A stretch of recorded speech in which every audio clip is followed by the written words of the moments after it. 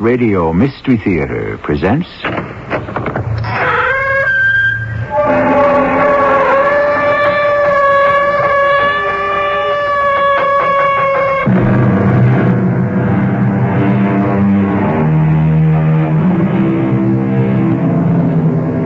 Come in. Welcome. I'm E.G. Marshall. Have you ever had the urge to peer through the windows of a strange house to see what transpires within? Have you ever wanted to open and read a letter not addressed to you? To intrude upon the confidences that do not concern you? Have you ever found yourself straining to catch the words that pass between two people you don't know and who don't know you? If you have, and I think there is no one who has not, then you have felt the itch of the eavesdropper, which is to learn secretly that which is private. I reached out my hand and touched him. He felt cold. I whispered the question softly. Softly.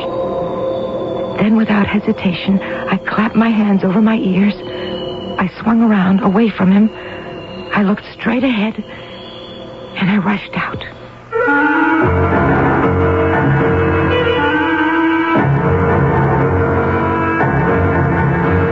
Our mystery drama, The Eavesdropper, was written especially for the Mystery Theater by Elspeth Eric and stars Terry Keane. It is sponsored in part by True Value Hardware Stores. I'll be back shortly with Act One. Hi.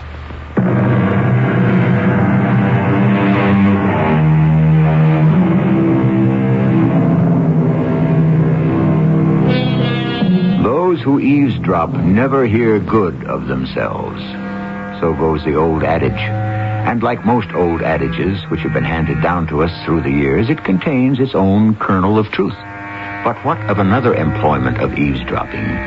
Employment to a specific purpose. One which predates the adage by many centuries. One which we propose to tell you about now. It's so hard to tell what's right from what's wrong.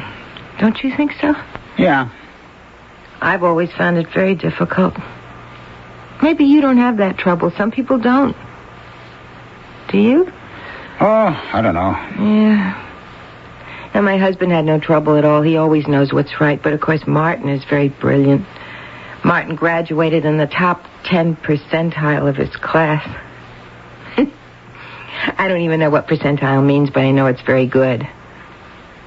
You know what it means? Percentage? Yeah, something like that. Very near the top, almost the best, something like that. Yeah, I think I'd like another drink. Sure about that? Pretty sure. Yeah, I'm sure. Okay. I'll go get it. What in the world am I doing here? Who is this man I'm talking to? How did I get here? What have I done? Okay. There you are. Oh, thank you very much. Hey, listen, am I bothering you? No, not at all. Because if I am, just say so. There's nobody else in the bar. It's still early. I don't know if it's right, a woman sitting at the bar all by herself. You think it's all right? Oh, they do it all the time these days. In other bars, too? All over. I only come to this bar, never any others, just this one. That's so? Because the name of this one is the Hermes. You like the name, huh? Well, it's not that I like it so much. Listen, may I tell you something? It's kind of personal, but do you mind? What have I got better to do? The reason I started coming here to the Hermes Bar and Grill is because of something my husband Martin said one night around dinner time. He was sitting in his big chair, and I was sitting at the table. I just took a peek at the roast. It's almost done. Martin? Huh? The roast is almost done, I think. Huh. I cooked it a new way. Leg of lamb, Southern style, it's called. Fascinating. Wow. I don't know if it's fascinating exactly, but it's interesting. You roast it just like a regular leg of lamb, but then half an hour before it's done, you start basting it. Fascinating. With this sauce. It has lemon and vinegar and ketchup in it. Absolutely fascinating. You mean the ketchup part? Is that what you mean? I thought it was peculiar myself. Myrtle. Don't you think? Oh. Yes, Martin. What is it? I am reading. Oh. Yes. Well,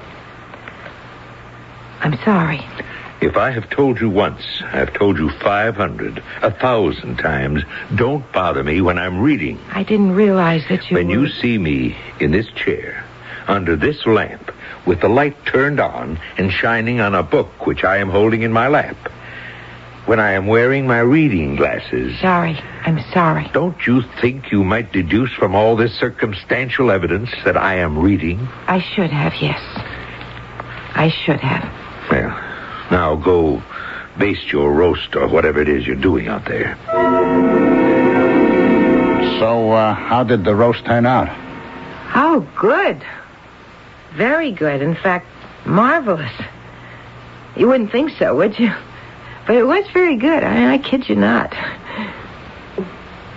I think I'd like another drink, if you don't mind. Well, no. I think I'm starting to feel better. Don't get the feeling too good now. Nice man. Very nice man. I like him. I really like him. I mean, I can talk to him. He listens. I mean, he really listens. And what's more, he hears me. I think he really hears me. I like him a lot. Here's your drink. What's your name? Me? My name's Myrtle Chapman. What's yours? Charlie. Charles. Everybody calls me Charlie. Even my wife. Everybody named Charles gets to be called Charlie sooner or later. It's in the cards. You married? 4 kids. 4? Yeah. Take it easy with that drink. You don't mind a little advice? Yeah, I want to finish what I was telling you. About the leg of lamb? Southern style. But it wasn't about that. It was about my husband, about my interrupting him when he was reading. Now, that was so dumb of me. I knew I wasn't supposed to do that. He told me over and over, but it seemed like when he was home, he was always reading. Always. Sometimes I'd take the Reader's Digest, I'd read that, but... Anyway, when the leg of lamb was almost done... Fascinating. Martin, coffee, tea, or milk? Martin? Do you want coffee, tea, or milk with your dinner, and do you want it with it, or do you want it later? Do I want coffee, tea, or milk? And do I want it with or later? I need to know. I don't want any of them now, since I am reading this book. I meant that What I shall want later will depend upon how I feel later. Do you think you could wait until later to find out if I want coffee, tea, or milk? Is it a good book? Fascinating. Oh, what's it about? Greece. Greece? Ancient Greece. Oh, you mean the country, Greece. Greek civilization. Uh-huh. Its history, its mythology, its customs, its beliefs, everything. Well, maybe I ought to read it sometime. What is it that's fascinating? Well, for instance, the Oracle of Hermes. Hermes? An Olympian god, son of Zeus. Like the bar. What? Down the block, the Hermes Bar and Grill. I've never been inside of it, but it looks like a nice place. This is not about the Hermes Bar and Grill. It is about the Oracle of Hermes in Greece. There was a shrine there to the god Hermes, and when someone was depressed or in doubt, he would go to the shrine where there was a statue of Hermes. Is that so? Hey. Well, I don't know if the Hermes Bar... Are you interested in what I'm trying to tell you, or are you completely immersed in the Hermes Bar and Grill? Well, both. I don't know. I just thought... Where are you going? I'm going to make a phone call. But dinner's almost ready. Oh, dinner. How long? till I'm off the phone. Could I have another drink, Charlie? I think you've had enough, Mrs. Chapman. You called me Myrtle. You're not used to drinking, Myrtle. I knew that the first time you came in here. Yeah, but I'm getting used to it. Ah, well, that's my point. And I like it. But that's just it. I don't like the taste of it, but I like what it does for me. That's what they all say. One more, please? Just one. And, that's all. It was wrong. Well, maybe not wrong exactly, but it was sneaky. Not nice at all. I was ashamed of it. I told myself I shouldn't be doing it, but I did it anyway. And I'm glad I did it. Because here I am in this nice bar and grill with this nice man, this Charlie. You really never know how things are going to turn out. Now, that's the last drink you're going to get out of me. Oh, thank you, Charlie. You're such a nice man. I don't know if I am or not. I'll bet your children are crazy about you. They're good kids. Oh, I was telling about how Martin went into the bedroom where the phone was. Oh, yeah. Well, now, I couldn't imagine who he'd be calling up at that hour with dinner practically on the table. Now, I never, since the day we got married, I never interfered with Martin in any way, shape, manner, or form. I mean, what he did was his business. It was my business to be his wife. Take care of his home, see he had clean clothes, sometimes, take care of... How many children did you say you have? 4. Yeah. What are their names? No, never mind. I was wanting to tell you the terrible, sneaky thing I did. Now, I hope you won't think that it's awful. Oh, I doubt if I will. I eavesdropped. You what? I eavesdropped. See, I listened in on his conversation. I listened to what he was saying on the telephone. Do you think that's awful? What was he saying? Well, I only heard part of it, but it was... Well, like he said, it was fascinating. Fascinating, Karen. Absolutely fascinating. You've read the satires of Juvenal, of course. Yes, I was sure you had.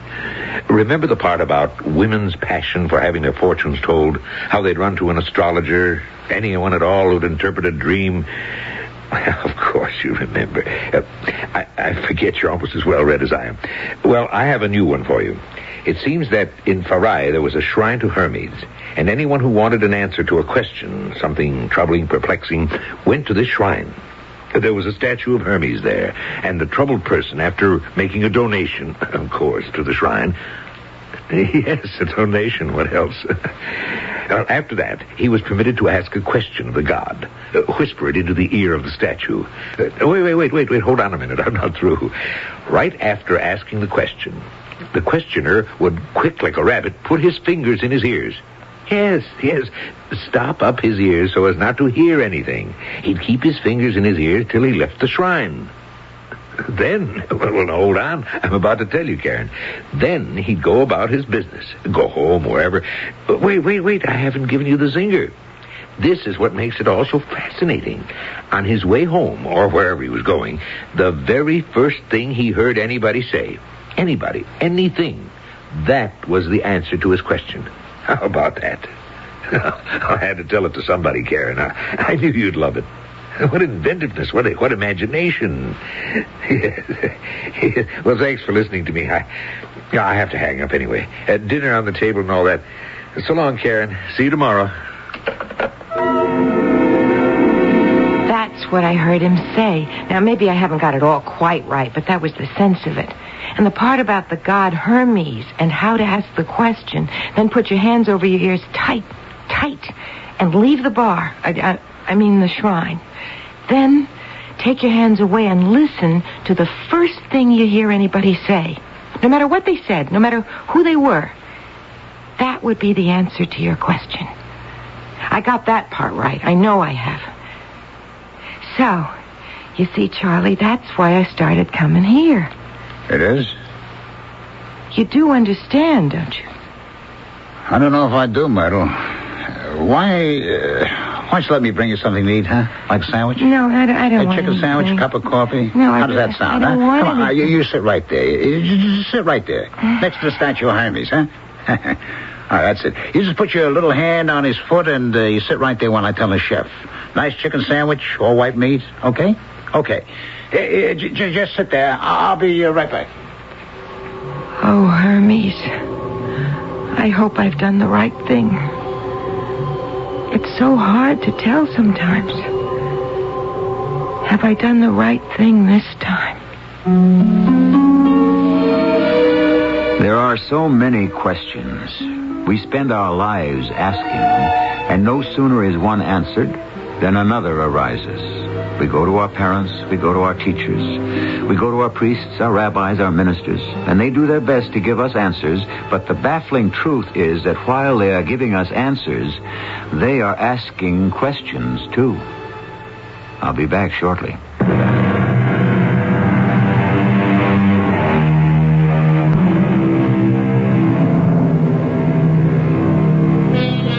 If our parents could not answer our questions, if our teachers could not, what really is wrong with going to a statue of Hermes, son of Zeus, and whispering in his ear, then stopping up our own ears with our hands and running away without waiting for an answer? Then, taking our hands from our ears, listening to the first overheard sentence uttered by anyone at all, and taking that for our answer. Makes as much sense to me as anything else. Here's your sandwich and your coffee. I don't know if you take cream or sugar, but I brought you both. Oh, thank you, Charlie. You're very nice.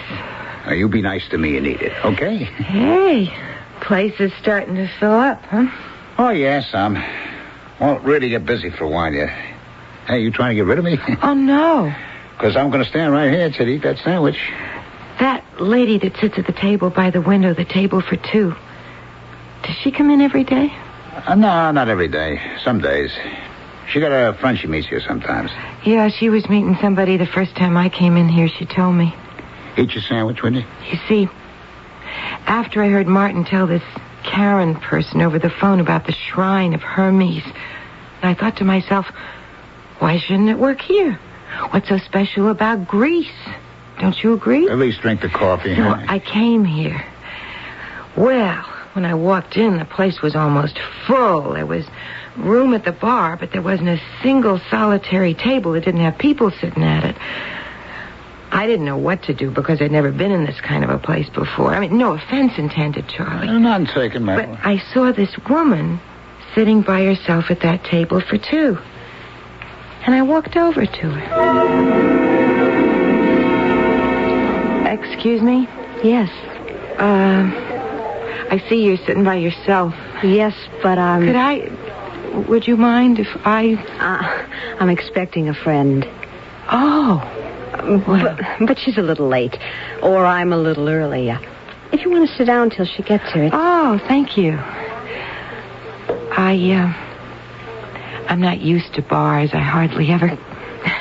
Well, thank you. My friend's shopping for furniture. She just got married. Oh, really? I'm married. I imagine she's staying in the stores till they all close. Oh, so hard picking out furniture. And my husband picked out ours. Really? You let him do that? Well, he's got wonderful taste, and I have trouble, making up my mind about things. I never know what's right. He always knows. Oh, I see my friend. She just turned the corner and she's coming down the street. Look, I don't like to drive you away, Oh, no, that's all right. Oh, why don't you sit at the bar? Could I do that? Why not? This is a very nice place. Nobody's going to think you're here to pick up a man. There's a stool empty down at the end, right next to the bronze statue. Take that, why don't you? Is that a statue of Hermes? The Greek god Hermes? As a matter of fact, it is. Hermes, son of Zeus? They named the place after him. You're not eating. I will, if you give me another drink. Not till you finish the sandwich. I wanted to finish telling you about that day I first came in here when I met that lady. She was the one that showed me the statue of Hermes, this one here. I don't know if you remember that day, Charlie. There I was sitting here, right here next to Hermes, and pretty soon I would ask him the question that was perplexing me. I remember you came over to me and asked me what I wanted to drink.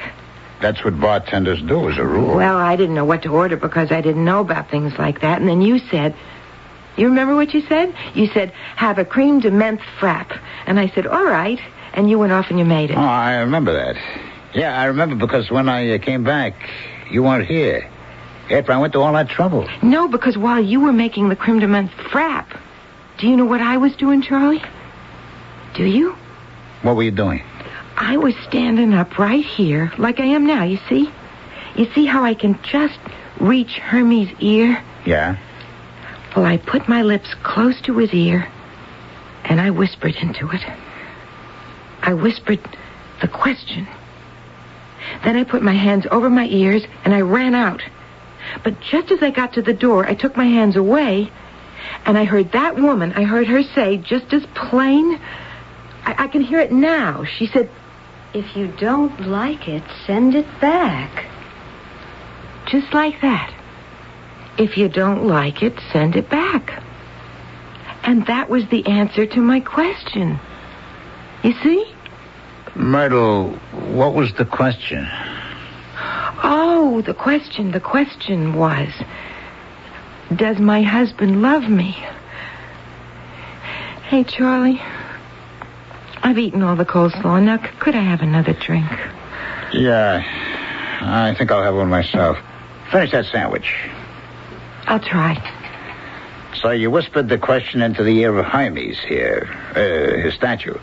Mm-hmm. You asked him, does my husband love me? Mm-hmm. Then you stopped up your ears and you hightailed it out of here, huh? Mm-hmm. But just as you got to the door, you heard the lady at the table by the window say, if you don't like it, send it back. That right? Mm-hmm. And, that was supposed to be your answer, right? That was my answer, Charlie. Run that past me again, huh, Myrtle? I don't get it. Charlie, the gods don't answer people just yes or no. They don't make it that easy. But the answer is there. You just have to find it. Well, did you find it, the answer? Not right away. The gods don't want you to find it right away. They want you to think about it. So after I left here, I went for a long walk to think. How could, if you don't like it, send it back? How could that be an answer to, does my husband love me? Yeah, how could it? Now, the first thing I thought was, this is silly. She's just talking to her friend about the furniture she was buying for her new home, her friend having just got married. Oh, that sounds reasonable. She was telling her if you don't like the furniture or some particular piece of furniture, why send it back to the department store where you bought it, right? Right. Then I thought, it popped into my mind what my mother told me. Your mother? When I was a little girl, I said to my mother, I said, Mother, where did I come from? How did I get here? You know how little girls ask these questions. Boys, too. Well, my mother got all red in the face and flustered, and she said, why, Myrtle, your father and I bought you at the department store. Well, of course, I know better now. I hope so. And I would never tell my little girl anything like that. If I had a little girl. I hope not. But that's what I was thinking when I was taking my walk. And I was remembering what happened a little while after I got married to Martin. What happened? I got pregnant. You're what? Pregnant. I'm pregnant. You're not. I'm going to have a baby, Martin. Oh, no, you're not. It's out of the question. But I am. What's wrong with that? We're married and I love you. You love me. We're going to have a baby. What's wrong with that? Everything conceivable is wrong with that. I don't see what can be wrong about having a baby. I have my work. I have my studies. I can't have a child in the house. Why not? Interfering with everything, disrupting everything, messing up everything. It's out of the question. Absolutely out of the question. Why didn't you consult me about this before you went ahead and got yourself pregnant? I didn't get myself, Martin. Yes, you did. deliberately. Well, get rid of it. Get rid of it? How can I get rid of it? It's here. Right here. Not yet. There's still time. You get rid of it. No, Martin, I couldn't do that. I couldn't possibly do that. All right, I'll arrange for it. There's someone I can call. I'll do it tomorrow. Someone you can call? A friend of mine. You sound like you were going to call up a department store or something. A good friend of mine. And have them come and pick up something you decided you didn't want, just like that. I don't want it. Take it back. But this is a baby, Martin. It's not a table or a chair. It's a baby.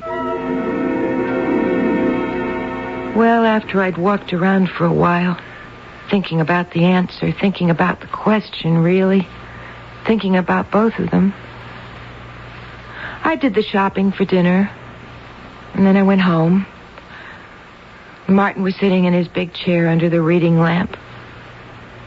I was very quiet. I walked on my tiptoes to the kitchen. I peeled the potatoes and shelled the peas very quietly. I put salt and pepper on the chops. This was all very soothing, you know what I mean? I mean, fixing food, getting it ready. It's very good for my nerves. Always has been. So after everything was prepared for cooking, I went into the living room where Martin was. Martin? Huh? I want to have a baby now, Martin. What's that? We've been married 8 years, and I think it's time to have Out of the question. I don't think it's out of the question at all. Well, it is. Just because you say so? Yes. Just because I say so. Please don't start reading your book again. The subject is closed. Just because you say it is. Yes. I see. Good. Martin? Oh, for heaven's sake, what? I'm going to. Going to what? Have a baby. And I'm not going to send this one back like the last time. Are you trying to tell me you're pregnant? Right now? Not yet, but I'm planning to get pregnant, and this time... You'll do no such thing. Oh, yes, I will. I'm a woman, I'm your wife, and we can afford it, and I'm going to get pregnant and have it. You can have your work and your books, and I'll have my baby. No, you won't. Yes, I will. I've made up my mind. You won't. You won't because I won't give you the chance to. Do you understand? I won't come near you. I won't touch you. I won't have anything to do with you if that's what it takes to keep you from having a child. Do you understand that? Well, do you? I'm going to start dinner. What did you do? I went out to the kitchen and started dinner. You didn't say anything? That's when I began coming in here regularly. I thought Hermes could help me, and in a way, he did. He gave me the answer, in a way. I asked him if my husband loved me, and I found out he didn't.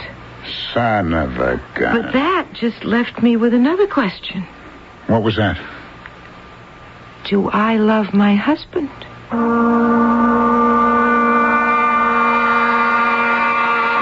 Life can be seen, if you so choose, as one question after another.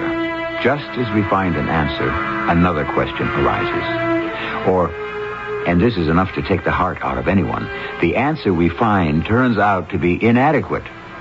The solution we arrive at, no solution at all. I really think it remarkable that we make our way through life. The best that can be said for us is that we keep trying. I'll be back shortly with Act 3.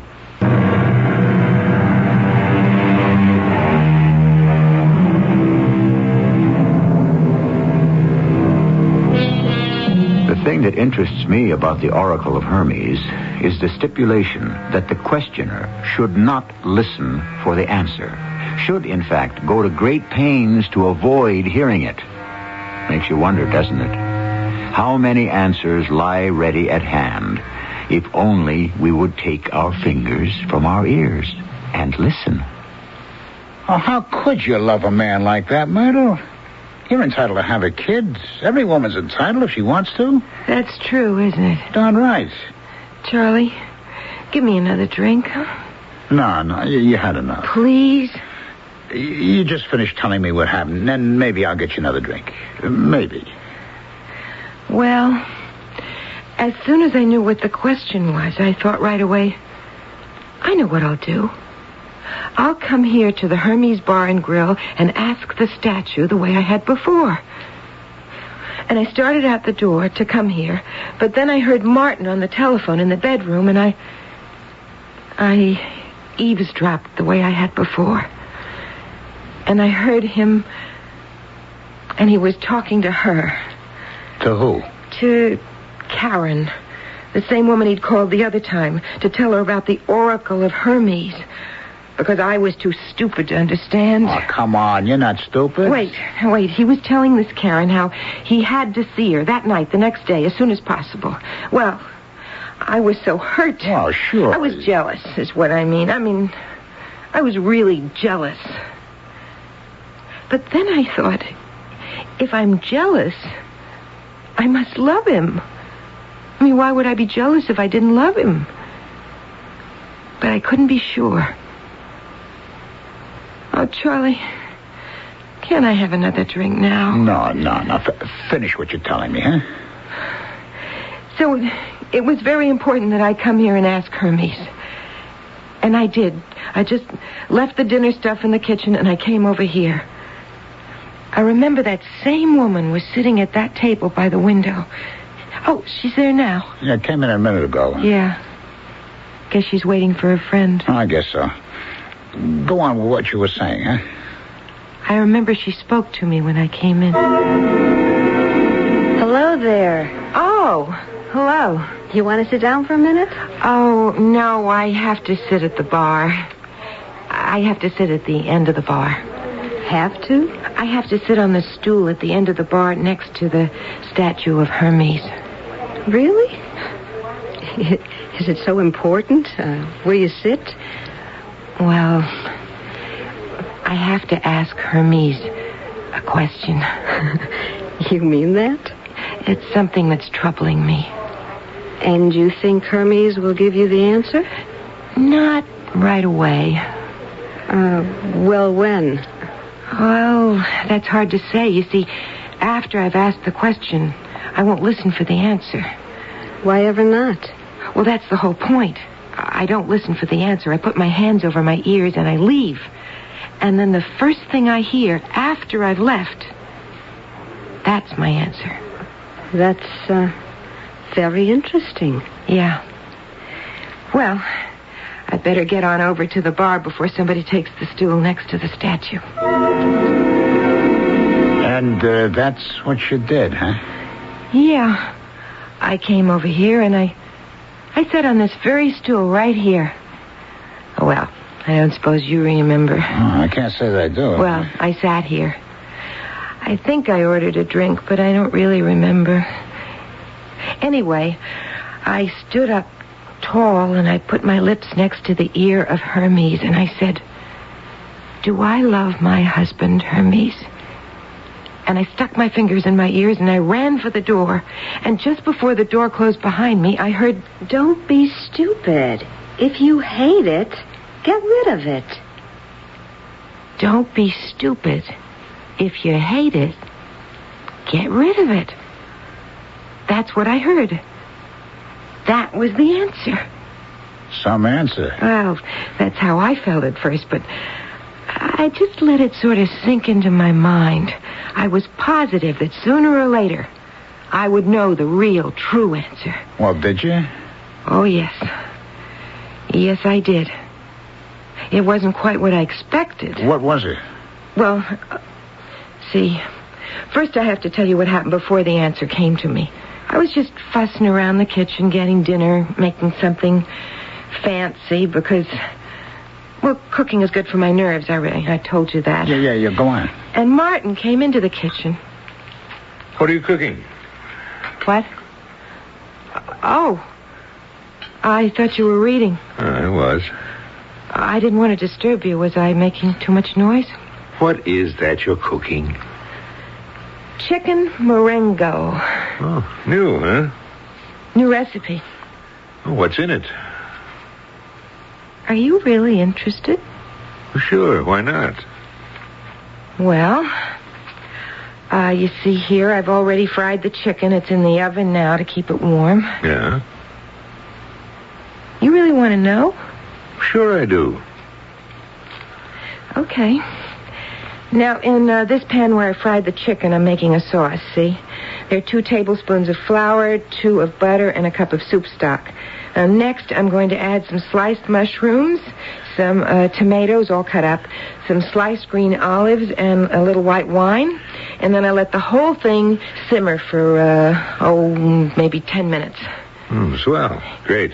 Then I'll take the chicken out of the oven and put it on a big platter, this one, you see? Yeah? And then I'll pour everything in the pan over the chicken. I mean, that's why it has to be a big platter, you see? Yeah. And then I put chow mein noodles in the center of the big platter. And I sprinkle some cooked peas over the whole thing and a whole lot of browned almonds. And, Martin, I was telling you... Where did you go? I was telling you how I... Martin? He'd split, huh? Walked right out on me, smack in the middle of me telling him about chicken Marengo. When I'd gone to all that trouble, he just walked out. Didn't say anything, just walked out of the kitchen and went back to the living room and picked up his book and started reading. What did you do? Why, I finished the chicken Marengo. The mushrooms and olives and the tomatoes and chow mein noodles and the peas and the almonds. I must say that platter looked something gorgeous when I got through with it. Oh, I'll bet. I was very proud of it. Oh, sure you were. I mean, all that trouble I went to. Sure? So I thought to myself, I'll show it to Martin. He'll be pleased. Yeah. Well, he wasn't pleased. No? I don't know why I thought he would be. Oh, any man... But I took it into the living room where he was reading to show it to him. Martin? Martin? Huh? Here's the chicken Marengo. You want to look at it? Don't interrupt me when I'm reading. I thought you might want to see it. Please, Myrtle. After you came in the kitchen and asked about it, I was so pleased. For heaven's sake. I really thought you were interested. Interested in something I was doing. Interested in me. But you weren't, were you? You were bored stiff. You were trying to act nice because you won't let me have the baby I want. You thought, let's kid the little idiot along. Let's make out like she means something. Give her a break. Let her feel important for a minute. I'm so bright. I'm so brilliant. I can afford to give her a minute or two of my time. Pretend that I'm interested. But you couldn't, could you? You couldn't even pretend. Not even for a minute. Not even for one lousy little minute. Myrtle. Hermes was right. Hermes gave me the answer. No, Myrtle. Don't be stupid, he said. If you hate it, get rid of it.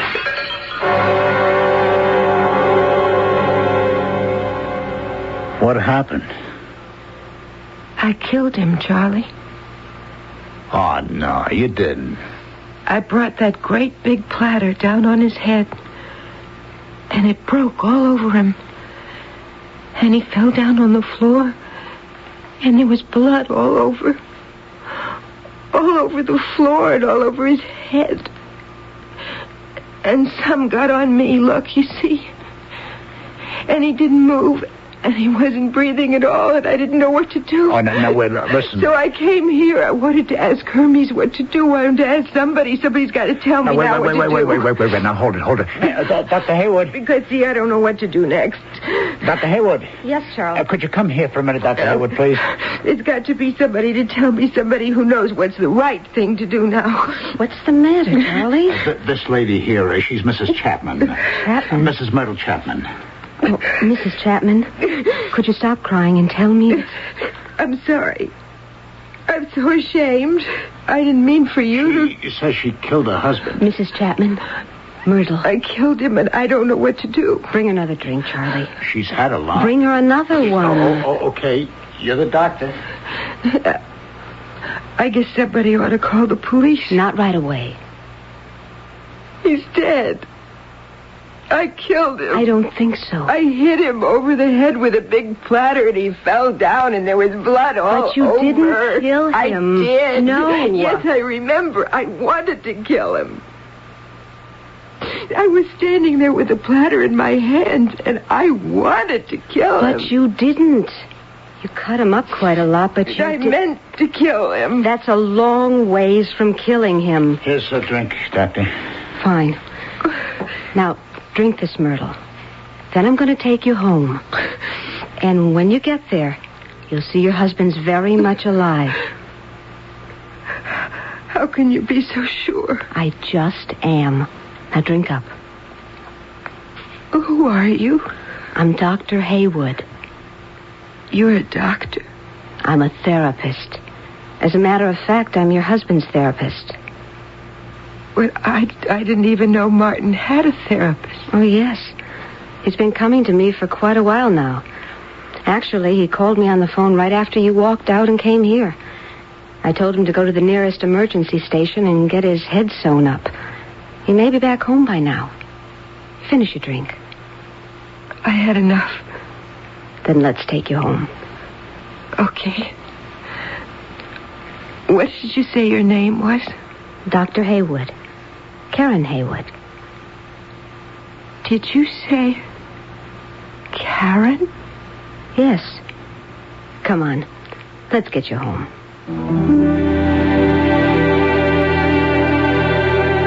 If you're complaining about the long arm of coincidence in our story, stop and think how large a part coincidence has played in your life. Had you gone to another place than the one you went to for your vacation, would things be precisely as they are now? Had you chosen the profession you really wanted instead of the one you settled for, would you be happier now or less so? It's impossible to tell, of course, but you just might find the answer by whispering in the ear of Hermes. I'll be back shortly.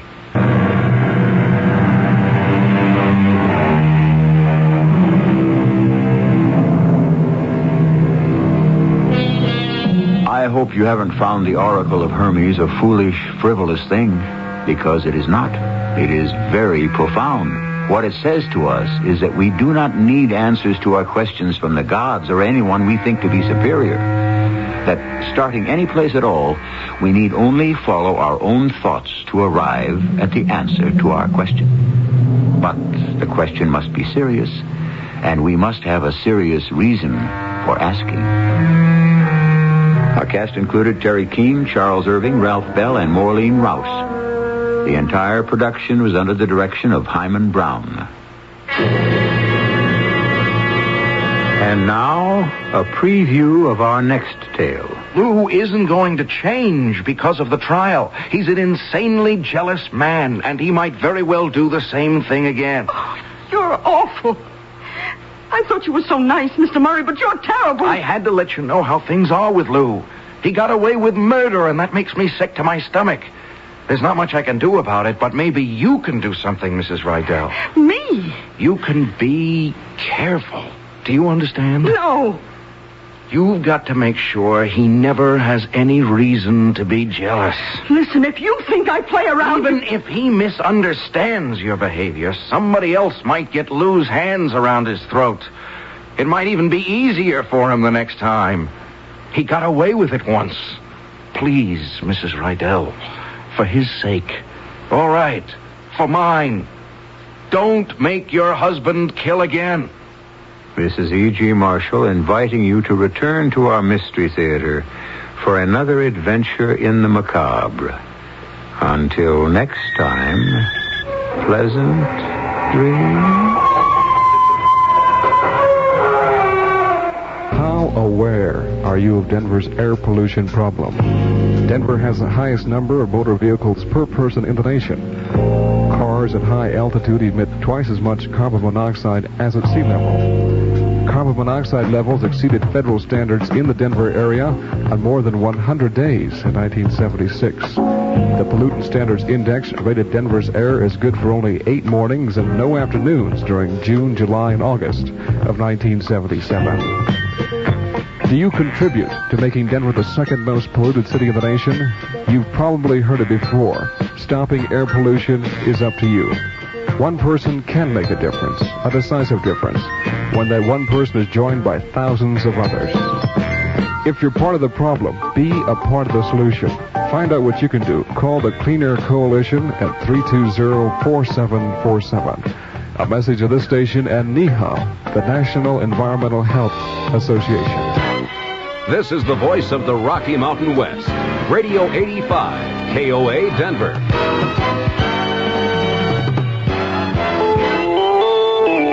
CBS News.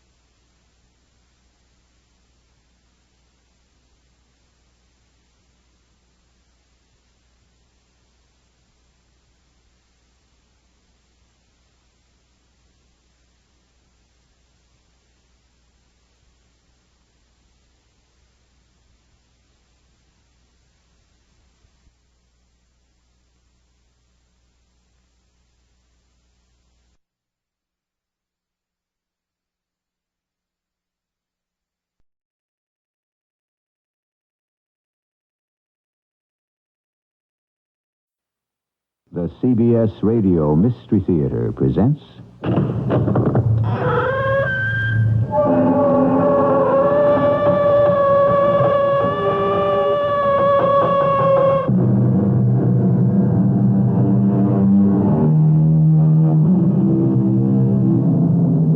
Come in. Welcome. I'm E.G. Marshall. I don't know about you, but the mysteries that intrigue me the most are the unexplainable. Stories of a world we cannot fathom, of dimensions invisible, of powers unspeakable, of the sealed book of the devil himself. That, in essence, is what we bring you today. A look into the unknown. Allow me to introduce myself. I am Sergeant Mario of the Roma Police. You are Dr. Adam Parks? This is preposterous. The police? I haven't done anything. You will pack your bags and come with me to the police station. On what charge? A most serious charge, Doctor. Especially for a visitor. Look, what are you going to hold me on? You will be booked, Doctor, as an undesirable alien.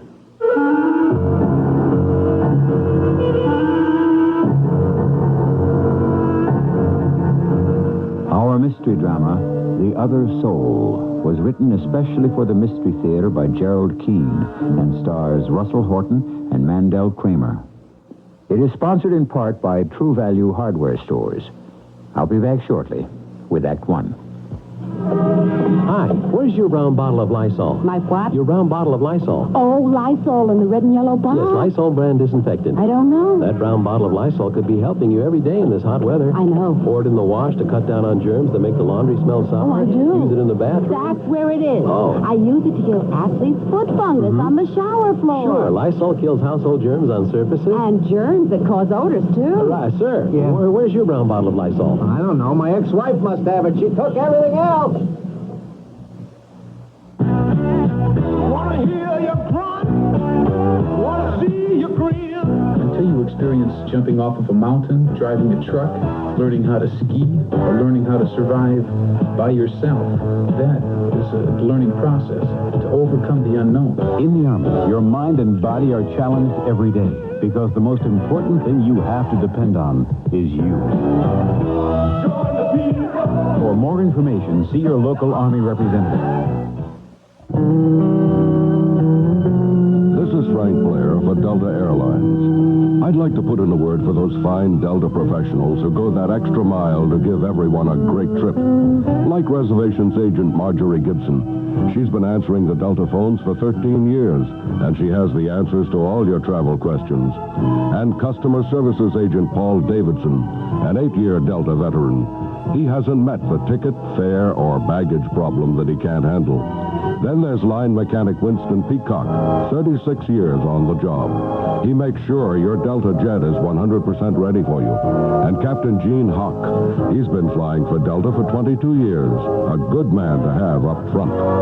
Next time you travel to places like Memphis, Nashville, or the Carolinas, fly Delta, where over 31,000 professionals are working to bring you fast, dependable transportation at the lowest possible cost. Delta is ready when you are.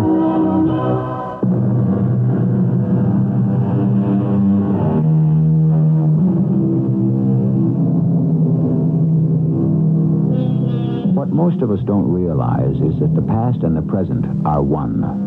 That time, as we know it, hours, days, weeks, years, are man-made divisions. And nowhere in the world is one more reminded of the long passage of man than in the Roman catacombs. 50 years after Christ, the first Christians were buried in those subterranean cemeteries. But even today, well, I'm getting ahead of my story. Let Dr. Lawrence Kane tell it, for he knows it well. I'm generally called Larry, even by my patients. None of that Dr. Kane stuff for me. I have a partnership with Adam Parks. And when this year's medical conference was to be held in Rome, one of us had to stay behind and take care of the practice. So, Adam went. The last postcard I received from him said, "Today I'm going to visit the catacombs." Let us all please stay together in these catacombs. I don't want to lose anybody. Follow me a destra to the right. These steps are cut into the rock. We are now coming to a gallery. Watch your step. Hold on to the railing. Excuse me. Scusi? How many people would you say are buried in these catacombs? I'm going to describe, just to listen. Everybody stop, please. The first Christians who were buried here had to be in a secret. The religion was new and forbidden. These cavities are cut into the rock. They are called loculi. Sir, are they all the same size? Please, the size of the cavities according to how big is the body. Centuries ago, after buried, the cavity closed up, hermetically sealed with brick or marble or slate or stone. Follow me. I beg your pardon, but I happen to hear you asking the guide many questions about the catacombs. Are you English, sir? No, I'm an American. I'm very interested in the history of Rome. If you'll excuse me asking you a question, the lady you're with, who's standing right there, she looks very pale to me. I suggest you take her right away up into the air. Just a moment, sir. This lady wishes to give you something. Give me something? Here, take this. What is it? Take this card. Well, where's the gentleman you were just with? I told him, madam, you're very pale. I suggested the air here in the catacombs is not too good for you. You see, I'm a doctor. I can see you're being affected by this stale underground air. Please. Where is he, the gentleman? Did he rejoin the tour?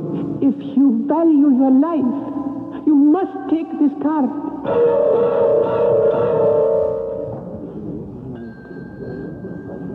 Oh, yes, sir. Can I help you? Yes, I'm Dr. Adam Parks. I'm with the Doctors Convention. Oh, yes, doctor. What can I do for you? Look, someone gave me this card, and I can't read what it says. You cannot read it? Well, I was in the catacombs this morning, and a lady gave me this card. You see, I don't speak Italian, so I thought if you wouldn't mind, perhaps you could just tell me. Oh, of course. Give it to me. Oh, it's very fancy. Written in red ink. What? Where did you say you got this card? Well, from a beautiful lady, a stranger in the catacombs. That is enough. Don't say any more. What's the matter? You must leave this hotel. What are you talking about? Dr. Parks, I tell you as manager of the Continental Hotel, I order you to leave this hotel now. Do not. Well, I'm not going to. The convention starts this evening. Why should I move to another hotel? What's the matter with you? The matter is not with me. This is extremely serious. All right. You can go to your convention tonight. But tomorrow morning, at 7 o'clock, I shall send a boy to your room. You will check out of this hotel. If you are not out of here by 8 o'clock, I send for the police.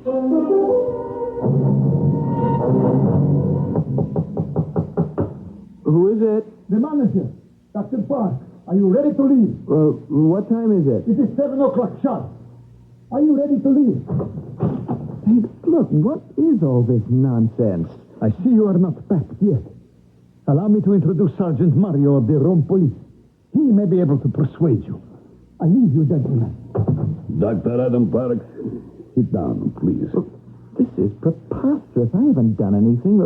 What is the matter with that man? May I see the card which you showed him? Well, certainly. Here. Well? Sergeant Mario, would you mind telling me what is written on there? I am afraid I cannot. You cannot? You can't read it? I thought you were Italian. I was born in Rome, but this is written in Latin, and I don't speak Latin. You will get dressed, pack your bag, and I shall take you to the police station. The police? Oh, on what charge? Dr. Parks, you will be booked as an undesirable alien.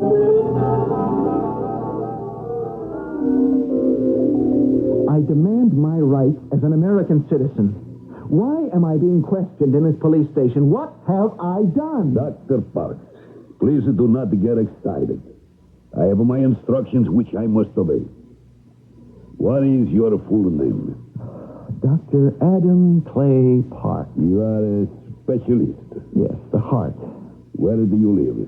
I was at the Continental Hotel until that crazy manager booted me out. I mean you're American resident. I live on Long Island. This is an island in America. Now, look, what is the point of all this? I came to Rome with 25 other doctors from all over the world. We're here for a convention. I'm going back to America at the end of the week. If you do not return soon, Dr. Parks, you married? Yes. Name of a wife, please. Elaine. You have children? Yes. No. No children. What do you mean, yes and no? We had a baby. It died. What did it die of? What business is it of yours? It died, that's all. I don't want to talk about it. I must insist. What did your baby die of? It was an accident. The person carrying it had an accident. Now, are you satisfied? Who do you know in Rome? Nobody. I don't know any Italian. I know several of the doctors at the convention. We questioned the guide who took you through the catacombs. He remember you very clearly. He said you spoke with a man and a woman, but he could not identify them.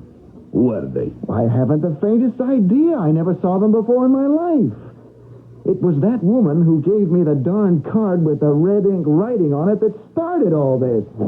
Yeah. I must leave you now.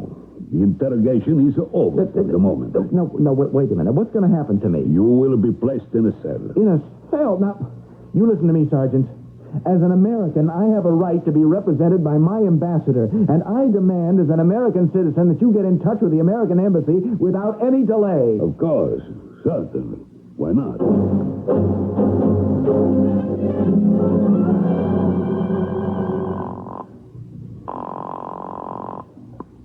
Hello? Elaine?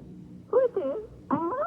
Where are you, honey? Oh, I'm at Kennedy Airport, Elaine, back in the good old USA. Our Kennedy Airport? Yep, back sooner than I thought. Oh, y'all hurry home now, do you hear? Yeah, I'll grab the first limo I can get. Oh, this is the most marvelous surprise in the whole world. I missed you so, honey. How come you only stayed in Rome 3 days? Well, I'll tell you all about it when I get home.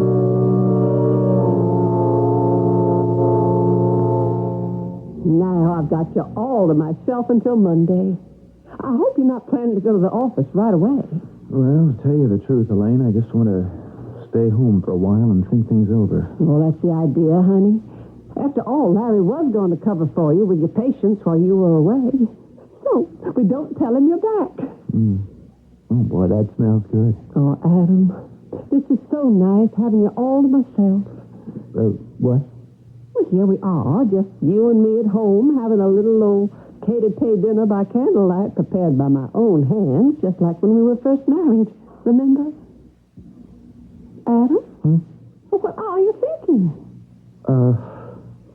Elaine, I've got to tell you something. The reason I'm home so soon is I was kicked out. Out of the medical profession? No, darling. Out of the country, out of Italy. But why? What did you do? Well, it's a mystery to me. I don't know if I'll ever find out. Someone handed me a card. I couldn't read it, and when I asked the hotel manager what it said, he looked at it and ordered me out of the hotel. Then the police came and quizzed me as if I were a criminal. What did it say on that card? Well, that's just it. I don't know. Well, you wouldn't be able to read it either. It's in Old Italian. You mean Latin? Mm-hmm. Well, I know Latin. I majored in it in college.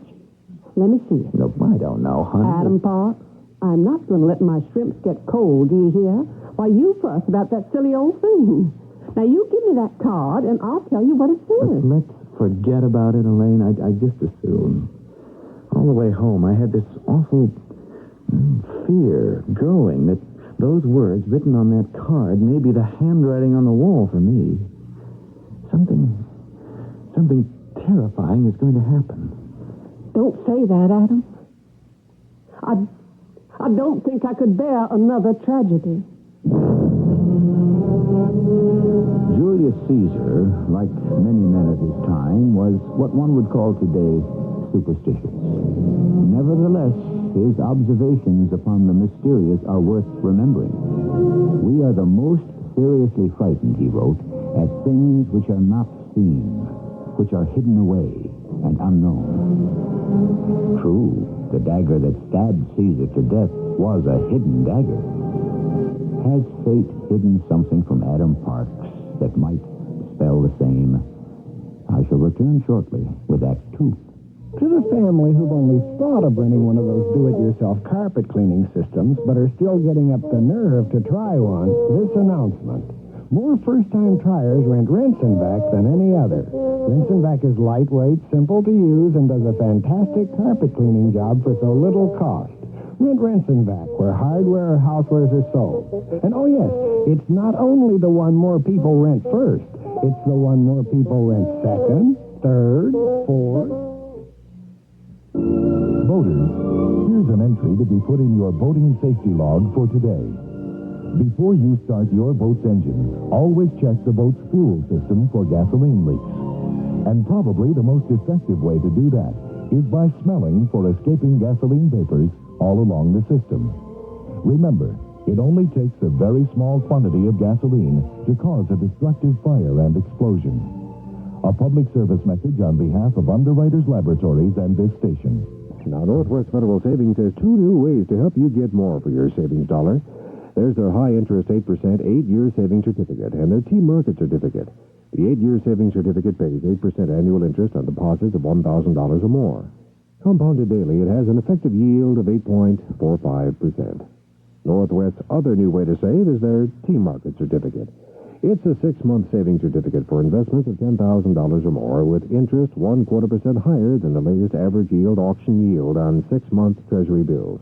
That's 1/4% more than banks pay on similar investments. There are no extra fees or service charges. Federal regulations require a substantial penalty for early withdrawal. See a savings counselor at any Northwest Federal Savings Center for more information about their two new ways to save. It's Northwest Federal Savings Time, 63 hours a week.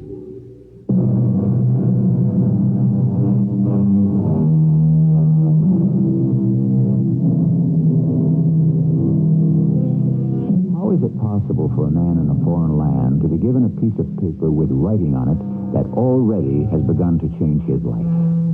And who is the beautiful woman in Rome who insisted he take it? And why is it that no one yet will tell Adam Parks what the words say? He looks across the table at his wife. Does he dare show her the card? Elaine, can't we just forget the darn card for now? No, Adam. Now, if something's wrong, that wrong, I want to share it with you. But give it to me. All right. Here. Well.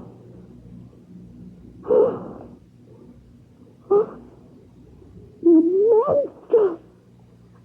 You devil! Well, I can't believe I've been married to a man for 5 years and never knew him. Elaine, what are you talking about? You think I'm going to sit here across the table from... after my eyes have been opened to what you really are? Elaine, for pity's sake, don't be like all the others who accuse me and don't tell me why. Elaine, where are you going? And then, Larry, Elaine said to me, our marriage is finished. Finished, she said. Over. That's incredible, Adam. And either she gets out of the apartment or I do. You mean she told you to leave right then and there? Larry, what am I going to do? Well, for tonight, you can sleep here. And tomorrow, first thing, we'll go to the office and talk this over. The office? I couldn't see any patients now. I'm all unnerved. This thing has given me a real bad case of the shaky. Yes, Dr. Kane speaking. Is that you, Larry? Oh, hello, Elaine. Adam's here. You want to speak to him? I never want to speak to him again as long as I live. Elaine, isn't that a little bit harsh? He doesn't even know what he's done. The reason I called you, Larry, was to explain, so you will have heard it from me. I simply couldn't bear to live with that man one moment longer. I can't even speak his name. Elaine, I don't know what's come over you. I do know that whatever you think Adam has done, it's not his fault. Larry, you don't know what you're talking about. That man is a monster. Now listen to me, Elaine. How do you know what you read on that card is the truth? Think it over, Elaine. Elaine? She hung up. Something horrendous must have been written on that card. Can I see it? You won't understand it any more than I do. It's in Latin, written in longhand, in red ink. Well, I know some Latin. What I don't know, I can look up in the dictionary. It's crazy. It's crazy. I almost don't want to know. Well, you can trust me. We've known each other long enough. I'll translate it, and I'll tell you straight, for your own peace of mind. You're right. If I can't trust you, old boy, who can I trust? Well, here's my Latin dictionary. Now, let me see that crazy card. I don't need the dictionary anymore. Well, you know already. You haven't been at it 10 minutes. It didn't take me any time at all. Well, does it make sense? Adam, I wish more than anything in the world that I hadn't seen that card and what it tells me. You have brought me the worst news one man could bring another. What are you saying? The betrayal of a friendship. That's what I'm saying.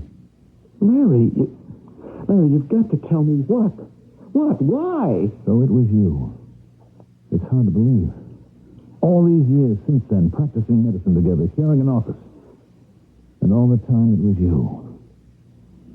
I said you could spend the night here, and I'll have to let you. But tomorrow, Adam, take yourself somewhere else. I am not sharing my practice with you. I am going out of my mind. This can't be happening to me. It can't be. Larry, tell me why. Not now. I couldn't find the words. It's too late. Too much water has passed under the bridge. All I know is I don't want to see you, Adam, ever again.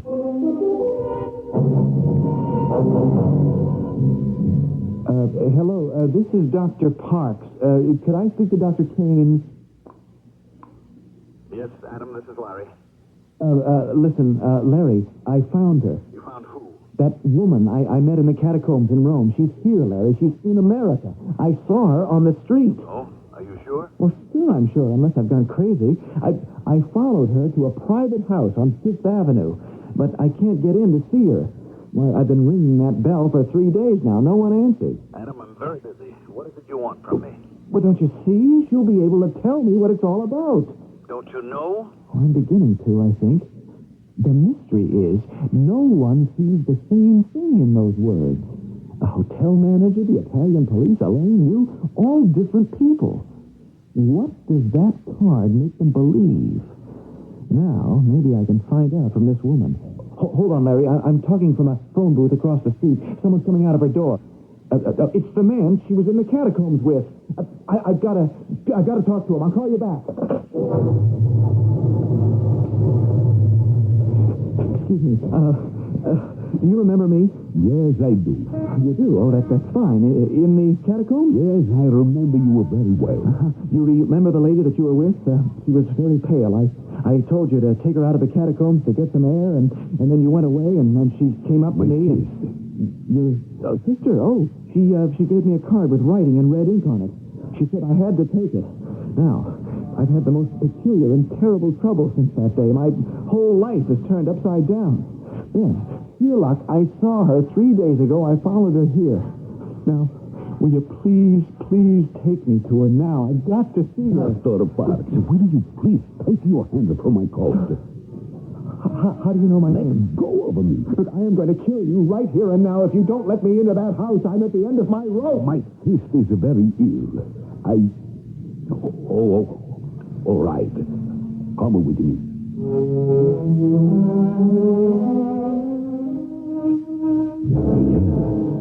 Gabriel. I found him. Is this the man? Yes. He's here. Madam, what is written on that card? Why did you give it to me? Why not someone else? It belonged to you. I gave it to you because I wanted you to... Tell me. You must tell me that... Look at it. The card. You... Please, I beg you, tell me that...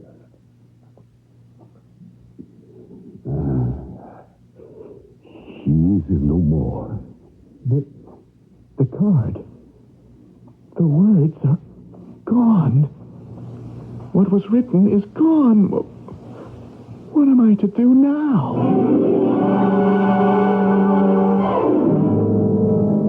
It so happens that I, Larry Kane, was the doctor called in. Fate, coincidence, call it what you will. When I arrived, there was nothing I could do for the dead woman. Upon examination later, she was found to have had a certain damage to the heart valves. She had literally died of a broken heart. The last time I saw Adam, he was leaving that house with a desperate and terrified look. A week later, Carlo, her brother, came to see me. I came especially, Dr. Kane, to warn you about Dr. Adam Parks. I know you know him. I saw a look pass between you. That's the irony of it all. That Dr. Parks should be outside your door for 3 days. Dr. Parks is a heart specialist. Had he been admitted to your house even 1 day earlier, who knows but that your sister might be alive today. How well did you know him? Too well, and too briefly. Did you know about that extraordinary card he says was given to him by your sister in Rome? He showed it to me, and what I saw in it gave me the shock of my life. Dr. Kane, you would do well to forget you ever laid your eyes on that card. Yes, I never wish to see it again. More than warn you about the card and Dr. Parks, I cannot do. It is too dangerous. Good day, sir.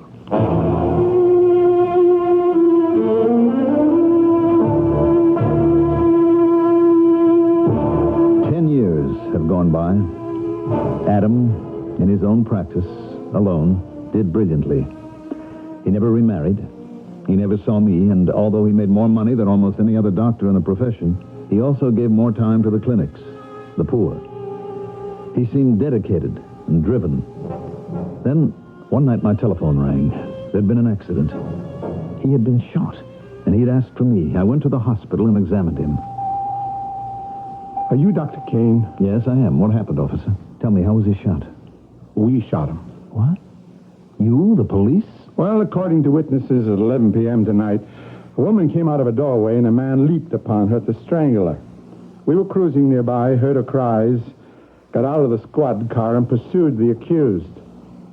He escaped down a dark alley. We lost him, and then Then we saw him run across the street. My partner and I called to the perpetrator to halt or we fire.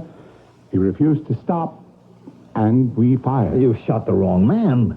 Dr. Parks is one of the great doctors of the country. He'd never strangle anybody. Do you think he'll pull through? I can tell you this. There isn't one single doctor in the entire profession who won't do everything possible to see that Adam Parks recovers.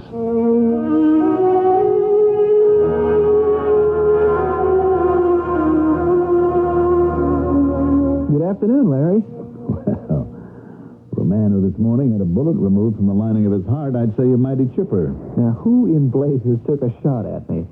You'll never believe it. When can I get up? What does the chart say? That is none of your business, old buddy. Dr. Parks, I am your doctor. Now, you behave like a patient for once in your life, and you got a good chance. You son of a gun. 10 years it's been. It's good to see you again. Well, I've been following your career, believe it or not. You've done marvelously, Adam. Maybe I did the right thing by you after all, splitting up. I never wanted to, Larry. Well, at the time, I couldn't bear to see you. Today, it's all different. Come in.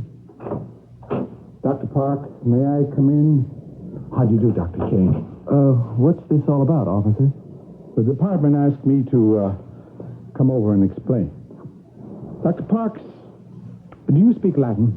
Latin? The woman who was being assaulted last night happened to be a teacher.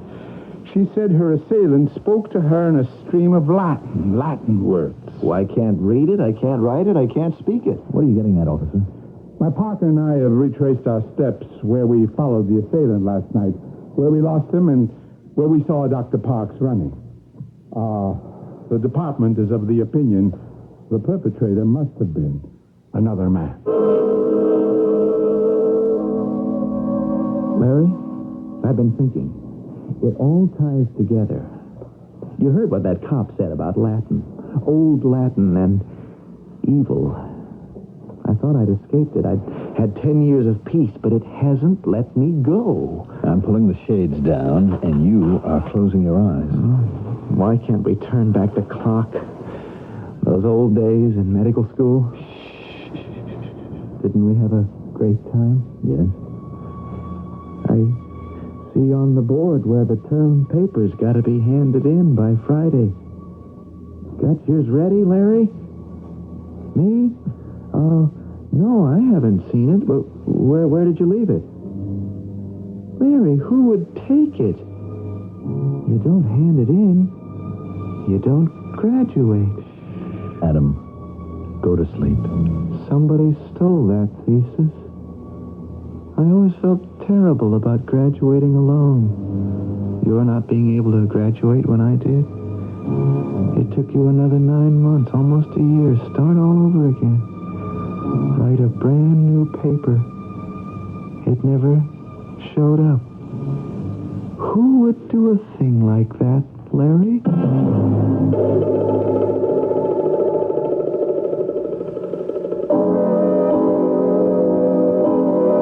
Who indeed would do a thing like that? I suspect Dr. Adam Clay Parks, in some way, is far more responsible than he remembers. It's most unlikely there's an enemy of his we haven't yet met. For by the end of Act 2 of Mystery Theater, we have met all the characters. The clues are in. Only the solution remains. For that, I'll be back shortly with Act 3. The more complete your workshop is, the more efficient it becomes. Hi, Pat Summerall to suggest you make your workshop more efficient with a quality Master Mechanic 36-piece tap and die set. If you break a bolt or strip the threads on a nut or a bolt, a tap and die set can let you re-thread on the spot. Don't waste a trip to the store for a replacement.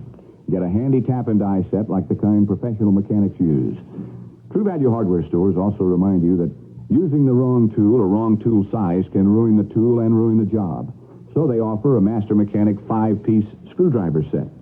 It includes 4 different size straight-edge screwdrivers, plus a Phillips head screwdriver to give you the best choice for the job that you're working on.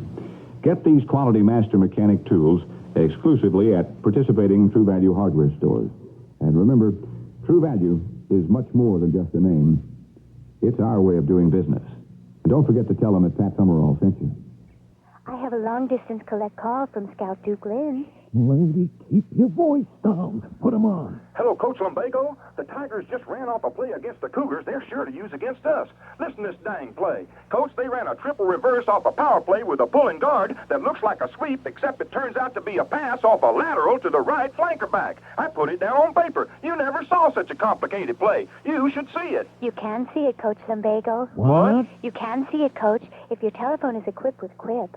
Quip can take almost anything you put on paper, words, pictures, and all, and send a copy of it cross-town or cross-country in just minutes. Like all the O's and the X's and squiggles on a football diagram? Even the squiggles. That's why all kinds of offices now use Quip. Oh, how can I get a Quip? Sorry, Coach. Your time is up.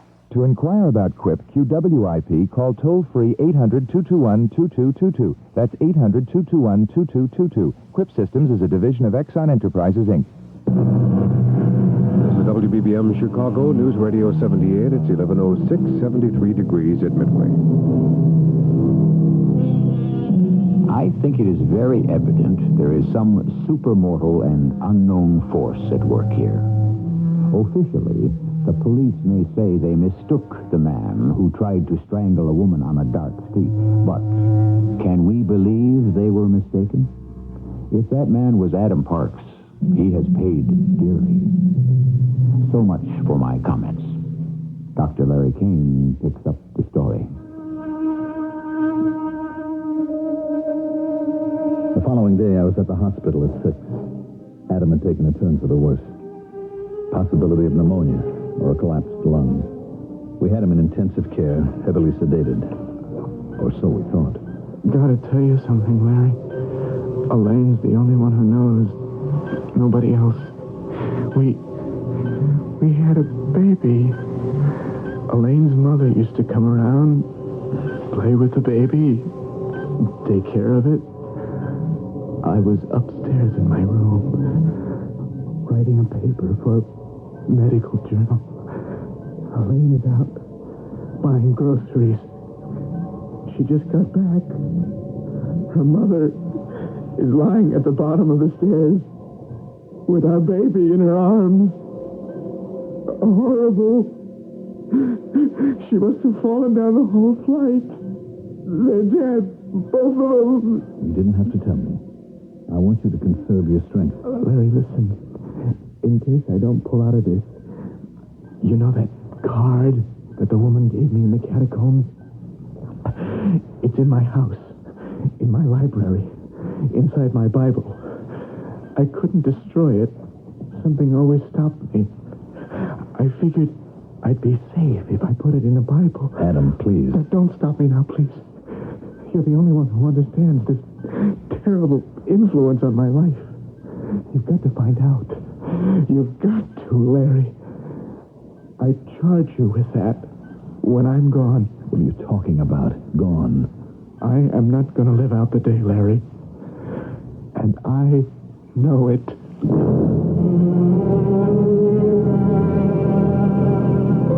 Adam was right. At 1 minute before midnight, Adam's spirit left him. I was very depressed as I let myself into his house, found the Bible and the card. I hadn't the faintest idea how I could find out anything about its malevolent influence. Hello? Dr. Kane? Dr. Lawrence Kane? Yes? I've been calling for an hour. Oh, I'm sorry. I just got home. I'm sorry to call you so late, Doctor, but I must see you. Now? Who is this? My name is Carlo Neruda. You may not remember me, but we met 10 years ago when my sister Gabriella was very ill and passed away. Oh, yes. Yes, I do remember. What is it? Dr. Adam Parks is dead, isn't he? How do you know? Who told you? No one told me, but I know. Just before midnight, and I thank the Lord for it. What are you saying? That he is better off dead? Yes, I am. I must see you immediately, Doctor. It's quite urgent. All right. You know the address? I have always known it.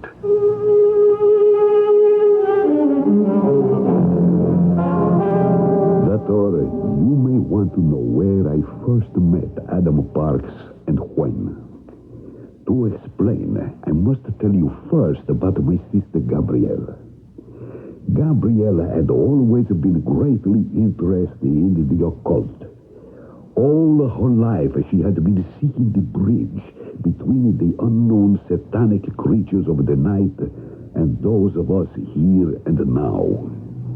We were in Rome, and this night I'm speaking of, we had attended a special performance at the Teatro Adriano.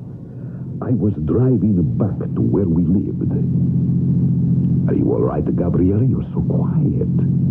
Carlo, go slower. No, slower still. What is it? Why are you putting your hand on your heart? Are you in pain? Something terrible is happening over there. Where are you pointing? Across the Tiber? Yes, we must cross the river at once. Take the first bridge. Are you sure? Do as I say. The Ponte Cavour, all right? No, turn right into the Via della Scrofa. Slow down. Here, we must stop. At the Borghese Palace? Hurry, get out of the car. Carlo, follow me. It was very late at night. There was no one in the streets. I ran after Gabriella, who seemed drawn down the crooked alleys like by some invisible power. There he is, Carlo. Stop that man. Pull him away from that woman. Hurry. In the dark, I could make out the form of a man struggling on the ground with a woman. I pulled him from her, held his arms behind him, twisted up the back of his jacket until he was helpless. Gabriella went to the woman, a poor fruit seller who had been on her way to market when the man had attacked her and tried to strangle her. She got to her feet and ran off. Suddenly, the man went limp in my arms. I carried him back to our car. Look at him. He's no ruffian. A well-dressed man. Look at his fine hands. What is this? What is he? He is a Lucifer man. His soul has been infected. How do you know this? I have learned it. Why would a man like this try to kill that woman? He's coming to now. I can't believe it. His face is a good face of a good man. You haven't seen his real face. Wait till we get home. Sir, what is your name? What? Oh, where am I? Don't worry, sir. You are with friends. Do you know your name? Adam Clay Parks. You are English? No, American. What are you doing in Rome? I don't seem to remember. Oh, wait a minute. Yes, I'm attending a medical conference. So, you are a doctor. What were you doing tonight near the Borghese Palace? Oh, I don't know that place. We found you there. You were trying to strangle a woman. I was what? Now, please. Not half an hour ago. There is no use pretending you don't remember. But I don't. I don't remember anything. Strangling what woman? Don't be angry with him, brother. It is true. He does not remember. It is his other soul. What magic Gabriella exercised then, I don't know. She stood within inches of this Adam Parks and spoke to him in a language I did not recognize. Then I knew. It was the most ancient of Latin. Her eyes burned into his. Suddenly, over this respectable-looking American doctor came a change I can only describe as aboriginal. He fell to the ground, crawling on all fours, his face distorted as though every single sin of man were written on it. See, Carlo? There is no doubt. This is a Lucifer man. Lucifer? You mean the devil, Satan? It was not always so that Lucifer meant evil. In ancient Latin, Lucifer meant bringer of light, the morning star. But this animal, groveling under the floor here, You're not saying he's a saintly man. He is a slave of Satan. See the way he looks at me. It knows I am its master. This creature is centuries old. Get up, demon soul. Stand up on your two real legs. I shall will you not answer me. Yes. Speak now of a later time in your existence. What are you? A medicine man, doctor. Remember a time of sin? A place of sin? House. There are stairs. Older woman has come to see baby. Younger woman leaves house to buy food. What do you see now? Older woman is holding baby in her arms at top of stairs. Who is this woman? I don't know. I am silently behind her. She is falling downstairs to the bottom. Did you push her? Yes, I pushed her. The power overcame me. It made me. Are you in the grip of this power now? I have always felt the power. Have you used it only for death? I have used it for pain. The power made me steal papers important to a student and made him pain. Who was that? A young man who had written the papers, doctor papers. What was the last time you caused death? I never caused death. The power made me... Demon soul, you will write on this card. You will remember, and every deed of yours will be set forth. I cannot write. I dip this pen in red ink. Now, write your sins. I have never seen what was written on that card, Doctor. Gabrielle said to me, the power of those words are such that he who reads them understands the meaning of what is written and suddenly sees the truth of the bearer. I have that card. I brought it here from Adam's library. Have you ever looked at the words? Once. And as you say, when I did, I realized it was Adam who had stolen a thesis of mine years ago when we were in medical school together. No, not Adam, but his other demon soul. I understand that now. He had two souls. One centuries old and evil. The other, the soul of the extraordinary man that I knew. Well, then what happened? Gabriella took the card and restored Adam Parks to his normal state, and we brought him back to his hotel. He never remembered any of that night. No. The following day, Gabriella turned to me and said, the catacombs, we must go there. She knew Adam Parks would be there, and he was. It was in the catacombs Gabriella gave him back the card. And until her dying day, Gabriella never saw Adam Parks again. What was her idea in returning it to him? A Lucifer man has two souls. It was Gabriella's hope that Adam Parks might understand what he had written so that his pure soul could deal with its horrible twin. If Adam Parks could win over his Lucifer soul, it would give meaning to all my sister's studies of the occult. But her theory was only that, a theory. Alas, he could not read what he had written. Gabriella learned that too late. A demon soul cannot see what is plain to everyone else. He can never know his own degradation. Unbelievable. The card. What should I do with it? I shall look. Nothing is written on it. Nothing. The words disappeared when Gabriella died. Poor Adam. To carry such a burden through life. Gabriella once said, when that man dies, he may return to this world, and his other soul may be that of a great doctor. Reincarnation? No. Continuation. She may be right. Perhaps that's the secret of all the great people of today. They are two souls. But their other soul is as great as the soul they were born with. All is possible, and all will be understood when the unknown becomes known. As Dr. Larry Kane said, unbelievable. Yet, is it? Haven't we all at one time or another felt an urge or desire difficult to control? Acted in a way unlike ourselves? He wasn't himself, we say.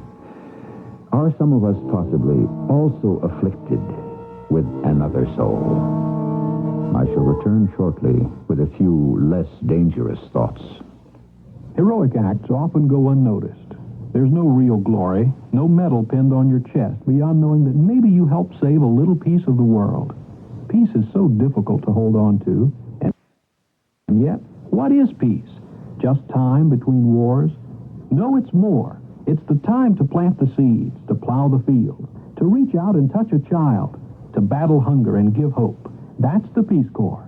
Every day, thousands of people just like you bring nourishment to the hungry and water to the parched.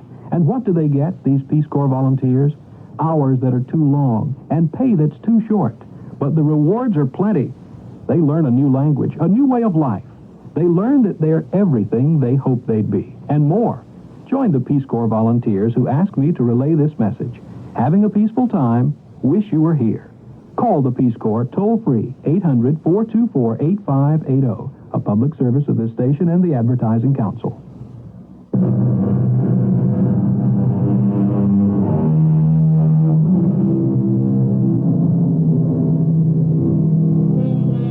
Do you agree with me that often what we don't know makes a far better story than what we do?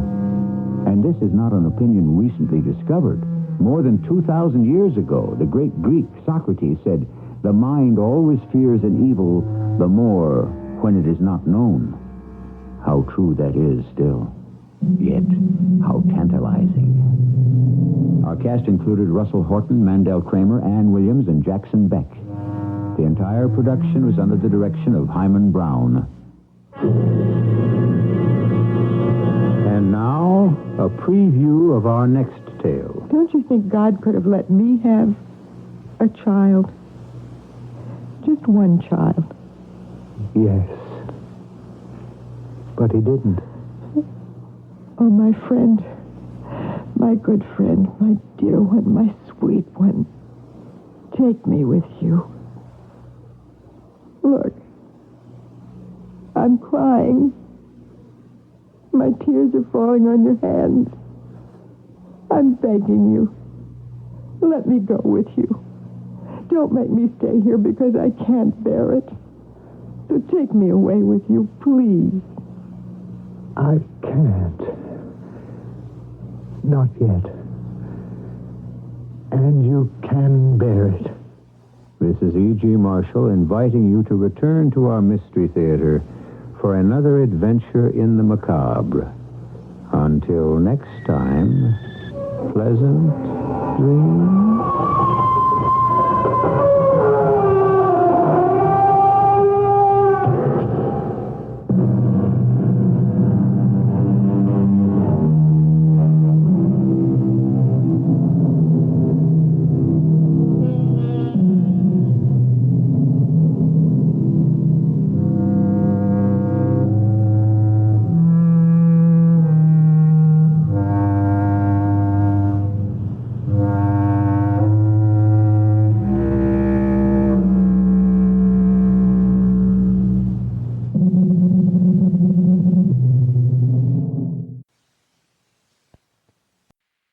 First in news, we're CBS News Radio 78, WBBM, Chicago. The CBS Radio Mystery Theater presents...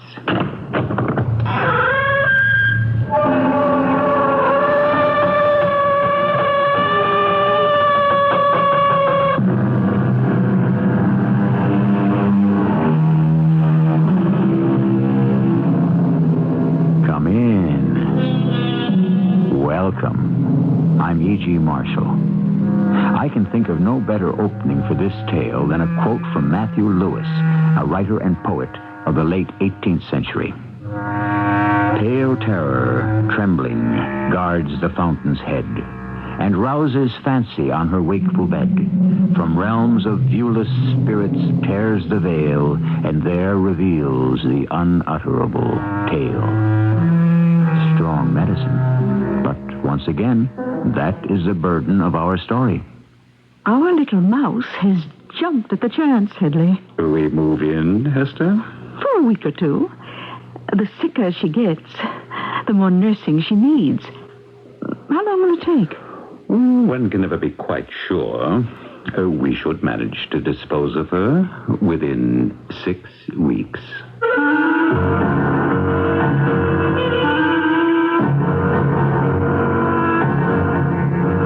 Our mystery drama, Will the Real Amy Stand Up?, was written especially for the Mystery Theater by Ian Martin and stars Jennifer Harmon. It is sponsored in part by True Value Hardware Stores. I'll be back shortly with Act One. There's a laxative medicine you should know about. X-Lax pills. Overnight, X-Lax pills gently stimulate your system's own natural rhythm. In the morning, your system takes it from there, comfortably. That's the difference. Because X-Lax pills stimulate your system's own natural rhythm. For occasional use, only as directed. Now, a powerful anti-itch drug you can buy without a prescription. Bicozine Cream, medical formula for itching. Powerful. Use as directed. Bicozine Cream. Here's a tax tip from the Internal Revenue Service. If you're a working parent who paid a babysitter or child care facility to watch your children, you may be eligible for a tax credit. Don't overlook this important benefit if you paid child care in 1978. You can get IRS Publication 503 on child care by using the mail order form in your tax package or by calling the IRS toll-free number listed in your telephone directory. It's Northwest Federal Savings Time, 63 hours a week. Hi, I'm Chuck Shaden, Vice President here at Northwest Federal Savings. Let's find out firsthand why people like Northwest Federal. I like the different conveniences they have. You can get traveler's checks. You can, anything you want to do, you can do it if you've got the Northwest card. I like the fast, courteous service and the fact that I don't have to fill out a lot of paperwork before I can come to the counter. The hours, more hours than other banks. In fact, I switched to them from another bank because of their convenience, their hours, everything. No bank does for people what this bank does, really. And the people here are marvelous for service and cordiality. Just plain swell folks. Well, if you don't feel that way about your bank, it's time to sing a different tune. It's Northwest Federal Savings Time, 63 hours a week.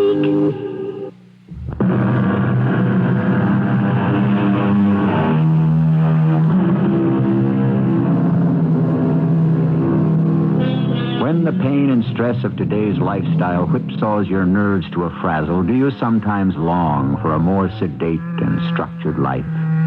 Does the Victorian era ever capture your imagination? A time when the hydrogen bomb didn't threaten, the ecology hadn't begun to be strangled, war was the business of soldiers, and the telephone was a novelty instead of a necessity. Or, if you had been Amy Trowbridge of Lynn, Massachusetts, on the north shore of Boston Bay, wouldn't you have longed for more modern communications or an expert in psychiatry? I'll let you decide for yourselves. You can take the rig on down to the stable, Silas, but don't unhitch till I send word. I don't know how long I'll be.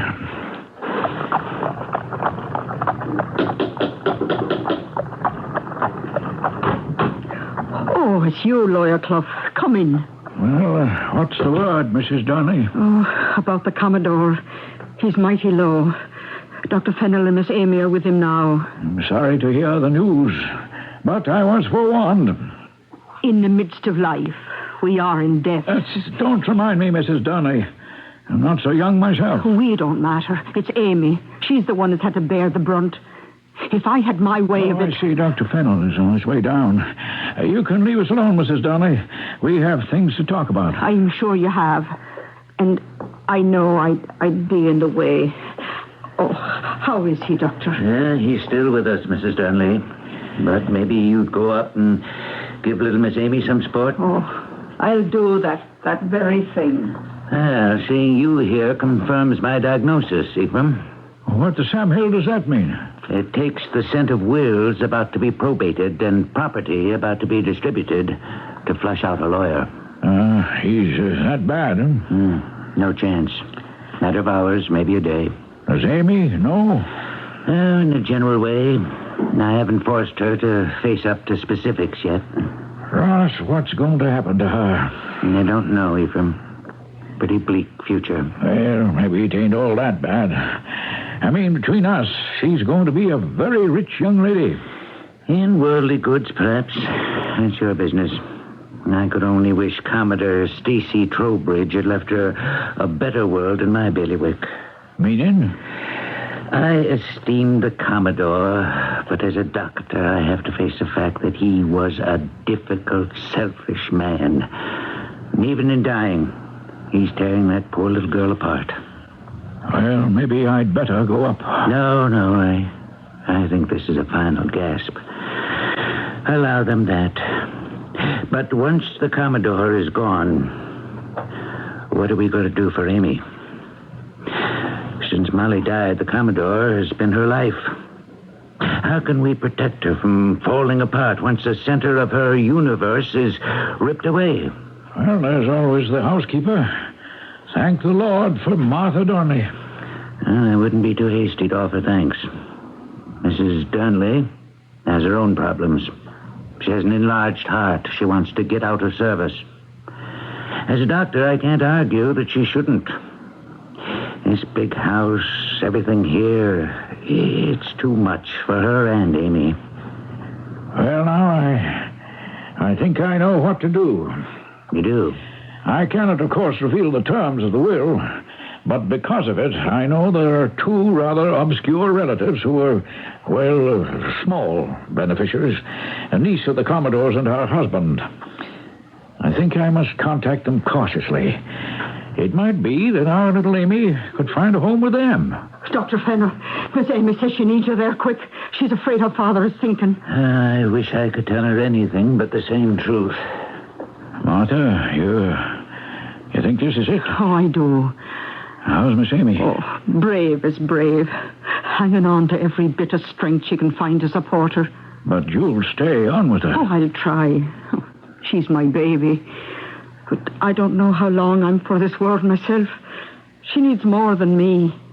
Well, there are these cousins. But let's just see what the good Lord provides.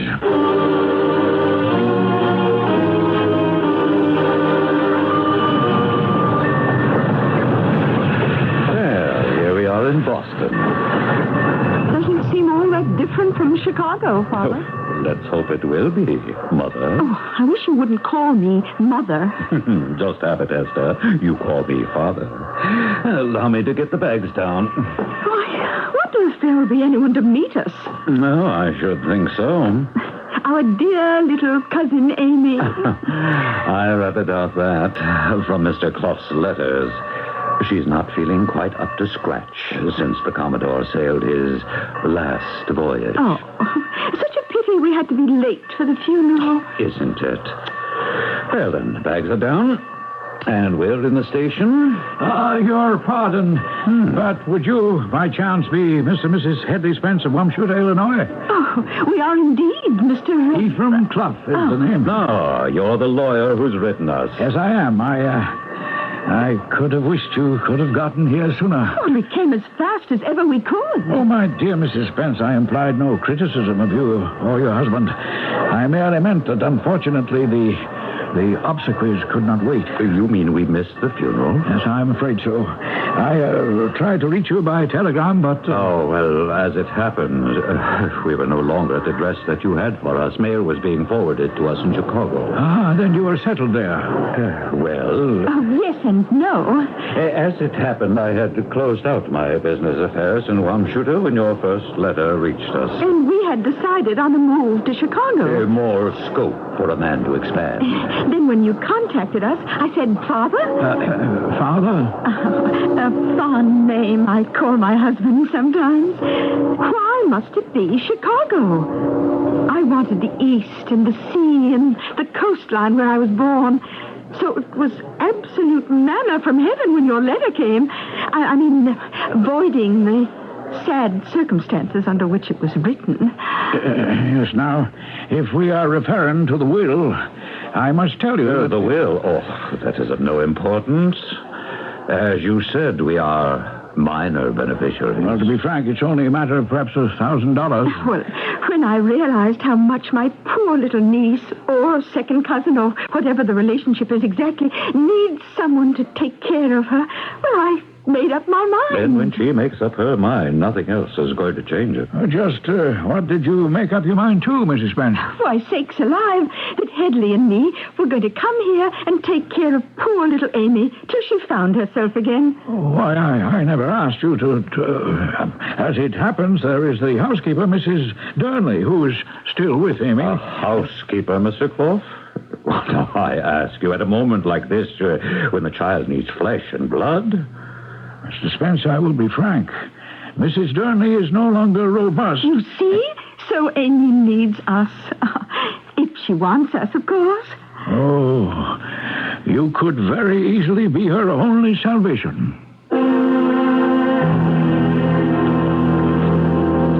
How do you do, Cousin Hester? Oh, my poor, dear little lost lamb. Oh, let me give you a hug. Oh, I thank you. No thanks to you, honey. I just want to gather you up in my heart and hold you safe. Oh, that's very sweet of you. Just right out honest the way I feel. Me too, Amy. It's very kind of you. Oh, don't you believe it? We're kind of selfish, I reckon. Well, how come? Well, because I know my beloved Hester so well. I see just what she sees in you. What's that? The child that we never had. The daughter that the two of us always wanted. Oh, well, I'm very touched. And I'm sorry you weren't here to see Father before he... Oh, now, don't you worry your head about that for a moment. I'm just upset about so many things.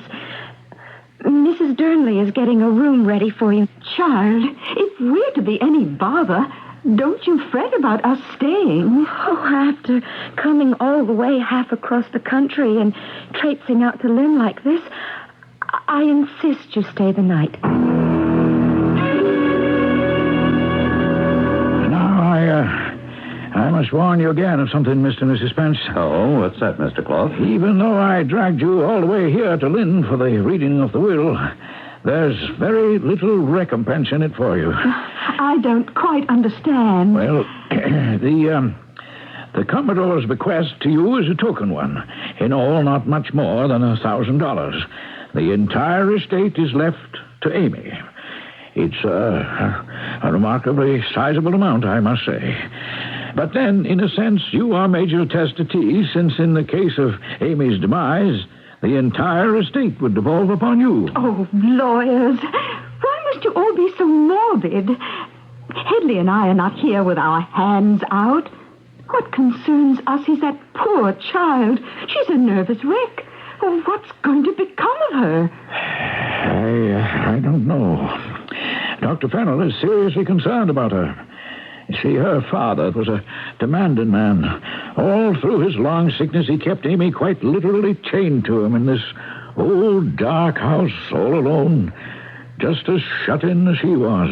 Well, I think, always supposing Amy would like us to, that for a while we should stay on with her, help her to find herself. Ah, now, that's most generous of you. I'm sure Amy will jump at the chance.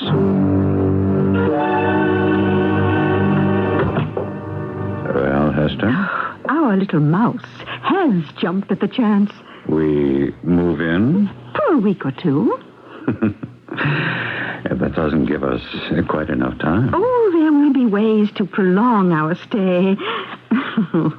The sicker she gets, the more she needs nursing. How long will it take? One can never be quite sure. The young have more resistance. And we must take care.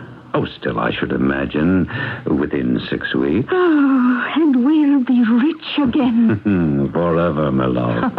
Once little Amy joins the Commodore in, if you'll excuse the pleasantry, Davy Jones' locker, you and I will be set for life. Remember my quote at the top of this story, and there reveals the unutterable tale? Well, we've had our first revelation. This kindly, compassionate couple are not at all what they seem. Worse than that, they are not only capable of murder, but seem to have already accomplished more than one. I shall return shortly with Act Two. Hi, Pat Summerall. True Value hardware stores know that a mechanic has different tool needs than a homeowner. He needs more tools because he has more ways to use them. But the homeowner and the mechanic both share the need for quality tools, like True Value hardware store's exclusive line of Master Mechanic hand tools.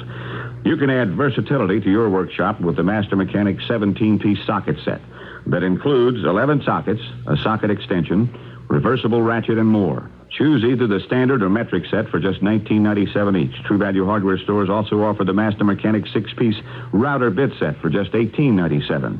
These precision machine bits are designed for heavy-duty routing, slotting, and grooving. Get these and other quality Master Mechanic hand tools exclusively at participating True Value hardware stores. True Value Hardware is more than just a name. It's a way of doing business that means True Value. And now for British Airways, Mr. Robert Morley. If you're an executive intent on forging ahead, there's no dearth of advice on what to remember on your way to the top. Equally important, I feel, and all too often overlooked, is what to forget. As a public service, I offer the following. Forget which airline has the most flights to Britain from the U.S. Forget which airline can fly from London to over 80 cities in Europe and the Middle East. Forget which airline can fly you to London from New York or Washington in less than 4 hours in its incredible Concorde.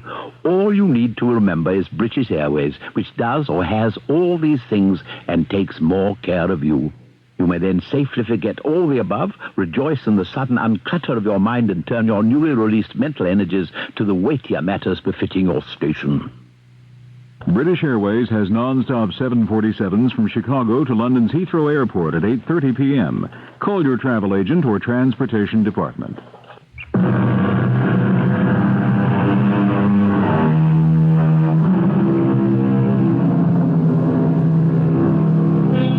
Let's review the situation quickly. A young woman, Amy Trowbridge, just past her 21st birthday, finds herself alone and suddenly very rich. But many years of caring for her invalided father has left her ill-equipped to face life. The family doctor fears for her sanity. The family lawyer is concerned for her physical well-being. And at this moment, two kindly and compassionate cousins turn up as if they were an answer from heaven. Is their offer to care for Amy accepted?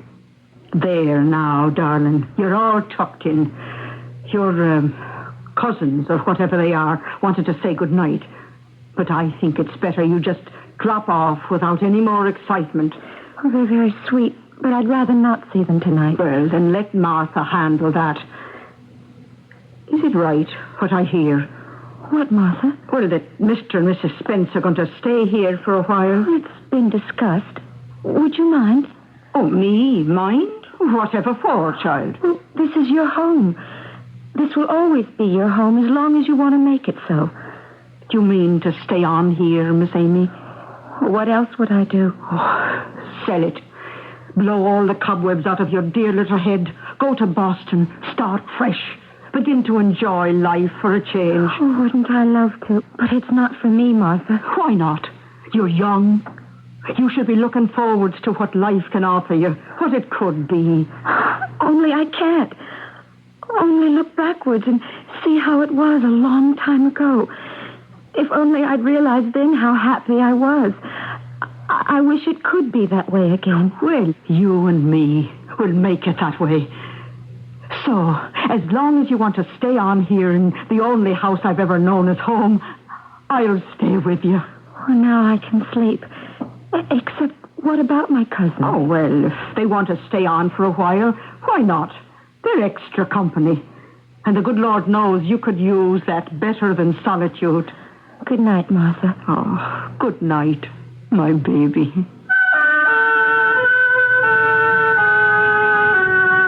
And still I'm afraid.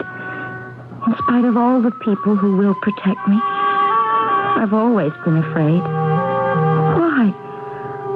Was it because I was so sound asleep that night when Mother was crying out and we were all alone in the house? And I never heard her until it was too late to call the doctor. Dr. Fennell. Dear Dr. Fennell. He said there was nothing that could have been done even if I had wakened. It was a heart attack and took her mercifully. Not like Father. Not like the Commodore. All those years in pain till I hated him as much as I loved him. Only now he's gone. What am I going to do? What do I have left to live for? I just talked to the housekeeper, Martha Durnley. About her retiring as she wants to do? No, damn it, about her staying on as she wants to do. Why would she want to stay on? Oh, I haven't time or patience to divine her thoughts. I only know that for our purposes, that woman has got to go. Esther, we must have that girl without interference, so that the whole scheme will be a success. We will, my beloved, we will. If Martha Durnley has to go, we'll figure a way. Well, I already have it in mind. The main object is to get the girl totally isolated. Drive her into an insane asylum or bury her 6 feet deep like my former wives, just as long as the estate comes to us. Well, how are you going to get rid of the Durnley woman? Hand me a pillow from the bed. What? Do as I say. Oh, yes, of course, Edley, dear. Here. This should do it. Nice and solid. Oh, what are you planning? It has worked before, Hester. No reason why it shouldn't again. You do remember that my poor first wife had a weak heart? Oh, yes. So does the housekeeper, I understand. It won't be all that surprising, will it? That with all the excitement and the nervous pressures of the Commodore's death, that at her age it suddenly gave out.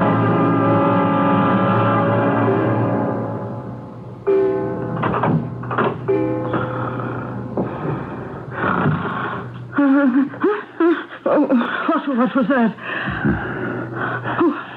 Who is it? Who's there? Don't touch me, huh?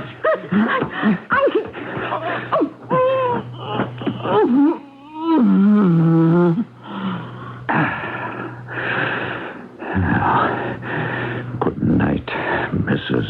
Durnley. Sleep tight.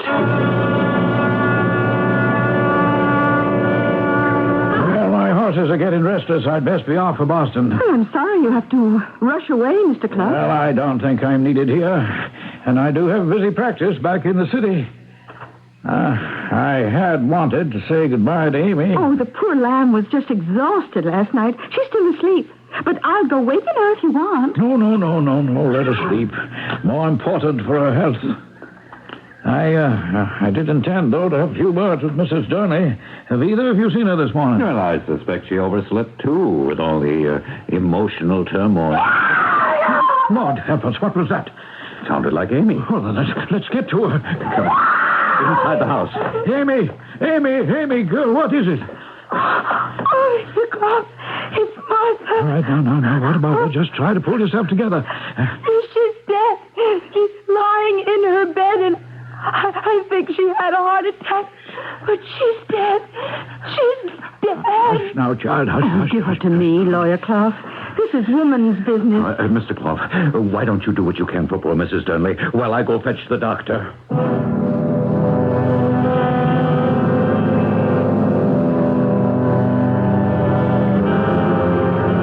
What was it, Doctor? Not surprising, given her condition and her age. She's dead? Oh, yes. Must have happened during the night. Yeah, I'll issue a death certificate. But where will I see Well, as far as I know, there are no relatives. This was the only home she had.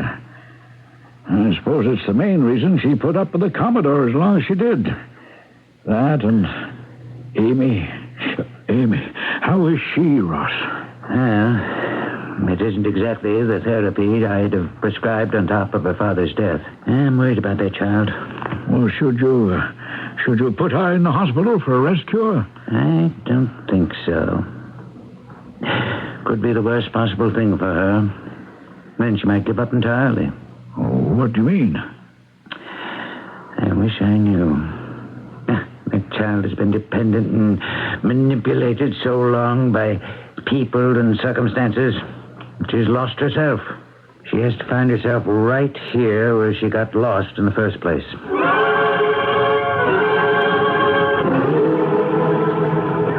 Don't forget, keep in touch. We will, Mr. Clough. Won't we, Amy? Oh, yes. Yes. Amy promises she will. I will, Uncle Ephraim. I will. Oh, it's getting some chilly. Amy? Hmm? Are you all right, dear? Oh, yes. Yes, it's just... Oh, there, you see, it is cold. Come on now, children. Everyone inside. All right, dearie? Oh, I'm all right. I'm just... I don't know how to say it. Feeling a little strange with us, hmm? Oh, I didn't say that. Oh, my love, you don't have to. Of course you feel strange with us. But that'll pass. I promise you. Now, Headley, don't bother poor little Amy. Oh, he's not bothering me. Something is? Well, yes, it's silly, isn't it? But I don't know what to call you. Oh, well, now, there's a silly state of affairs if we're all going to be living together. We'll have to solve that right away. Well, I mean, I can't call you Mr. Spence and Mrs. Spence. Mm-mm. That doesn't seem right. But then neither does Hester or Headley. Because we're so much older? Well, I didn't mean to say that. Why, the devil not. It's true enough. Headley, stop teasing. I tell you what would be good, if you like, Amy. I know Headley and I would. How about Uncle Headley and Aunt Hester? I couldn't have asked two people to be more kind or attentive to me. They were so good that I was ashamed of myself for not being able to lavish the same affection on them. But something seemed to hold me back. Maybe it was because in the days that followed, I just didn't feel well. I'd get such cramps in my stomach after eating sometimes.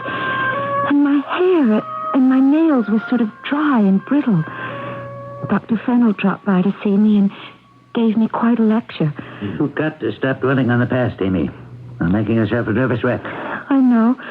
It's just that I was so used to taking care of Daddy and having Martha take care of me. I'm just all out of kilter. Amy, I'm leaving day after tomorrow for New York to attend a seminar. I want you to be a good girl. Take care of yourself while I'm gone. I promise. When will you be back? Oh, 10 days, 2 weeks. Young Dr. Marble will be covering for me while I'm gone. Well, I'm sure I won't need to call on him. I hope not. Try to eat, drink plenty of water, and most of all, try to find your real self, Amy Trowbridge. Once you do, you won't have a worry in the world. He was such a sweet man. I never had been able to explain to him the real problem. How alone I felt. Abandoned. Ever since Mom died. Just me, Amy, locked away in this seaside house with a father who didn't know how demanding he was, burying me day by day, week by week, year by year. I suppose everybody feels alone sometime, but I can't believe many people are like me, so alone all the time. Amy. Amy. What? Who's that? Don't you remember me? How could you have forgotten? It's Clara. Clara. Clara? That's right.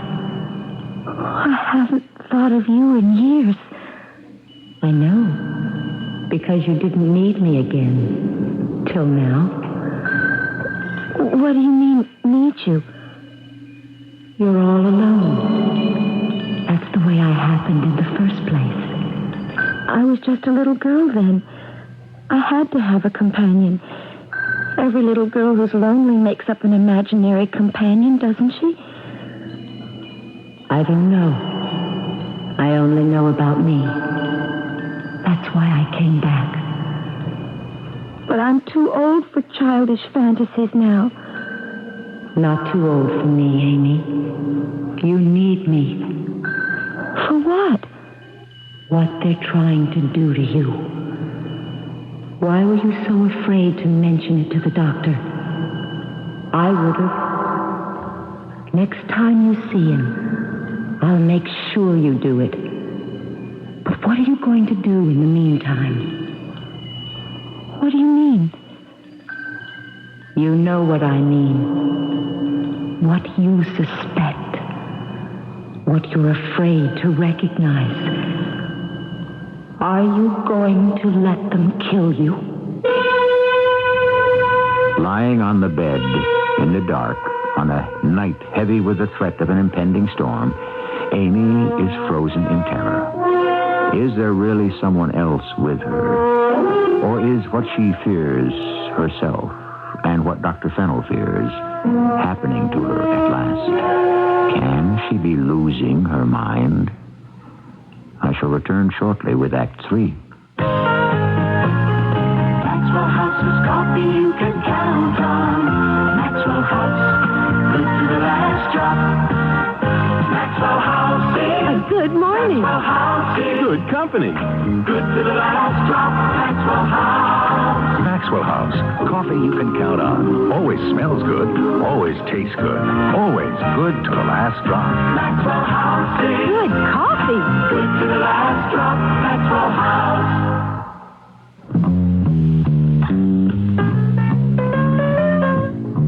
You can sing Smoke Gets in Your Eyes, but when it gets into everyone else's eyes and nose and throat, it's no musical matter.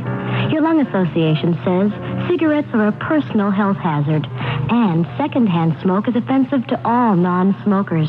Give us all a break. Let the Lung Association help you kick the habit for your sake and for everyone's life and breath.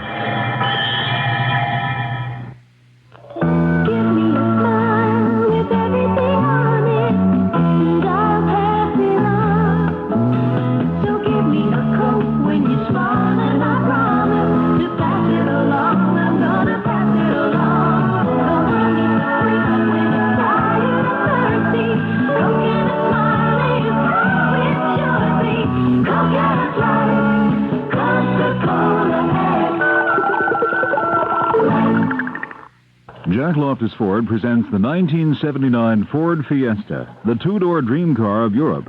Fiesta, with European charm, styling, dependability, and total economy at 46 miles per gallon EPA rating on the highway. Ride with the Fiesta at a price even the Europeans envy. Prices start at $39.58. Visit Jack Loftus Ford. Test drive a new Fiesta.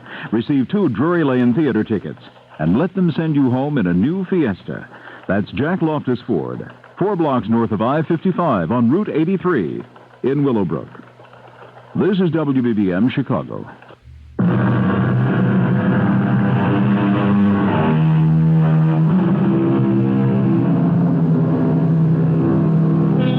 Desperately, Amy's eyes try to pierce the darkness in the room. Is that a deeper shadow against the gloom? The shifting outlines of a girl about her own age, from which the tantalizingly familiar voice comes? The voice which speaks a horrifying fact she thought was buried too deep within her for anyone to know. A thought she had never, till this moment, allowed herself to imagine might be reality, and which now she is still afraid to countenance. When I was a little girl, I needed a playmate. I didn't have anyone else. So I had to make one up. You didn't make me up. I was always here. But I'm too old for that kind of thing now. I mean, people who have dream companions no one else can see or hear are sick. It isn't I who's making you sick, Amy. What are you trying to say? What I said before. You never had pains in the stomach before they came. Are you just going to let them kill you? Them? Uncle Hedley and dear Aunt Hester. It's up to you. You're the only one who can decide. Decide. Amy, dear, can I come in? Oh, just a moment. Clara. Oh, she's gone. Yes, Auntie. Come in. Oh, were you asleep? I think I must have drifted off. Oh, I'm sorry. I just came up to make sure you'd taken your pills and bring you a nice cup of cocoa. Oh, thanks. But I don't... Oh, now, just what you need on a stormy night like this. Oh, you want me to light your lamp for you? I don't think so. Maybe if you could just leave some matches. Oh, well, I have some in the pocket of my apron. I'll just put my lamp down. And the cocoa. And here are the matches. Oh, it's quite a storm. Now, drink up your cocoa like a good girl while it's still hot. I really don't want it. I'm feeling a little sick to my stomach. Oh, just what you need to settle it. I'll drink it later. Now, I warn you, I'll sneak back once you're asleep to make sure. Well, I reckon I should get along. Good night, Aunt Hester. Good night, Amy.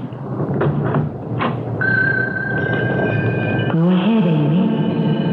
Why don't you drink the cocoa? Why don't you go away, Clara? I don't feel like playing games. This isn't a game. You really think they want to poison me? Why take a chance? But what do they want? The money, Amy. What else? They can't be so evil. No one could be like that. What about Martha? Martha? Funny she should die so suddenly. She had a weak heart. Did she? Just look out for yourself. How? First off, don't drink the cocoa, whatever you do. Pour it down the sink. And tomorrow, get away from here. And them. You can afford it. Oh, you're right about one thing. I'm not going to drink the cocoa. I'll take it to the bathroom and pour it down the drain. Right, Clara? Clara? Oh, I want to see you. I can't even remember what you look like or who you are. If you want to see me, look in the mirror. The mirror. The mirror? All right. Well, what did you expect to see? There's nobody there but you. A pale, sick, wasted, silly-looking little girl. Whatever became of the girl you once were? Amy Henderson Clara Trobe. Clara. She said her name was Clara. But that's my name. That's me. Amy, my dear girl, what are you doing up? Why, Uncle Hadley. Oh, you didn't have to wash your cup if you were finished, dear. You know I always... But you haven't drunk any of it. I just didn't feel like it tonight. What were you going to do? Pour it out and pretend that you drank it? I was just taking it to the bathroom. Now, you know you're supposed to have that relaxing drink every night. Doctor's orders. Well, if she doesn't want it one night... Oh, no. If we're to take care of Amy, she has to follow orders. I take my pills. What difference does it make if I don't drink some old chocolate or whatever it is? Well, you know what it is. And you're going to drink it. Don't you try to order me around the way my father did. You're just my uncle, and I don't have to take orders anymore. I can do what I want. That may be what you think, but while I'm in charge, you are Get your hands off of me. You're going to drink that. Hedley, I wouldn't. The way you act. If I had to kill myself first, I wouldn't touch it. There! You can't make me drink it now. You little hellcat. If you think breaking a cup is going to stop me from getting... Headley, you should be ashamed. I'm sorry. Of course, nothing is going to stop us from doing our duty and trying to care for Amy as the doctor prescribed. But there's such a thing as overdoing. If Amy doesn't want a hot drink at night, oh, she's a big girl now. There's no reason why she has to be treated like a child. I know, Hester, love. I'm ashamed of myself. Please, forgive me, Amy. Yes, it's all right.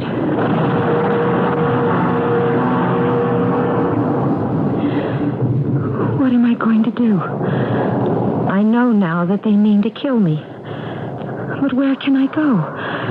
Where can I run to on a night like this, even if they'd let me run? I'm all alone. Clara?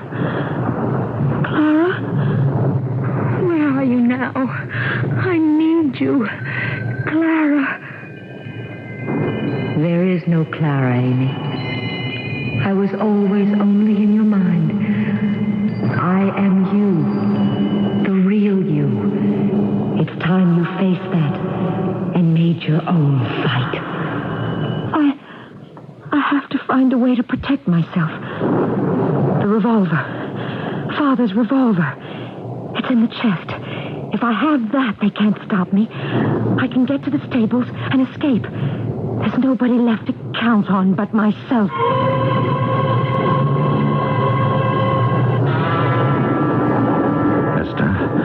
She knows. I don't know how, but she knows. Knows what? That we've been trying to kill her. What else? She has to go tonight. How?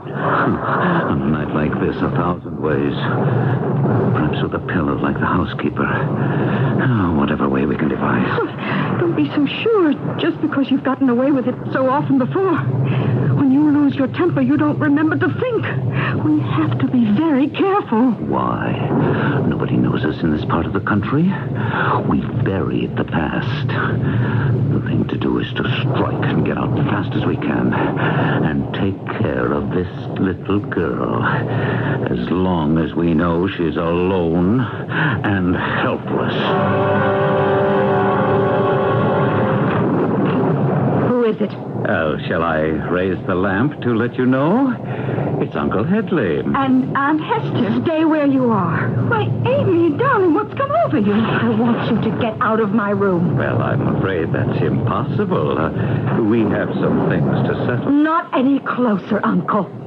This is a gun, and it is loaded. Have you lost your mind, Amy? We're your friends. Of course we are. I haven't any friends. I've just learned I have to depend on myself. You need a gun for that? To save my life. Would you have the nerve to shoot it?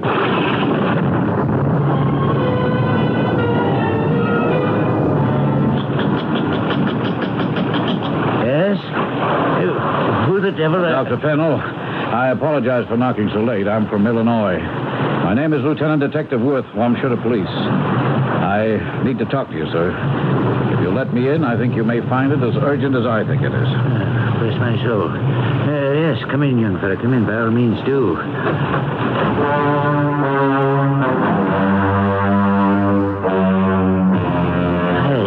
can't quite comprehend it. This man, Headley, has already murdered 2 wives? Yes, sir, we know he has, but we don't have enough proof. Ah. And you think Amy Trowbridge is in danger? Look, I traced Headley Spence to Chicago. From there, through a lucky break, to Mr. Ephraim Clough in Boston. He referred me to you, so I came straight on down here by train. If it hadn't been for this weather, I'd have been here at a reasonable time. Well, now that you are here, what should we do? Well, I don't have any warrant for an arrest in your state yet. If I had, I'd have broken into that house tonight. All I ask is you to take me there. We may not be able to catch him yet, but at least we might prevent another tragedy.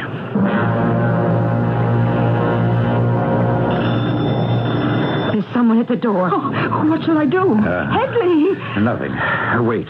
Maybe they'll go away. They can see lights. Why should they? Then if we're trapped, things still have to be as we planned. Headley, what are you going to do? She has to be dead for us to win out. Now, don't point that gun at me, Amy. You wouldn't dare shoot. To save my life? Give me the gun. Stay away. You wouldn't dare shoot. That's something I never planned on.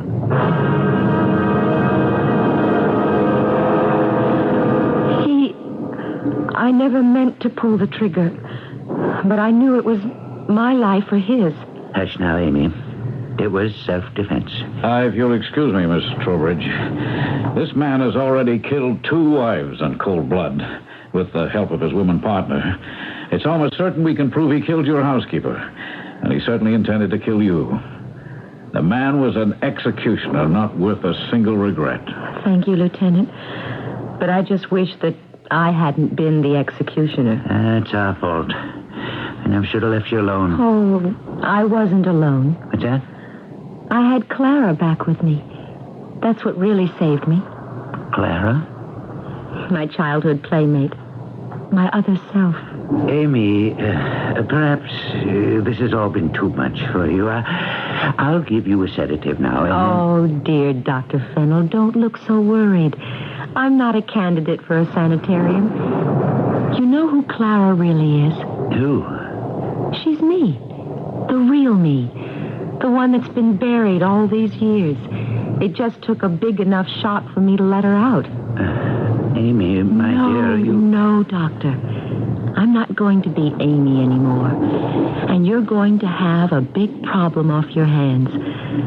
Now that I've found myself, I'm going to be Clara. It's one of my names, anyway. Clara Trowbridge.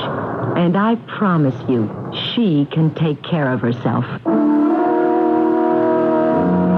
Esther and Hedley Spence were charged with attempted murder and the homicide of Martha Durnley, the housekeeper. But first, they were taken back to Illinois, where they were indicted for the murders of the 2 women Hadley had poisoned there. Amy sold the house in Lynn and moved to Boston, where she began a new life as her alter ego, Clara Trowbridge. I'll be back shortly. What if you went off to college and found that you were different from everyone else, and everything was designed for them, not for you? Suppose you went to the library and all the books you needed were in Braille, and you were the only one who couldn't read. You'd feel left out, wouldn't you? And what if you went to class and found that there were no chairs because all the other students rolled in with their own wheelchairs? Suppose one of your professors gave his lectures talking with his hands, only his hands, and everyone understood sign language except you. You'd think it wasn't fair. Well, that's how handicapped people feel now when they go to college and find extra handicaps. But things are changing, and we have free information that can help. Write Closer Look, Box 1492, Washington, D.C., 20013. A public service message on behalf of the United States Office of Education.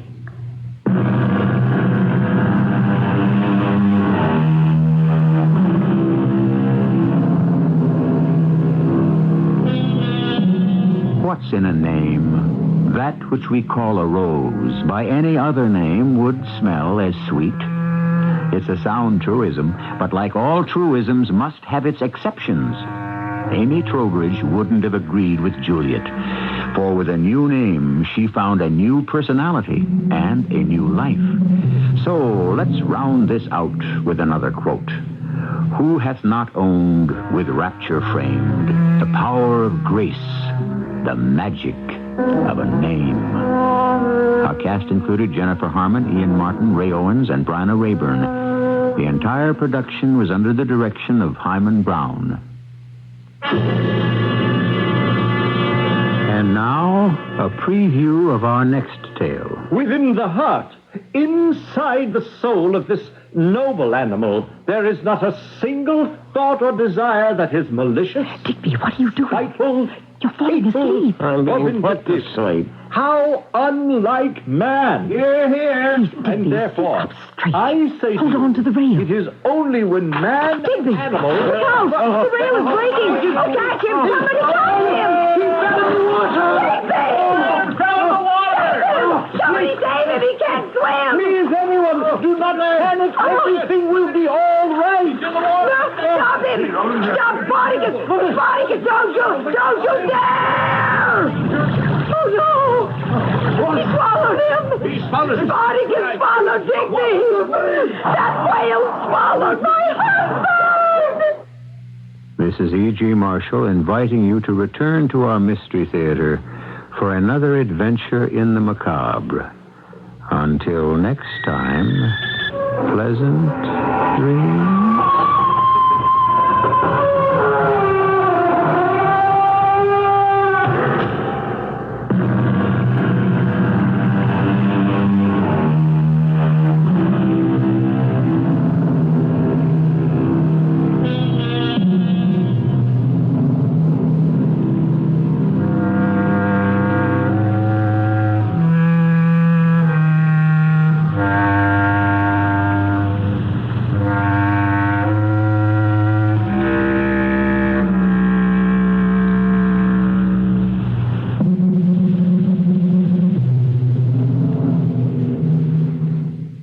I put a contract in a quip here. And in 2 minutes, a copy comes out there. Like East Side to West Side. I put an ad layout in a quip here. And in 2 minutes, a copy comes out there. Like New York to Chicago. Typing, writing, pictures, or scribbles. Put it in a quip here, and a copy comes out there. All you need is an ordinary telephone and a quip facsimile machine. Offices everywhere are using quip instead of the mail, messengers, and air couriers. I put a boxcar in a quip here. And in 2 minutes, a copy comes out there. Like Houston to St. Louis. I put my script changes in a quip here.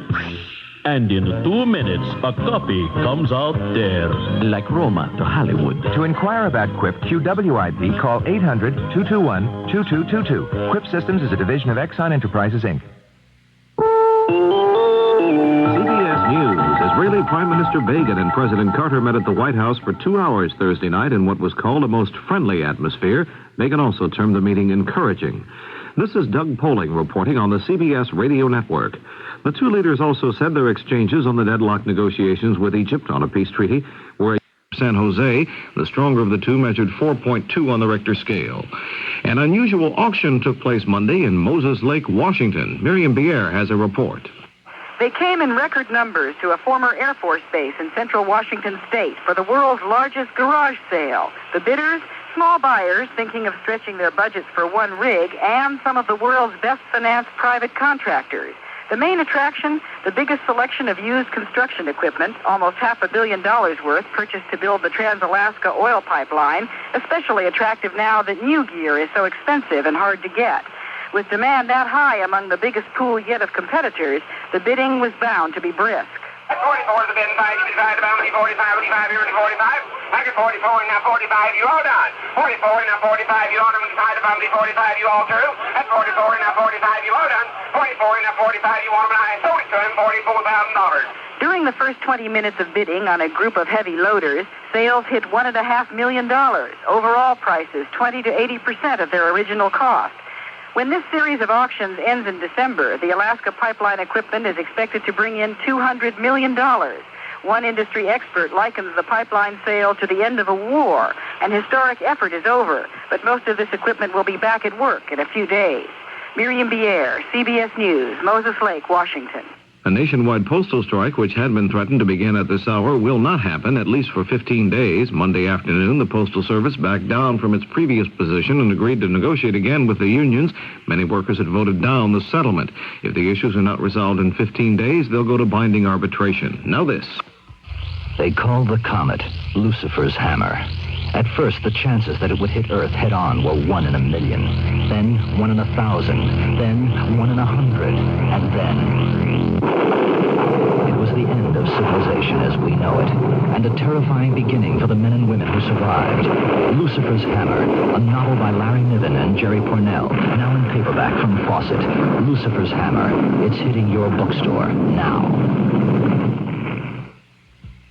If you use shampoo and shampoo, but still can't keep ahead of the greases, the problem could be your shampoo. New Agree shampoo helps stop the greases between shampoos. New Agree shampoo helps stop the greases between shampoos, cleans your hair, then gently cleans your scalp where the greases can start. New Agree shampoo helps stop the greases between shampoos.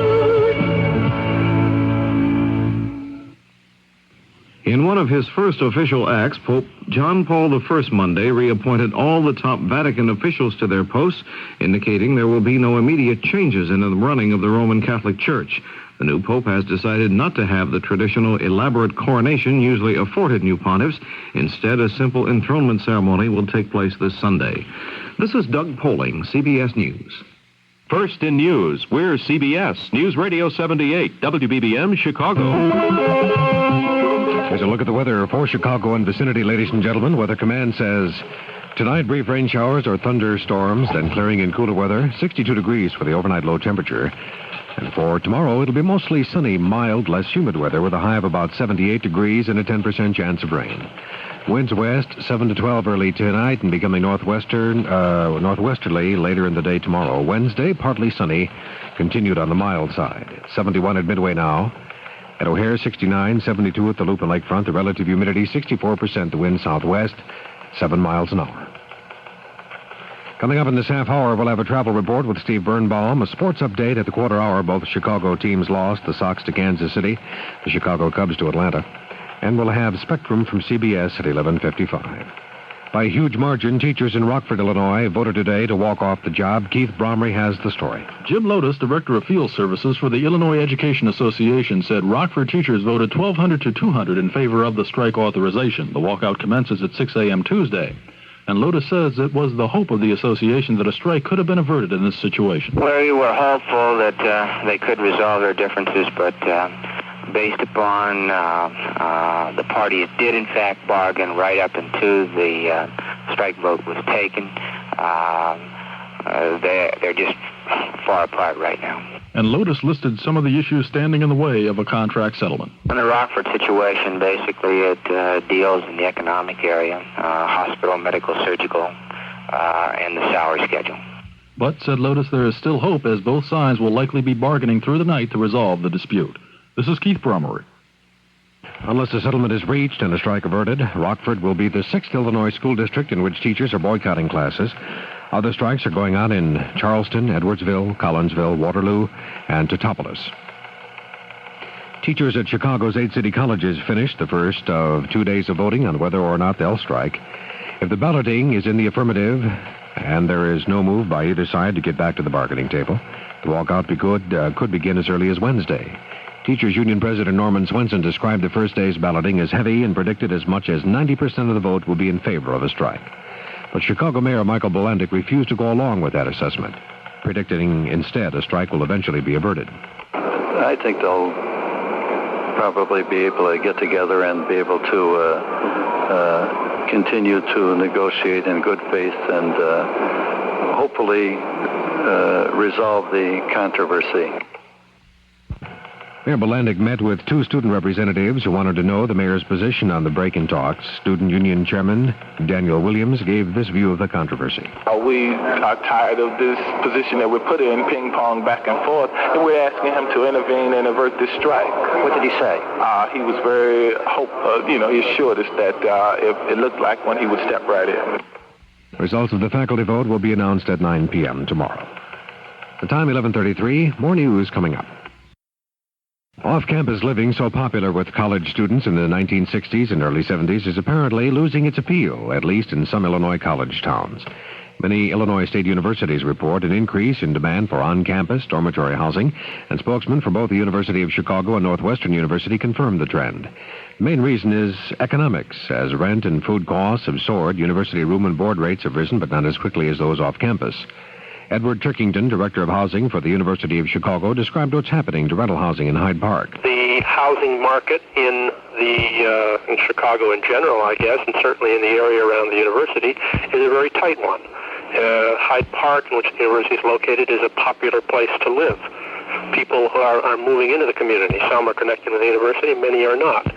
The result of that is a increased competition for the housing in the area. Students are now competing with professionals, young married people who want to live in the community. There's another factor in both Hyde Park and Evanston, the home of Northwestern University. The increasing number of apartment buildings being converted to condominiums is drying up the supply of student units. First in news, we're CBS, News Radio 78, WBBM Chicago. WBBM News time is now 10:30. The CBS Radio Mystery Theater presents...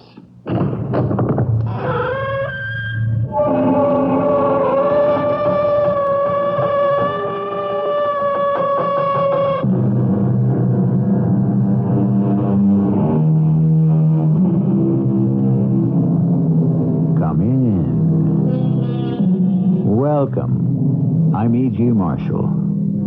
It has been said, if fish could learn to talk, they would all want to talk like whales. And why not? Since the thing would be impossible anyhow, why shouldn't it be impossible in a big way? Unfortunately, much too often, our reputations depend not on what we do, but on how much noise we make. And if you could teach fish to talk, wouldn't whales make more noise than minnows? Officer, come, quickly. My husband has disappeared. Disappeared? Where? He was swallowed by a whale. What do you mean, swallowed by a whale? He was swallowed by a whale. A whale? There are no whales around here. Do something. You can't just stand there. Let me look in my book to see what law, if any, has been violated.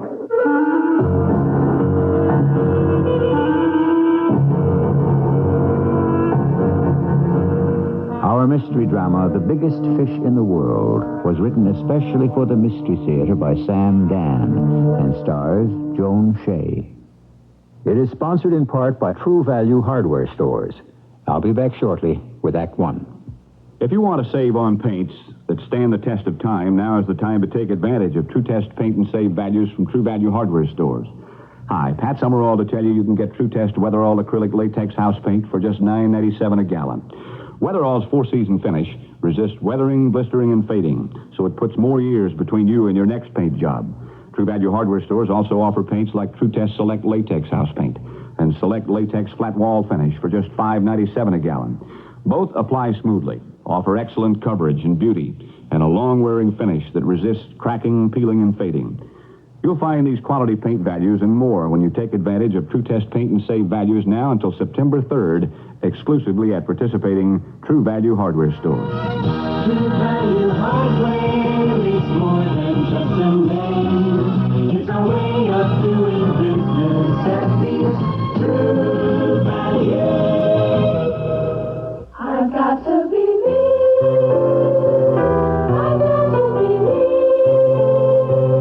Every child is an individual with his own dreams, his own goals in life. Starting this fall, it's going to be a lot easier for Chicago's children to aim for their goals. With the Chicago Board of Education's new Access to Excellence program, your children will be able to pick the school or learning center that has the educational program they're most interested in. And the range is wide. There are all kinds of programs, from foreign languages to performing arts to career development. Under the Access to Excellence program, your children can design their own education to best suit their goals, their interests, and their dreams. But as a parent, you have to take the first step by enrolling them. Get more information from your school or call 641-8300. This message brought to you by Chicago United.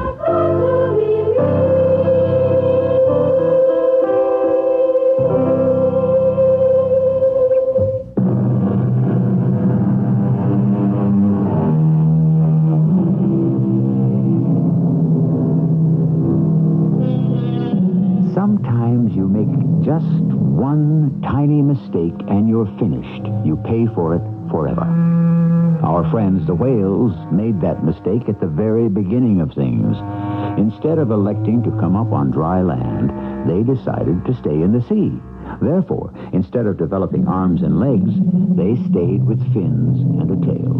And so they remain, to this day, prisoners of the ocean. They can only swim and swim and swim. But They do have a great many friends, which is all to the good, because these days you need all the friends you can get, especially if you're a poor, dumb animal. Come to think of it, the same holds true even if you're a rich, smart animal. Digby. Digby. Digby. Wake up. What's that? Awake.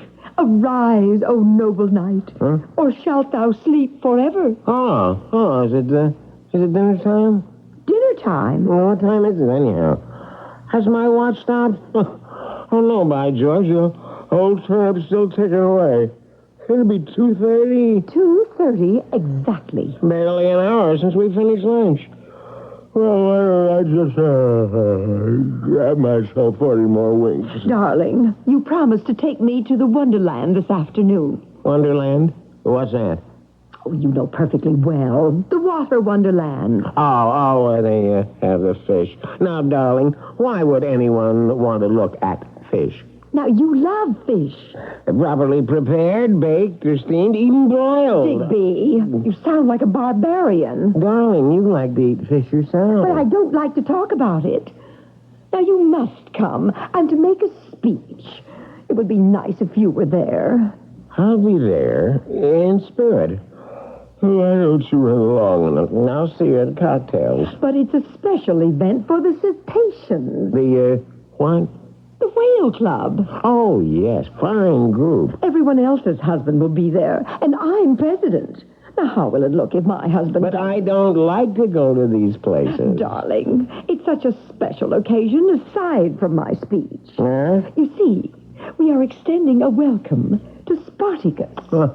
Spartacus? Yes. He's a whale. Why bother with a whale? Well, he's the latest addition to the Wonderland. What's he going to do there? What do you suppose? What does a whale do? He'll swim. Where? Well, I suppose it's the pool.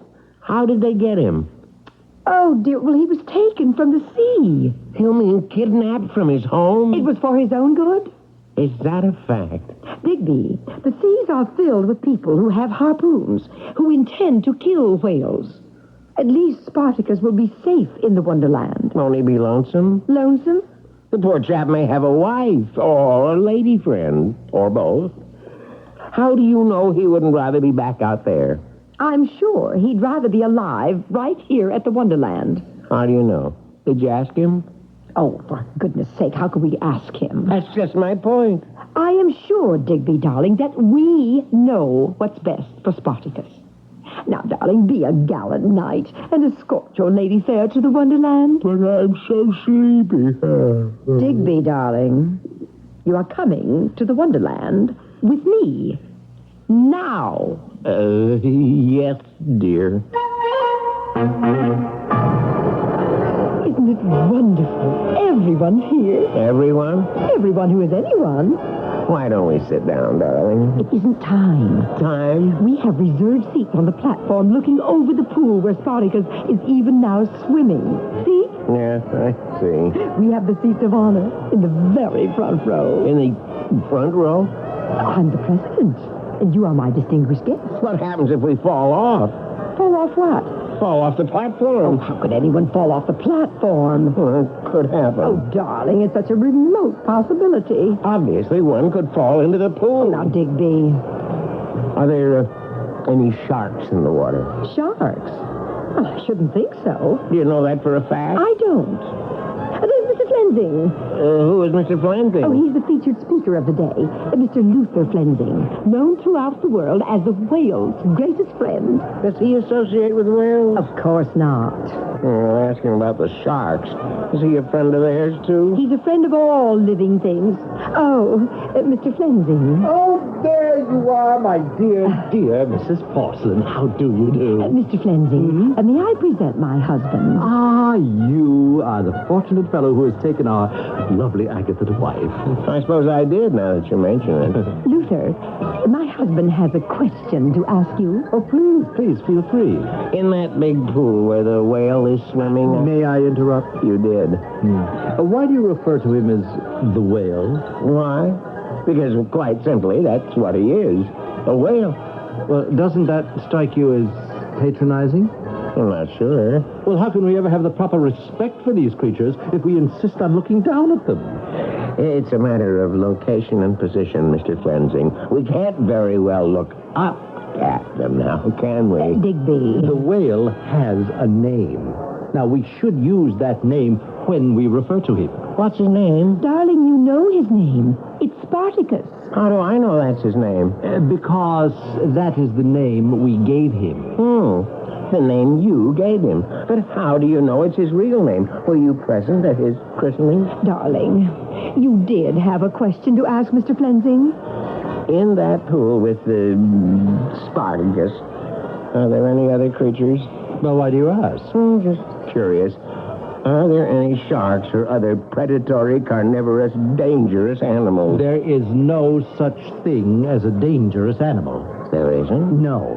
There are only careless, thoughtless, provoking human beings. Now, Digby, darling, you must admit Mr. Flensing is absolutely correct. Well, I accept your apology, Mr. Porcelain. But I didn't apologize. Oh, there's Mrs. Friesleben and Mrs. Tallow. Excuse me, I must say hello.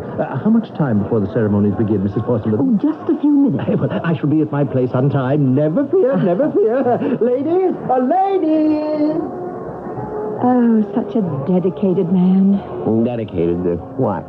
Now, Digby, you mustn't be so cynical. I'm not cynical. I'm sleepy. Oh, now, really, I wish you would take an active interest in... well, in something. I'm interested in everything. But you don't do anything. Do? Darling, you don't work. Oh, I work very hard. Indeed, I do. At what? I'm your wife, and you never tell me. I can't tell you. Why? The fact is, I'm not sure what it is I do myself. But you do something. Oh, I'm sure of that. Yes, and we do have money, which means you get paid. Yes. Well, all I'm asking is by whom and for what? It's quite complicated. I speak with various people. On what subject? A multitude of subjects. And then what happens? Hopefully, I assist in the solving of a diversity of problems. What sort of problems? I'm not at liberty to divulge that information. But I'm your wife. I never doubted that. You shouldn't keep any of your secrets from me. I agree. Then why can't you tell? Well, these are not my secrets. They belong to other people. Oh. We never did find out if there are any sharks in the pool, did we? Well, I'm sure everything will be all right. I hope so. Listen. To what? Actually, to nothing. They've stopped playing. I'm sorry. I rather like that tune. It's a sign that the meeting is about to begin. We must get to the platform. Rather rickety-looking affair, if you ask me. Now, stop worrying, Digby. Everything's going to be all right. Here's your seat, Digby. The first row. The first row. Just behind the rail. You can see everything. I'll be sitting here next to you after I introduce the speaker, Mr. Flensing. Bless us all, what was that? See? It's Spartacus. Spartacus? Look, directly below. See him? He's surfacing. Oh, isn't he magnificent? That's Spartacus. Digby, please do not lean over the rail. Spartacus? Of course. Oh, isn't he charming and graceful and beautiful? Have you ever seen such grace, such poetry in motion, have you? Well, not lately. It's time for me to start the festivities. Mr. Band Leader, may I have something?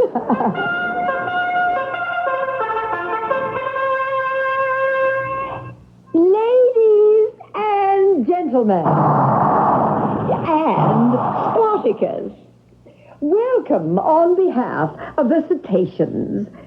We have gathered here to pay tribute to one of the finest of the finny denizens of the deep, and to make him feel at home among us. How does Spartacus happen to be here today? Whose wisdom, courage, and kindness are responsible for Spartacus's rescue from the dangerous depths? The answer is in the name of one man who is the finest friend the whales have ever had. You all know him. You all love him. You cannot wait to hear him. Listen to him now. Mr. Luther Flensing. How did I do? You were spectacular. Ladies and gentlemen, Spartacus and cetaceans everywhere. The kindest, the most noble of all living creatures is represented here today by Spartacus. Digby, you're leaning too far forward. Were this globe inhabited only by the cetaceous creatures of the deep, I ask you, would there be war? Would there be hatred, famine? And I answer no. And do you know why? Digby, please lean back. Because within the heart, inside the soul of this noble animal, there is not a single thought or desire that is malicious. Digby, what are you doing? Spiteful, You're falling asleep. I'm being put to sleep. How unlike man. Here. And therefore, I say Hold on to the rail. it is only when man and animal... Look out! The rail is breaking! Catch him! Somebody catch him! He's in the water! Fell in the water! Somebody save him! He can't swim! Please, everyone, do not panic. Everything will be all right. In the water. No, stop him! Stop! Spartacus! Spartacus, don't shoot! Don't shoot down! Oh, no! He swallowed him! He swallowed him! Spartacus swallowed Digby! That whale swallowed my husband! Yes, and with a mighty gulp, the huge whale swallows the unfortunate Digby. And now what? We don't really know. This is just the beginning of things. Well, it's happened before. Didn't the whale swallow Jonah? And didn't Jonah remain inside him for 3 whole days? Well, we won't make you wait 3 days for Act 2. Just a few minutes. Cola stain, gravy stain, collar stain, and baby oil. When you want to talk stain out, shout it out. Shout really works, and here's how you can prove it. Next time you wash, spray Shout on a tough stain. Wait a few seconds, turn over the fabric, and see how Shout penetrates right through to the other side.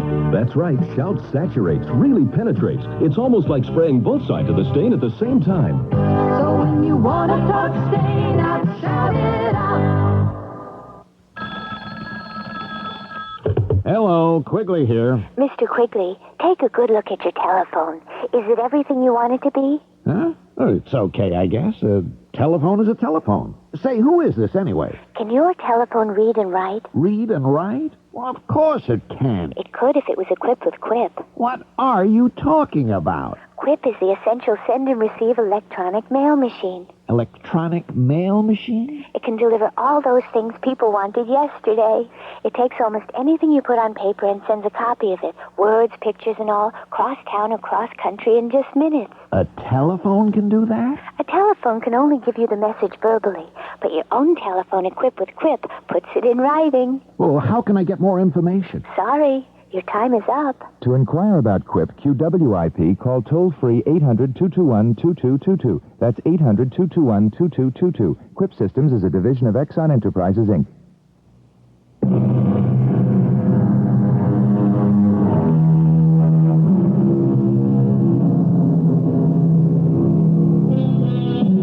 One swallow doth not a summer make, said the poet.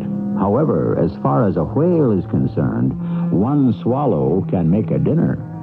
I don't suppose a gentleman named Digby Porcelain ever pondered this matter at any length or in any depth. Indeed, why would he? However, just a few moments ago, it ceased to be an academic matter and became absolutely real.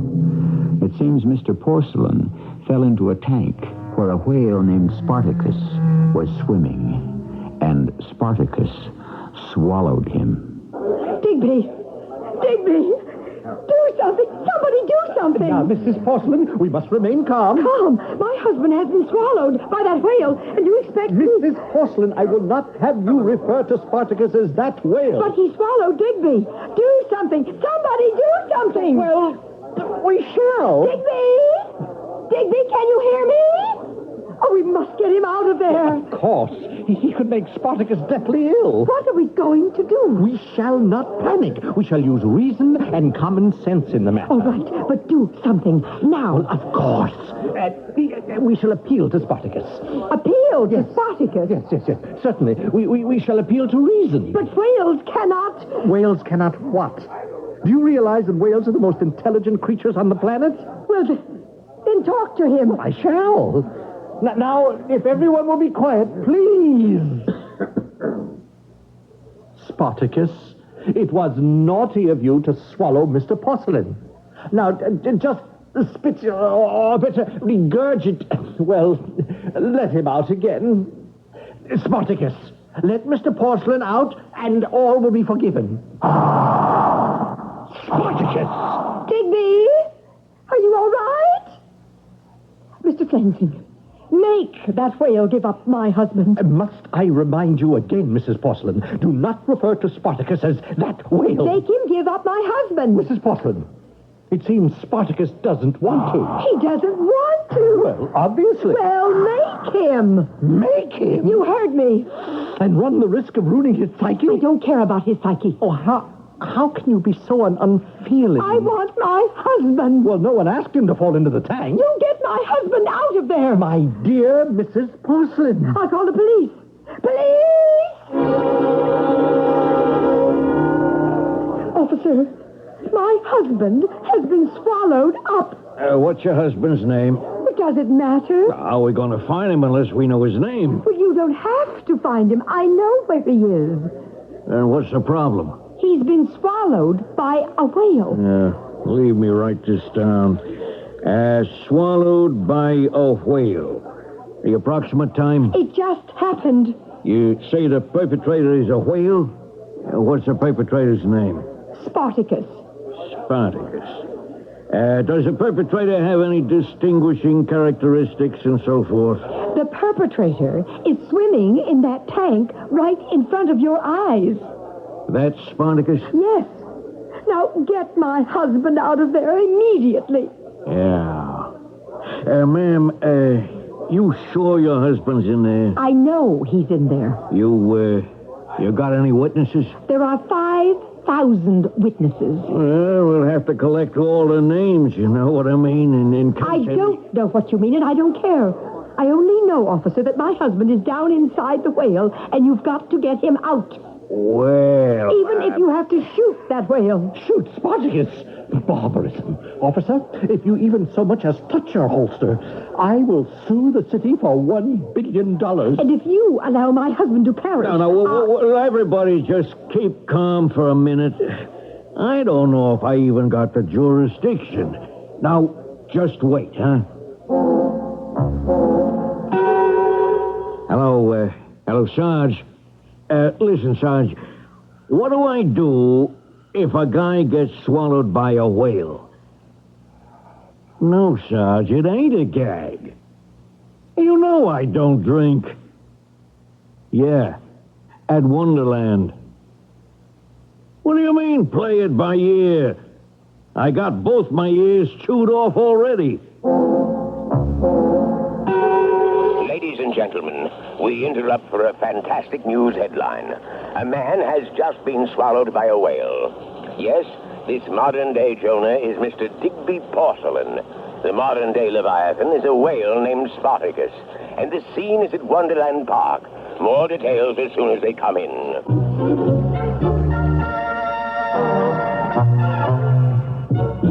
Now, Mrs. Porcelain, I assure you that everything is being taken care of. Except poor Digby.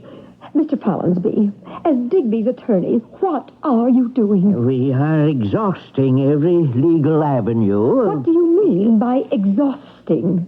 As soon as we fail in one area, we immediately draw up a brief in another. But why should we fail in any area? Why can't we simply cut the silly thing open and rescue poor Digby? It isn't that simple. Why isn't it? Mr. Flensing, the owner of record, has taken out an injunction. Are you telling me that some silly whale is worth More than my husband? Evidently, a great many people think so. Oh, I refuse to believe it. I might suggest that you listen to the news broadcast that's coming on just now. Time for the latest news. And the headline story is about Spartacus and the man he swallowed. Notice, Thousands of not only does the whale get top billing, and most of them he is also identified by name. one of them put Whereas poor Digby has been reduced to the man he swallowed. 1,000 whales. So isn't it more important to save Spartacus? I have a special guest, the owner of Spartacus, Mr. Luther Flensing. May I correct you? Please, do not refer to me as the owner of Spartacus. Rather, I am his friend. Mr. Flensing, what is your position? Our unassailable position is that Mr. Porcelain was an alien presence in that tank. But still, you... further, Spartacus was only doing what comes naturally. In what way? Well, Spartacus mistook Mr. Porcelain for the food with which his tank is filled, and therefore swallowed him down. But is it not a fact that whales do not eat large objects? Indeed, they subsist on the most minute of all living matter, plankton. Yes. And that is why Mr. Porcelain presents such a serious danger to Spartacus. Indeed, if Spartacus becomes seriously ill, or even perishes as a result, I shall sue Mr. Porcelain's estate. His estate? Are we to assume, then, that Mr. Porcelain is no longer among the living? Well, you may assume whatever you Turn it wish. off. What are we going to do? We are doing everything in our power. Surely, as my husband's attorney, you should be Mrs. able... Porcelain, we must have patience, and we must have faith. Sorry, lady, you can't come in here. But I want to... Nobody's allowed near the tank. But my husband is in there. Oh, it's you. I want to see my husband. Well, you can't see him. Exactly. He's inside the whale. Please, officer. Orders are the public isn't allowed. But I'm not the public. I got my orders. I see by your nameplate, your name is Officer Delson. My name is Agatha Porcelain. And so now we are no longer two disembodied presences. We are definable human beings. Now, what was that? Suppose you had fallen into that tank.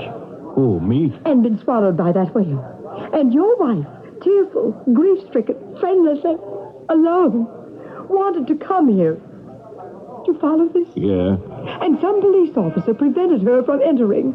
Wouldn't it be terrible for your wife? Couldn't be. I'm not married. Please, officer. Oh, what can I do? Just leave me see a pretty face and I fall apart. It's a possibility you're not married anymore either. May I go in? You will promise me you won't do anything.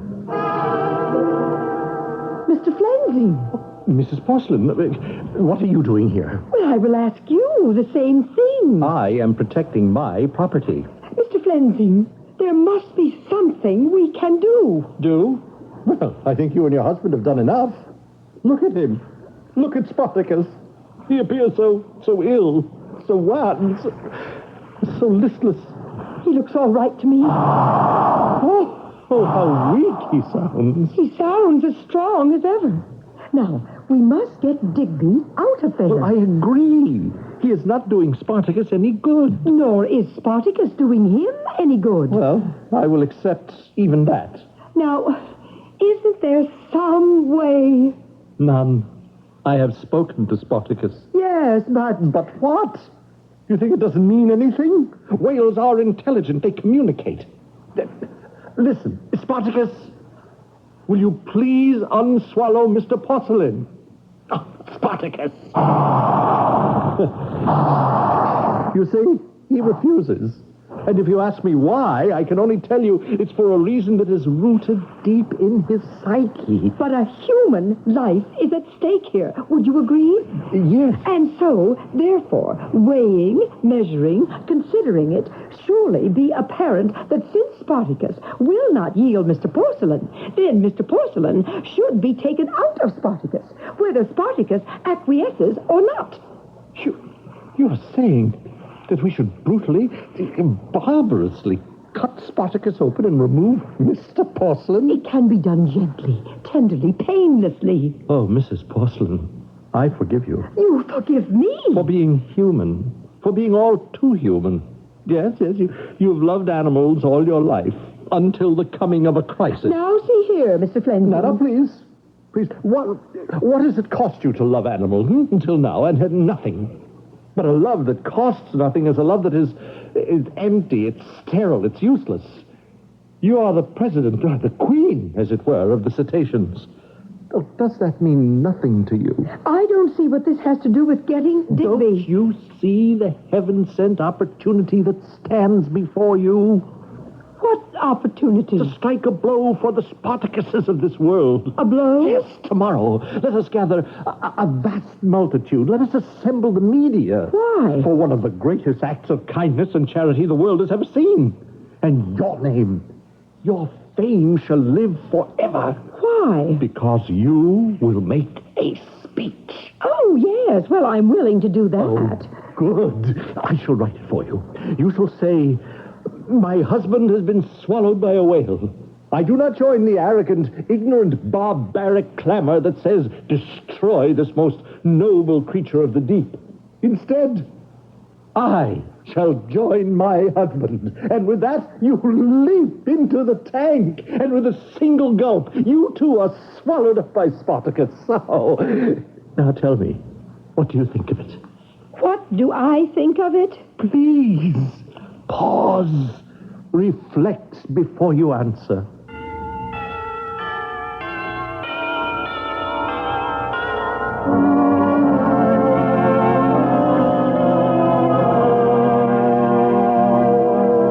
What do you think of it? After all, aren't there wives who long to join their husbands in every hazardous activity?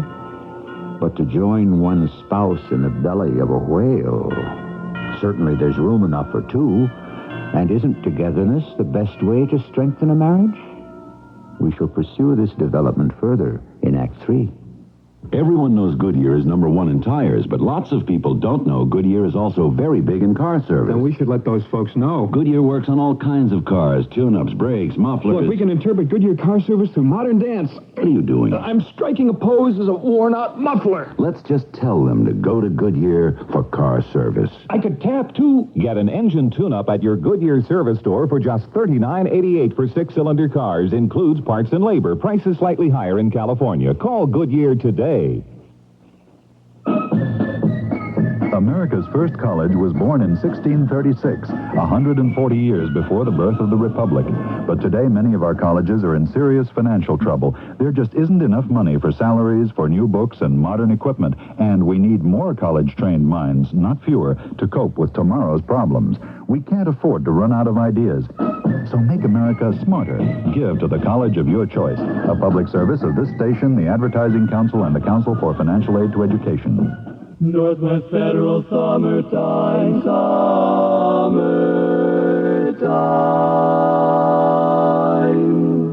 It's Northwest Federal Summertime, summer savings time. Ah, sun, fun, and song. People have lots of ways to spend summertime, and Northwest Federal gives you lots of ways to save. Choose one of 23 gifts free or for special low prices when you deposit $250 or more at any Northwest Federal Savings Center.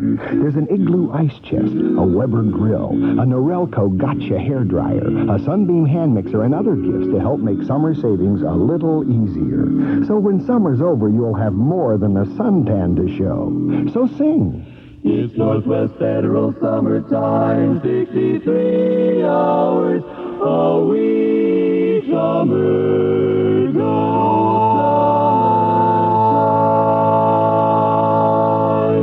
time. This is WBBM Chicago.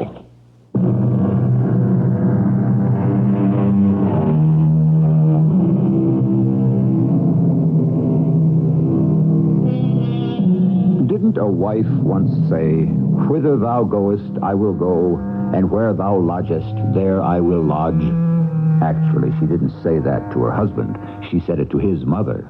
But the basic idea is still there. And the fact is, when you marry, It's for better or worse. You have to live as one. But how can you live as one in two places? You want me to jump into that tank and let myself be swallowed up by Spartacus? Think of it. You are crazy. Well, you proclaim for all the world to know that you love the whales. Now, prove it. By letting him swallow me? Oh, well, I see. Oh, you are the typical dilettante liberal. Now, see here, Mr. Flensing. I want my husband. Well, I have just suggested a way for you to have him. I warn you. You are the typical summer soldier. Oh, I'd better get out of here. Yes, and are you perhaps a bit too frightened to jump into the tank? Here, let me help you. I'll just give you a teeny little push. Let go of me. It's for the cause. I said let go. Do you realize the publicity? Now, do you see what you've done? You've upset Spartacus. There now. Everything is going to be all right, fellow. All right. Hey, what's going on here? Officer, he tried to push me into the tank. Oh, officer, remove this woman. She's creating a nuisance. But my husband is inside that whale. Isn't anyone going to do anything about it?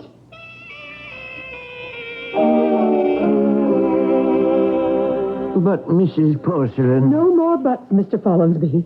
I am instructing you to get a court order to have Digby freed at once. I've already attempted to secure such an order. What do you mean, attempted? The court is currently listening to arguments. Arguments from whom? Have you heard of the cetaceans? Heard of them? I'm the president. They are currently leading the so-called Save Spartacus campaign. The Save Spartacus campaign? You've been so busy, what with one thing and another, you haven't heard the news lately. Suppose we switch on the radio. What news are you talking about? And now for the news. Number one, as it's been for the past 48 hours, the Spartacus story. The Save Spartacus campaign has enlisted thousands of allies, friends, partisans.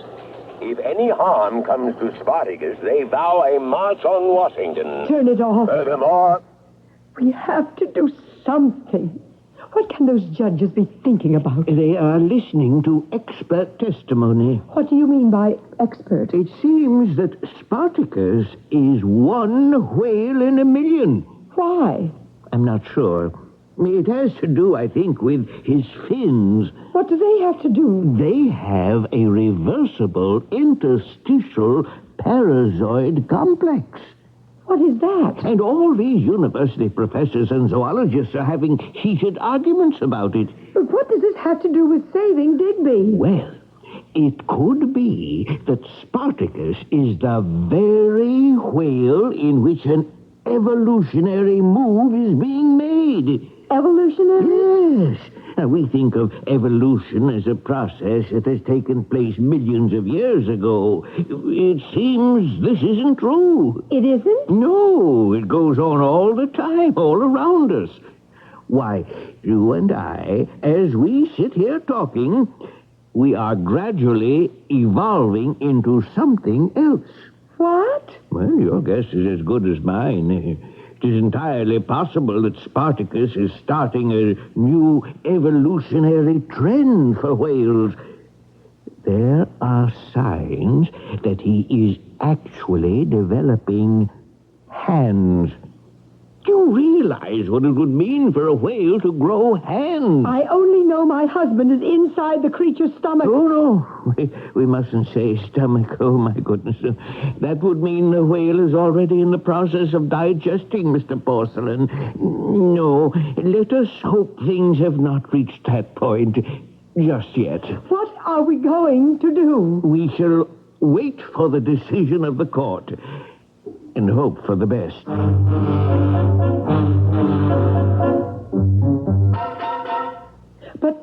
But it's impossible. It is the ruling of the court. Do you mean nobody's going to do anything about Digby? My dear, Digby's situation falls under the heading of innocent bystander. Isn't there anything we can do? Well, we've already gone to the appellate court.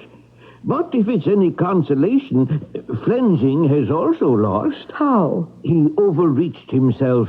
His defense was that the whale could not be destroyed because he was, obviously, a part of the evolutionary process. And the court agreed. Then how did he lose? Because then the court said, if that were true, then the whale could not remain in captivity where there would be no environmental pressure on him to evolute. Therefore, the court decided that Spartacus must be returned to the seas. With Digby still inside? Well, yes. Mr. Follinsby, how are we going to get Digby out of there? I don't know. If Spartacus is turned loose into the sea, how will we ever find him? Mrs. Porcelain, it is a problem.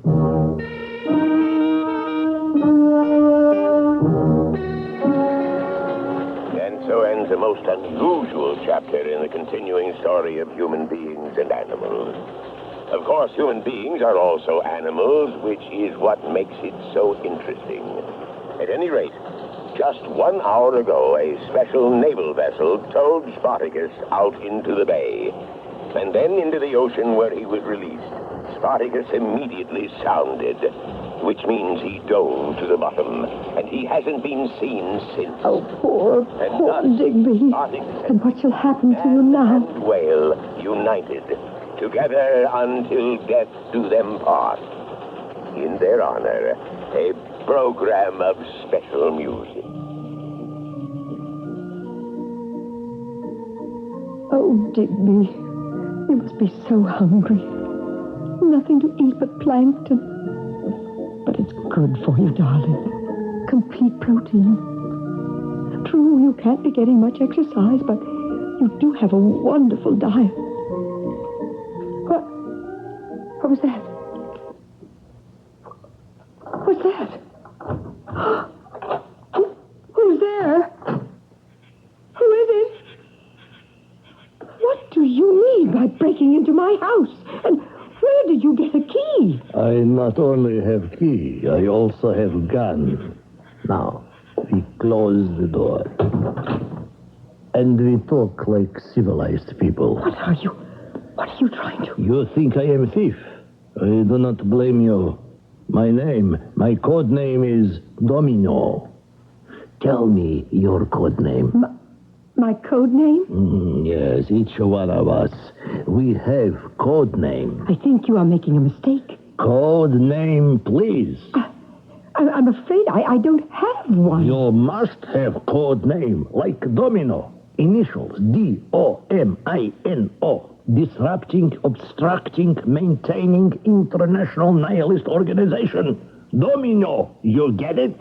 Yes, of course, but... No, you must tell me your code name. I'm trying to tell you I don't have one. Then why did you kill Mr. Porcelain?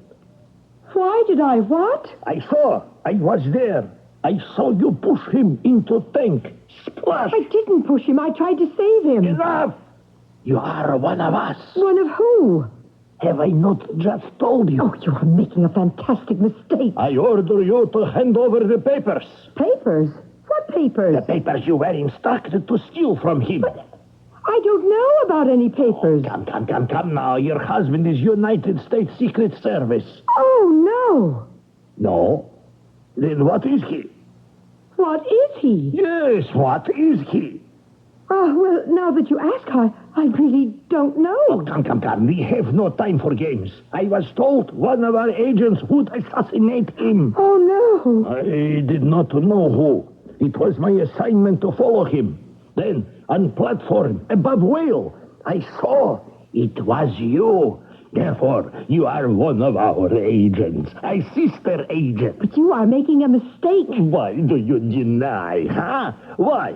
Is it because you think to fool Domino? Why don't we forget? Forget? I see. You have maybe decided to defect. You will sell information here, huh? I don't have any information. Domino shall not permit you to make mistake. Besides, you will not be happy here. You think so, but you will soon miss the tundra, and the steppes, and the Volga. But I was born here. This is my country. What is it to do here, huh? Go to discotheque? eat hamburgers? Please. How can I convince you that I am not what you think? Oh, I will save you from yourself. No. Don't. Don't point that gun at me. You will give me papers. I don't have any papers. Then I will have to, for your own very good, shoot you. But she doesn't have the papers. Ah. Digby! Here they are. No! Oh, Digby, it's you. James, he has a jaw like a cement wall. Oh, let him lie there and cool down. Digby, it's you. You're here. Of course, my darling. But I don't understand. Well, I can't say I blame you. Things happened so fast I could hardly sort them out myself. But you were in the belly of the whale. I'm sorry, dear. I must correct you. It wasn't a whale. But it was a whale. You see, my dear, the old saying isn't quite right. You know, if it looks like a fish, swims like a fish, and smells like a fish, why, then it has to be a fish. It isn't true. But everyone saw Spartacus. Everyone was fooled, including your Mr. Flansing. He brought in what he thought was a whale, and he named it Spartacus. Well, if it wasn't a whale, what was it? I've got to swear you to secrecy. Spartacus is a monitoring device cunningly constructed to look like a whale. Oh. It cruises the seas and gathers information. How do you know? I built it. And then when I saw it floating about in that tank, I said to myself, hello, better jump in and see if all circuits are go, as it were. Oh. The main job was to get old Spartacus out to sea and back on the mission again. Then it was all a hoax. I'm afraid so. Everyone was fooled, but everyone is happy. The people who love whales will rejoice in their victory. Tomorrow, I shall be discovered wading ashore at the beach. So the ones who wanted to save me by cutting up Spartacus, they'll be happy. True? Yes. And because I'll be coming back to you, I'll be happy. And because you'll be back, I'll be happy. And everyone will think Spartacus is happy. What? Oh, where am I? Of course, Mr. Domino won't be happy. No, please. Let me stay here. Do not send me back. I can be very happy. What do you say, Digby? My true and noble knight. Shall we make it unanimous? All right, Mr. Domino. Let us all be happy.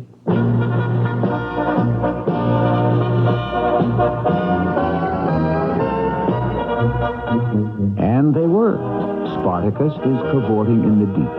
Agatha and Digby spend all their hours happily together. Dr. Luther Flensing is happy among his whales. Seldom do we celebrate a story where there is so much residual joy. However, for a sobering note, I shall check in with you again in just a few minutes. Hello, this is James Earl Jones for Social Security. Every year, thousands of people enter the job market for the first time. If you're one of these people, here's some good advice from Social Security. If you don't have a Social Security card, you're going to need one because 9 out of 10 jobs today are covered by Social Security. You should apply as soon as possible because it takes about a month to get a card.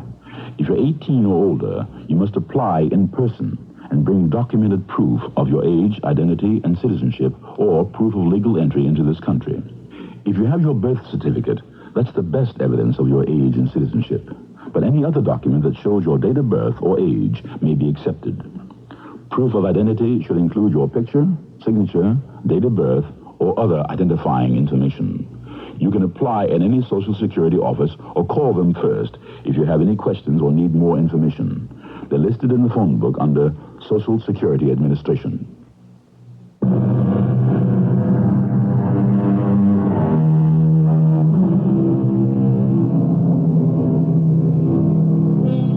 The hand, we are told, is quicker than the eye. Therefore, what we swear we see is not necessarily so. After all, mirages are not restricted to the hot, thirsty deserts where the brain has been seared by light and heat. Mirages can take place wherever people may gather. We see what we want to see, what we expect to see, what we are told we see, and then we solemnly nod and tell ourselves that seeing is believing. Our cast included Joan Shea, Leon Janney, Earl Hammond, and William Griffiths. The entire production was under the direction of Hyman Brown. And now, a preview of our next tale. But those people will kill me, Rudy. Well, they shall do no such thing. How can you say that? Because I shall go to the district attorney. They'll kill you, too. Well, I shan't permit any hoodlum to push my brother around. But the money means nothing to you. In the immortal words of Charles Goodloe Harper, millions for defense, but not 1 cent for tribute.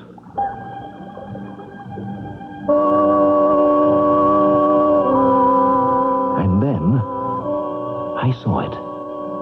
My brother had just suggested how I could pay off the boss and have a fortune for myself besides. Of course, someone would have to die. But as long as that someone wouldn't be me, what difference would it make in the cosmic scheme of things?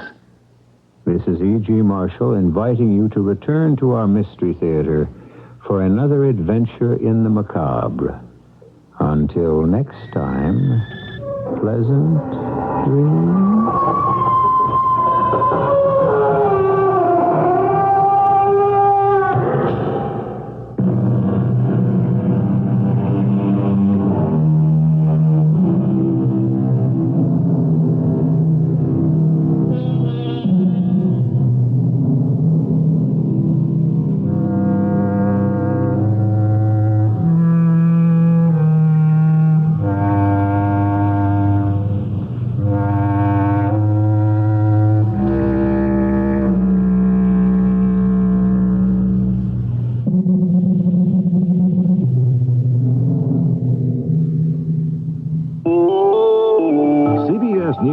Israel, Egypt, and the United States prepare for next week's Middle East Summit at Camp David.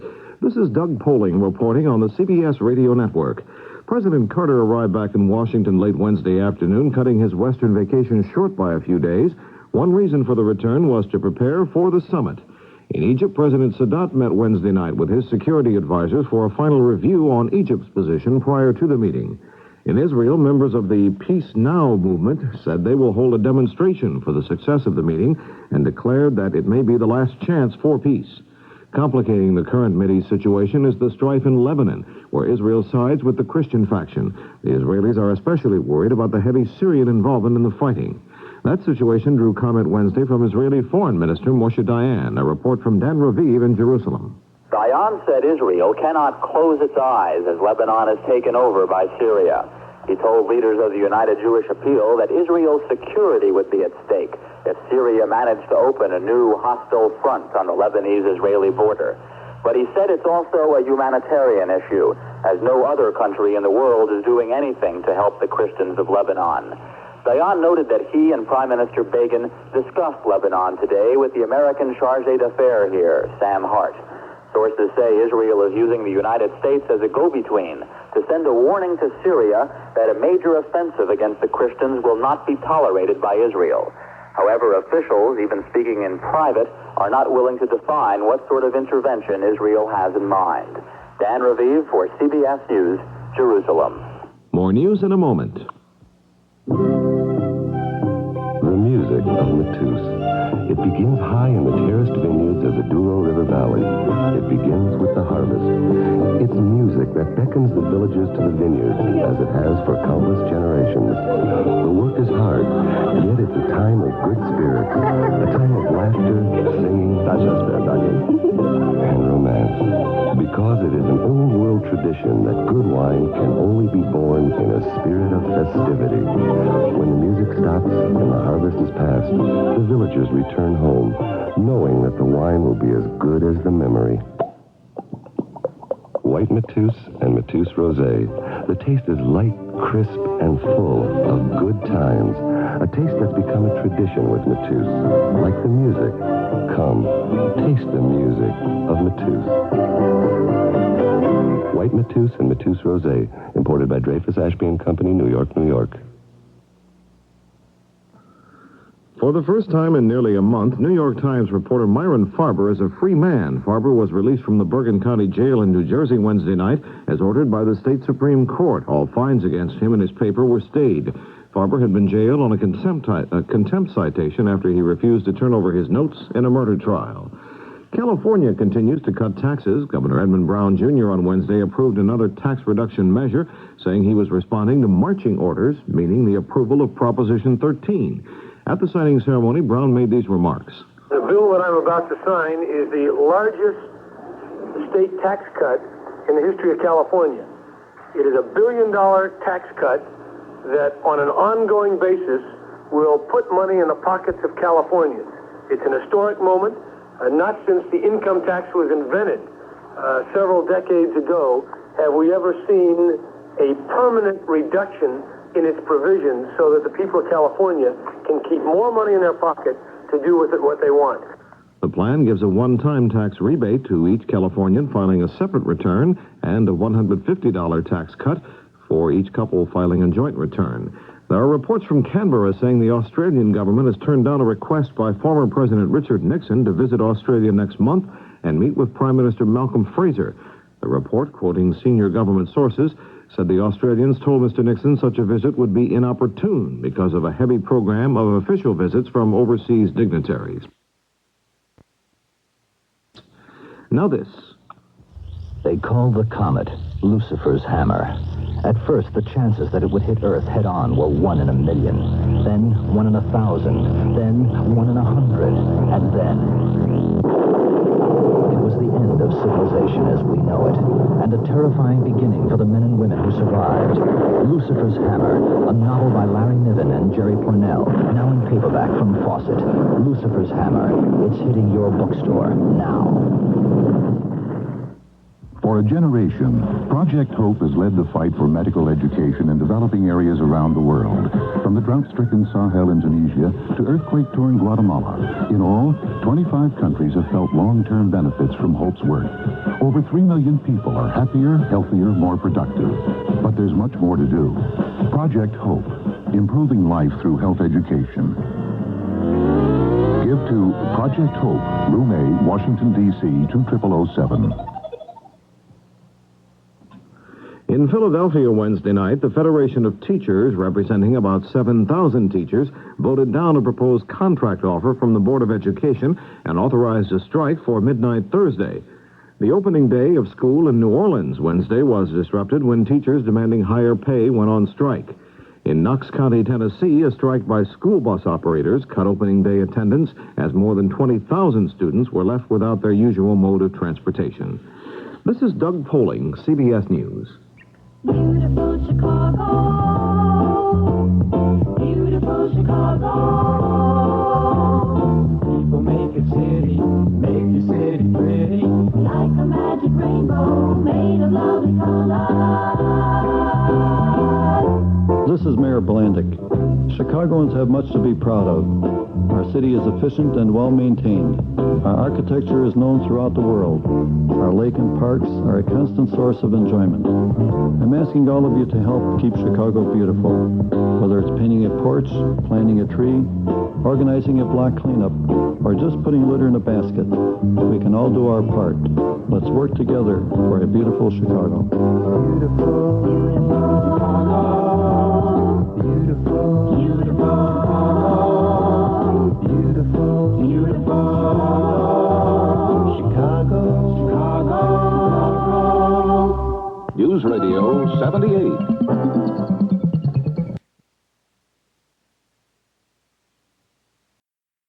First in news, we're CBS News Radio 78, WBBM Chicago. The CBS Radio Mystery Theater presents...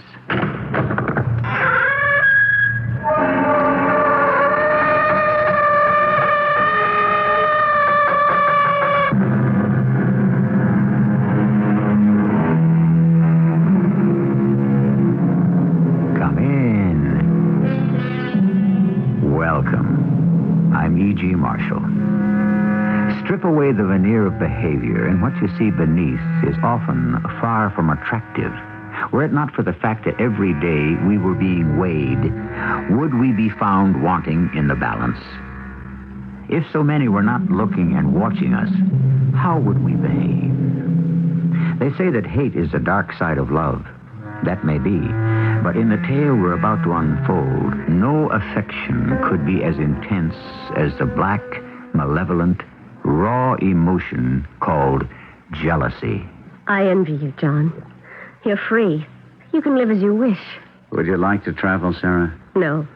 I'm not a wanderer. That's not it. You just feel that you have to get out of this town, right? That life is passing you by? Yes. That's it. Passing me by. It doesn't have to. You mean run away? Leave my husband? Think about it.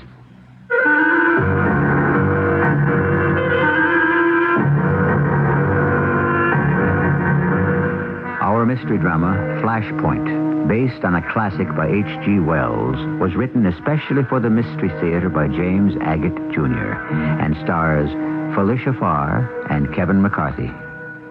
I'll be back shortly with Act One. Ah, the summertime. Time for swimming pools, barbecues, and all kinds of outdoor activities and fun. But also time for extra safety precautions. To make your summer more enjoyable, Underwriters Laboratories want you to please remember that water and electricity never mix. Water or dampness increase the possibility of a shock hazard. So avoid using electrical appliances where they might fall into a pool or wet surface. Also, refrain from using electric rotisseries or power tools where they may get wet. And never attempt to use an electric lawnmower or hedge trimmer when your grass or shrubbery is wet. And remember, outdoor extension cords are designed and tested to withstand conceivable climate conditions. So be certain the extension cord you use outdoors is labeled for outdoor use.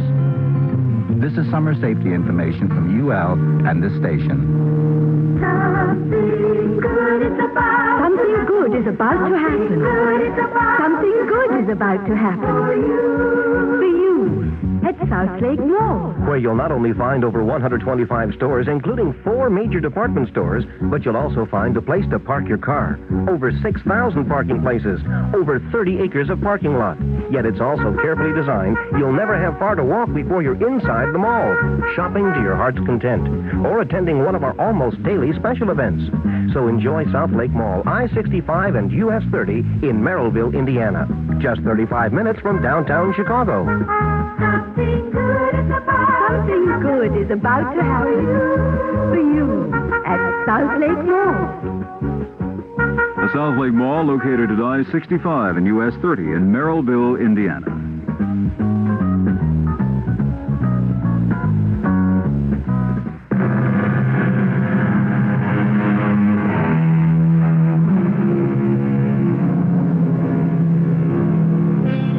H.G. Wells was a writer of many worlds, indeed even of a war between worlds. He takes us now to the world of ironworks, the red-hot hell of the blast furnaces where metal is melted and rolled, and the sky filled with smoke and black dust. Men with unrecognizable faces stoke the fires, puddle the iron, and keep the mills rolling. Into this world of Pennsylvania industry, there arrives one John Roth, a writer for one of those slick magazines that cover the universe each month in 65 pages. I just couldn't leave tonight, Sarah. I had to see you once more. But it's all arranged. Where we'll be meeting tomorrow in the city. Silly, isn't it? I had to see you again. Just had to look at your sweet face once again. My dearest John. You think he suspects anything?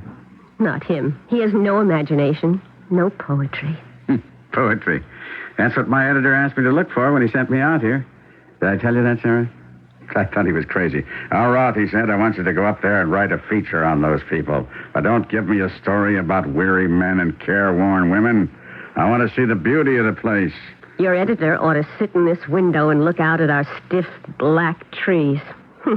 Beauty of the place. If it weren't for him, I would never have met you. I can see your face. When was it? A week ago? When Horrocks walked in the door with you and I looked up and you looked at me. You know, I've always meant to ask you about that. You know, your husband calls you Sarah, and you call him by his last name. I always have, I guess. Here it goes. Every hour, day and night, carrying coal to the furnaces. Ooh, it sounds like she's coming right through this house. Smoke! Under the door, through the windows. How do you stand it? You get used to it. I lived up this way when I was a kid. I guess that's why the editor asked me to go. Thought I'd get along with the workmen, speak their language. You're very good, John, at bringing people out. You know, when I was a boy, all this country was fresh and beautiful, and now it's hell. That's what the nights are all summer long. So hot you could cry. You don't think he's suspicious or anything? Not he. Well, tonight's going to pass quickly. And then you can say goodbye to all this filth. Tomorrow, everything will be clean. I can almost not believe it. Tomorrow. Oh, my darling, give me your sweet little hand. 1 week ago, I didn't know you, John.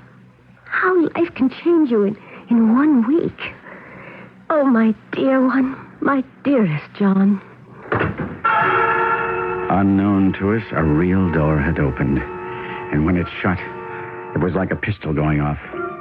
He stood in the corner of the room, the shadow making him look twice as big. When had he opened that door? What had he heard? What had he seen? Good evening. Good evening. Good evening. I was afraid I'd missed you, Mr. Horrocks.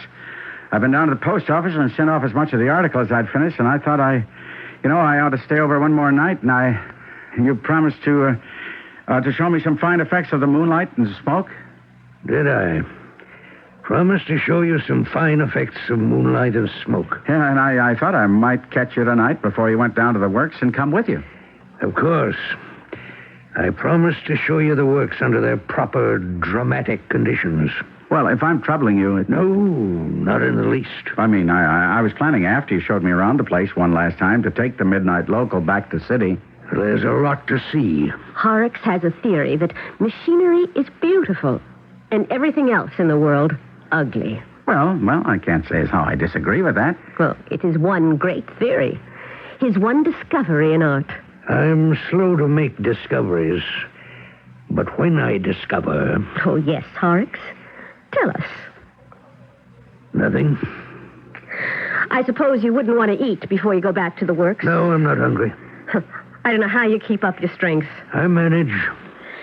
He is very strong, Mr. Roth. All the men say so. But I promised to show you the works. You ready to go? Yes, indeed. Very well. Let's be off, then. You'd better say goodbye to Mrs. Horrocks. Oh, yes. Good evening, Mrs. Horrocks. What did he mean? You'd better say goodbye. Why goodbye? Why not so long or au revoir? Oh, that's crazy. These iron men don't say things like au revoir. No. He doesn't know anything about... He couldn't guess anything. But where are we? He's leading me along the path beside the railroad. I can see the blast furnaces up ahead. So you almost finished what you were writing, Mr. Roth. Well, I talked to everybody I could find, thanks to you. Now all I need is a little descriptive poetry. All those fine effects you mentioned. Fine effects. Oh, yes. Everywhere. I'll show them to you. I'm not a poetic man, Mr. Roth, but I got eyes. These tracks along which we're walking, they're the veins and arteries of the furnaces. Tons of coal roll along here every hour. A bloodstream feeding the furnaces. That's good. A bloodstream. Very good. You see down there those big, fat, white sparks? Mm-hmm. Steam hammer makes those. Clutch it. One misstep and you're down that embankment and we'd never find you. I couldn't tell whether Horrocks had pushed me or grabbed at me. He lifted me up as if I were a toy and set me down closer to the tracks. I looked up at him, and his face broke into a big smile. You stick close by me. I'll take care of you good, Mr. Roth. Come on. We've a ways to go. They get across the tracks before the next coal train comes. Every hour, you know. Not enough room for a man to stand on this side. Hey, easy.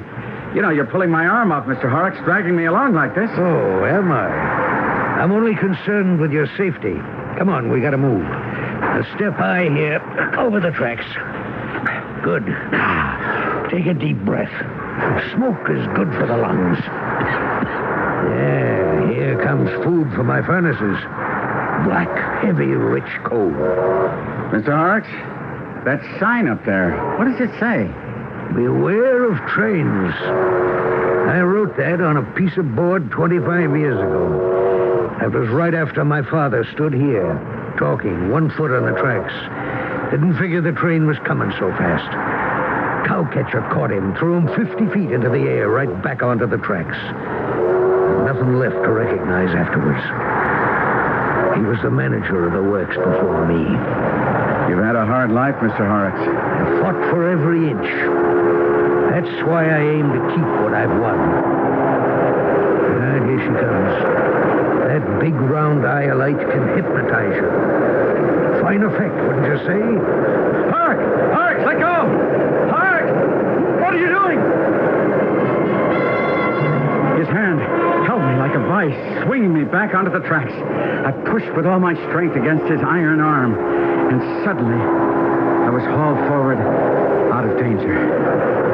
What had happened? I was filled with doubt. If he meant to push me in front of the train, why had he rescued me?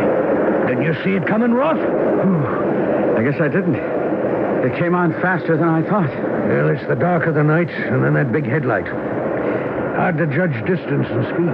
It's deceiving. I told you about my father. You know, Mr. Horrocks, I think I've seen about enough tonight, and I think I'll head me over to the railroad station. Oh, no, laddie, no. Much more. Huh? The cones. That's a rare sight. You'll be right above it, right over the furnaces. You gotta see it from there. It's like staring down into a volcano. You can't miss that. That coal train. I'm still shaking. You're safe with me, Mr. Roth. I wouldn't have had you run over then for the world. Still, writer John Roth is not sure that James Horrocks means what he says, that he is safe with the Ironmaster. Nor is he certain that Horrocks is unaware his wife is going to leave him in the morning. Surely Horrocks wouldn't do anything dumb. Even if a wife was running out on a husband, would any man in his right mind push his rival under a train for that? That is, presuming James Horrocks is in his right mind. My bet is we'll know a great deal more when I return with Act Two. Hey there, home improver. You see the old paint on your house is wearing a little thin, and so's your bank account? Well, right now you can save a bundle, Bunky, at your Olympic dealer. Buy 4 gallons of any one Olympic product and get 1 more free. Olympic Overcoat, the house paint made to cover old paint. Olympic Stain in both oil and latex. Hurry, 1 free with 4 on all Olympic products till September 16th at your participating Olympic dealer. He's in the yellow pages. Wanna hear you grunt? Wanna see you grin? Until you experience jumping off of a mountain, driving a truck, learning how to ski, or learning how to survive by yourself, that is a learning process to overcome the unknown. In the Army, your mind and body are challenged every day because the most important thing you have to depend on is you. For more information, see your local Army representative. Delta is ready when you are. Delta is ready to fly.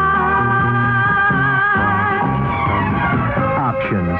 That's the name of the game. Keep your business options open and you'll stay open for business. When it comes to travel, Delta offers all the options you could ask for. To Miami, Fort Lauderdale, Delta gives you the option of 6 daily nonstops with a wide ride TriStar every morning. Your Orlando option covers 3 nonstops a day and a 1-stop through jet. To Tampa St. Pete, Delta gives you a choice of 3 nonstops. And you can save up to 50% with some restrictions on Delta Super Saver fares to all these cities. Call Delta or your travel agent. That's another nice option. Is ready when you are.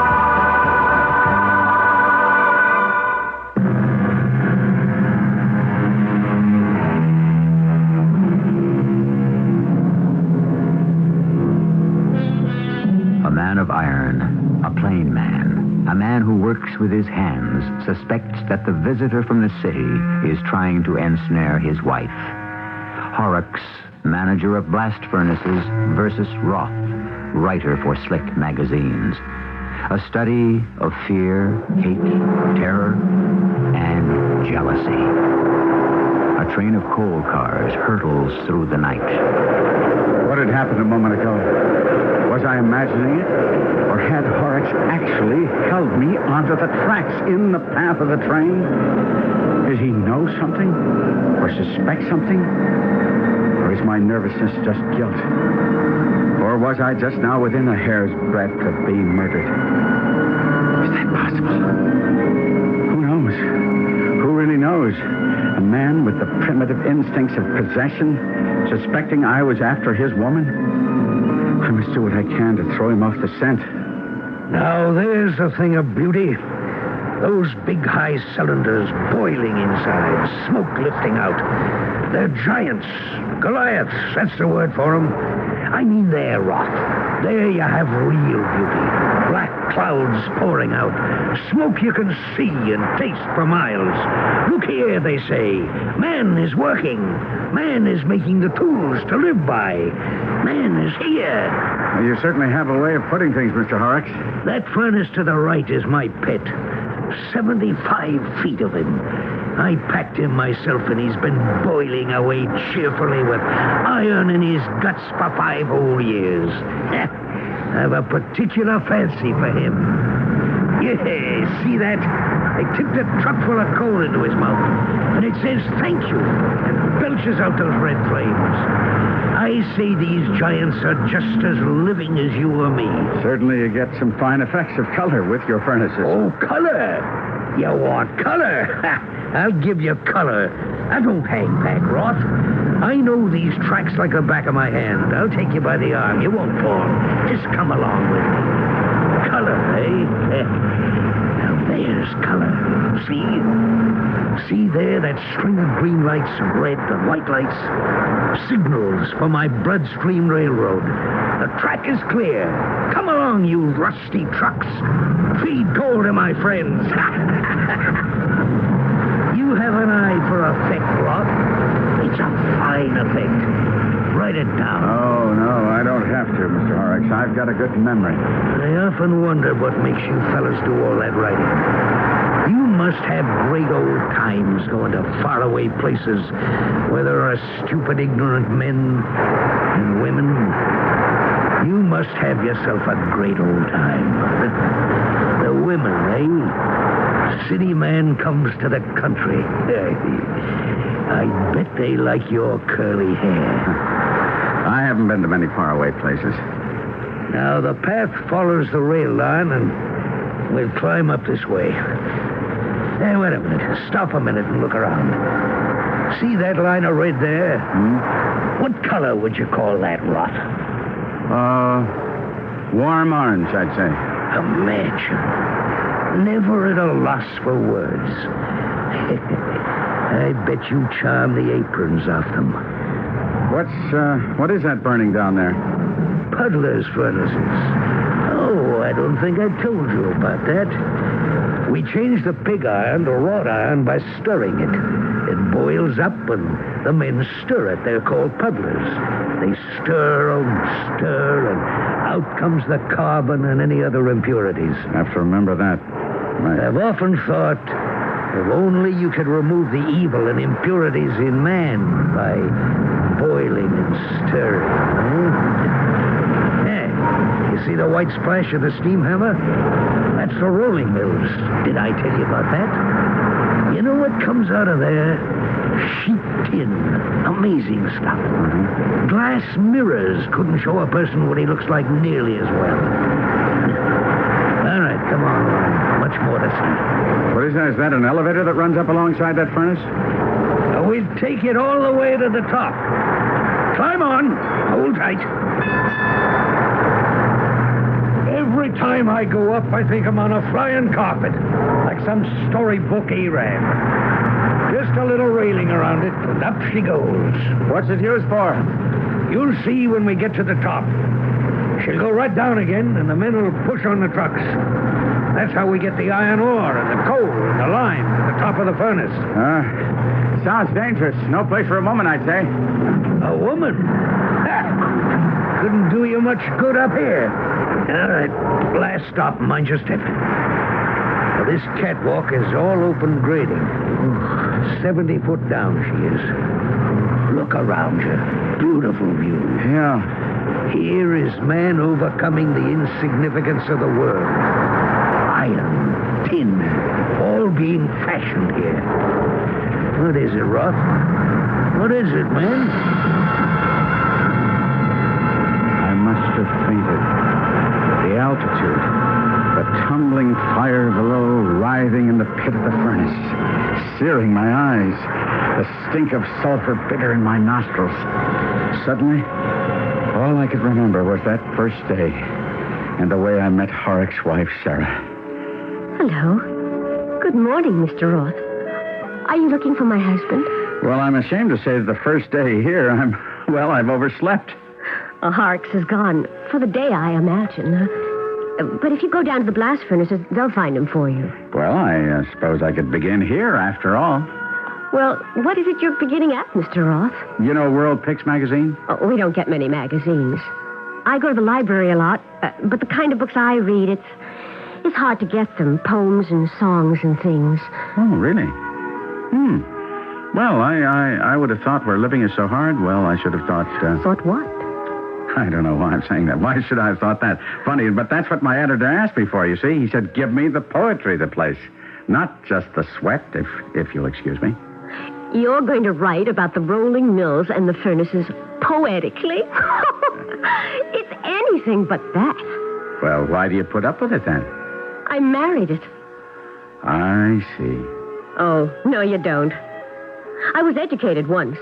Went to a good school. Thought I might like to paint once, but Horrocks came along.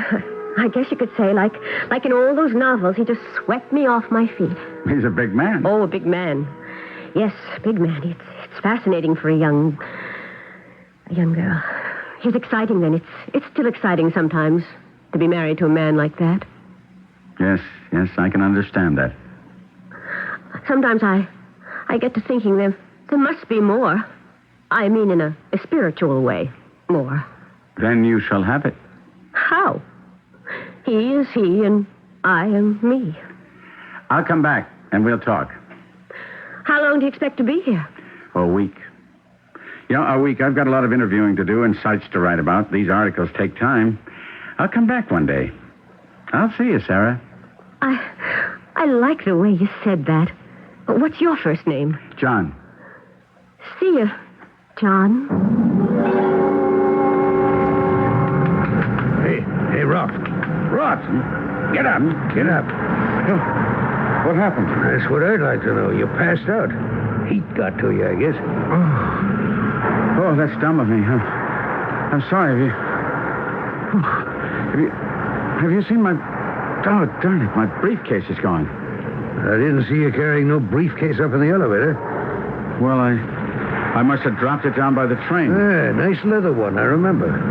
Well, I'll take a look for it when I go down. No, I'll find it if it's there. Well, of course. That's what I meant. The both of us. We'll look for it together. I didn't like the way Horrock said that. I don't know whether you caught the inflection.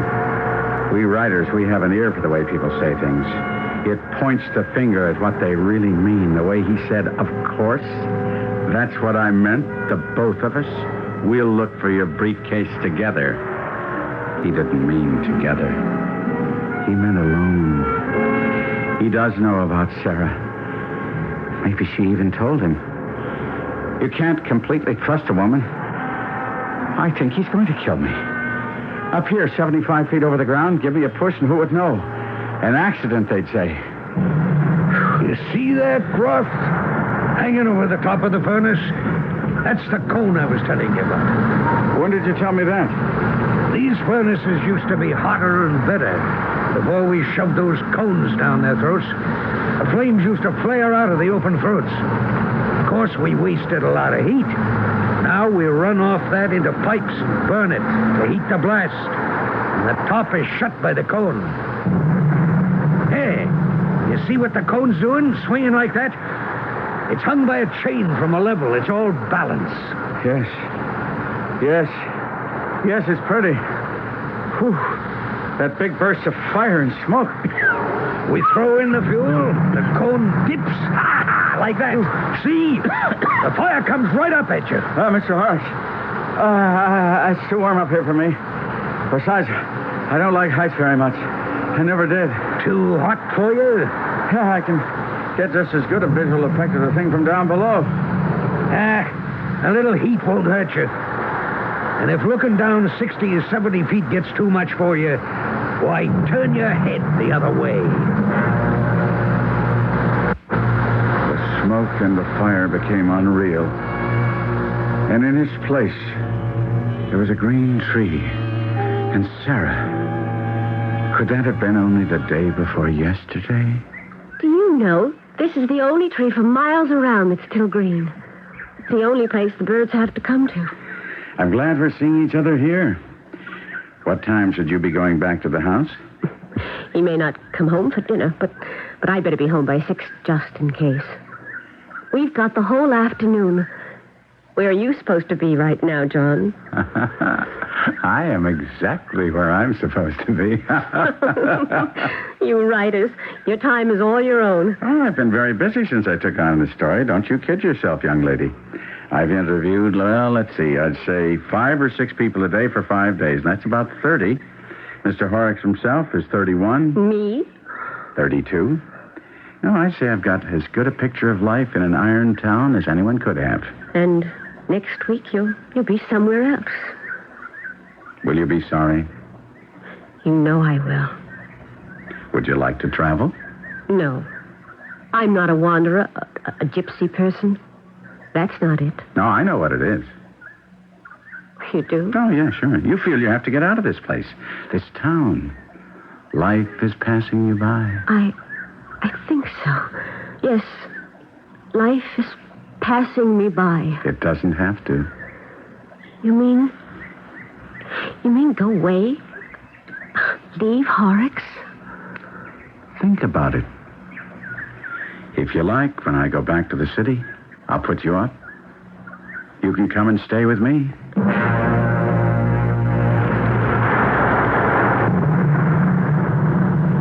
It gets you, doesn't it, Roth? Right down there in the middle of that cylinder. Do you know it's near 1,000 degrees? If you were dropped into it, pal, you'd flash into flame like a pinch of gunpowder in a candle. I know. It's the poetic description you're looking for. All right. Did you ever see such reds? Even the vapor is blood red. Red and hot as sin. If you turn your head just a little to where the moonlight falls on the catwalk, why, it's death, what? White as death. How graphically H.G. Wells portrays his characters and their lives. The fascinating thing about his writing is that you can almost smell the smoke, sense the heat, and see the flames that are consuming iron ore and the souls of these people. Life and death sway on that catwalk 70 feet above the ground. I shall be back shortly with Act 3. Grease stain, oil stain, mud stain, and chocolate. When you want a tough stain out, shout it out. Now you can prove Shout's a mom's best friend. Before washing, just spray it on a tough stain. Wait a few seconds. Turn over the fabric and see how Shout penetrates right through to the other side. That's right. Shout saturates, really penetrates. It's almost like spraying both sides of the stain at the same time. So when you want a tough stain out, shout it out. I always thought that leaving home would be so easy then. But Now I'm gone, I wish that I could see you both again. It's hard to say I love you, but I've got to find a way. So it's never been easy to say. If you love him, tell him. You're not as far apart as you think. A thought from the Church of Jesus Christ of Latter-day Saints, the Mormons. Who is it? Hello, Chief. This is your ace sports reporter, Granlin Wheat, calling from the press box at Wrigley Field. What do you want, Wheat? Chief, grab a pencil. I've just witnessed the longest game in the history of Major League Baseball. A 6-hour, 30-inning pitcher's duel. The final score, 24-23 with 16 home runs, 64 hits, and 15 errors. Is your pencil sharp? A box score like that over the telephone? That's complicated. Wheat, you're a ninny. It wouldn't be a ninny if your telephones were equipped with Quip. What? Quip can take almost anything you put on paper, words, pictures, and all, and send a copy of it cross-town or cross-country in just minutes. That's why it's so popular with all kinds of businesses. That's fantastic, operator. How could we get a Quip? Sorry, men. Your time is up. To inquire about Quip, QWIP, call toll-free 800-221-2222. That's 800-221-2222. Quip Systems is a division of Exxon Enterprises, Inc. This is WBBM Chicago.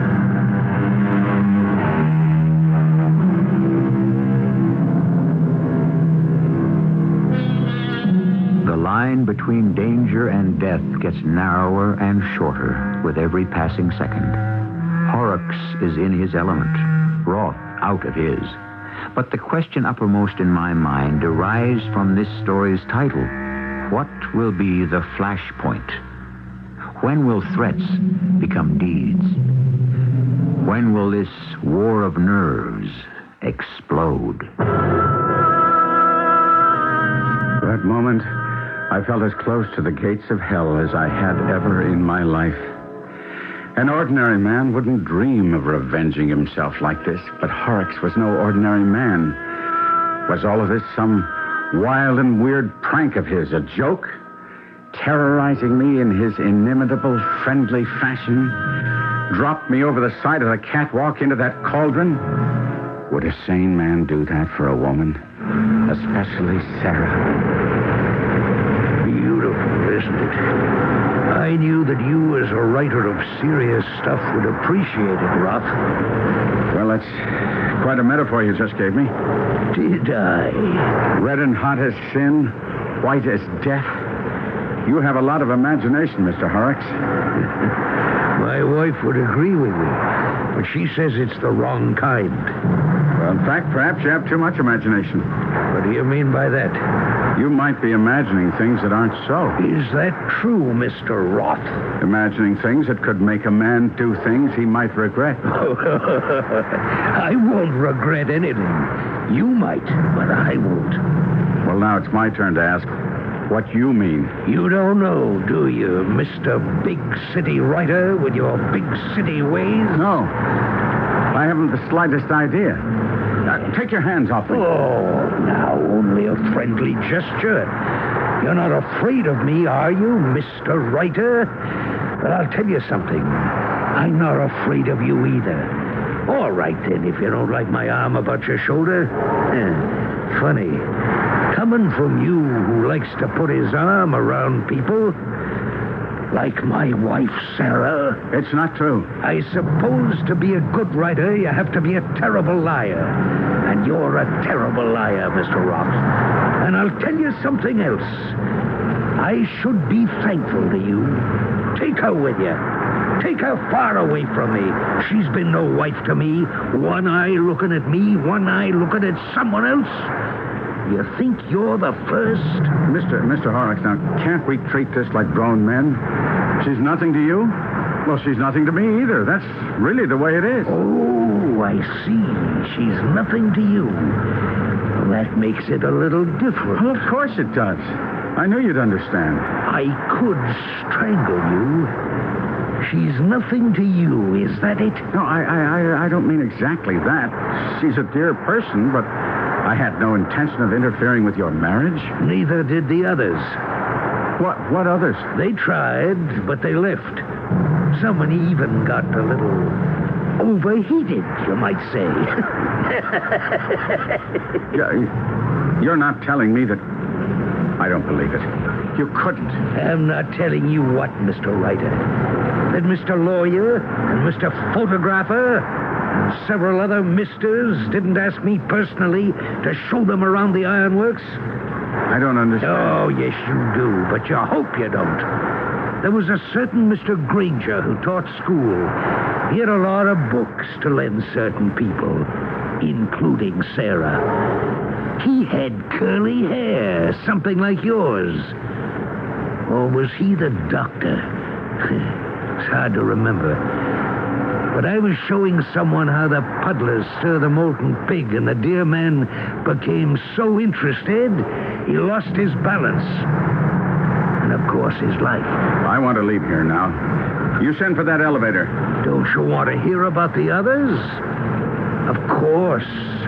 You're the first, Mr. Roth, who were interested in the poetry of these ironworks. There's much more to be seen from up here. Horrocks, I'll forget everything you told me. See, I don't remember a thing.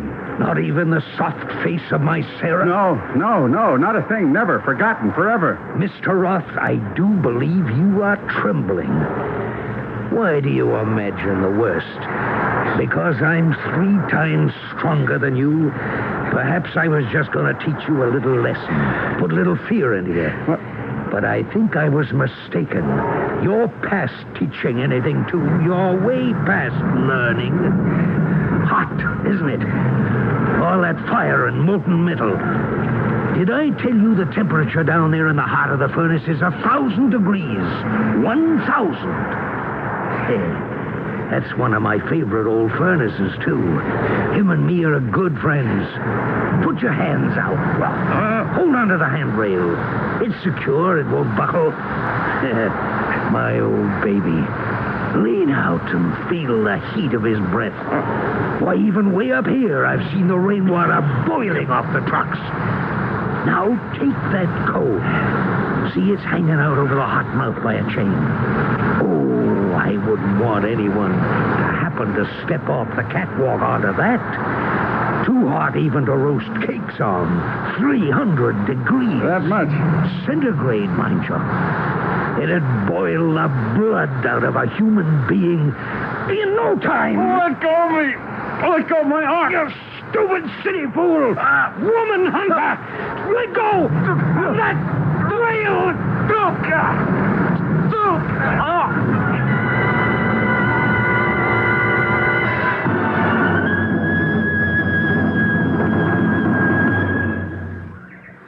I don't much like being the one who brings the news. When we have an accident like this, the hardest part is the telling about it. I can understand why it's hard for you, too. These things don't often happen, but the terrible part of our kind of work, I've always said so, sir, is that there's never a body left to bury. It all gets consumed in the iron. And this isn't the first time. There's iron holding up bridges all over the world with men's bones mixed up in it. Look, if you don't mind, sir, I'd rather I wasn't the one to bring the news. Would you mind very much? No. Oh, thank you. There's bound to be upset feelings, and I'm not a very good one to deal with that. Good morning to you, sir. And I'm sorry, very sorry.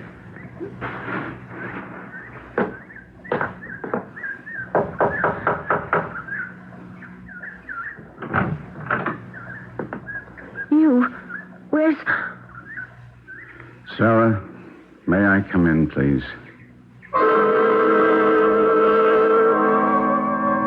Now, Sarah, you have to stop shaking like that. Try to get a hold of yourself. I can't help it. It's taken hold of me as if I have no control over my body anymore. I'll make us some coffee. Now, you sit here. Just wrap that blanket around yourself. Keep warm. And I'm sure I can find everything in the kitchen. No, don't go, Mr. Ross. Would you mind? Just come back and sit where you were. Sit here with me in the living room. Please, don't leave. Don't leave me, please. All right. What a night it's been. Were you with Horrocks all the time, Mr. Roth? Sarah, can I ask you, what is it? I mean, suddenly you're so formal. This Mr. Roth business. What are you talking about? Well, we're not exactly strangers. Mr. Roth? I don't know what you're talking about. All right, forget it. I'm sorry I mentioned it. Just suddenly we don't know each other? Well, we're not friends. I only met you a week ago, Mr. Roth. My husband introduced us. You were writing an article about blast furnace people for a magazine. I don't know what you expected of me. Nothing, Mrs. Horrocks. Did you say you were with my husband the whole time? I was. He took me on a tour of the plant, along the railroad to the furnaces, and then we took the elevator up to his favorite, or one of his favorites. Don't tell me any more. I don't want to know. He fell. There was always that chance. It gets so hot up on the catwalks it can melt your brain. He probably didn't even know, and then burning. Horrible. Oh, God in heaven. So painful. Oh, my darling Horrocks. No. Oh. Mrs. Horrocks, the foreman said that it was all over in a flash. Mr. Horrocks would never know anything, never suffer any pain. He burned to death.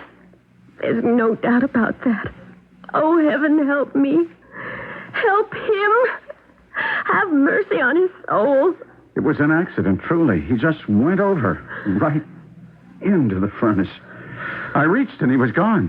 But why? How could he? He's been up there 1,000,000 times. What was he doing? No. Don't tell me. I know. I want to know. Oh, John, why? Sarah, my dear.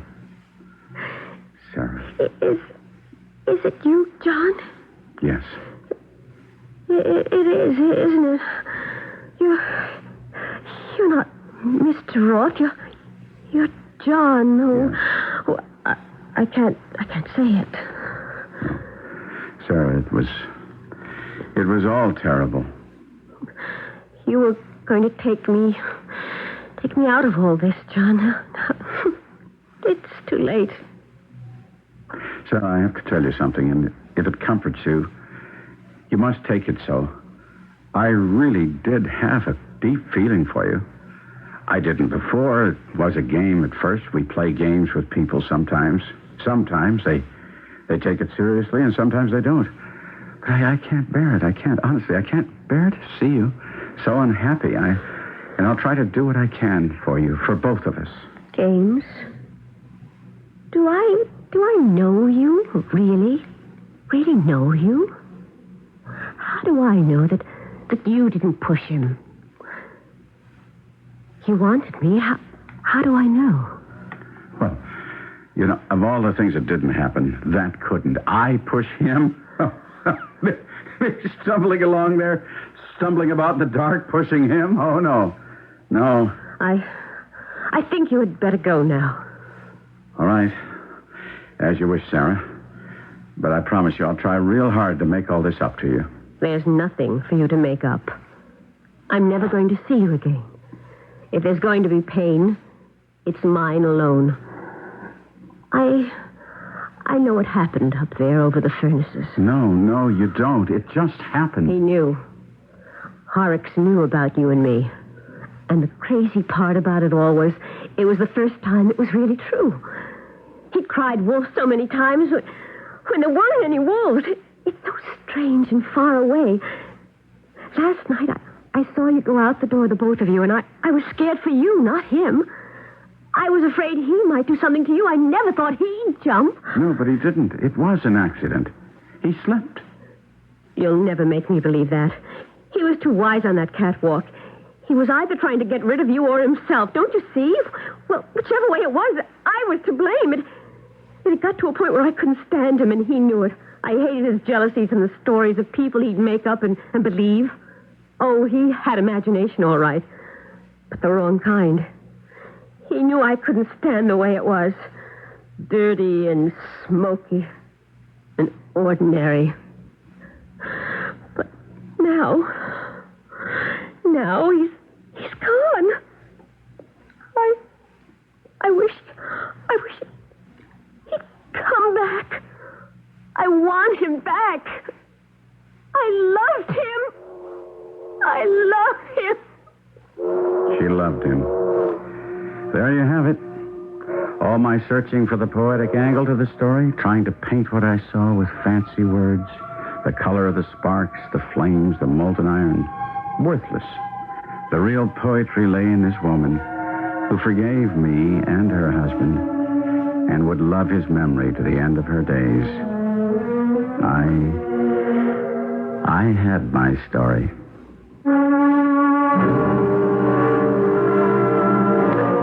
The skies over the world of blast furnaces are black. The men toil on. Life is ground from stone. Iron is wrought. Can we gain an insight into our age from Mr. Wells' story? Is there a point beyond the flashpoint? I'll see if I can add it all up when I return shortly. Do you know what happened in Boston in 1636, 140 years before there was a United States of America? America's first college was founded. Our forefathers knew that the new world would need the light of knowledge as well as the light of freedom. And they were right. Ever since, ideas from our college-trained minds have helped America grow and prosper. But today, many of our colleges are in financial trouble, deep trouble. Due to rising costs of energy and most everything else, the money just isn't there for all the new books, the modern equipment, and young professors that are needed. So programs are being blue-penciled. Faculties are being reduced. We can't let this continue because we can't afford to run out of ideas. We need them so badly to solve all the problems our country faces. So make America smarter. Give to the college of your choice. A public service announcement of this station, the Advertising Council, and the Council for Financial Aid to Education.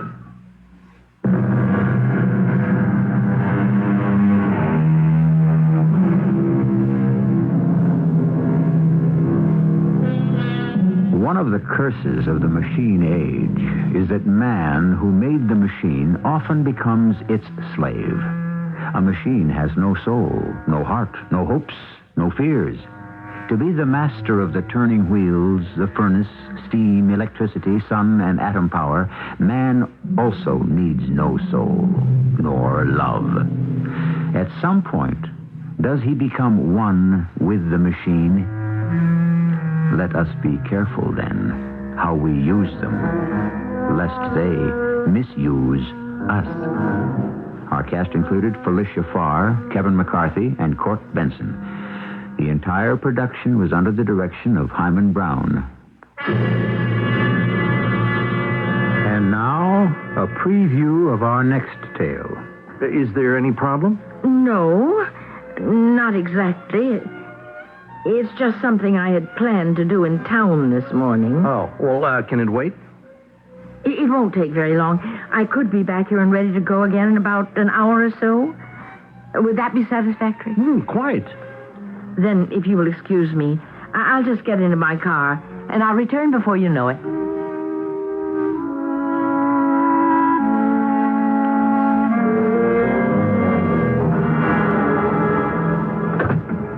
Well, morning, Miss Palisade. Good morning, Sheriff. Can I do something for you? Sheriff, something is going on. Oh, I wouldn't doubt that. Something's always going on somewhere. In my house.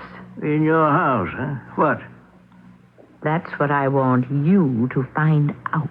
This is E.G. Marshall inviting you to return to our Mystery Theater for another adventure in the macabre. Until next time, pleasant dreams.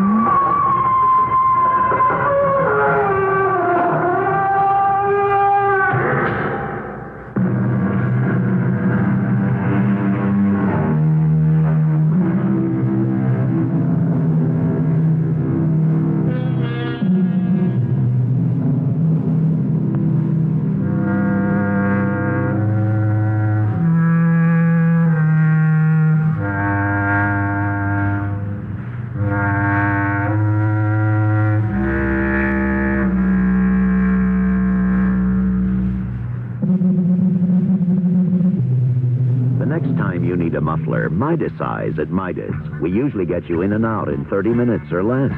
I got Midas-sized on August 2nd, 1975 in 19 minutes and 32 seconds. We all knew we were watching a world's record. Gladys and I had both our cars Midas-sized on the same day. My muffler took 28 minutes. Her muffler took 22 minutes.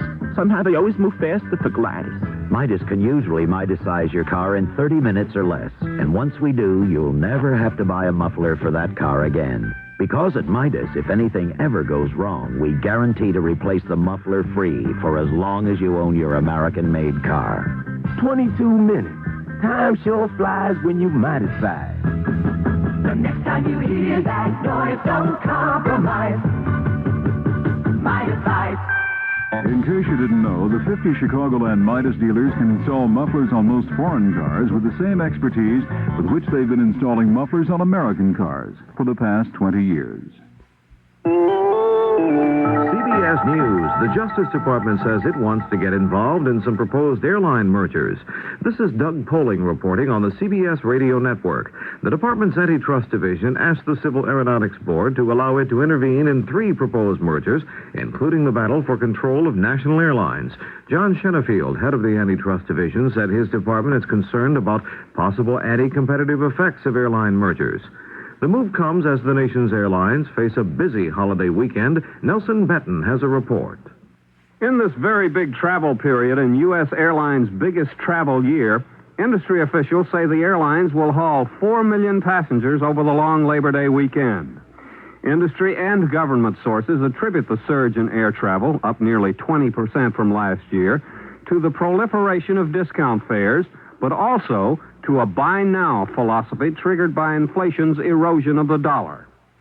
Air travelers have a new advantage this weekend. On Sunday, a revised bumping rule goes into effect.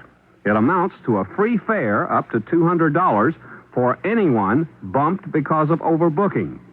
Nelson Benton, CBS News, Washington. More news in a moment. It's 69 degrees. The time is 11:07. The CBS Radio Mystery Theater presents...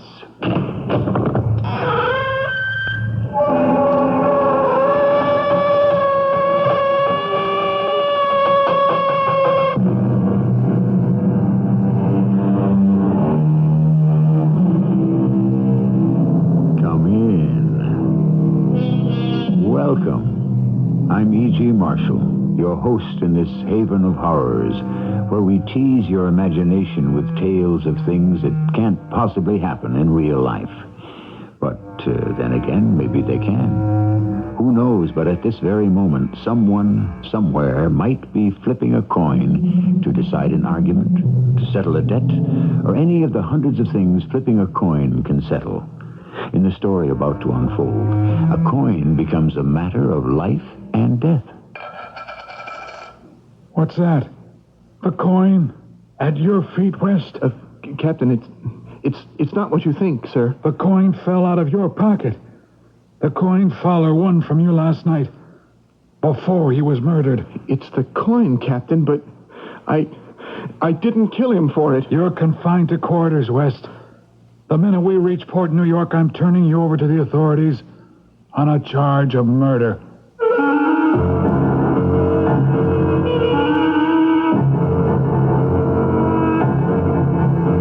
Our mystery drama, Devil's Gold, was written especially for the Radio Mystery Theater by Bob Jurin and stars Russell Horton. I'll be back shortly with Act One.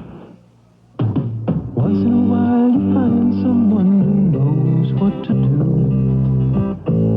and that's someone you can talk to. Once in a while you find someone who cares about you, someone you can talk to. For life and health insurance that puts your individual needs first, talk to your life underwriter. Get advice, personal service, and that special expertise in making the future secure. Your life underwriter, only a phone call away. We all need someone to talk to once in a while. Someone to tell our dreams to help make those dreams come true. Your life underwriter wants to see you smile. That's certain. certain special someone you ought to talk to once in a while. A message from the National Association of Life Underwriters. Do you know what happened in Boston in 1636, 140 years before there was a United States of America? America's first college was founded. Our forefathers knew that the new world would need the light of knowledge as well as the light of freedom. And they were right. Ever since, ideas from our college-trained minds have helped America grow and prosper. But today, many of our colleges are in financial trouble, deep trouble. Due to rising costs of energy and most everything else, the money just isn't there for all the new books, the modern equipment, and young professors that are needed. So programs are being blue-penciled. Faculties are being reduced. We can't let this continue because we can't afford to run out of ideas. We need them so badly to solve all the problems our country faces. So make America smarter. Give to the college of your choice. A public service announcement of this station, the Advertising Council, and the Council for Financial Aid to Education.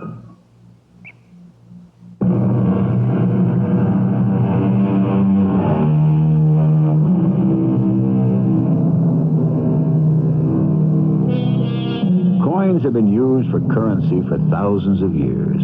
Coins have commemorated great events and great persons. Coins have played their part in history from pieces of silver to pieces of 8. And yet never has there been a coin quite like the one that turns up in our story. A story that begins in a New York City jail. Rusty, I'm Frank Barth. Oh, yeah, you're the lawyer the court appointed for me. That's right. I didn't kill that guy, Mr. Barth. Well, that's what the prosecution has to prove. The burden's on him. But the evidence against you The only evidence was that gold coin. There weren't any witnesses. There rarely are to murder. Guy Fowler was my shipmate, a buddy. I wouldn't kill him over a lousy coin, especially not that coin. I knew I'd get it back. That's apparently what you said in front of witnesses at the card game. And it was in your possession after the man was murdered. I've got to know everything before we can plan a defense. And believe me, it's got to be true. It's all true. I swear it. Go ahead, then. I'm a merchant seaman, you know, and this thing started 2 months ago. We were in the Mediterranean heading for Derna. That's in Libya. We were pulling in at night, and the lights on the shore were sparkling. The air was warm. Guy Fowler, the guy who was killed, was on the deck with me. We were both looking forward to a couple of days' leave. Well, it'd be good to get off this tub for a while. I ain't been on a leaky peat like this in 40 years. Doesn't bother me. It's your first haul. You don't expect any better. Wait till you've been shipping for 20 years. What's this port like? You been here before? Yeah, once. Not bad. Oh, watch out for the shopkeepers, though. They'll steal you blind. Well, I don't have enough money left to steal. I lost most of it last night. Yeah, I know. You're dumb to try to beat these goons at poker. You're too green. I gotta learn all the ropes. I wanted to get my girlfriend something, you know, a souvenir. I heard the guys talking about some store in this port that's supposed to be so great. Yeah. The Devil's Boutique, they call it. No, that ain't its real name. They just call it that because it's so hard to find. Never seems to be in the same place twice, you know. Some guys claim it don't exist at all. But it's probably because they never found it. Well, have you? No. I ain't got no one to buy anything for. Well, does anyone know what street it's on? In Derna? Street names? It's nothing but alleyways except for a few blocks that they call downtown. But they say you recognize it because it's lighted only with candles. Well, maybe I can find something for Kim there. Sure you can. If you find the shop. We tied up in port, and the next day I took off alone and wandered around the town. It was a thrill to be in a foreign port for the first time. Narrow alleys, street vendors all over the place, the sun blinding bright. It was about noon when I first saw it. Off to the right was a little lane that seemed to wind around in back of the low buildings. It was completely deserted. I took a few steps down the rough cobblestone alley. It was dim, a place where the sun couldn't get to. There wasn't a sound. The bustle behind me seemed to have vanished. I walked slowly along the twisting alleyway. Well, there were a few shops, but they were all closed. I don't know why I kept walking, but something seemed to draw me along. And then the alley turned, and there it was. A small shop, brightly lighted with candles. In the window were clothes, leather things, beads, spices. There was no name on the door, but I knew I'd found the Devil's Boutique. Good afternoon. You are American, so I speak English. Welcome, buddy. Thanks. You are looking for something particular, eh? Something for a girl in New York. Yes. Jewelry, perhaps. Or something less intimate. A scarf. Look around. Relax and take your time. My shop is at your service. Yeah, okay, thanks. I'll just look around. The place was fantastic. I don't know anything about jewels or clothes or that stuff, but what I was seeing in this shop was dazzling. I picked out a silver locket for Kim, and it was then I noticed a scruffy-looking guy handling everything on one of the small tables. Suddenly, he slipped a gold candlestick underneath the robe he was wearing. He looked around and then headed for the door. Hey, you! What is the trouble, sir? That guy leaving, he took a candlestick on that table over there. He's stealing it. I'll get him. No, wait. It is all right. Well, you gonna let him get away with that? He is not getting away with anything.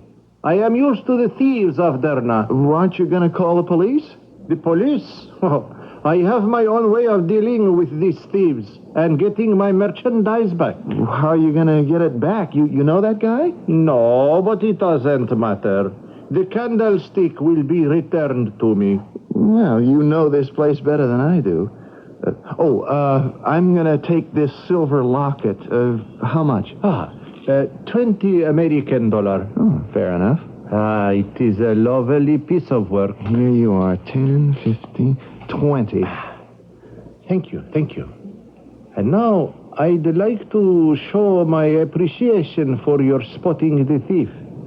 It is nice to meet an honest man. Well, I didn't do anything. You wouldn't even let me get him for you. That does not matter. But your interest in my well-being is greatly appreciated. Here, this coin is a token of my respect. Please, take it in friendship. A simple gift. A souvenir of the Devil's Boutique. You mean that's what you call this place? No, not I, really. But I am well aware of my reputation and how my customers refer to my shop. Here. Take it. Well, okay, but you don't have to. I realize that. But take it. It's yours.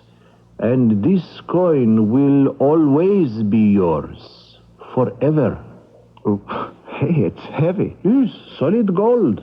Oh, look, now you can't... Please, it's yours. And as I said, it always will be yours.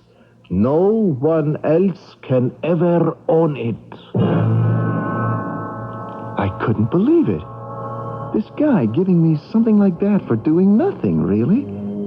I headed back into the streets of Derna, and 2 days later, we headed back for the States. You need a few bucks till we get paid off? Oh, thanks, guy. My girlfriend will lend me some. I'll be okay. Someday you'll learn not to let them punks take you. Yeah, someday. Well, we better get down. We'll be pulling into port in an hour. When I left the ship, I called Kim and told her I'd pick her up for dinner that night. I knew she'd spring for a loan, but I kind of hated to let her know I gambled away all my dough.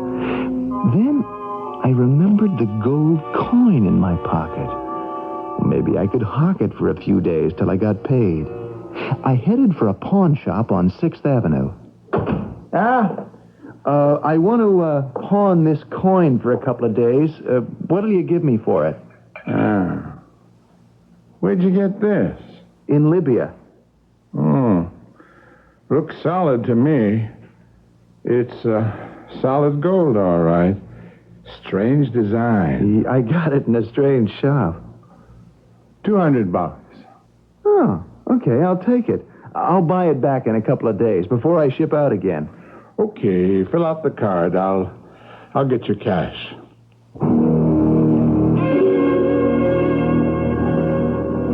Want some dessert, honey?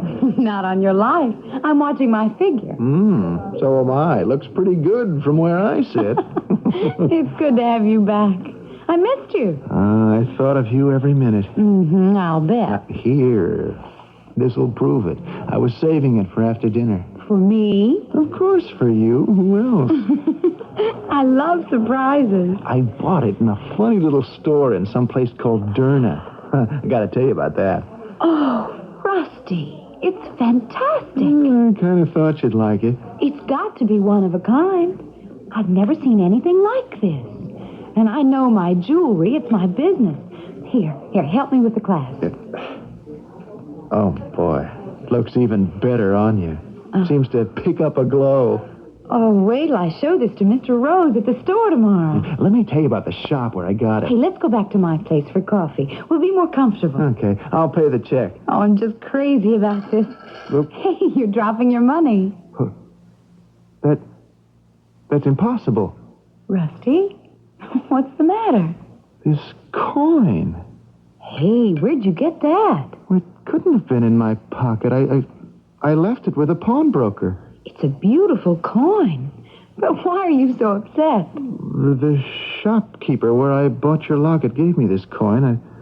I spotted a shoplifter. He gave me this as a reward, but I pawned this afternoon. I got $200. Now, how can I have it in my pocket? You probably forgot to leave it with the pawnbroker. He wouldn't hand over the money without the coin. I don't see how else it could have happened. What are you going to do? Well, I'll go back there tomorrow and give it to him. I got the money, but he didn't get the coin. Yeah? Oh, back for it already? I got an apology to make. I forgot to leave the coin with you. What? Well, you gave me $200 for a gold coin yesterday, but last night I found it in my pocket. Here. I don't get it. That's the coin. At least I think I did. You're sure? Wait a second. It should be in a brown envelope here on the top shelf. Well, it ain't. You got the coin okay, but I'll be darned if I know how that happened. Well, here it is. It's yours till payday. I can't believe it. Just an oversight. No, I don't mean that. Oh? I can't believe anybody could be that honest. How long you be gone this time, Rusty? Well, we're heading for England, probably 4 weeks, maybe 5. But I'll write you. I have your locket to remind me of you. What time do you have to be on board? In an hour. I got to get going. Oh, I just thought of something. I don't have the money to get back my coin. Oh, I'll lend it to you. No, I don't mean it that way. I'll take care of it when I get back from England, but I want you to keep the pawn ticket. I sure don't want to lose that. Oh, of course, I'd be glad to. I got it here someplace in one of my pockets. Well, that is curious. I thought I heard the clink of a coin. Could it be again? The last we heard, Rusty had taken his gold coin back to the pawnbroker for a second time, and here it is back. If you remember, at the start of our drama, Rusty was in jail for murder. How that comes about, we'll see when I return shortly with Act 2. Hello, this is James Earl Jones for Social Security. Every year, thousands of people enter the job market for the first time. If you're one of these people, here's some good advice from Social Security. If you don't have a Social Security card, You're going to need one because 9 out of 10 jobs today are covered by Social Security. You should apply as soon as possible because it takes about a month to get a card.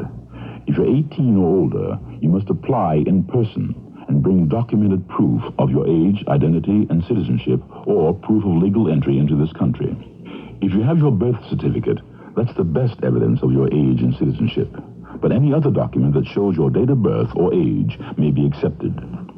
Proof of identity should include your picture, signature, date of birth, or other identifying information.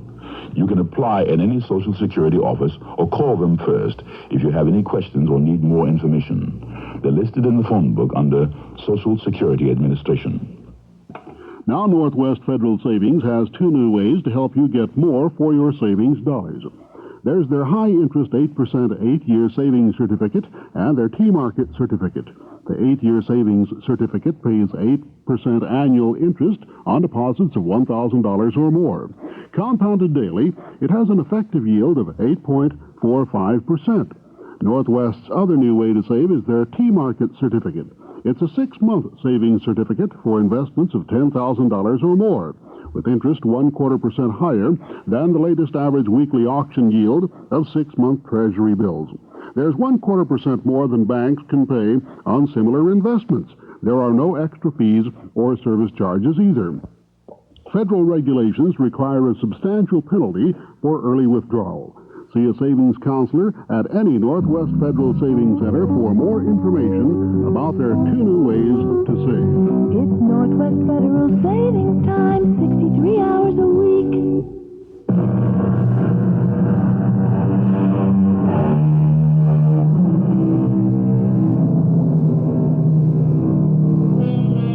You've heard about people who keep turning up when they're not wanted, referred to as a bad penny. Well, it seems that Rusty West's valuable gold coin, far from being a bad penny, nevertheless is bound and determined to keep turning up.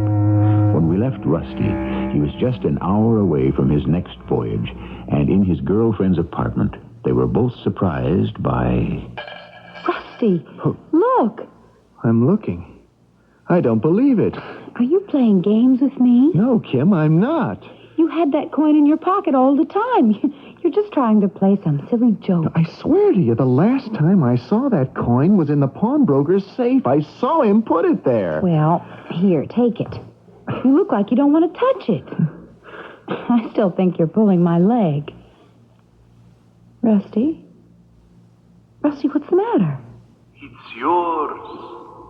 As I said, it will always be yours. No one else can ever own it. Kim, the shopkeeper in Derna who gave it to me, he said it would always be mine. No one else could ever own it. I didn't think anything of it at the time. You are serious. I am, believe me. I don't know how or why or what kind of magic this is, but somehow that coin keeps coming back to me. I can't lose it. Rusty, that gives me the creeps. Stop it. I am not kidding. You really mean it? I want to make one more test to be sure. What do you mean, test? I want to leave the coin with you. Hide it, lock it up somewhere, and let's see what happens. I don't know, Rusty. It can't hurt you. I can't explain it, but nothing is going to happen to you. Well, all right. I'll put it in a safe deposit box at the bank. I don't want the thing around here. Okay. Hold on to the pawn ticket and put the coin in the bank. And whatever you do, Kim, don't tell anyone about it. Anyone. I made it to my ship in time, and we sailed with the night tide. All I could think about was that strange coin. It had come back to me. There was just no way I could make a mistake with a pawnbroker a second time. And every minute of every day, I wondered when and where it would come back again. The trip to England was smooth.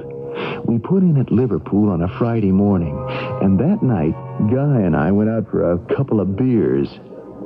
You really serious about making this sea your life, kid? Well, maybe not for life. A couple of years, though. Pays good, and I got no plans to settle down yet. What about that gal back in the Big Apple?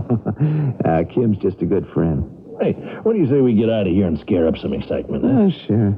Oh, I'll take care of the tab. I owe you a couple anyway. Okay, kid. Hey, you dropped something. Yeah, it fell out of my pocket when I reached for my dough. Hey, this is some coin. Feels like solid gold. Yeah, it is. Good luck piece? Sort of. Must be worth plenty. You know, you ought to wear it around your neck or something. The way you carry it around, you're gonna lose it for sure. So there it was. Again. Guy didn't notice how surprised and nervous I was. But I had to call Kim right away. I told Guy I was going to the men's room. I found a pay phone at the back of the pub and put in a collect call to Kim. Rusty, I knew you'd be calling. Kim, it's back. It just fell at my feet minutes ago. I knew it was going to. You knew? It was gone from the safe deposit box today. I drove the bank people crazy. I checked it every morning. Sometimes I'd go on my lunch hour, too. And today it was gone. Well, it's in my pocket right now. Oh, Rusty, I'm scared of that thing. Get rid of it, please. How can I? I didn't question it anymore. I just accepted the fact that I had a gold coin that would somehow come back to me no matter what I did with it, no matter where I was. After all, Kim had locked it up in a safe deposit box in New York, and it reached me in England. I began to realize how I could make some money with it.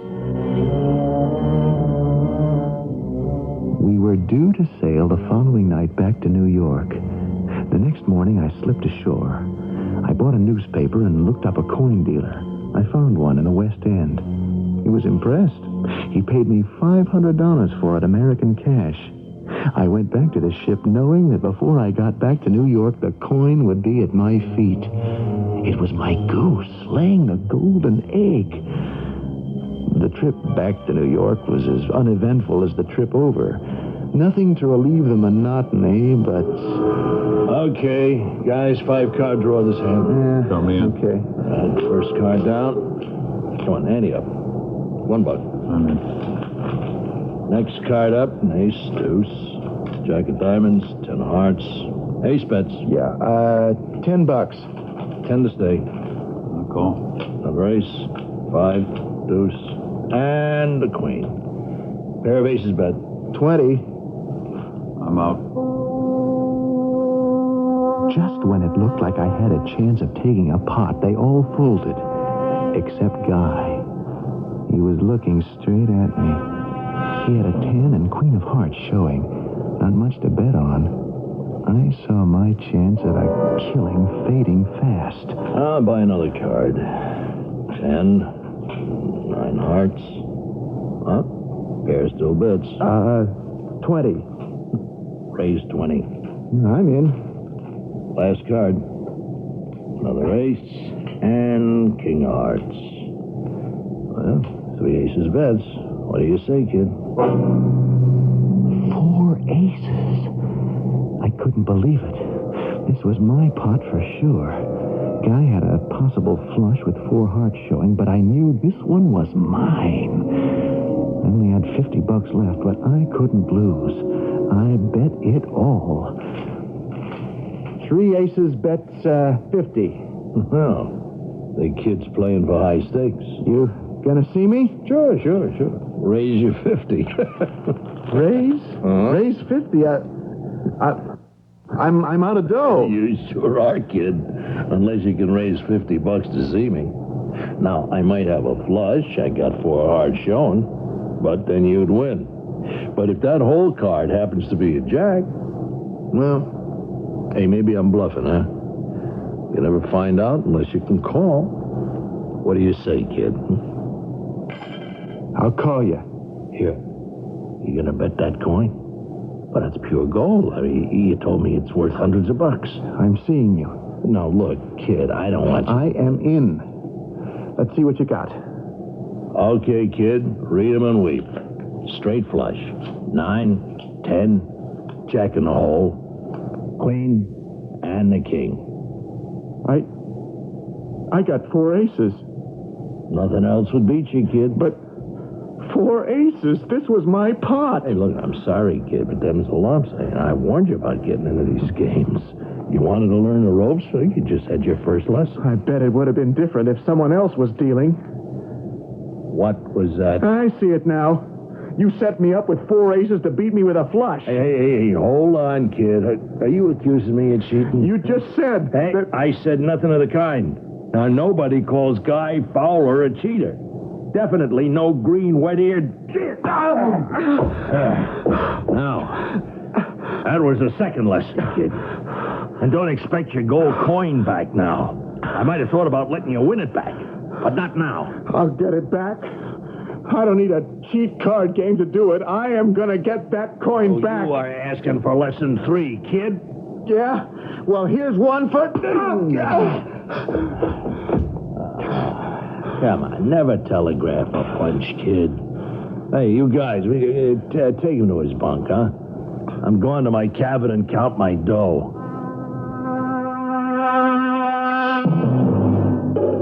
I woke up at 2 a.m. with something hammering in my head. Guy sure had laid one on me. It was dark, and I had a thirst like an elephant. I started for the head for a drink of water. As I passed Guy's cabin, I heard voices. Well, I wanted to avoid him for the rest of the night, so I got my drink and went back to my bunk. And the next morning, all hell broke loose. Guy was found in his cabin, dead.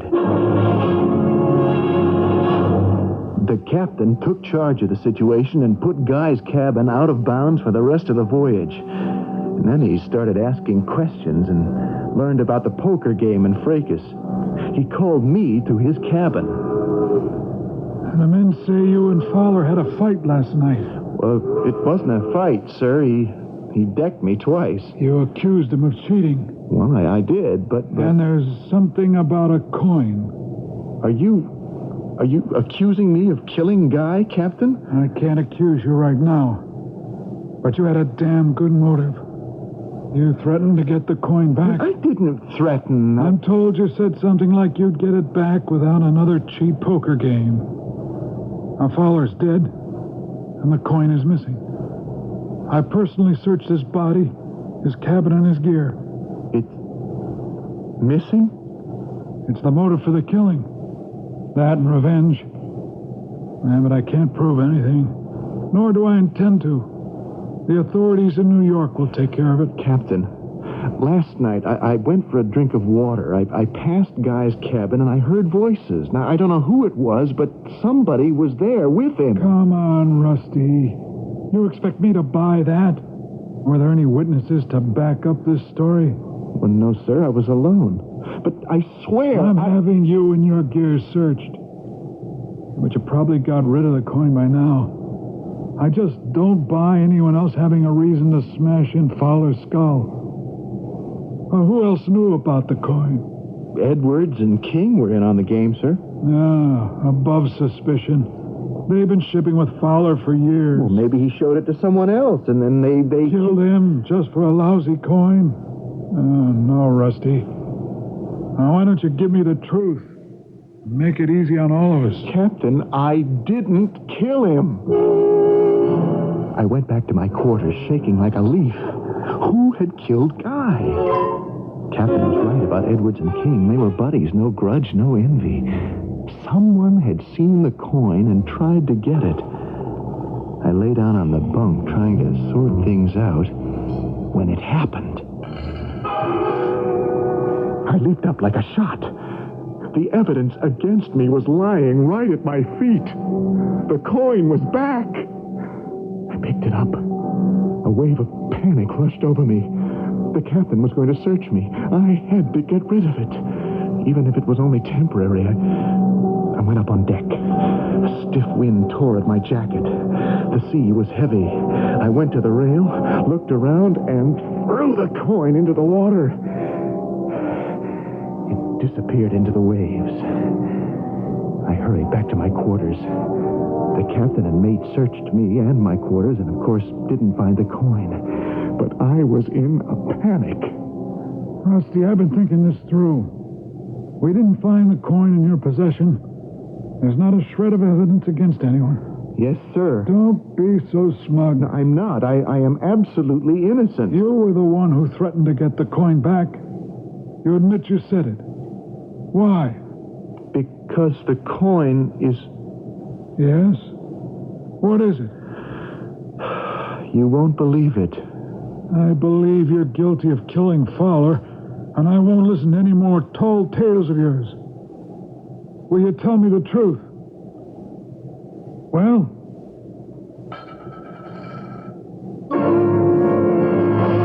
Here we go again. But this time, Rusty isn't so happy to see the coin return. Indeed, it did come back at the most inappropriate time. It seems that the goose that was to lay the golden egg is liable to cook Rusty's goose, if I may be permitted an appropriate cliche. But we can hardly blame the poor coin. It's only doing what it has to do. We'll see what deeper trouble lies ahead for Rusty when I return shortly with Act 3. You got roots. I got roots. Here eagles in the sky got roots. Everything that breathes got ties and roots. And every time we burn a tree, we're breaking up the family. Birds got roots. Bees got roots. All the children of the trees got roots. Moss got roots. Weeds got roots. All the flowers and the leaves got roots. And every time we burn a tree, we're breaking up the family. This has been a public service message on behalf of this station, the Ad Council, your state foresters, the Forest Service, Smokey Bear, and every living thing. It's about time, Chicago. About 12 times a day to New Orleans, to Houston 9 times a day, and to St. Louis 12 times a day. I'm talking about the number of times a day Delta jets take off to these cities. You know, Delta has the most nonstops to New Orleans, 5 a day, including a 9 p.m. night coach. To Houston, Delta has 4 daily nonstops, with the only wide-ride TriStar going. And when it comes to St. Louis, let's see someone top Delta's 9 nonstops from O'Hare and 3 from Midway. What's more, you can save on Delta Super Saver fares with some restrictions. Night coach as low as $96 round trip to New Orleans, $103 round trip to Houston, $45 round trip to St. Louis. So Chicago, it's about time. About time you call Delta or your travel agent. Delta is ready when you are.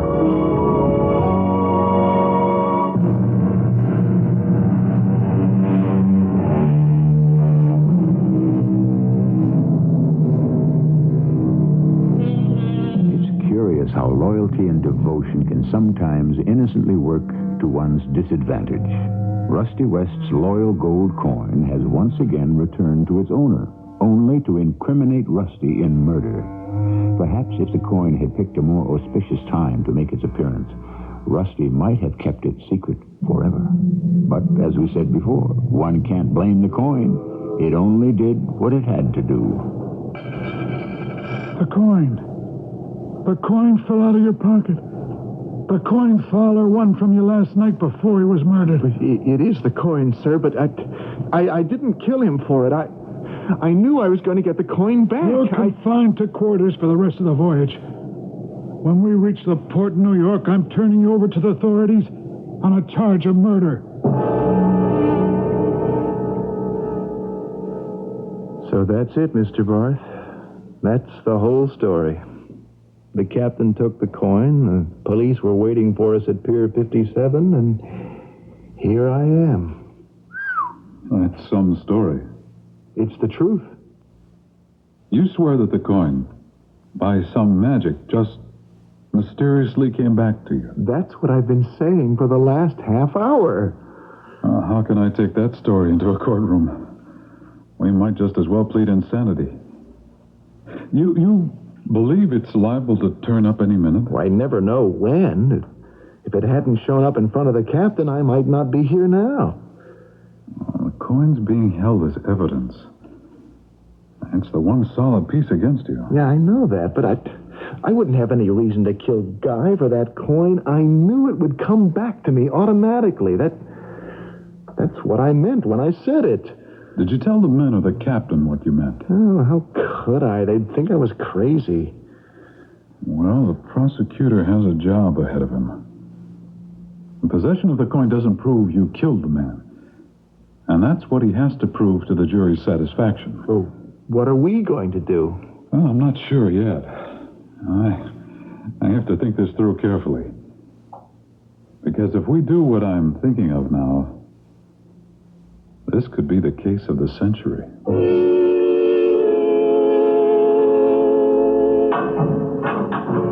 Rusty, honey, what are they doing to you? Kim, they said I had a visitor. I didn't think You didn't kill that man. You couldn't. Of course not, honey. Then why this? It was the coin. The man who was murdered won it from me in a poker game. They thought I killed him. Well, you told them you didn't.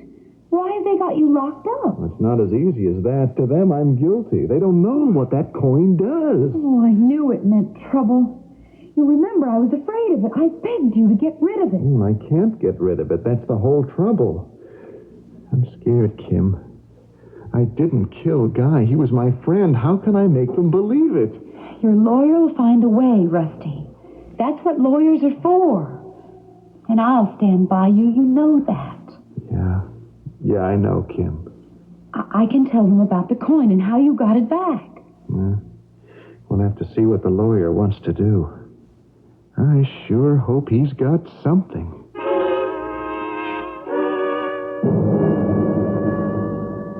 Rusty, I've made up my mind. I'm going to put you on the stand to tell your story, just as you told it to me. It's your only defense. You wouldn't kill anyone for the coin because you knew you'd get it back supernaturally. But that's what I've been saying. Is there any way we can count on the coin coming back now, while you're in jail? Because if you could produce the coin now, well, they'd have to believe your story. You sound as though you do believe me. I'm going into this trial believing you. I'm going in admitting that I believe in the magic of that coin. Now, do I have your absolute solemn word that all you've told me is true? Oh, you do. And even Kim will tell you about the safe deposit box. I plan to call her. I believe you. Now we've got to make them believe. I'm satisfied with the jury, Rusty. We've got their interest. I've got the whole court intrigued. I want to keep up this atmosphere. I want to make them feel the spirit world breathing down their backs. You sure know what you're doing. I feel a lot better knowing I've got an experienced lawyer. Rusty, an experienced lawyer wouldn't dare plead the case I'm going to. You happen to be my first criminal case. Things sure look black for me, Mr. Barth. Only temporarily. The testimony of the captain and the two shipmates today didn't help. But the court hasn't heard you yet. I wish I'd never found that shop in Durn. I wish I'd never seen that coin. Tomorrow I'm putting you on the stand. And I want you to tell your story to the court exactly as you told it to me.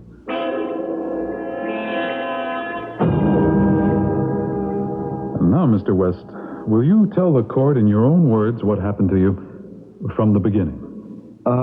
I'm a merchant seaman, and 2 months ago I had shore leave in a town called Derna in Libya. And then, right in front of the captain, the coin fell to my feet.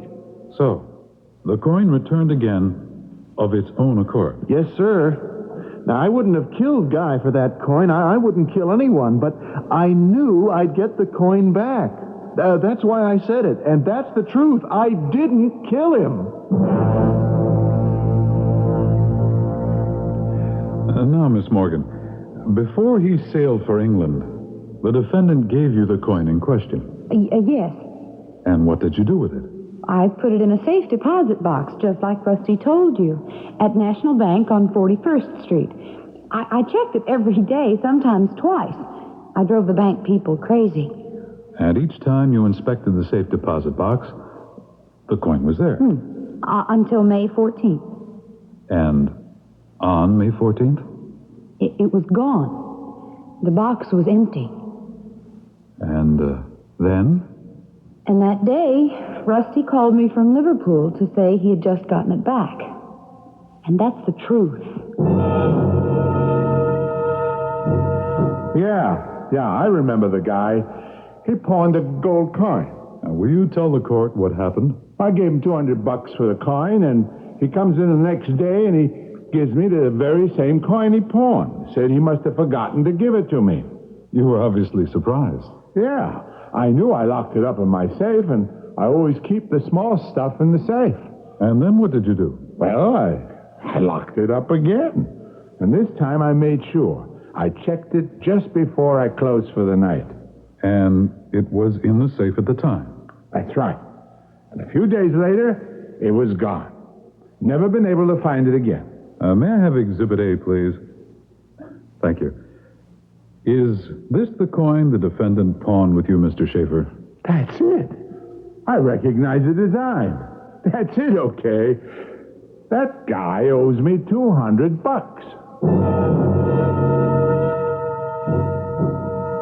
And in conclusion, we submit that the coin has or had the mystical property to act on its own. But the story of the defendant is true, as borne out by the testimony, under oath, of Miss Morgan and Mr. Schaefer. So I implore you, ladies and gentlemen, to keep foremost in your minds and deliberations that Rusty West did not murder to get his coin back. He knew he would get it back anyway. The defense rests. The testimony in this case seems to be without precedent. In fact, it seems also to be without credibility. I am instructing the bailiff to lock Exhibit A, the coin in question, in a double lock, tamper-proof container. And one of the keys will be given to me. We shall rule out sleight of hand in this preposterous case. Should the coin subsequently be found in the possession of the defendant, I shall have no choice but to declare a mistrial. We'll hear the prosecution summation tomorrow at 10 a.m. Court stands adjourned. Oh, nobody's going to believe it. Well, don't give up, Rusty. I've got one more. Mr. Barth. What's the matter? That man going out the door.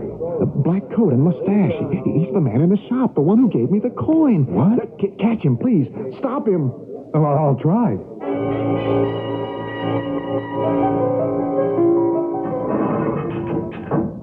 You, didn't get him, huh? Oh, he vanished. He wasn't anywhere in the hall when I got there. Too bad.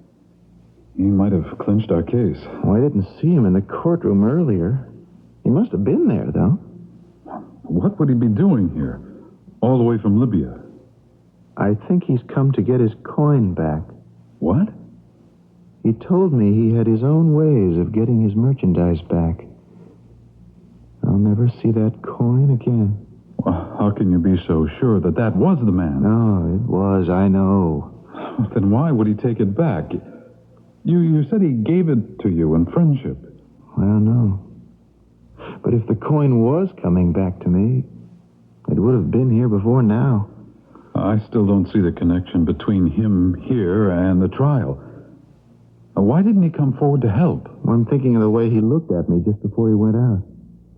I think maybe he knew I was making money on the coin, pawning it and selling it and gambling with it. Maybe he didn't like that. Maybe he thought I was just using it. I guess I'm through with it now. But maybe it's just as well it got me in enough trouble. And if the jury finds me guilty, I guess it doesn't matter much anymore. Ladies and gentlemen, You must decide this case on circumstantial evidence, on the testimony of the prosecution witnesses who claim the defendant produced the coin himself and who saw no magic involved, and on the testimony of the defense witnesses who swear the coin vanished mysteriously from their possession. Before sending the jury to their deliberation, may I ask if the defendant can produce the coin that is now locked in a steel box, its whereabouts known only to me and the bailiff? Your Honor, we would like... The jury will decide whom to believe. Bailiff, escort the jury to the jury room.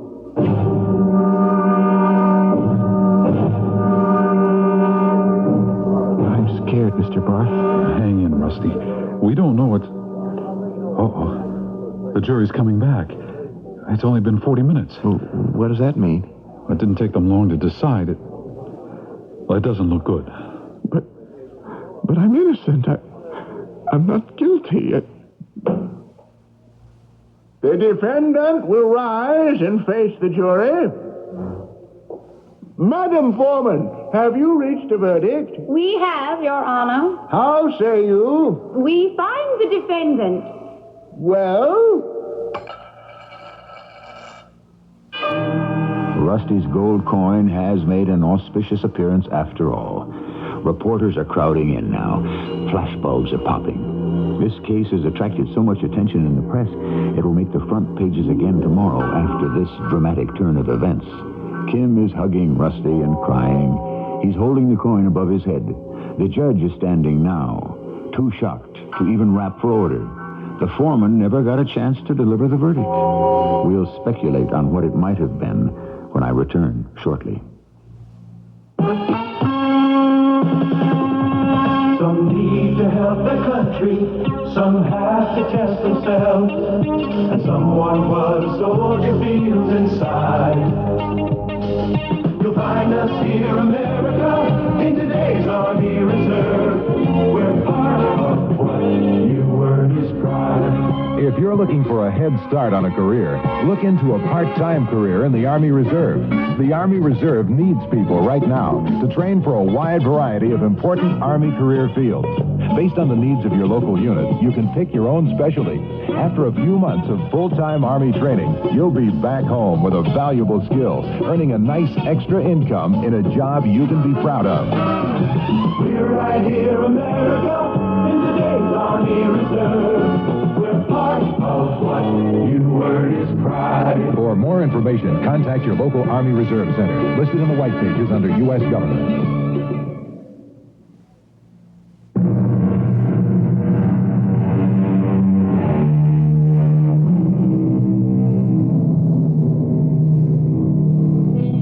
What do you think the jury's verdict was?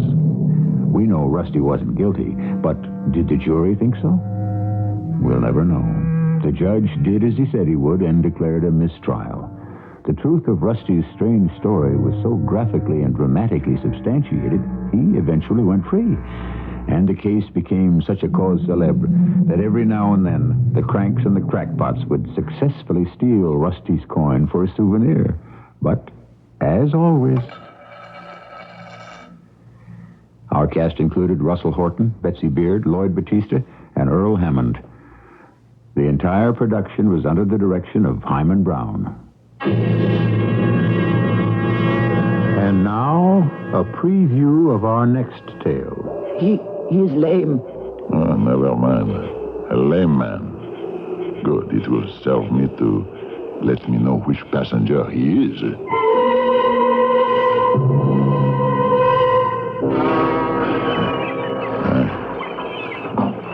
Take me now back to the cave. May we first discuss the business aspects? Yes. How am I to be sure Of your reward? Look, I shall unpin this watch. It is a pledge of what I shall give you afterwards. No, I cannot take it. We must fix the amount you will pay me. You must tell me, Emile. It will be a great deal of money. You are asking of me murder. Tell me how much. This is E.G. Marshall inviting you to return to our Mystery Theater for another adventure in the macabre. Until next time, pleasant dreams.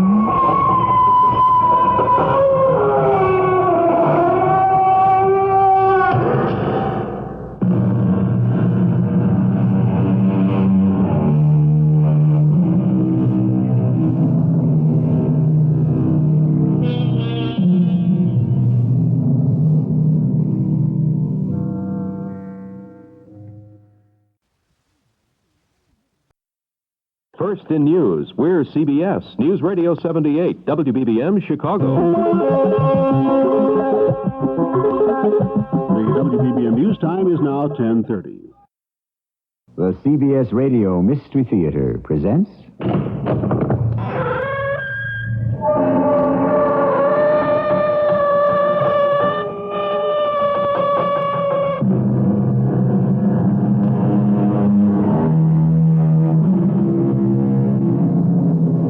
Come in.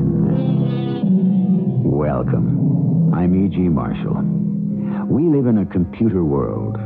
I suppose, like all of you, I am not alone in resenting the machines which sometimes spell out figures that you know are wrong. You can only hope that somewhere another human being will also know it's wrong, because the machine, fleshless and bloodless, pays you scant attention. So in this story, it is not a bit surprising that in what is the greatest bureaucracy in the world, well, at least of the world, one small, insignificant cog in the whole machinery could fail to function correctly, precipitating a disastrous result. Look out! He'll run us down! Don't worry. Are you out of your mind? He went right over us. Well, through us. We could have been killed. But we weren't. That's one of the advantages of being already dead.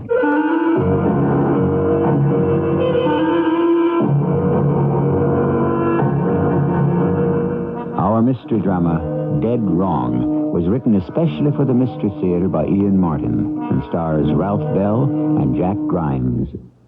It is sponsored in part by True Value Hardware Stores. I'll be back shortly with Act One. Think of your True Value Hardware Store's paint department as a home improvement center. Hi, Pat Summerall to tell you their True Test paints can help make a major improvement in the appearance of your home, indoors and out. True Test Easy Care Interior Latex Flat Enamel has a tough, scrubbable finish that will keep your walls looking as fresh as the day you painted them. And you could choose Easy Care in white or 44 decorator colors. The True Test Weatherall Acrylic Latex House Paint from True Value Hardware Stores has a breather-type finish that expels damaging moisture to resist blistering and peeling. And it's available in 35 Jamestown colors plus white. Get True Test Weatherall and Easy Care. They've both earned the Good Housekeeping seal and are available exclusively at participating True Value Hardware Stores and home centers. True Value Hardware is more than just a name. It's a way of doing business that means True Value. York Furs, the touch of elegance. A York fur is unique, put together with painstaking detail by master craftsmen doing what they do best. Because at York Furrier of Elmhurst, the greatest care and craftsmanship goes into the creation of every garment. You can feel the quality of a York fur, from the texture of the pelts to the way it moves when you wear it. York Furs, the touch of elegance. York Furrier, the signature of excellence. 107 North York Road in Elmhurst, the finest furrier in the world. And now you can enjoy exceptional savings on York's entire collection of more than 2,000 beautiful furs. Choose from the finest lynx, fox, raccoon, sable, and many others, including York's famous natural mink. Come to the exciting pre-season fur sale in progress through September 16th at York Furrier in Elmhurst.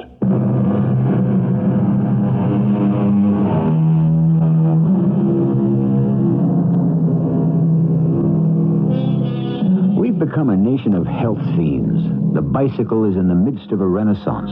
Most of our population labors through each day on one diet system or another. people are out punishing themselves jogging. America has always been a land of excess, and when we make mistakes, there is never anything small about them.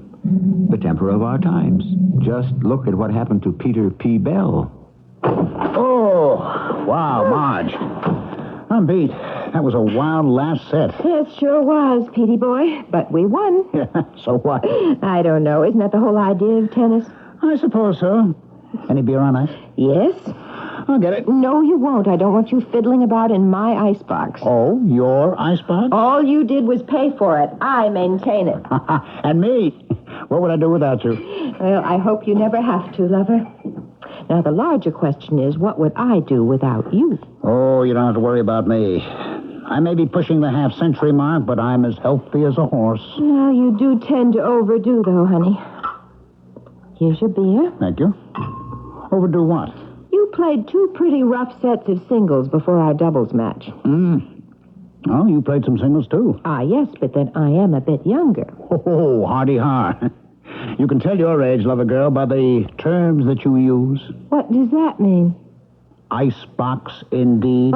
That went out with 23 skidoo. The term of reference is refrigerator or fridge. What's the difference so long as it makes things cold? None. Unless it happened between us. No chance of that. I love you, husband. I love you, Marge.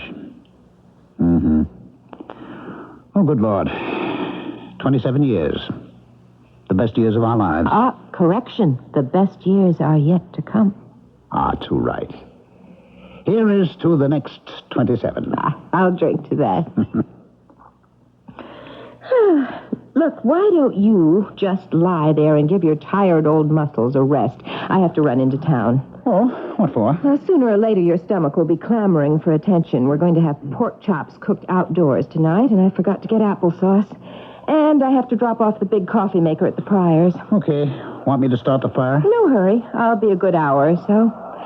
I think we'll eat in here. It's blowing up a storm out there. Yeah, it was pretty windy during the last part of the set. If you fall asleep on me, I'll wake you up in time to get the chops on. Who's going to fall asleep? You. I would bet on it. And I think you should. You need the rest.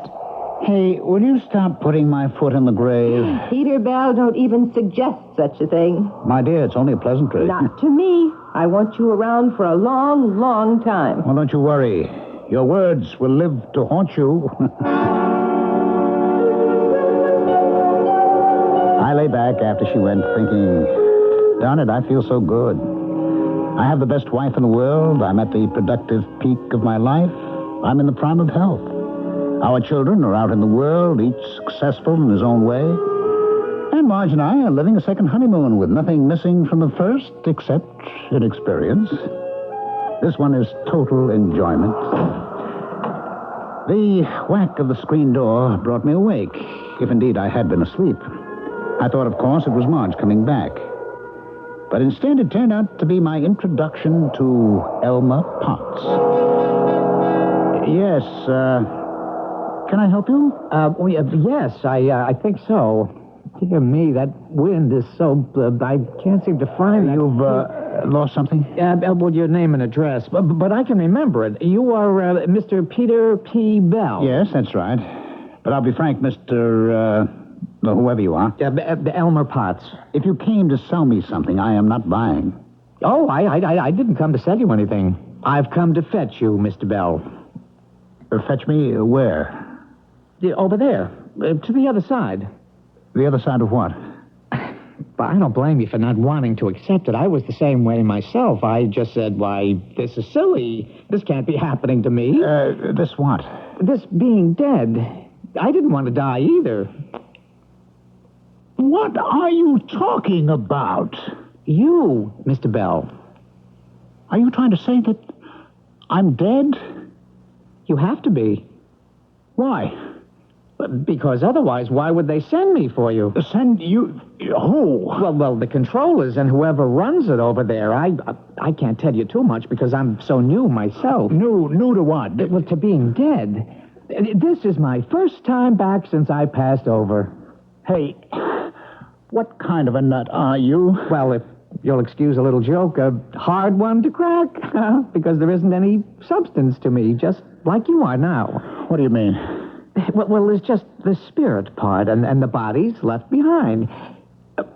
Look, in the chair you got up from. Say, that's me. That is me, sitting there. Yeah, well, it was. It's just a husk now. Hey, what kind of tricks are you trying to play on me? None.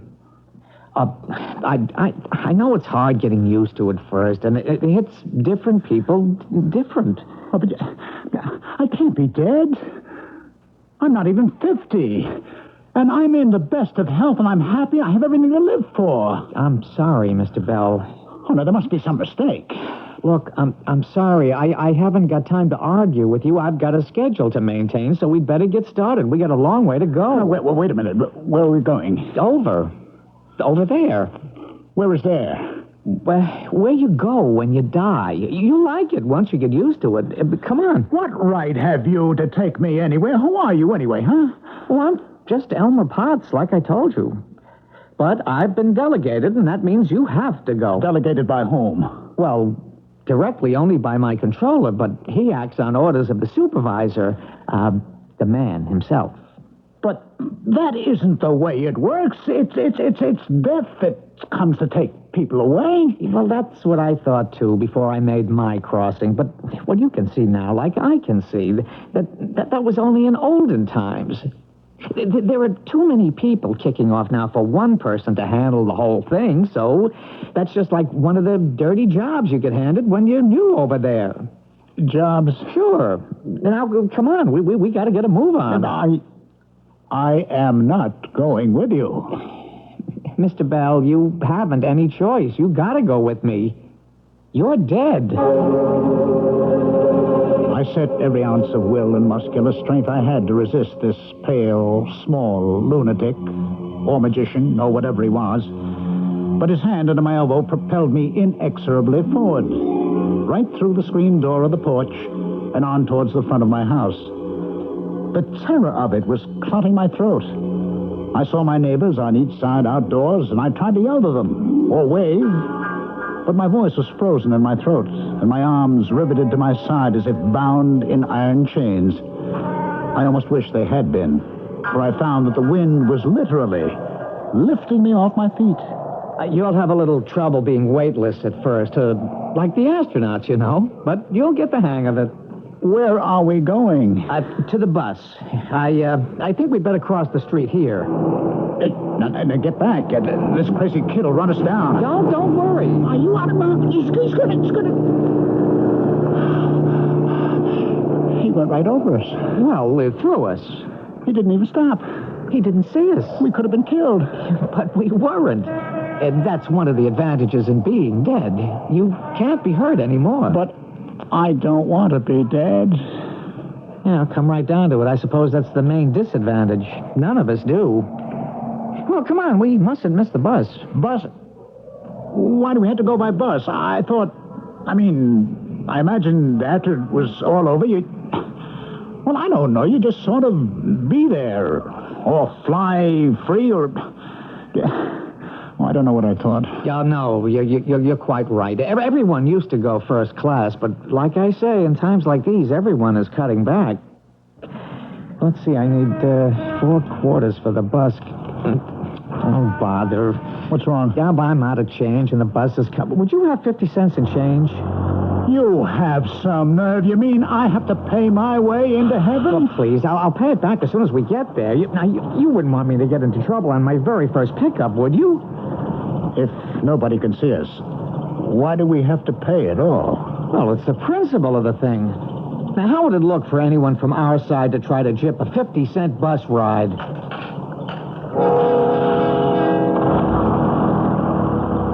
The bus was crowded, and we had to stand. I wanted to laugh or cry with frustration. To die was bad enough.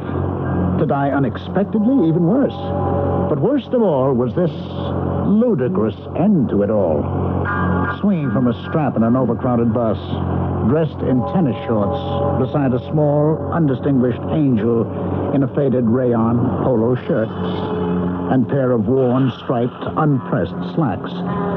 The bus ride ended at the airport. All right.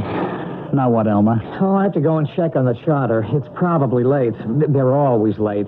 Why don't you wait here for a moment while I check on the flight? All right. Oh, and please, don't try to run away or something. It wouldn't do you any good, you know. It'd just be a bother. I won't try to run away. Good. There isn't anywhere to run, anyway, except the other place, and you wouldn't like it there at all. I'll stay put, don't worry. But after he disappeared, I thought, at least I can call Marge. Maybe say goodbye. Tell her I'm all right. I fished in the pocket of my shorts and found I still had a dime. I crossed to the phone booth, and following instructions, I picked it up to listen for the dial tone before I dropped the dime in.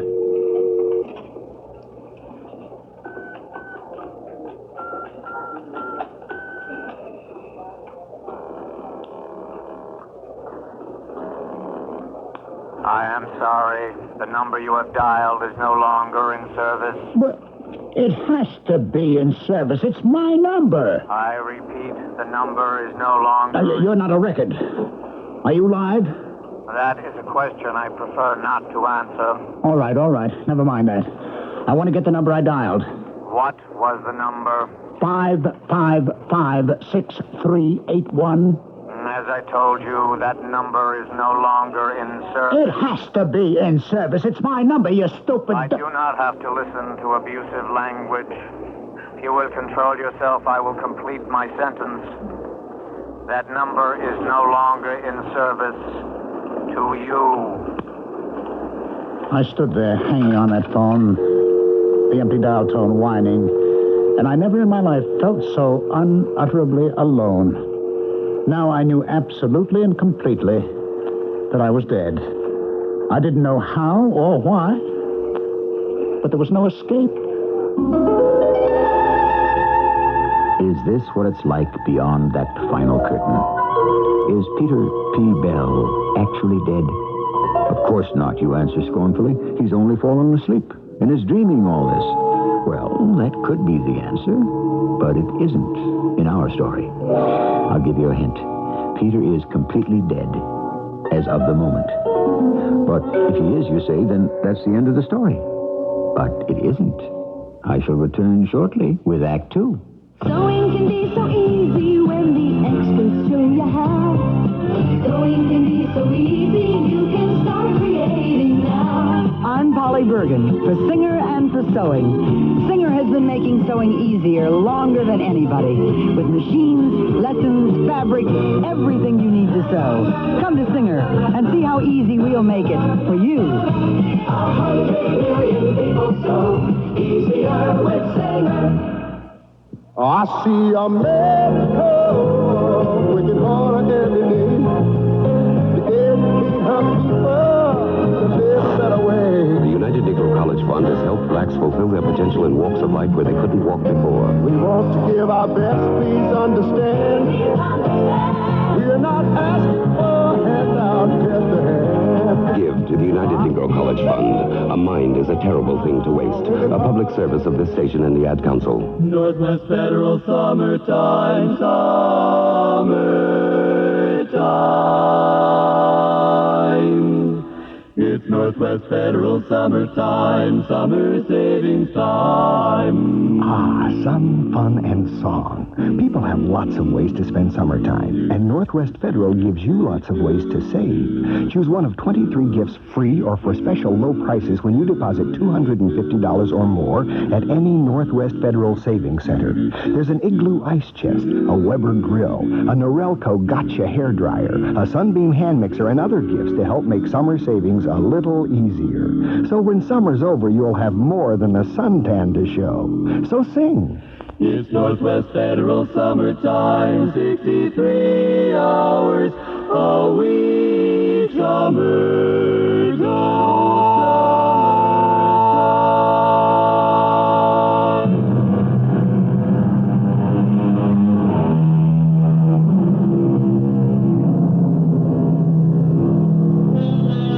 left a bleak and despairing Peter P. Bell at the airport, bemoaning the fact that he was dead. He is invisible, and since he has tried to call to his neighbors for help and cannot reach his wife on the phone, he is truly incommunicado. It's what shall we say? It's a heaven of a situation. That's where he's bound. Only he is far from happy at the whole prospect, as his guide to the beyond returns from checking on their charter flight. I thought you'd never get back, Mr. Potts. Oh, I'm sorry, Peter. Everything is chaos. Of course, the flight is late. It looks like a long trip. You might as well call me Elmer if you want. All right, Elmer. Well, what have you been doing since I was gone? I tried to phone my wife. Now, that was silly. You can't go trying to call your wife on the regular telephone when you're dead. Well, how can I reach her? In the course of time, through the regular channels, I suppose. What are the regular channels? Well, like I say, I'm new, and I've only skimmed through the orientation book, but I guess it would depend on religion, or maybe a seance with the right medium. You could look it up yourself once you're all settled in. I don't want to be settled in. I can't be dead. Just doesn't make sense. We all feel that way to start off. Now, listen to me, Elmer. Something is wrong here. There's got to be some mistake. No possibility. No possibility at all. Now, you said you lost my name and address or something when you first came in, didn't you? I thought I had lost the invoice, but while I was digging for the airplane tickets, I found it. Here. Let me see. Sure. There you go. There you go. Right there. Peter B. Pell. 25 Sperling Drive.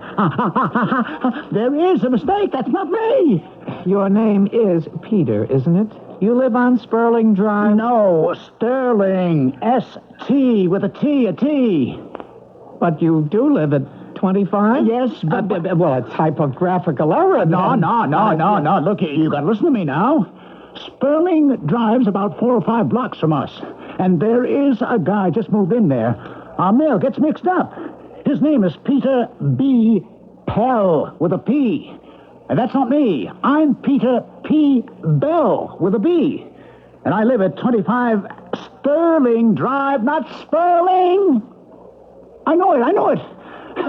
You got the wrong man. Wait, let me see that invoice. Yeah, well, sure. Peter B. Peter P. Sterling. First to 25. Yep. Oh, it's not fair. Fair? It sure in heck isn't. I mean, to me. I meant to me. But I didn't make the confusion. Well, neither did I. Still in all, you should have done something about it before this. You think I haven't? We have a Sterling Avenue Association to bring pressure to have Sperling Avenue change its name. But they have an association wanting us to. So the whole mess has been bogged down for years now. Why did Peter B. Pell have to move on that street? Yeah, that's what I say. The mail is fouled up all the time. So why didn't you move out or something? Hey, listen, I was on my block first. Long before him, I built my house mostly with my own hands. Why didn't he move out? Well, how should I know? Well, you should have known. You should have moved him out for me. I made a mistake. We all do. Yeah, well, we can all correct them, too, and you better correct this one. It's a beaut, I tell you that. No, look, Mr. Pell. I mean, Mr. Bell. Just call me Peter. That won't do any good. There's no way of keeping you straight that way. Pete. I better stick to Mr. Pell. Bell, I mean. Now I forgot what I was going to say. Don't look at me. I can't help. That's it. You can, yes. Oh, have a heart, Mr. Pete? Pete, yes, Pete. Yes, Pete. Look, this is my first assignment, and I don't want to foul up. It's kind of the story of my life, so I figured with a new start, maybe it doesn't have to be the story of my death, if you know what I mean. What are you asking me? Couldn't we just let things lay? You mean I should just roll over and play dead just so you don't make another foul up? Oh, I sure would appreciate that gesture. Gesture? Now, look, I want to get back to my wife. Or better still, back to my home before she comes back and finds me dead in that chair. I don't want to put her through that. I can appreciate your concern, but I don't know how to do it. To do what? Get you back there. You can go blow. I'll get back myself. Oh, you can't do that. Oh, yes, why not? Well, it isn't that easy. I mean, the books have just got to be, reconciled. I'm just afraid there's no way out. Oh, that's going to be your attitude. Well, it sort of has to be, I guess. Let me see that invoice again. Oh, all right. See, the name is wrong. I admit that. Between us, anyway. Now, hold it a minute. Hold it. I'm reading something. Well, what? The fine print. I happen to be a lawyer. Yo, just my luck. Here. You see? What? Oh, never mind. I'll read it to you. This invoice, void and non-collectible unless with addressee's signature. You never asked me to sign anything. I didn't see that clause. I came without my glasses. I always was forgetting them, but my daughter was there to remind me. Yes, I guess she wasn't this time, eh? Well, of course not. She's alive and well and living in East Pocono. Oh, bully for her. Yes. That goes for me. I want to be alive and well and living in East Smithfield. Now, how do we go about getting me back to that happy state, eh? You're going to insist? You're darn well right I'm going to insist. Well, I don't know how to go about it. I'm sure it's very complicated. I'll have to call my superiors. Oh, great. Come on, let's get tracking. They may be a bit put out with me. That's your problem. Mine looms a little larger on my horizon. Come on, get on that phone. I don't think I have any coins. I'm willing to venture a dime. Well, you'll get it back. It's a toll-free number. You know, they're really awfully busy, and I'm not sure anything can be done. I mean, it's unfortunate, but too late. It better not be, or I'll sue for false arrest. Or soul mapping, or whatever you want to call this. You'd have the nerve to sue? Yes? Is this the person to whom I'm speaking to? To whom did you wish to speak? You see, I'm new. This is pickup messenger 006534219, sector 1427. Never mind all that. What's your name? Elmer Potts. You might not know me. I'm new. Nonsense. We watch every sparrow that falls. What's the problem, Elmer? Well, you see, this is all kind of fresh to me. I mean, this is my first time, and Get to the point, Elmer. What did you do? Pick up the wrong one? Oh, how did you know? As I told you, we watch every sparrow that falls. Watch every sparrow that falls. Yeah, but you see, I picked up the wrong bird. You've got to learn to keep your eye on the ball. I know, but I didn't. What do I do now? I'd suggest you go back and make an exchange. But this one, I mean, the one I did pick up is threatening to sue for false arrest or something. He's within his rights. Oh.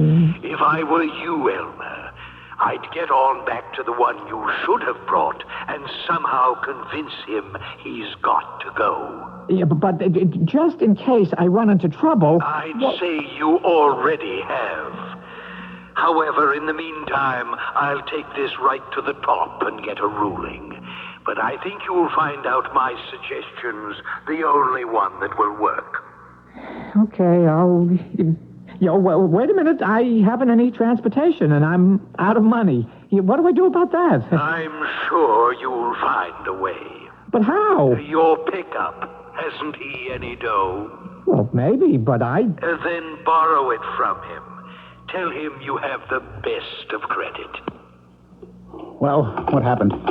Well, we got to go back to Peter B. Pell and talk him into taking your place.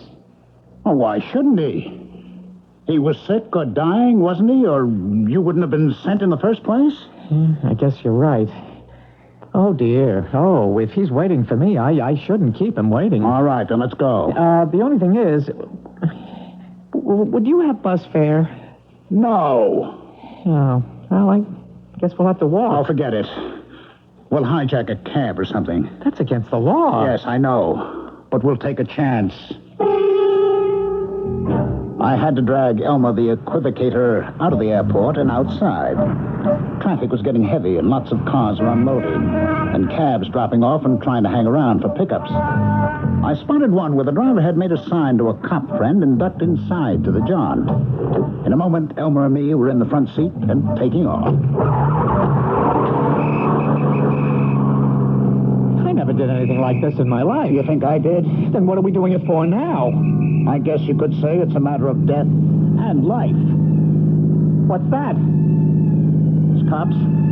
Are they going to stop us? Not so long as I can keep ahead of them. It was a wild chase and a reckless one, but I really enjoyed it. I suppose it was kind of unfair, but what did I have to lose? There was nothing of me to get hurt if I did smash up, and, at least for the moment, how dead is dead. We got most of the way home before they started to overtake us. So at the last moment, I pulled over to the side and screamed to a stop. All right, come on, Elmer, out. Oh, I've had enough my legs, but I'm scared to death. Forget it. You're only deathly scared. But what do we do now? This is one we just walk away from. I'm sorry for those poor cops. They had us dead to rights. Only they didn't know we were so dead that they can't even see us. How do we get the rest of the way? We play ghost for real, Elmer. And walk.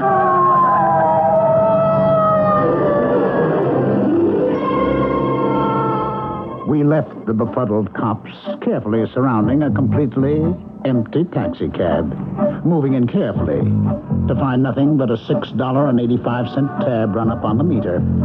I just hoped the next deal would be so easy to close with Mr. Peter B. Pell. So, like I say, Mom, the way I figure it's any moment now. Huh? No, I was upstairs 45 minutes ago, and honest, I figured this was it. Well, you know how stubborn he is. He keeps on hanging in. Oh, no question. The doctor's everyone. He should have cashed in his chips a long time ago. Yeah, while I'm talking on the phone, who knows, maybe he crossed over. Oh, sure, we're going to be comfortably fixed for life, Mom. It's all I've been waiting for. Just as soon as he kicked... Wait a minute. Good Lord, Mom. It's him coming downstairs. I don't know what resurrected him. But, yeah, don't worry. I'll call you back. Pete? That you? Yeah, Blanche. What are you doing out of bed? That's a good question. You know what? What? I'm out of bed because I feel like being out of bed. But the doctor said... The devil with the doctors and what they said. I was ready to cash it all in until about 45 minutes ago. And then something wonderful happened. Then the pain stopped. I want to tell you, Blanche, I never felt better in my life. And that's what I'm going to hang on to now from here on in. Nobody's ever going to take it away from me. Which bodes no good for Peter P. Bell, the protagonist of our story who has found himself unfairly tapped for the grave. If his only chance of escaping an untimely death depends on his alter ego, it would seem that he has little chance of persuading him to change places. I'll return shortly with Act 3. In America, abandoned cars litter the land. But the people in Lexington, Kentucky are removing 100 of them a month. We discard millions of used tires. But in New Jersey, they're turning old tires into playgrounds for children. Our streets and countryside have become dumping grounds for trash. But all across America, people are now recycling 8 million tons of it a year. We create staggering amounts of garbage. But in Virginia Beach, they turned a mountain of garbage into a recreational hillside. Pollution is destroying our beachfronts and waterways. But in Huntington, Long Island, they're planting seagrass which cleanses the water for wildlife and man. The cure for pollution is people working together. For a brochure on what you can do, write Keep America Beautiful Incorporated, 99 Park Avenue, New York, 10016. A public service message of this station, the Advertising Council, and Keep America Beautiful. It's about time, Chicago. About 12 times a day to New Orleans, to Houston 9 times a day, and to St. Louis 12 times a day. I'm talking about the number of times a day Delta jets take off to these cities. You know, Delta has the most nonstops to New Orleans, 5 a day, including a 9 p.m. night coach. To Houston, Delta has 4 daily nonstops, with the only wide-ride TriStar going. And when it comes to St. Louis, let's see someone top Delta's 9 nonstops from O'Hare and 3 from Midway. What's more, you can save on Delta Super Saver fares with some restrictions. Night coach as low as $96 round trip to New Orleans, $103 round trip to Houston, $45 round trip to St. Louis.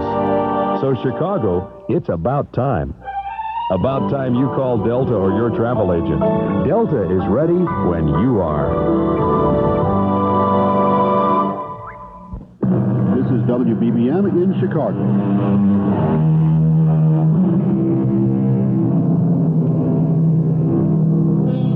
It was Daniel Webster, the famous trial lawyer, who coined the phrase, fearful concatenation of circumstances.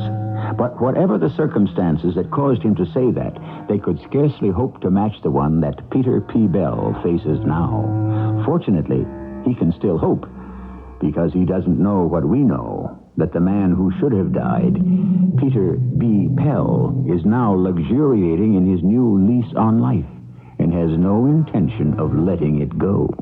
Peter, I'm going to call the doctor. You bring any of your old quacks around here, I'll throw them out on their ear. Who were you talking to on the phone when I came down? That was just... Your mother. Well, yes. Is there anything unnatural about that? Yes. Your mother. That is a terrible thing to say. Well, what else is there to say about your mother? I don't want to talk to you. Good. That makes it unanimous. Anyone wants me, I'll be out on the patio. In your pajamas and robe? What should I care? With a new lease on life? He came out of the screen door into the sunshine, and I had my first look at the man who should have died instead of me. He was a small man. His color was ghastly. He looked like a corpse. His body was wasted. He moved as though he was walking on eggs. His shoulders were rounded in permanent defeat. I felt a surge of hope. He didn't appear to have all that much reason for living. Hi, Peter. Who are you? Sort of your namesake. My name is Peter P. Bell. Oh, so you're the guy. What guy? The one my mail gets crossed with. Oh, yes. I guess I am. And I have to tell you that another very important message kind of got crossed, too. Yeah? What's that? Well, first of all, I'd like you to meet Elmer Potts. How do you do? Hi. Say, where did you two suddenly appear from, anyway? I thought the front gate was locked. I built a fence for my privacy, and 2 guys just turned up out of the blue, paying no attention to signs or anything. Whatever you're selling, I'm not in the market. I wouldn't be too sure of that. What are you talking about? Tell him, Elmer. Yeah, this is really quite difficult. Not if you lay it out the way you did with me. But this isn't the same. I mean, how is it any different since this is the man you really came for? Look, I can't listen to a lot of double talk. I've been sick, and... We know that, Mr. Pell. You were a lot more than sick, Mr. Pell. Well, whatever I was, I don't feel that way now.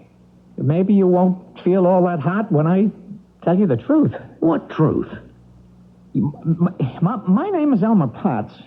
So what? Well, you see, I died kind of recently. You what? I passed over to the other side, and my job is to come and sort of escort the new, what shall I say, the new boy, get him settled in and kind of show him the ropes. The trouble was, Mr. Pell, our friend here made a boo-boo and picked up the wrong guy.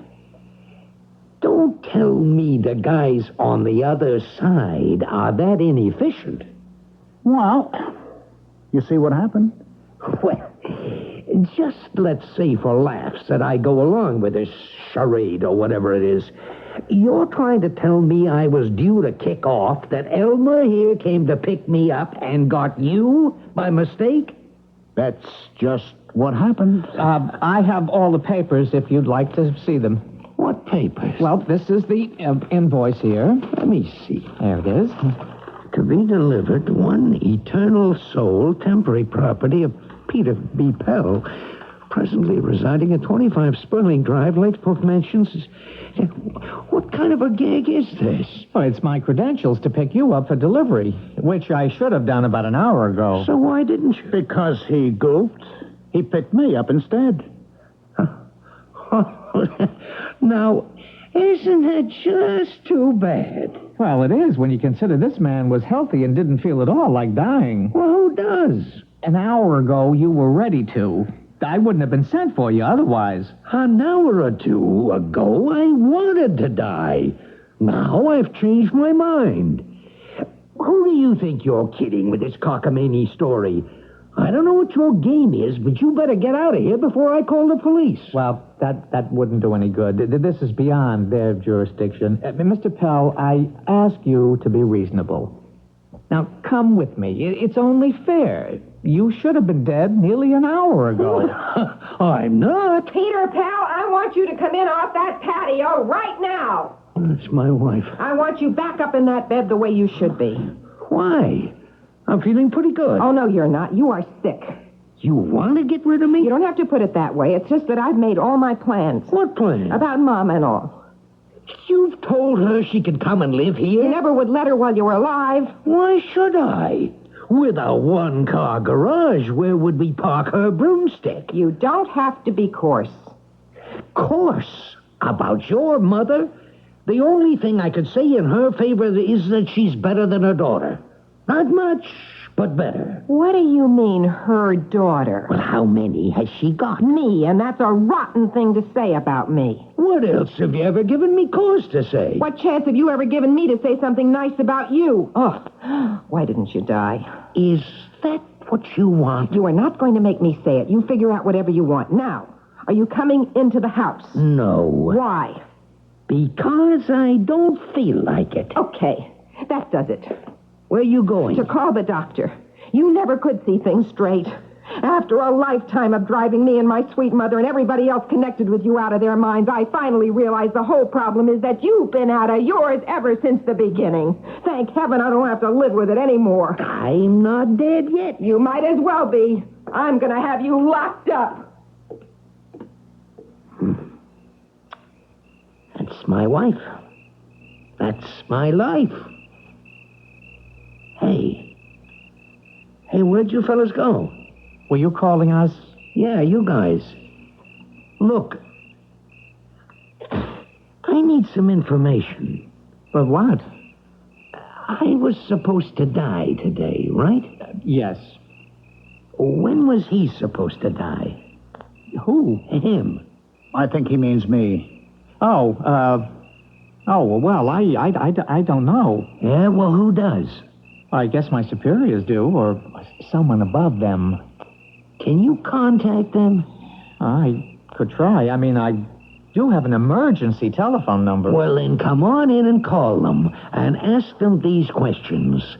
Maybe we can work this out between us after all. This is pickup messenger 006-534-219-X. All right, Elmer. We know who you are. What do you want? Well, remember I told you I made a mistake? And picked up the wrong soul, yes. Have you got the right one now? Yes, I have. Good. I've checked upstairs, and it's okay. Just bring him in, and the books are balanced. Yes. The thing is, he's not willing to come along till he has the answer to some questions. What questions? Like, how much longer would he have to live if he didn't give up? How much longer would who? If you mean Peter Bell, the man you picked up by mistake, a good long time. How long is priority information? Well, could you give me just a hint? Well, it's highly irregular, but let me see. Oh, well, he'll be able to usher in the 21st century and then some.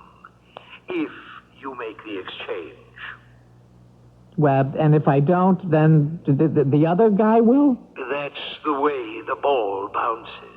The guy's wife, her name is Blanche. Could you give me any rundown on her? They could have my badge for this. But for the sake of keeping the book straight, let's see. Well, she's going to be around just about as long. But of course, she won't be headed for us when she checks out. Oh, she's going to the other place? Oh, definitely. And her mother? We try not to separate family members as long as they deserve each other.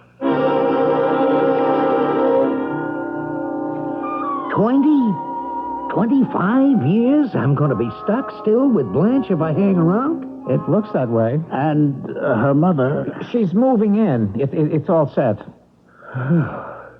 What's the point in living? You say if I head now for the happy hunting grounds, they won't follow? I think reservations have been made for them elsewhere. Okay, Peter Bell. What would you do in my position? Well, I have to tell the truth. I'd want to stick around. But then Marge and me, well, you see, we've never been separated, and we never want to be. Straight goods? Straight goods. 25 more years with Blanche and her harpy mother. Who's kidding who? Okay, Elmer. You're not making any boo-boos this time. Come on. Take me home.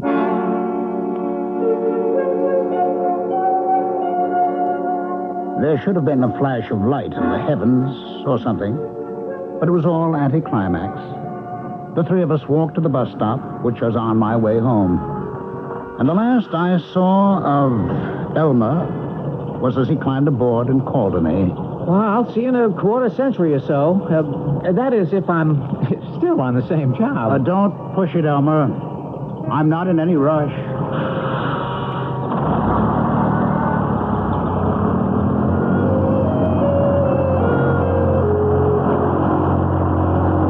I walked on home and onto my screen porch. It was just as I'd left it a little over an hour ago. Except what was left of the beer was flat. I poured it out down the kitchen drain and took a fresh one out. I just returned to my seat when I heard the car pull up and Marge's cheery... Hello, darling. Marge. Oh, was that terribly long? Centuries. You missed me that much? You will never know. Hey. Oh, this is love. Pure love. And Thanksgiving. Well, whatever it is, it's good. Are you that glad to see me? Always. And forever. What have you been doing since I was gone? What have you been up to? Thinking long thoughts about how lucky I am and how much I intend to appreciate it. You all right, Peter? Oh, Marge, darling, I can tell you unequivocally, for the life of me, I never felt better. We are such stuff as dreams are made on, and our little life is rounded with a sleep, said Mr. Shakespeare. Is that the epilogue for this story? Was Peter P. Bell asleep and dreaming a strange dream? Or did an emissary of the Grim Reaper truly come for him? And was he fortuitously returned from the shadow of the dead? I leave it up to you to pick which explanation satisfies you most. I'll be back shortly. Hey, Dad, here's a letter from Maria. Maria? My friend down in Brazil. Oh. She says her little brother was very sick, but at the clinic, the people from Project Hope helped his doctor to make him well. That's great. What's Project Hope? Project Hope? Well, that's a group of doctors and nurses who share their medical skills with others in developing areas of the world. Let me show you something. You see this pebble? Uh-huh. Well, we drop it into the pond, and what happens? It makes ripples, and they're spreading out bigger and bigger. Okay. The Project Hope teams teach others who teach others and so on, so those medical skills spread out and multiply just like those ripples. Well, I can tell Maria is happy. She says, obrigado, Project Hope. Obrigado? That's how Brazilians say thank you, Project Hope. A generation of hope, helping save lives and make them better in 25 countries, including ours. Give to Project Hope, Room A, Washington, D.C. 20007. Help make waves.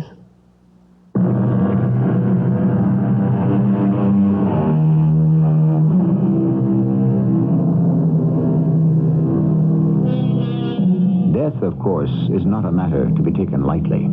It is one of the two great events in the cycle of life. It comes in many forms, to each man individually, and is seldom welcome. Still, since it is inevitable, the great mystery of death ought not to smother us, to cast the dread shadow of fear across all our lives.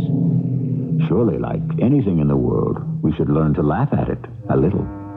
For whatever we can laugh at, we need not fear. Our cast included Ralph Bell, Jack Grimes, Terry Keane, and Court Benson. The entire production was under the direction of Hyman Brown. And now, a preview of our next tale. To me, it was the most barefaced kind of trick I'd ever seen. The handkerchief was obviously a signal. Well, what do you think of that, Gilroy? The professor is not satisfied. My poor handkerchief is getting the credit for that experiment. Oh, we shall have to try something else. Gilbert, oh, there you are. Oh, if you'll excuse me. Enjoyed our meeting. See you later, Wilson. Helen, what can I say? Nothing at all, Colin. I meet that kind of man every day in the week. A scientific mind who believes he has catalogued every human endeavor. He'll come round, you'll see. Damn shame. He actually believes he knows everything. You wish your friend were more open-minded. Perhaps something will happen to him within the next 12 hours that will convince him he does not know all the answers. This is E.G. Marshall inviting you to return to our Mystery Theater for another adventure in the macabre. Until next time, pleasant dreams.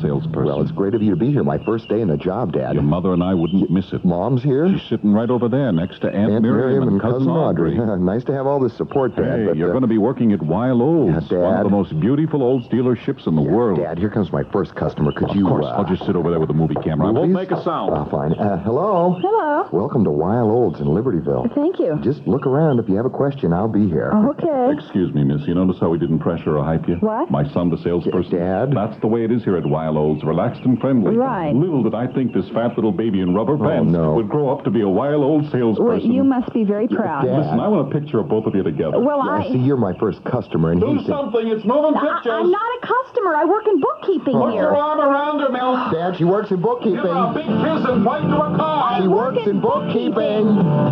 Wild Olds in Libertyville, it's a beautiful place in the country.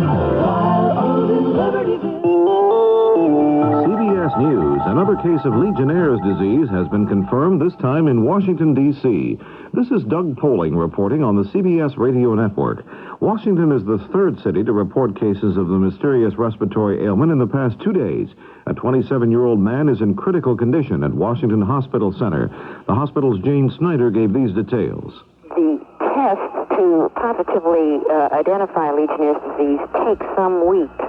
And those tests were immediately initiated, and we didn't get actual verification of that until within the past week. But We have been treating this patient for Legionnaire's disease almost from the time he came into the hospital. He's been in intensive care. He's been in critical condition. In New York City, one man has died from Legionnaire's disease. 2 other deaths are being investigated, and at least 5 other people may have been stricken. All the people worked in the city's garment district. Another case was reported Tuesday in Tulsa, Oklahoma. More news in a moment. The music of Matus. It begins high in the old world vineyards of the Douro River Valley. It begins softly, a tinkling on the wind. And then you know, it's harvest time, and the villagers are coming as generations have come before them. They come to pick grapes grown heavy with summer sun and mountain rain. And they come singing, dancing, laughing, and loving. For it is an old world tradition that good wine can only be born in the spirit of festivity. And when the harvest is past, the village is gone, the wine they leave behind is rich with laughter and love. Matus Rosé and White Matus. The taste is light, crisp, and full of good times. A taste that's become a tradition with Matus. Like the music. Come, taste the music of Matus. Matus Rosé and White Matus, imported by Dreyfus Ashby and Company, New York, New York.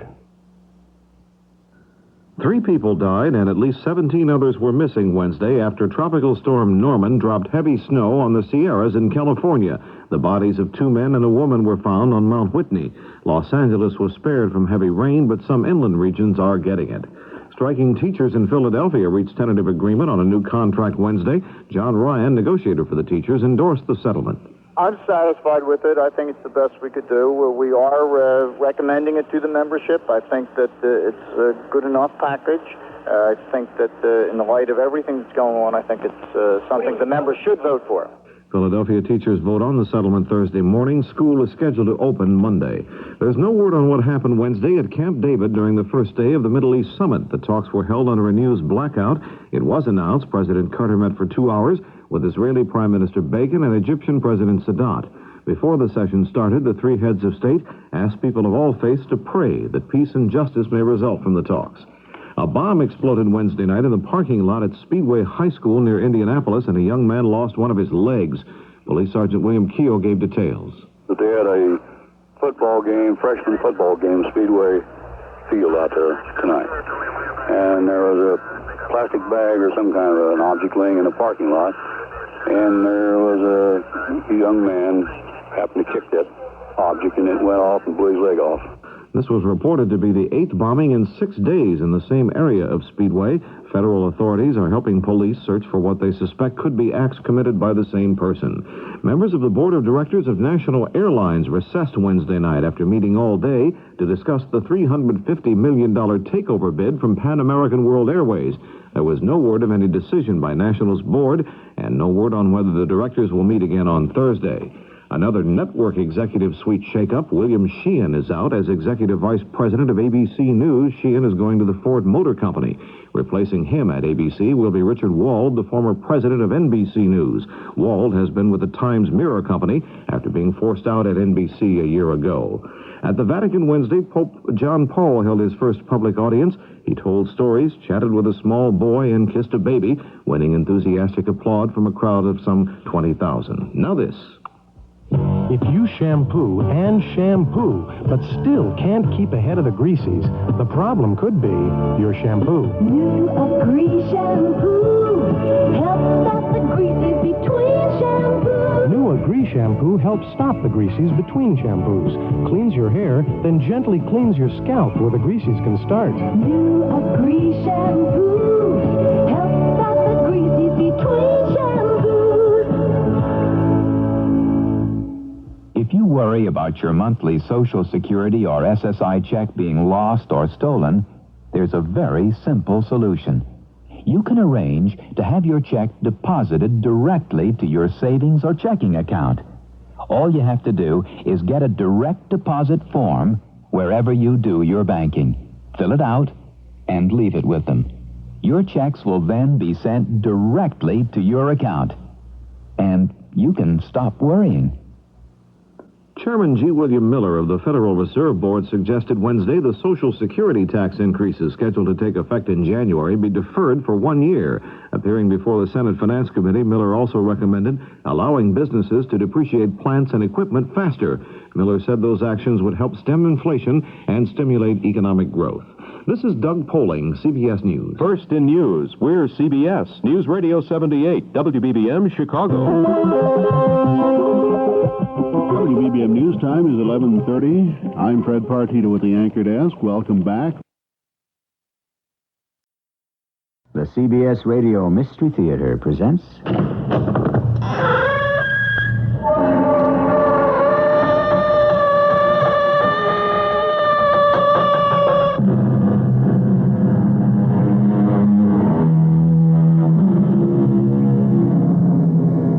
Come in. Welcome. I'm E.G. Marshall. We are here as on a darkling plain, swept with confused alarms of struggle and flight, where ignorant armies clash by night. Yes, at one time, war was war, and peace was peace, and everyone knew which was which, just as you could tell the difference between day and night. But now we seem to live in a perpetual twilight. Are we at war? Are we at peace? All we know is what we think we can see on the surface. He's making a mistake. It is possible. I'm not who he thinks I am. Could be. He's going to kill me for nothing. Perhaps. But there must be something I can do about it. Yes. What? Tell me what? Kiss me.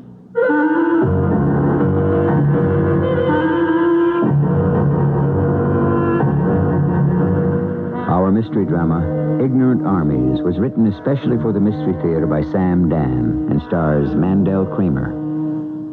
It is sponsored in part by True Value Hardware Stores and ARM, Allergy Relief Medicine. I'll be back shortly with Act One. Last night, you went to sleep in your own bed. You woke up in hay fever country. Don't give up. Arm yourself with ARM. ARM Allergy Relief Medicine delivers full antihistamine relief for dripping, itching, and sneezing, plus a decongestant for freer breathing, clearer sinuses, more total relief. Arm yourself with ARM. ARM. Take ARM when needed, only as directed.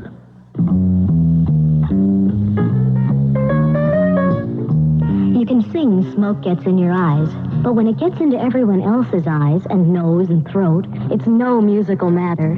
Your lung association says cigarettes are a personal health hazard, and secondhand smoke is offensive to all non-smokers. Give us all a break. Let the Lung Association help you kick the habit, for your sake and for everyone's life and breath. And now for British Airways, Mr. Robert Morley. If you're an executive intent on forging ahead, there's no dearth of advice on what to remember on your way to the top. Equally important, I feel, and all too often overlooked, is what to forget. As a public service, I offer the following. Forget which airline has the most flights to Britain from the U.S. Forget which airline can fly from London to over 80 cities in Europe and the Middle East. Forget which airline can fly you to London from New York or Washington in less than 4 hours in its incredible Concorde. All you need to remember is British Airways, which does or has all these things and takes more care of you. You may then safely forget all the above, rejoice in the sudden unclutter of your mind, and turn your newly released mental energies to the weightier matters befitting your station. British Airways has non-stop 747s from Chicago to London's Heathrow Airport at 8:30 p.m. every day. Call your travel agent or transportation department.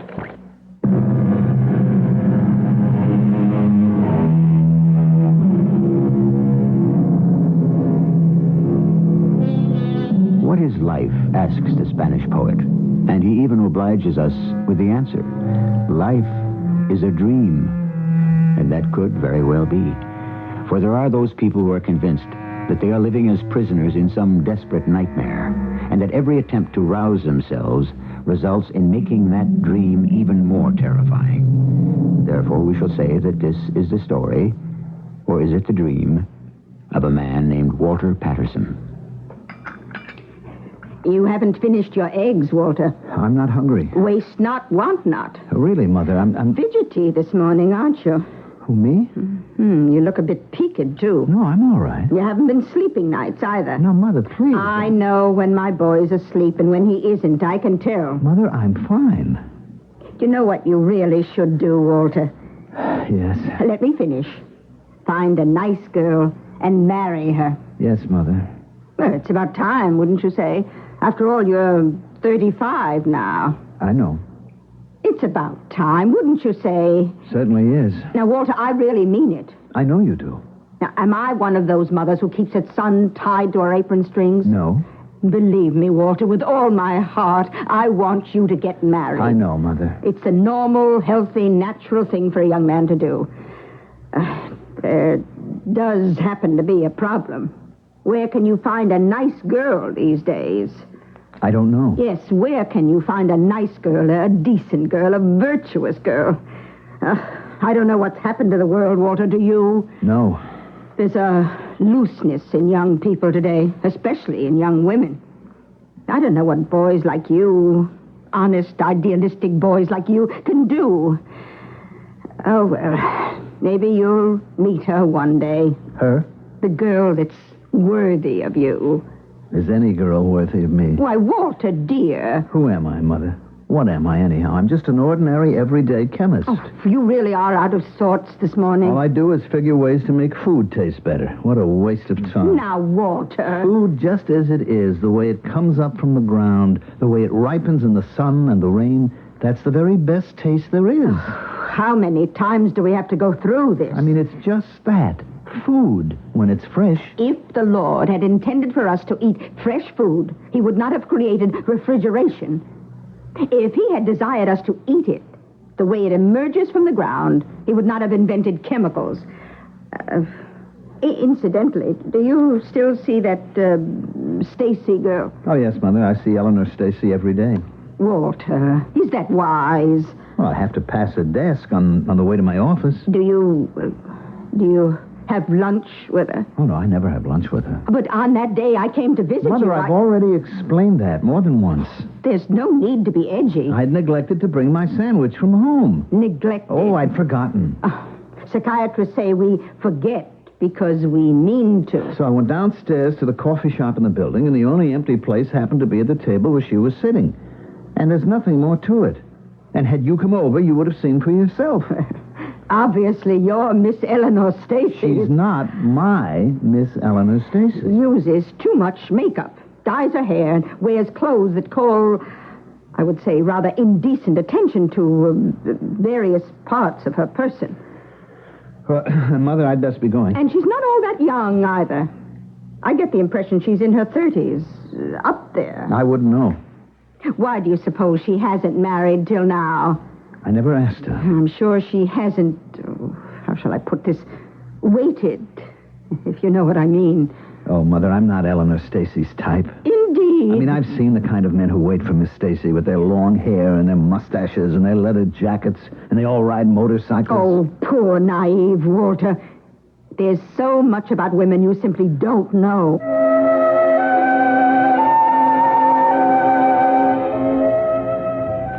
Well, good morning there, Mr. Patterson. Good morning, Miss Stacy. Oh, I see you brought your lunch. Yes, I usually do. I find it more nutritious. Oh, no doubt. Well, it looks like a gorgeous day. Very few clouds in the sky. Yes. Those few, though, are rain clouds. I shouldn't be surprised if we have some showers by noontime. Oh, really? Mm-hmm. The wind is from the east. Oh, that's no good, huh? Oh, well, it means a heavy downpour. Maybe even flooding. Thanks a lot for the weather forecast. Oh, look, I'm sorry if I said anything that may have upset any of your plans. Forget it. But after all, Miss Stacy, I have no control over the weather. I could see by her face that I had just ruined her day. I just don't seem able to talk to girls. They say you should talk about things you know.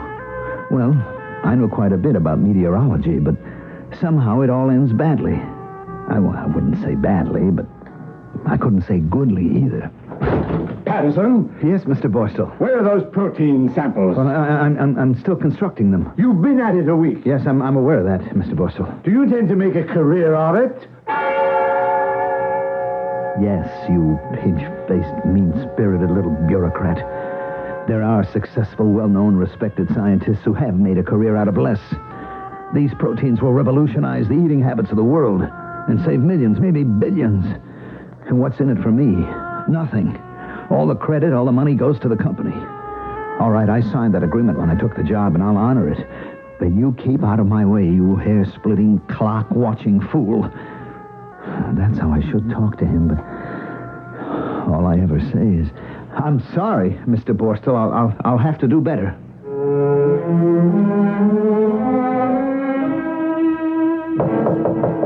Yes, who is it? It's only me, Eleanor Stacy. Do you mind if I pop in for a second? Oh, Miss Stacy. I enter this sanctum sanctorum of our chief chemist with considerable trepidation. Oh, it's quite all right. I realize how totally immersed you must be in your research efforts. Well, yes, I suppose. Mr. Patterson, I'm here on a delicate matter. Oh? However, I think I should ask, are you in any trouble? I beg your pardon? Now, I realize that sounds like a completely personal question. Would you agree? Well, perhaps. Well, it is, no doubt about that. However, since I'm in personnel, I have to look at things differently. You would agree? Oh, yes, probably. Mm-hmm. You see, we have to be aware of anything in our employees' personal lives that might affect the performance of their work. That's to be expected, isn't it? Well, yes. On the other hand, there's such a thing as prying and snooping, spying, wouldn't you say? I suppose so. It's a thin line, an uncertain border, a nebulous area. However, someone has been making inquiries about you. About me? Mm-hmm. All inquiries of this nature always arrive at my desk. Well, what sort of inquiries? Well, they're seeking to determine if the Walter Patterson who's with Protein Industries is the same Walter Patterson who was a member of the United States Army stationed in Germany some 10 years ago. Oh. What did you reply? Nothing. Our personnel files are supposed to be confidential. Why would anyone want such information? I would assume, Mr. Patterson, that you would know more about that than I do. Oh, I know nothing at all. Our experience proves that most inquiries are based on one of two things. Yes? Finance and romance. I'm not sure I understand. Well, people are usually after you because, A, you owe them money. Oh, no. I'm sure I don't owe a penny in the world to anyone. I mean, I believe in paying cash or doing without. Well, then B. It must be love. Love? Amour, in one of its infinite variations. That's impossible. Are you saying there was not some intoxicating interlude with a beautiful Fraulein? Oh, me? Where caution and prudence may have been swept away by the overwhelming magic of the moment? Oh, no. Could there have been a young Walter with your wavy blonde hair, your deep blue eyes? Well, he'd be almost 10 years old today. Oh, no. That's absolutely untrue. You must have been irresistibly handsome in your uniform. Oh, I haven't the slightest idea. There were no romantic episodes? No, not at all. Oh, I see. Then you're unable to think of any reason why anyone should wish to find you today because of some event that took place some 10 years ago during your military service abroad? No. Well, then, obviously, that must close the discussion.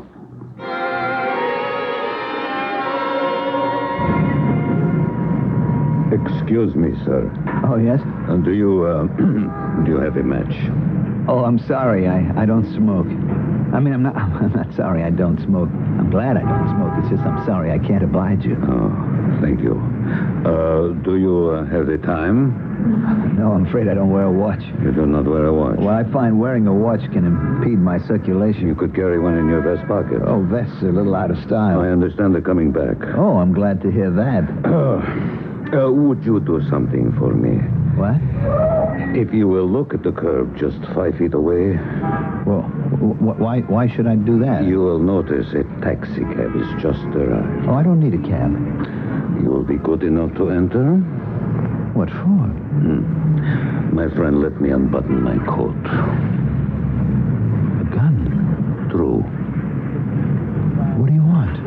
already told you. I want you to enter the taxi. What for? My friend, if you do not enter the taxi, I will shoot you. But why? Do as you are told.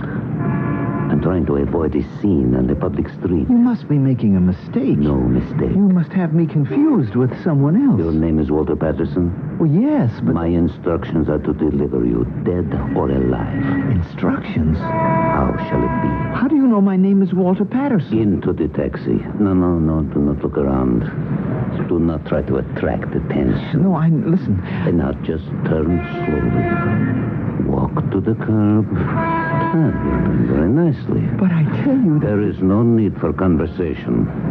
Now, open the door. Go on, open it. Enter. The gentleman sitting on the end there is an associate of mine. Move next to him. Now, I shall join you. Excellent. Look, I don't know what this is all about, but I'm telling you right now that you're making a big mistake. What was that? Oh, did you feel it? A pity. My associate is usually more skillful with the needle. What are you doing to me?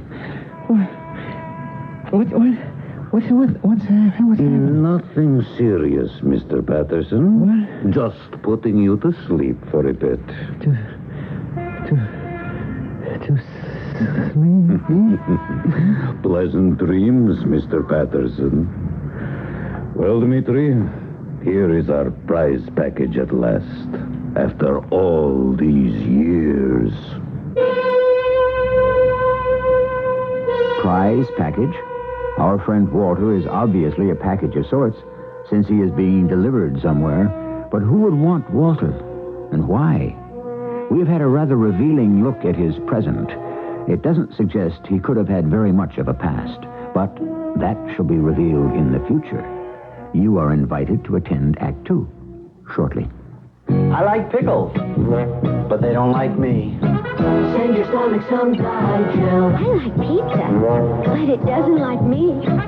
Send your stomach some Digel. Digel's special combination of antacid and anti-gas ingredients gives you fast, gentle relief from acid indigestion, heartburn, and gas in just minutes. I like hot dogs, but they don't like me. Send your stomach some Digel. For occasional use only as directed. You got to say what you mean. Mean what you say.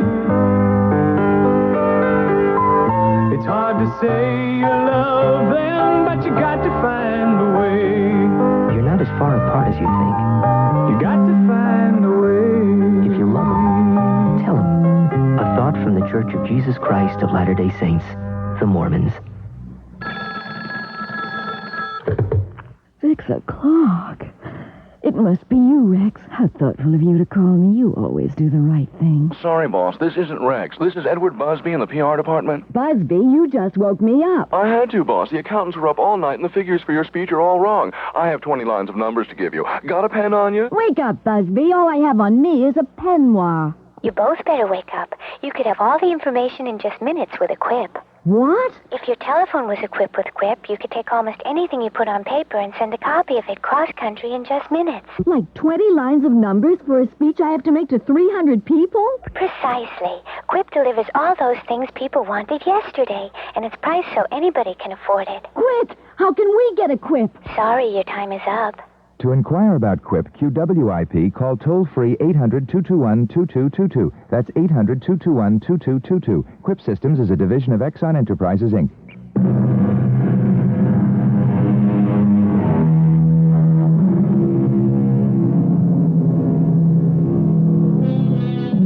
Still waters, they tell us, run deep.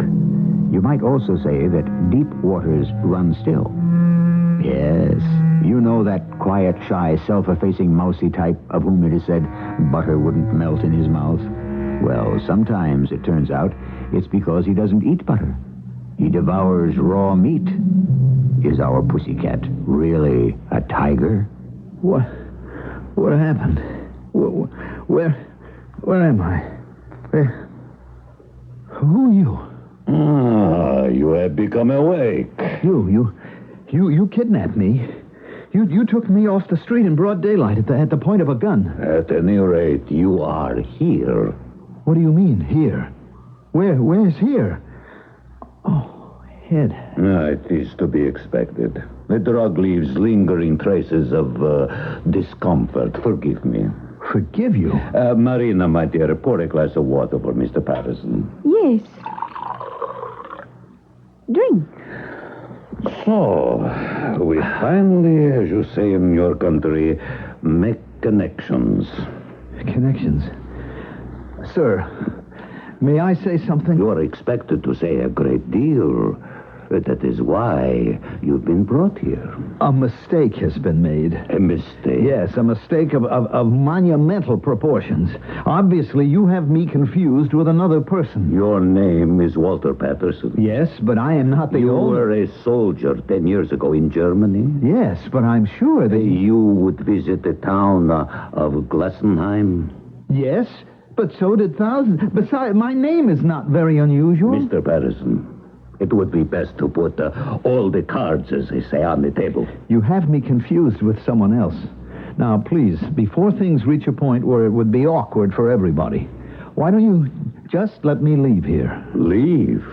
But you have just arrived. And we have not yet reached an understanding. That's what I'm trying to explain. It's a mistake. No, Mr. Patterson. I will explain. No, please, don't. Right now, I couldn't understand anything. I don't know who you are or what you're doing or what you're after. So if I were to just walk out of here now, nobody would be any the wiser. You'd have nothing to fear from me. I give you my word I won't go to the police. What an interesting idea. What do you say? Now, you went to some trouble, I admit, but I'm the one who got a headache out of all this, so why don't we just call it quits? Dmitri, have you anything to say to Mr. Patterson? Wait a minute. Now, you deny that you're Walter Patterson? I'm not the same Walter Patterson. A girl named Gunhilde Bismarck. You never knew this girl? Well, why not? You deny that you know her? No, I tell you. Dmitri? No. I knew her. So, we shall all be sensible now, and friendly. Marina, pour a glass of wine for Mr. Patterson. Now, you would visit Fraulein Bismarck at her home, of an evening? I may have. Mm-hmm. And you would speak with her of many things. Well, you know, I mean, there was talk. And you told her many things. I don't know exactly what I told her. I mean, you know how it is. You talk to a girl. Did you not tell Fraulein Bismarck that you were a member of the American Secret Intelligence? Oh, me? Why should I tell her a thing like that? You deny that you told her that? Oh, I never said... Dmitri? Now, stop him. All right, I did say something like that, but you see what it was? Yeah? It was a lie. A lie? Absolutely. Why did you tell her a lie? Because I was trying to impress her. Oh. Continue. You see, I'd never gone out with girls before. I mean, not very much. I mean, practically not at all. So then there was the draft, and, I mean, you had to go into service. So I was sent to Germany, and I decided then that I would actually go on some dates. Why did you not go on dates, as you call them, here? Well, you see, my mother, she doesn't think that any girl is good enough for me. Mm-hmm. Continue. But now that she was, 4,000 miles away, I decided what she didn't know couldn't hurt her. Oh, you were a sly one. Is that not so, Marina? Yes. So I went into this cafe in Glassenheim, and I met this girl, Gunhilde. And I discovered that I really didn't know what to do. Oh, my good Mr. Patterson, one merely follows the dictates of nature. Well, I suppose so, but you have to get a conversation going, and I wanted to impress this very beautiful girl. So? I mean, there were other fellows in the room, and they were all giving her the eye, and I was afraid that I would lose her, so I just started telling her what an important guy I was. You should have told her how beautiful she was instead. Yes, you can do that if you have experience and confidence. I mean, after a while, you develop a free and easy manner, but I'd never been with a girl before. So you told her that you were with intelligence? Yes. I mean, it was stupid. Nevertheless. But it wasn't true. It wasn't? No, it was just something I made up on the spur of the moment. Really? Look, if I were a member of secret intelligence, would I tell anybody about it? Yes. Yes.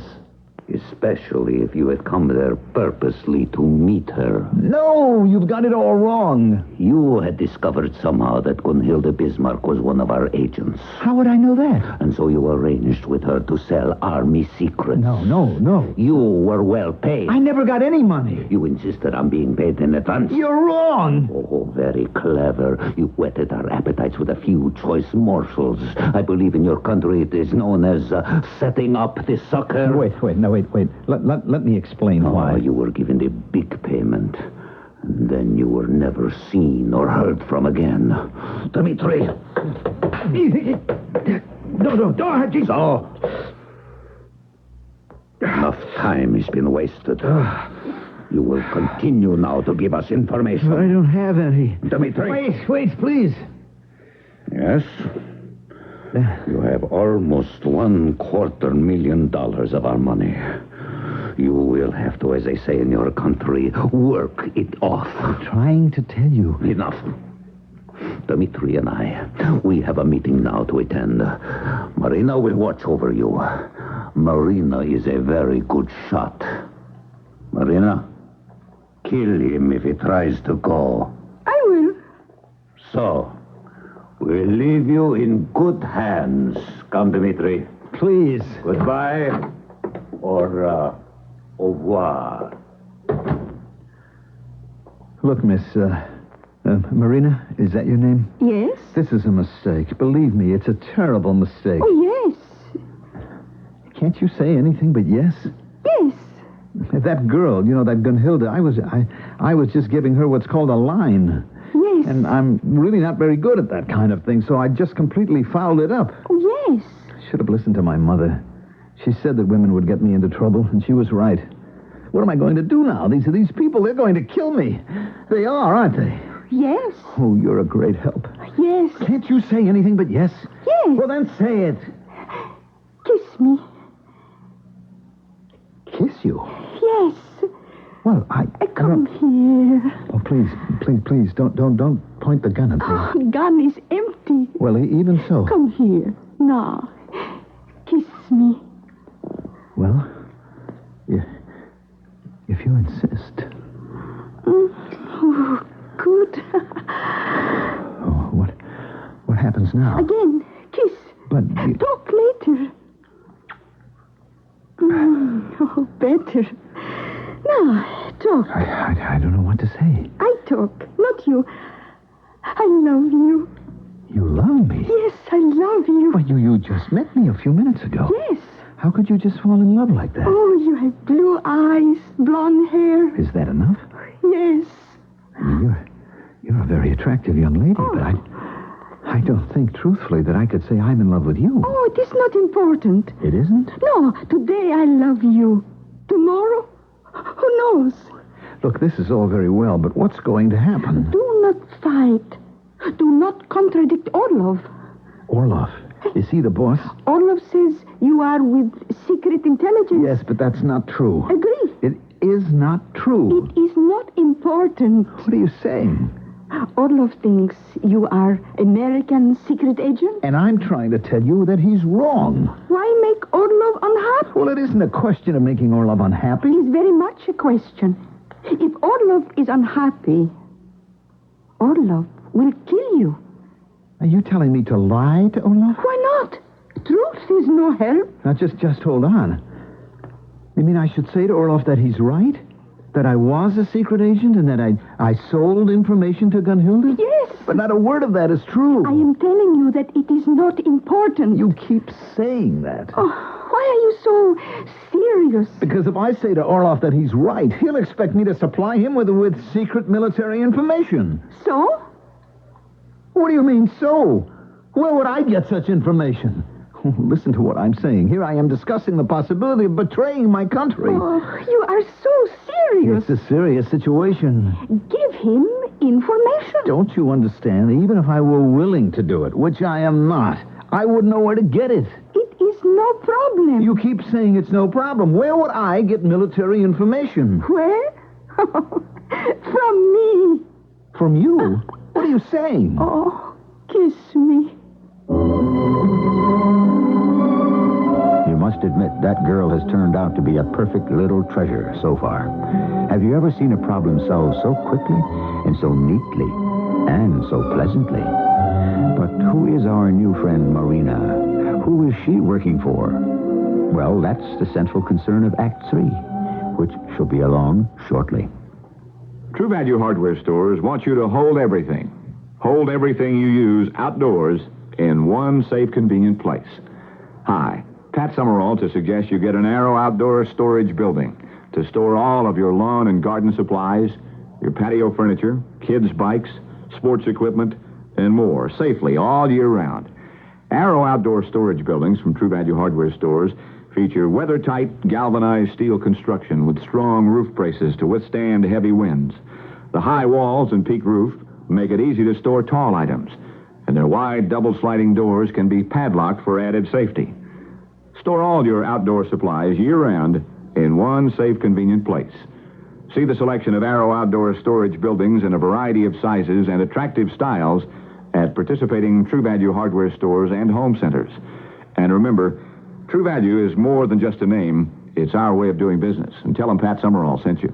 Imagine my son, a wild-old salesperson. Well, it's great of you to be here. My first day in the job, Dad. Your mother and I wouldn't miss it. Mom's here? She's sitting right over there next to Aunt Miriam and Cousin Audrey. Nice to have all this support, Dad. Hey, but, you're going to be working at Wild Olds, Dad. one of the most beautiful old dealerships in the world. Dad, here comes my first customer. Could Of you... course, I'll just sit over there with the movie camera. I won't make a sound. Fine. Hello? Hello. Welcome to Wild Olds in Libertyville. Thank you. Just look around. If you have a question, I'll be here. Okay. Excuse me, miss. You notice how we didn't pressure or hype you? What? My son, the salesperson. Dad? That's the way it is here at Wild Olds. Relaxed and friendly. Right. Little did I think this fat little baby in rubber pants would grow up to be a wild old salesperson. Well, you must be very proud. Dad. Listen, I want a picture of both of you together. Well, I see you're my first customer, and Do something. It's moving pictures. I'm not a customer. I work in bookkeeping Put here. your arm around her, Mel. Dad, she works in bookkeeping. Give her a big kiss and point to a car. She works in bookkeeping. Wild Olds in Libertyville, it's a beautiful place in the country. Wild Olds in Libertyville. This is WBBM Chicago News Radio 78. The correct time is 11:05 exactly. It's 78 degrees at Midway. Fair skies, warm night. Who was it, which philosopher said that we shall not be punished for those little lies that we men tell to women? Well, it's permissible, I suppose, to bend or even stretch the truth a bit when you whisper sweet nothings into a lady's ear. The problem is that sweet nothings may become sour somethings if overheard by the wrong people. After all, love may be blind, but no one ever said it was deaf. I don't understand. What is not to understand? You were saying that you would give me American military information to feed to Orloff. Yes.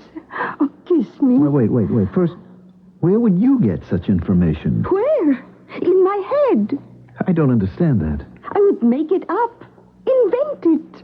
You mean fabricate? I tell you. You tell Orlov. But he'll never believe. Orlov is happy because he has information. You are happy because you are still alive. I don't follow you. I am happy because you can kiss me. Now, look, about this information. Information. How you say, give him standard information. Standard? Some information everybody make up. How many troops, how many planes, how many bombs, rockets, guns. But why should you want to do it? Oh, because I love you. Because you think you love me. Now, when Orlov returns, here is what you say.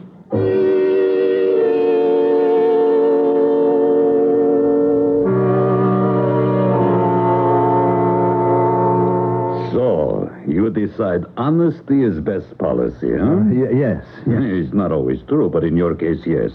Now, What do you have to tell me? Well, I've written down the number of planes that will be sent to the air base at Wildesheim. Oh, now, this is what we have been paying for. Yes.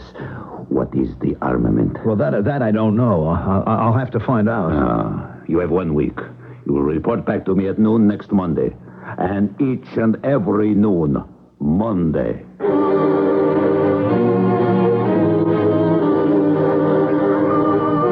Mr. Patterson, let me see if I have it all. You claim these alleged foreign agents... Mr. Larkin, why do you say alleged? Well, we have laws in this country. A person is innocent until proven guilty and so forth. At any rate, they abducted you and expected you to furnish them with military information? Yes. Mm-hmm. And one of them, a woman, promised to help you deceive the others? That's correct. I see. And why is this woman doing it? Because she fell in love with me. It must have been at first sight. All right. I want to thank you for bringing this information. Well, I believe it's my duty as a citizen. Yes, Mr. Patterson, it certainly is. And now, if you'll be good enough to excuse me... Oh, I understand. You probably want to get to work on this right away. Oh, yes, Mr. Patterson, we certainly do. Well, I won't hold you back another minute. Goodbye, Mr. Patterson. Good day to you, Mr. Larkin. Oh, boy. Mrs. Larkin, it's for the nut file. But you have to run it down anyhow. Man's name is Patterson, Walter. And he claims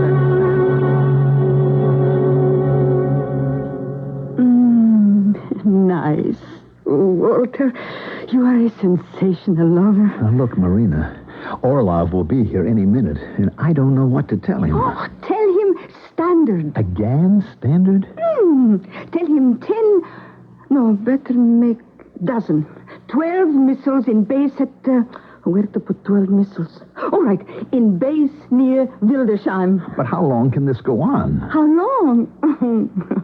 Is good question. I mean, how long before Orlov becomes suspicious? Orlov? Never. Will go on until Colonel Planov becomes suspicious. Who is Colonel Planov? Oh, he is what you call boss. Big boss. He put everything you tell Orlov in computer. Oh, yes? And then one day, he sent Orlov friendly message. Come home for visit, Comrade Orlov. Oh?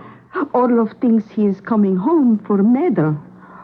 Oh, no. No? No. Orlov is coming home so that he can be...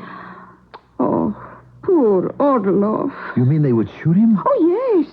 But suppose Orlov becomes suspicious of me first. Oh, then Orlov shoot you. But listen. You must not to worry. Oh, better kiss me.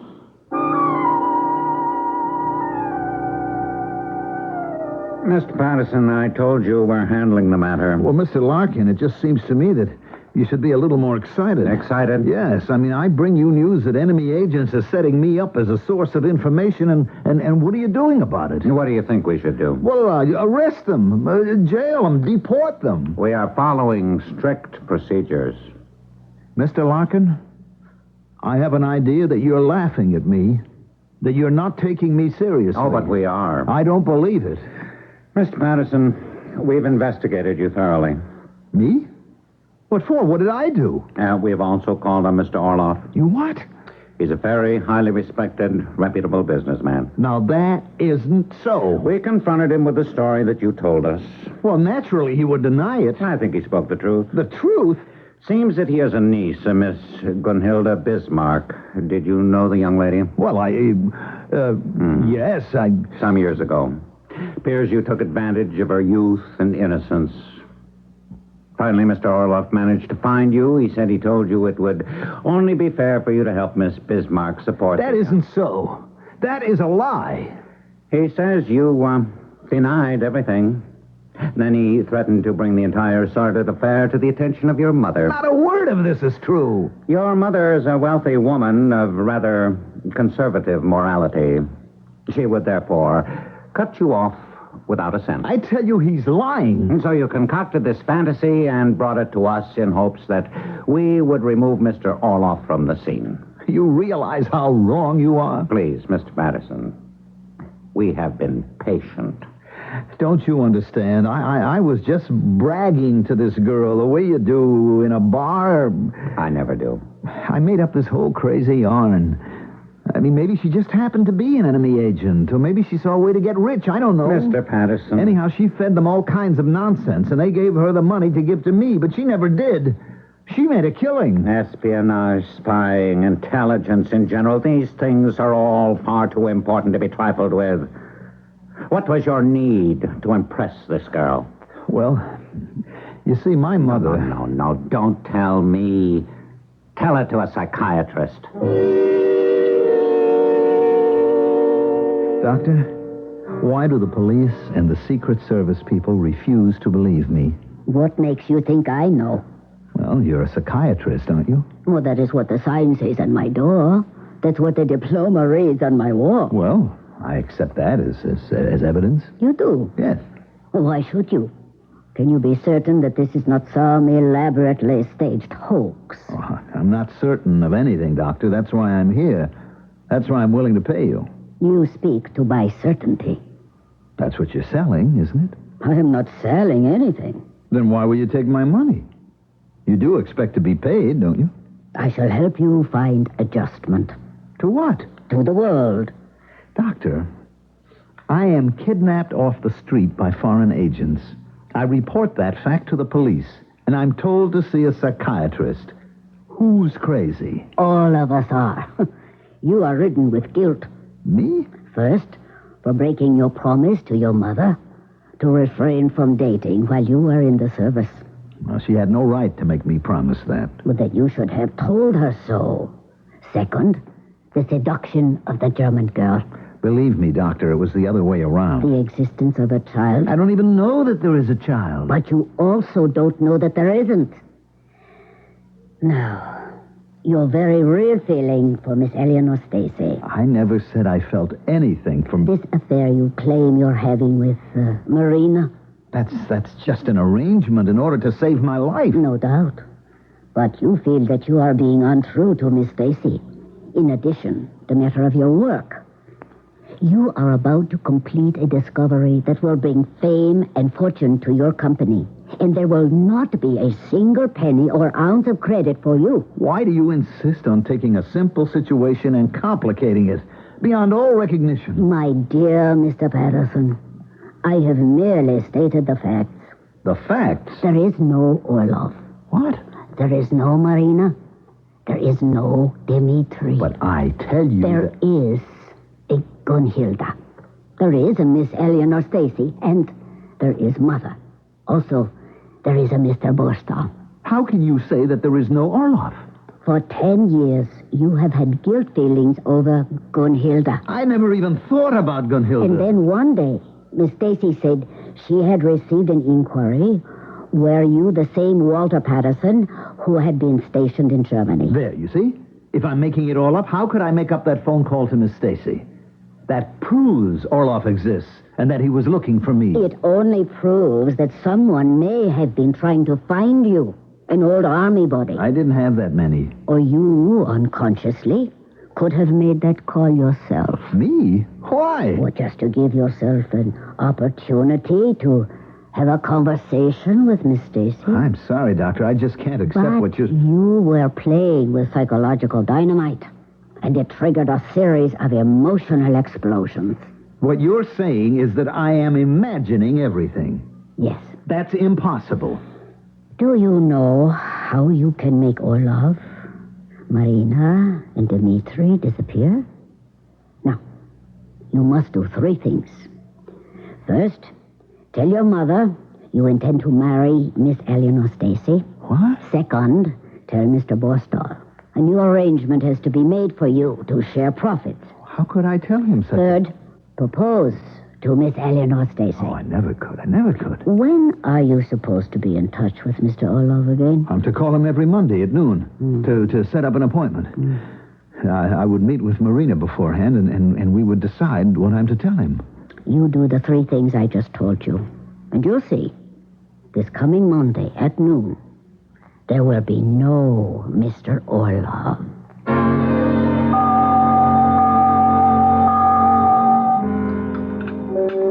Oh, you haven't finished your eggs, Walter. Yes, I know, Mother. Waste not, want not. You know what I'm going to do this morning, Mother? Oh, you sound bright and alert. Well, I've made up my mind. Oh, Monday morning is always a good time to start a fresh project. Well, I have a good one in mind.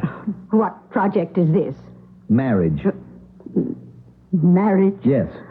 I've decided to marry Miss Eleanor Stacy. Oh. And if you say anything else but congratulations, I will not let you come to the wedding. But Walter... Mother?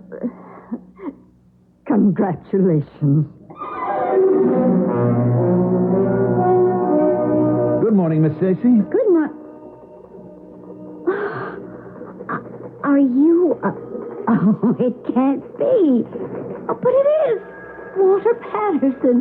Now, what are you doing in that leather jacket and those denim? Well, I'm having a little trouble with the mustache. It's still a little bit scraggly. Oh, you know it's not too bad. But I have my bike downstairs.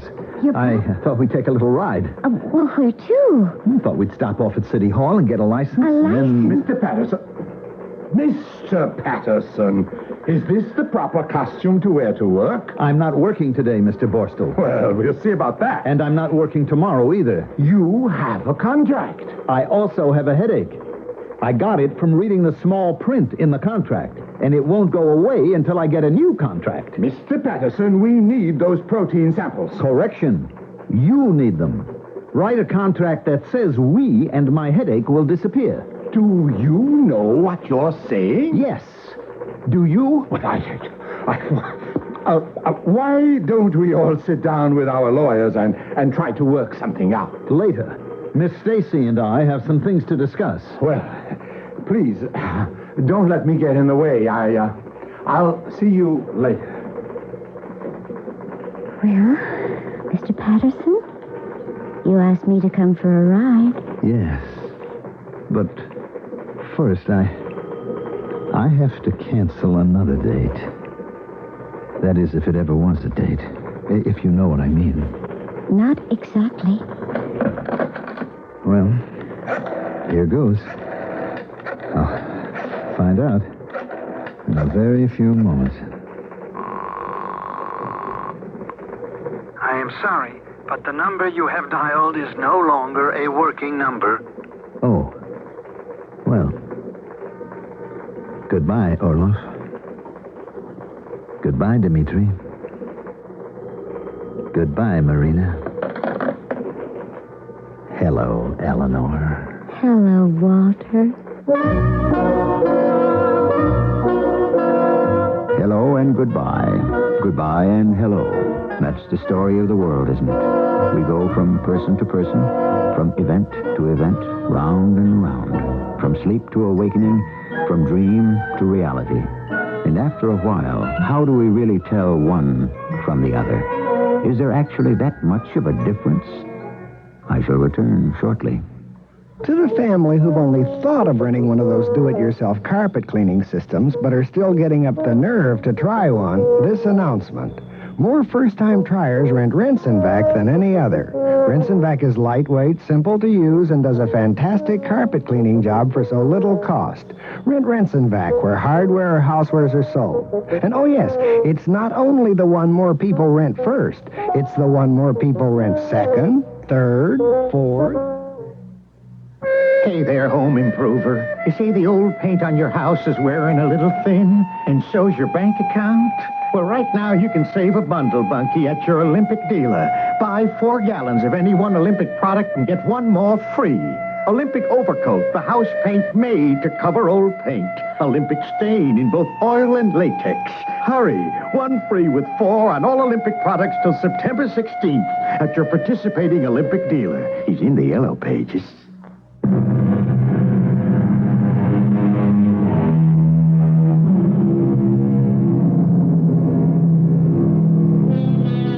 Once again, we've brought you a tale that can adapt itself to anyone and everyone's attitude, taste, and beliefs.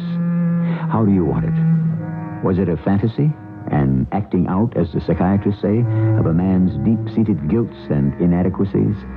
Or was it a meeting at a point in time of a series of actual incidents? What do I think? I know only as much as you do. Our cast included Mandel Kramer, Evie Juster, Bryna Rayburn and Ray Owens. The entire production was under the direction of Hyman Brown. And now, a preview of our next tale. After the 12th stroke of the hourglass clock's chime, there was no sound but the beat of the clock and my own heart. Everything else had stopped dead. My friend's mouth was frozen in the act of speaking. His hand poised over a chessman as though cast in bronze. Outside, like the old child's game, people had turned to statues. A car backing into a parking space was stopped in its tracks. The very raindrops hung motionless in the air like a spangled curtain. For everyone else in the world, save only me and that damnable clock, time was standing still. Radio Mystery Theater was sponsored in part by ARM, Allergy Relief Medicine, and True Value Hardware Stores. This is E.G. Marshall inviting you to return to our Mystery Theater for another adventure in the macabre. Until next time, pleasant dreams.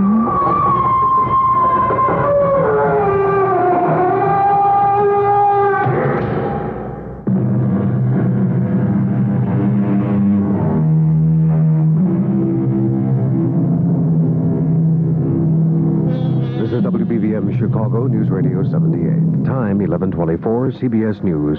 Upcoming in just a minute.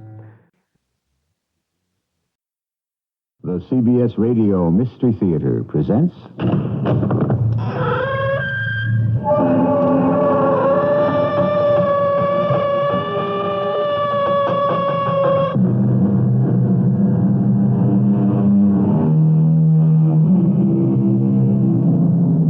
Come in. Welcome. I'm E.G. Marshall.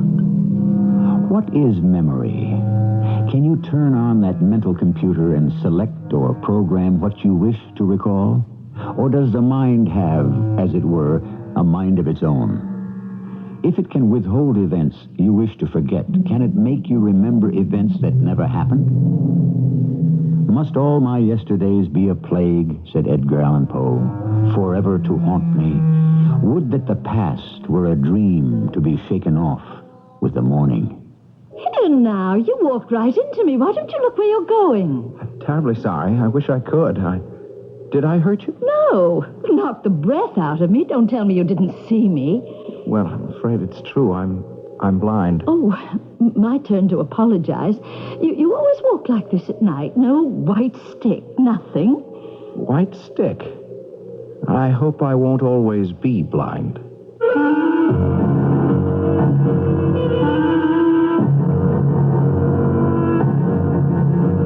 Our mystery drama, End of a Memory, adapted from a story by Frederick Fergus, was dramatized especially for the Mystery Theater by Gerald Keane and stars Tony Roberts. It is sponsored in part by ARM, Allergy Relief Medicine. I'll be back shortly with Act One. Since the very beginning and far into the future, all the wondrous things man sees, experiences, and imagines, invents, discovers, dreams, and fantasizes, are what a new magazine called Omni is all about. Omni, the world's first major magazine of science, fact, fiction, and fantasy. Pick up Omni today to keep and pass down to your descendants. On sale now, everywhere. Help! It's hay fever. Help! And the whole world seems like one big pollen farm. Don't give up. Arm yourself with ARM, Allergy Relief Medicine.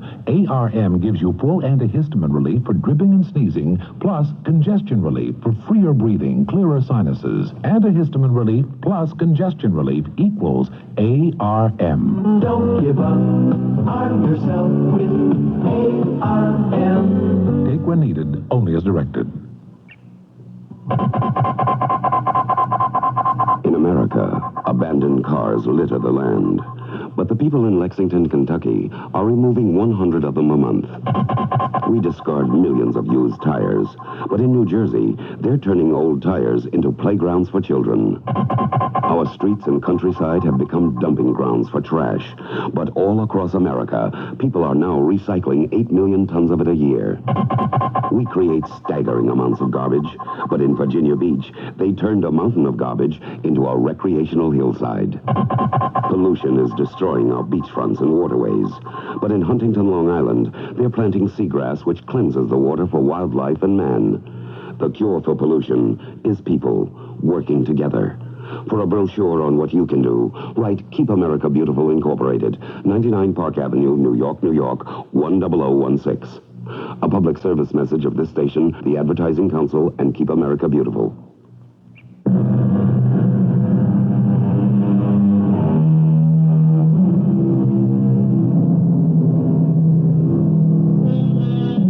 He had everything to live for, did Gilbert Vaughn. A sizable income, good education, and many interests.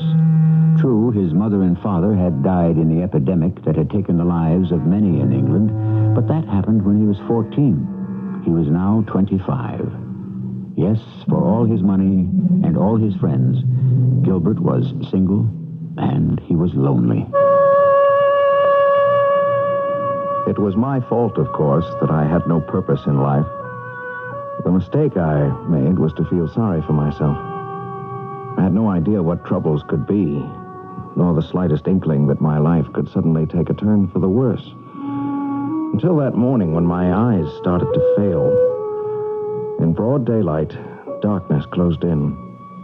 Everything went from blurred to dim to quite black. It all happened so quickly, I barely had time to get to my doctor's office. And you had no warning of any kind, Gilbert? I mean, last night, for instance, when you went to bed, no pains in your head, nothing? No, I tell you, no. What's the point of going over the past, Dr. Baker? It's the present I'm concerned with.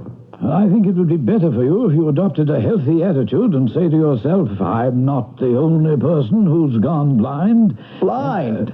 I'm blind. Why me? What have I done? But if you ask me, it's going to be a great deal easier to cure you of blindness than self-pity. I didn't ask you. All I want to know is who is the best man to take charge and how soon can he start? Well, now, there is only one man who I would dare send you to.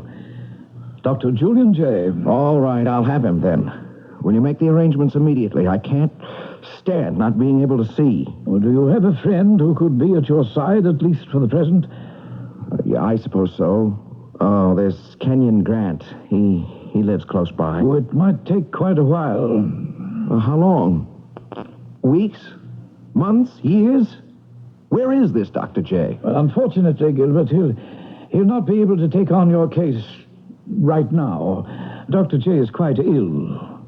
When he's released from hospital, which may be, if all goes well, in, say, another month, it'll take him at least another 4 weeks to fully recover.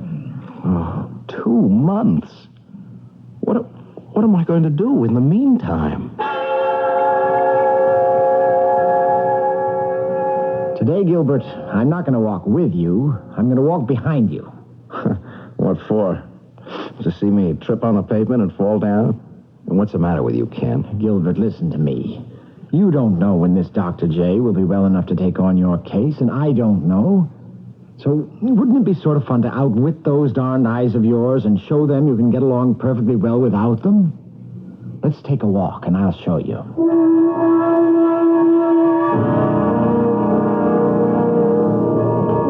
All right. 63, 64, 65. Stop. We're exactly back in front of your front door. Now turn right. Good. Up 4 steps. Fine. Now, open the door with your key.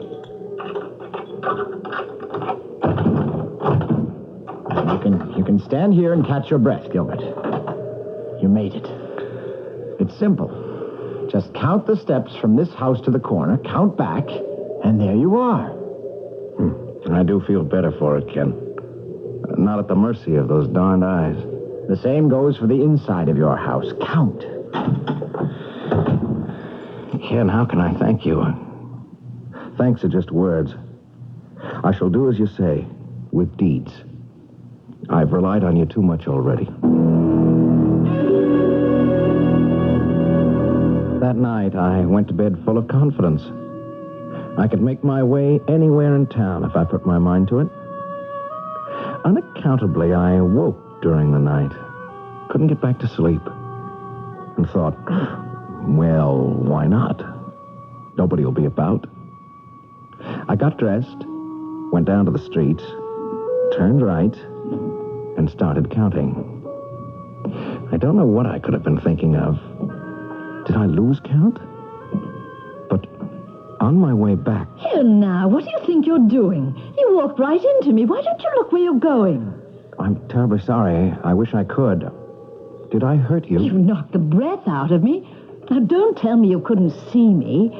But I didn't, you see. I'm blind. Oh, well, that beats all. Oh, my turn to apologize. You go out walking every night. No white stick, nothing. White stick? I'm not planning on always being blind. Where do you live? On Walpole Street. Oh, well, this is Henley. This is... How did I get here? Well, I think I know your street. It's not far. I'll take you. It's funny, I've been counting my steps, too.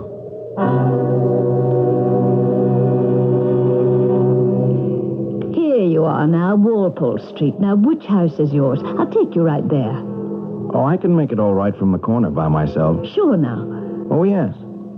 Is the railing on my left side or my right side? On your right. Now, sure you don't want me to see you to your door? Absolutely not. You see, I mustn't allow myself to become too dependent upon others. I just have to count 62 steps from this corner, and I'll be right in front of my house. Well, as you wish. Good night, young man. And I hope your eyes get better soon. 62 steps later, I turned right, up 5 steps. Oh, only 4. Must have counted wrong. Well, if it's the wrong house, my key won't fit. Ah, home safe at last. I started up the steps to my bedroom and I heard someone crying. I ran my hand along the balustrade. It felt different. The carpet under my feet was different. I was in the wrong house. Who are you? I'm terribly sorry. I thought I was in my own house. Come in here. Well, we seem to have a visitor. What are you doing here? I was trying to explain to the other gentleman I'm in the wrong house. If you'll just show me to the door, I'll be on my way. I don't like it, Professor. I don't like it at all. Believe me, gentlemen, neither do I. So if you'll just show me... Unfortunate, but we have no choice. We had better dispose of him. What is that? Is that a gun you've got? Don't you recognize a pistol when you see it? That's just it. I can't see it. I'm blind. Oh, blind, is it? Honestly, totally blind. That's why I mistook this house. Well, then, let us have a little test. Blind man, walk now forward 4 big steps. March.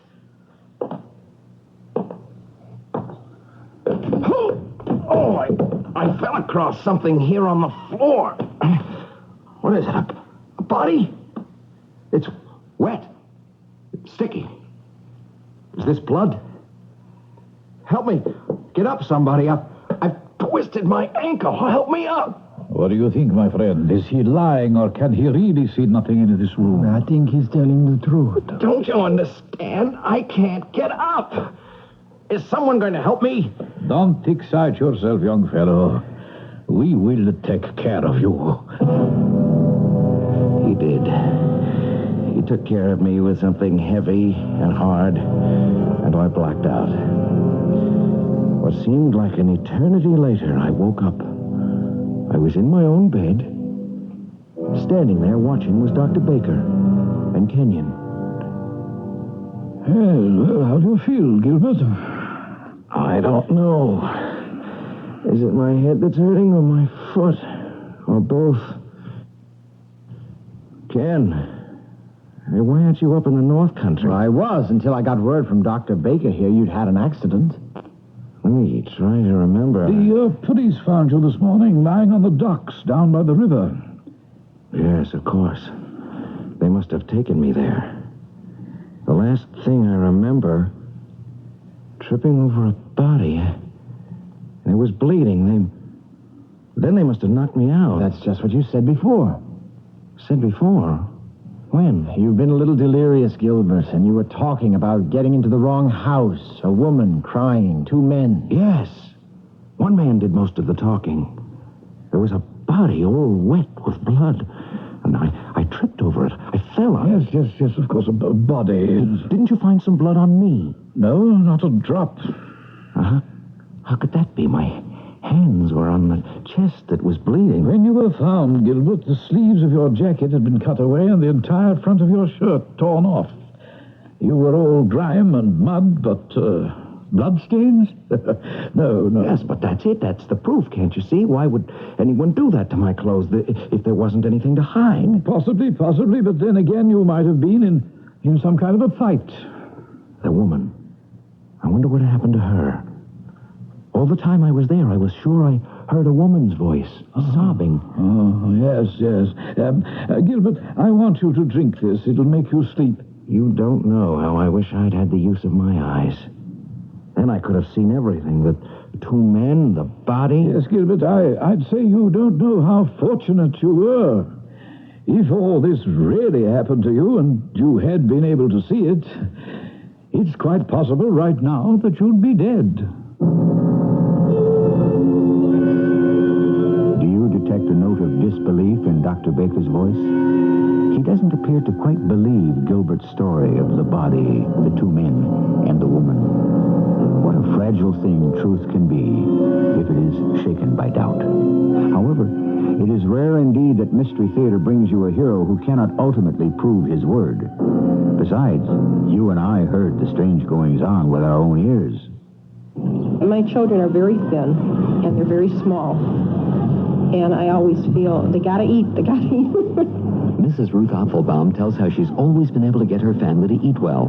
Kraft macaroni and cheese, through the years, I know they like it. Even as little babies, I remember I'd put it on the high chair. And they'd pick it, before they used a fork. And they'd pick the little noodles up with their fingers. And they just always have liked it. They do like it. Kraft macaroni and cheese dinner. You know they're going to like it.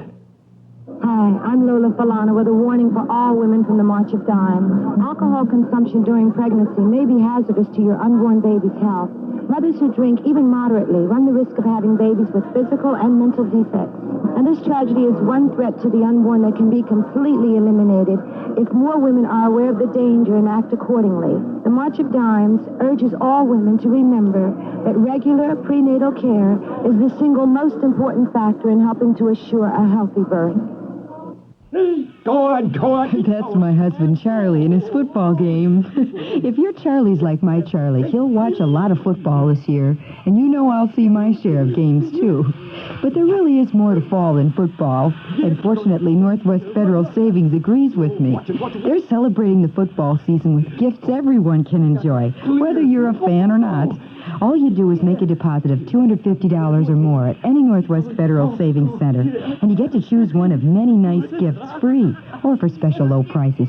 And because Northwest Federal is open 63 hours a week, there's plenty of time to make a selection. I could have picked a set of Federal glassware, a GE electric knife, or a Better Homes and Gardens cookbook. But you know what I got instead? A beautiful stadium blanket to keep us cozy at the games. You know, Charlie, you're a very lucky guy.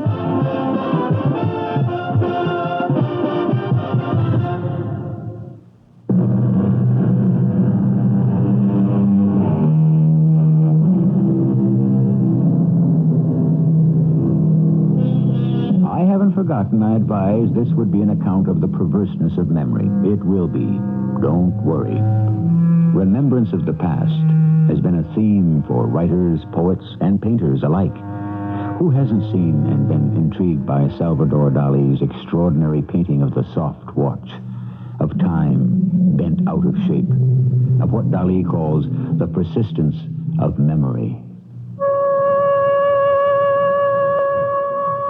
The mystery of the body and the sobbing woman was not solved. Kenyon Grant told me a house-to-house police search on Walpole Street turned up nothing. Dr. Julian Jay performed the operation. My eyes were as good as new, and he sent me to a warm climate to recuperate. Kenyon and I decided on Turin, Italy. Kenyon, where are we? On the Via di Po. What, again? I don't think being able to see gives you any better sense of direction.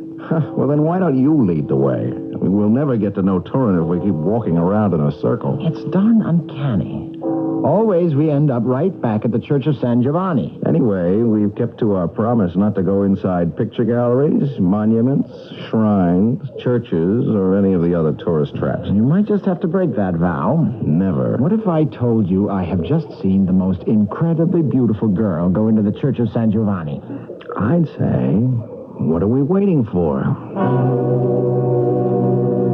The girl was quite a beauty. But her most mesmerizing quality was a strange and faraway look in her eyes. Kenyon and I stood silently and stared as she knelt and prayed, and then was joined by an elderly lady. Together they left the church. We followed and stood on the steps watching as they slowly walked across the square. Tell me, Signor, do all English gentlemen stare at young ladies they don't know? Now, wait a minute. Signor, an Englishman travels through your fair land to see and praise all that is beautiful. If we've done wrong, will the Signor convey our regrets to the lady? Your wife, sir? Or should I say, your daughter? She is neither. Ah, then, a friend. Let me congratulate you, Signor, and also congratulate you on your proficiency in our language. I have spent many years in England. Many years? Well, I should not have thought so, since the Signor has not picked up a particular trait of the English. And what might that be? To mind your own business. Englishmen. I have never trusted them. What an extraordinary fellow. Very arrogant, wasn't he? Hey, look, Ken, there she is. Walking back now with the old lady. Oh, there goes some crusty old gent over to them. He's tipping his hat. See? By the fountain?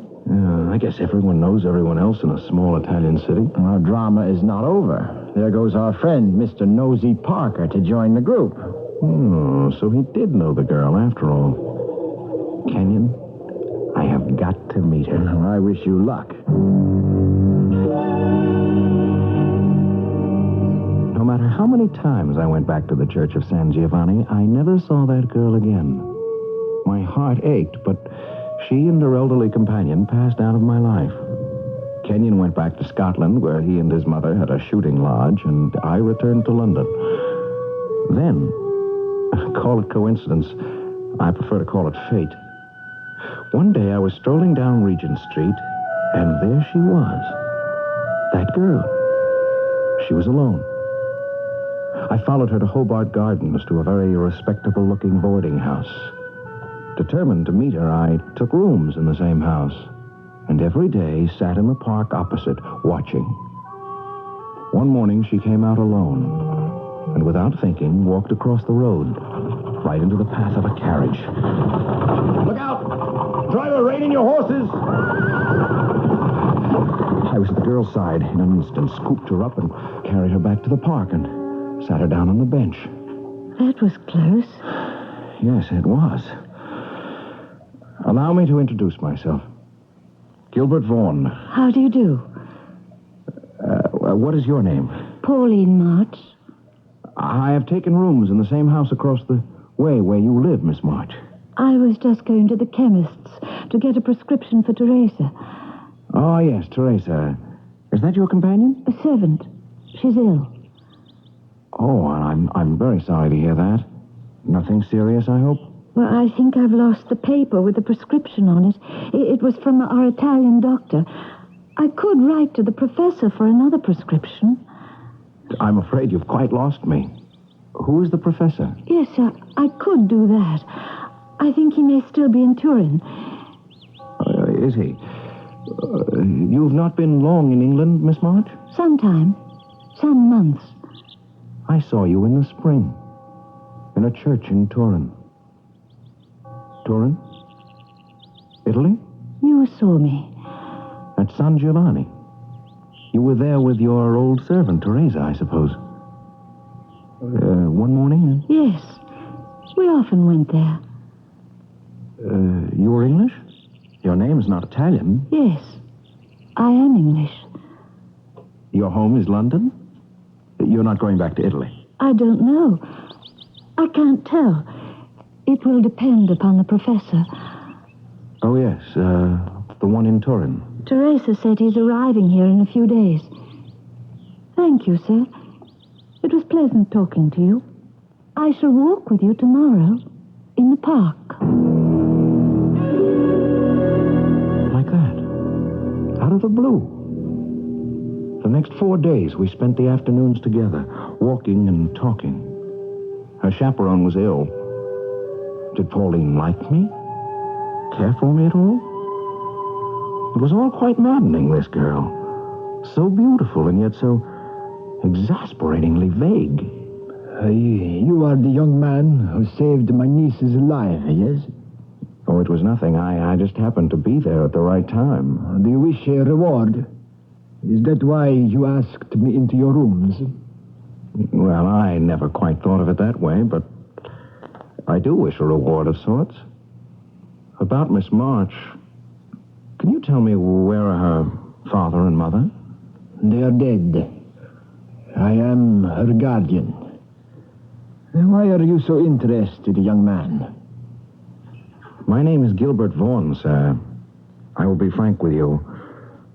I love Pauline March, and I will marry her. She is not to be married. Professor, not knowing your name, I feel I'm talking to a wall. Oh, my regrets. An oversight. I am Manuel Ceneri. Professor Ceneri. I realize there is something strange about Pauline. Perhaps something in her life, something past. Who can tell? But that does not deflect me from the one desire I have, and that is to marry her. I am a gentleman, a fine family, and rich. Mr. Vaughan, I like your directness. I shall be direct with you. You say you are well off. Would you be able to satisfy me with some proof?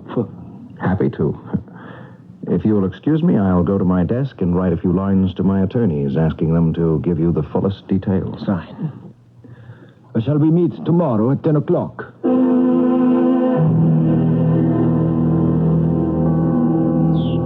Is the fact that you are here in the park to meet me an encouraging sign, Professor Ceneri? I've been thinking to myself that I had seen you somewhere before, Mr. Vaughan. Yes, you have. I was in Turin last spring, and you may have seen me standing in front of the church of San Giovanni. Ah, yes, quite possibly. Mr. Vaughan, I have many reasons for wishing my niece to remain single. But your proposal has induced me to reconsider. The man who marries Pauline March must take her as she is. He must ask no questions, seek to know nothing of her birth, her family, nothing of her early days. He must be content only with the fact that she is a lady, that she is very beautiful, and that he loves her. Is that enough for you? More than enough. With Pauline, my wife, I should ask for nothing more. Good. You may be pleased to learn my niece is not entirely indifferent to you. Would it be possible for you, my dear Vaughan, to agree to an early marriage? Would it be possible? In fact, an immediate marriage. Say, the day after tomorrow. But I don't know if she loves me. Would she consent? Pauline is obedient and will do as I wish. It was a mad thing to do. My only excuse was that I was so desperately in love and so convinced that after we were married I could make her love me. But I didn't insist on some kind of a courtship. Nor did I ask myself why her guardian seemed so anxious to marry her off. It was only after the ceremony, we were in the train on our way to Scotland for our honeymoon, that I was alone with her. Well, here we are. Mr. and Mrs. Gilbert Vaughn. Are you pleased, Pauline? Pauline? Do you hear me? I said, are you pleased? Yes. Oh, my darling wife. If I could only make you feel as I do. Yes? Will you say, just once, Gilbert, my husband? Gilbert, my husband. I won't pretend to you that marriages are usually arranged this way. This is just as new for me, also. Yes. Darling, when we went walking in the park, you remember? You talked so much more than this. I don't know what to say. I like being with you. Gilbert, my husband. Professor Chinari said it was best for me, so I accept that. He said to me, the man who married you must be content to take you as you are and not try to know anything of your past. I agreed to that. I have no past. Everything is a today. I suppose that's a blessing, darling. That way you can't remember ever having been hurt. I was hurt, Gilbert. Yes, I was hurt. But what happened? It's all gone now. Well, I can't tell you how happy it makes me to hear you say my name. Gilbert, it's a nice name. When you say it, my darling. What a strange way for a man and a woman to begin their honeymoon. But since it means you sitting here beside me, I wouldn't change it for the world. This is WBBM in Chicago. It's midnight. A situation, to say the least. A young man married a girl who is, in fact, only half a girl. Her past is shrouded in mystery. Is it at all possible for them to build a lifetime only in the present? Why not, one could argue? Why are our yesterdays so essential to our todays? The answer may be startling when I return with it shortly in Act 3. Some need to help their country, some have to test themselves, and some want what a soldier feels inside. You'll find us here, America, in today's Army Reserve. We're part of what you earn is pride. If you're looking for a head start on a career, look into a part-time career in the Army Reserve. The Army Reserve needs people right now to train for a wide variety of important Army career fields. Based on the needs of your local unit, you can pick your own specialty.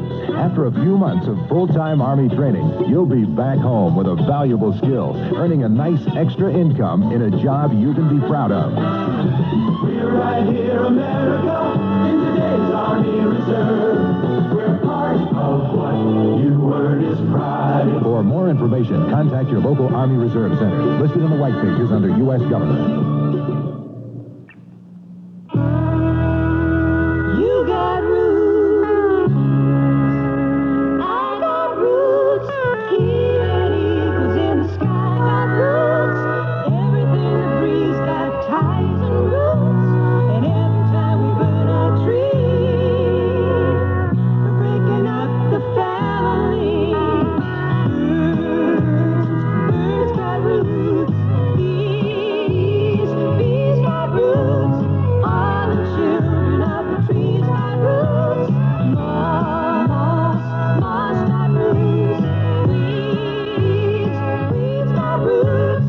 All the flowers and the bees got roots. And every time we burn a tree, we're breaking up the family. This has been a public service message on behalf of this station, the Ad Council, your state foresters, the Forest Service, Smokey Bear, and every living thing.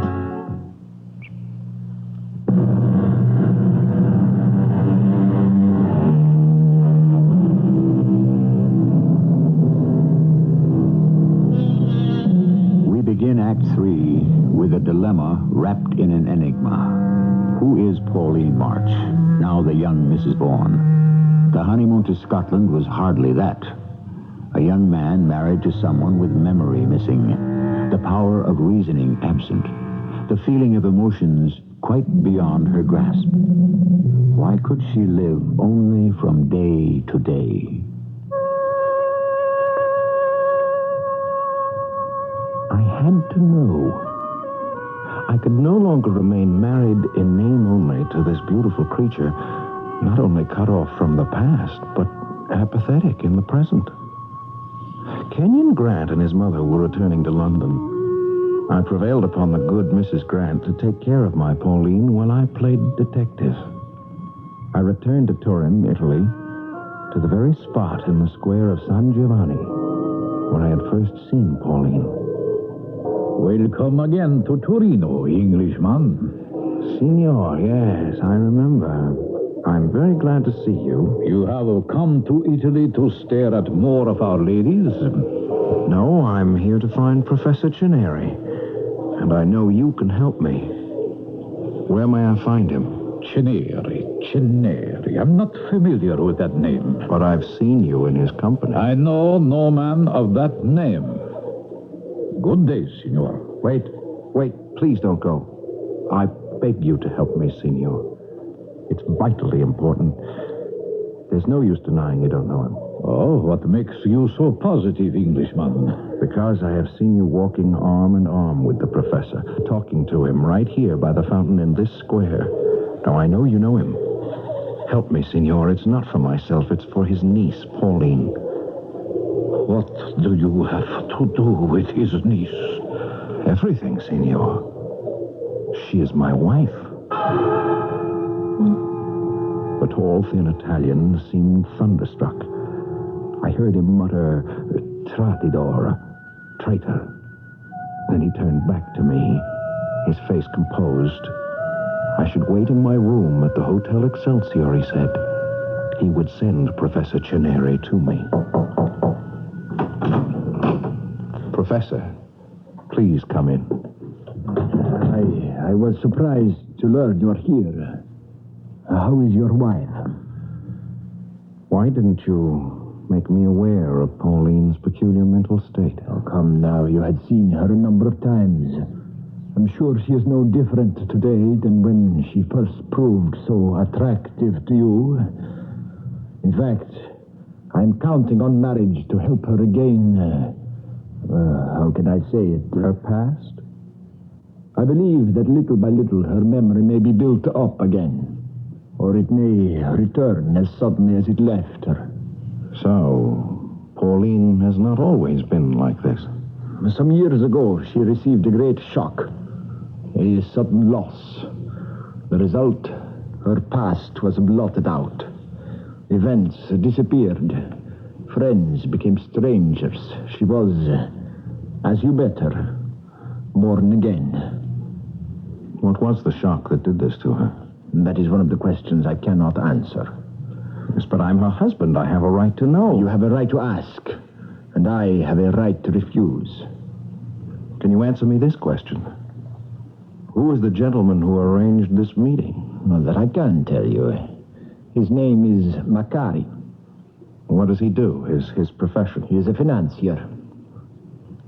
Signor Macari was greatly disturbed to learn that Pauline is my wife. Why so? He knew her years ago and wanted to marry her himself. She refused him. More than that, my dear Vaughan, you would not wish to know. I returned to London. Time passed. Sometimes I thought Pauline was better. Other times, no improvement at all. Dr. Baker came, sent specialists. They all said the same thing. She might recover if she could relive the exact circumstances which caused this block. It seemed hopeless until that morning when I received a visitor. Signor Vaughan? Signor Macari. Ah, you know my name. As you know mine, the professor has told us. What brings you to London? How is Pauline? Improving, I hope. little by little. You may find it better to have a wife who cannot remember her past. Might I see her? You give me an idea. You knew Pauline years ago? Yes, senor, I did. Well, it occurs to me that if she were to see you, senor... It is one of the reasons I am here. Stay where you are. I shall fetch her. Pauline, will you look at this gentleman closely? Yes, I am. Pauline, do you remember me? No. Let me take you by the hand. No. Pauline, it is a long time since we last met, but you cannot have forgotten me. Try and think who it is, my darling. Non mi ricordo. She does not remember. But she spoke in Italian. I have never heard her speak Italian. Signor Macari, I believe she is remembering. Ah, do you think so? Signor, how long will you remain in London? Several weeks. I have a business here. Would you please pay us another visit? Several visits. As many as you care to. I believe that your presence might be the key to my wife's recovery. Signor Macari had not been gone 5 minutes when Pauline took me by the hand in a fierce grip and pulled me out the door. Her face was fixed, immovable, her eyes wide. Something in her disordered brain was compelling her to go somewhere as quickly as possible. My hand in hers, we ran this way, that way. She seemed uncertain of the street. Finally, we came to a house not unlike mine. Up the steps, 4 of them. And then she tried the front door. Open door. It is locked. Pauline, darling, I don't have the key. It's a deserted house. Open door. I must go in. Yes, but it's locked, Pauline. We can't go in there. Open. Hurry. All I have is the key to our house. All right, I'll try. Sometimes, who knows? I had once before unlocked a door, thinking it was my own. A feeling of horror ran through me. This was no coincidence. I followed Pauline up the dust-laden stairs and into a room. Yes, it was. I could sense immediately it was the very room into which I had come 2 years before. Blind. Pauline ran to a room beyond. I ran after her. We shouldn't have come, Anthony. And why so late at night? I only did as you asked because it was your birthday. But promise me you'll stay here with me until they go. I wish they wouldn't be so angry. Pauline, what are you trying to tell me? I don't trust them, Anthony. Especially him. Please, for my sake, please, Anthony, don't go in there. Oh, don't. Darling, calm yourself. There's no Anthony here. They're in there. Anthony is in there with him. What can I do? Anthony, look out! He's got a knife! I had my arms around her, trying to comfort her. Suddenly, I became one with her nightmare. The room beyond, which had been empty and dark, was suddenly filled with light. I saw a young man sit down with his back to me. Facing him was the professor, and next to him, standing, Macari. I saw a knife flash through the air. The young man started to get up, fell back, and then tumbled to the floor. I saw myself standing in the doorway, my hands groping, eyes unseeing. Who are you? I'm terribly sorry. I thought I was in my own house.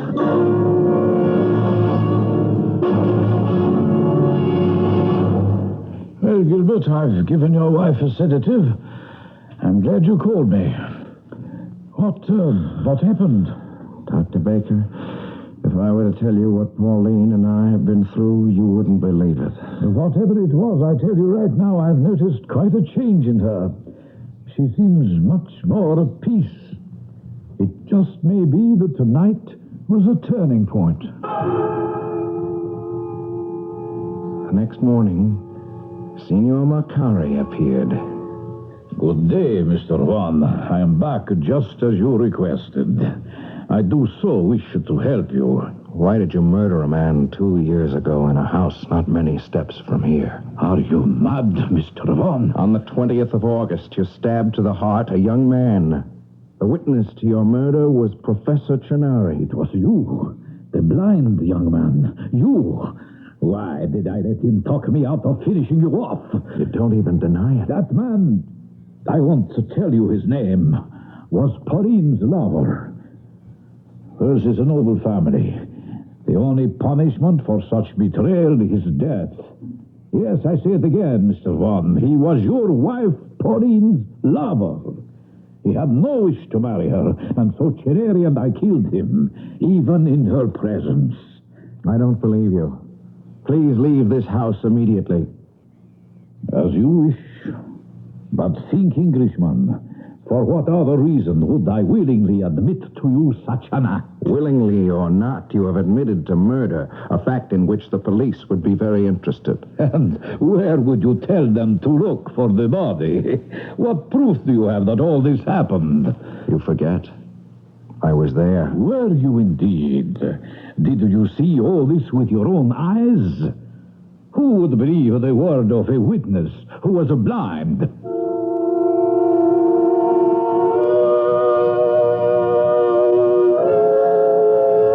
Who indeed could believe what I had seen in a nightmare vision? Only Pauline. And Dr. Baker absolutely forbade me to question her anymore. I was a man caught up in a never-ending hallucination. Then one day, an unexpected visit. I could no longer stay away, Mr. Vaughn. I may risk my life here, but so be it. How is Pauline? Professor Chenari, at the moment, she's in limbo. She's somewhere between the past and the present. I believe some of her past has returned, but instead she's lost the memory of her marriage to me. What brought this about? A visit from a man you know. Macari. Professor, had Pauline ever a lover who dishonored the family name? Who has told you such lies? Who was the young man murdered by Macari in a house not far from here? What is all this? Where did you hear such a story? A story? You were there, Professor, and so was I. It was you. And now I recognize you. But could you see? Nothing. But I heard everything. Professor, you are an accessory to a murder. I couldn't stop him. Killing was not my idea. I loved that boy. I want the truth. Who was he? He was Pauline's brother. My sister's child. He was Anthony March. Anthony and Pauline were the two children of my sister, who was Italian, and her husband, an Englishman. Anthony turned out no good. His mother and father knew it, and before they died, they entrusted into my care their money for the children. Anthony knew this and borrowed against what was coming to him, spent that, and then he borrowed all the funds Pauline was to inherit. He threw that away on gambling, horses, bad friends. Who did he borrow from? Macari. The day Anthony came of age, Macari demanded the thousands of pounds he had loaned the boy. I gave him Anthony's inheritance, and no more. I would not give him Pauline's share. This infuriated Macari to the extent that he killed poor Anthony. I was to be the next victim, but you came in, and even without being able to see, you saved my life. Where is Anthony's body now? I ransomed it with Pauline's money, and it is buried in the family vault behind the church of San Giovanni. Gilbert? Gilbert, where are you? Go ahead, my boy. Take care of her. Tell her her uncle was here, and that I sent my love.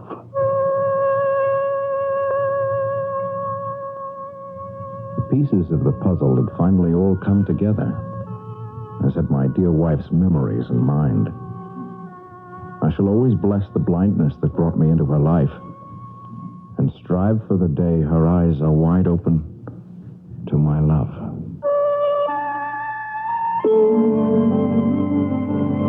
What happened to Signor Macari? He was caught. But most important, what of Gilbert Vaughan and Pauline? A trick of fate, you might call it. A young man who once was self-centered, selfish, and spoiled, now had to devote himself to healing and courting the girl he was married to. I'll tell you more when I return shortly. Ah, the summertime. Time for swimming pools, barbecues, and all kinds of outdoor activities and fun. But also time for extra safety precautions. To make your summer more enjoyable, Underwriters Laboratories wants you to please remember that water and electricity never mix. Water or dampness increase the possibility of a shock hazard. So avoid using electrical appliances where they might fall into a pool or wet surface. Also, refrain from using electric rotisseries or power tools where they may get wet. And never attempt to use an electric lawnmower or hedge trimmer when your grass or shrubbery is wet. And remember, outdoor extension cords are designed and tested to withstand conceivable climate conditions. So be certain the extension cord you use outdoors is labeled for outdoor use. This is summer safety information from UL and this station.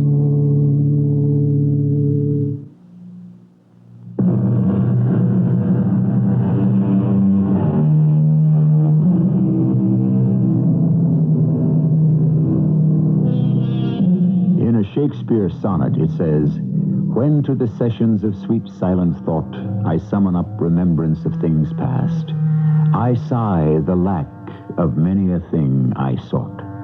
However, I am glad to report to you that no sighs, nothing past, no question marks will assail these young people embarking on a life together. Our cast included Tony Roberts, Carol Teitel, John Lithgow, and Ian Martin. The entire production was under the direction of Hyman Brown. And now, a preview of our next tale. Okay. They get the money. Why? Are you dumb or something, Eddie? They get the envelope and the money. We're frozen out and they arrest Tony. What's this, babe? A manila envelope. That's what the cops will find in the safe. It's fat. Yeah, sure. It's stuffed with junk from Tony's room. Clippings, little money, insurance policies, and junk. When you hand me the envelope with the money in it, I do a sleight of hand behind the bar. A minute later, you come behind the bar and drop the money in your apron. Then, vamos. Go home. Yeah. That could work. But when Tony comes back tomorrow for his 10 grand... He won't come back, babe. This is E.G. Marshall inviting you to return to our Mystery Theater for another adventure in the macabre. Until next time, pleasant dreams.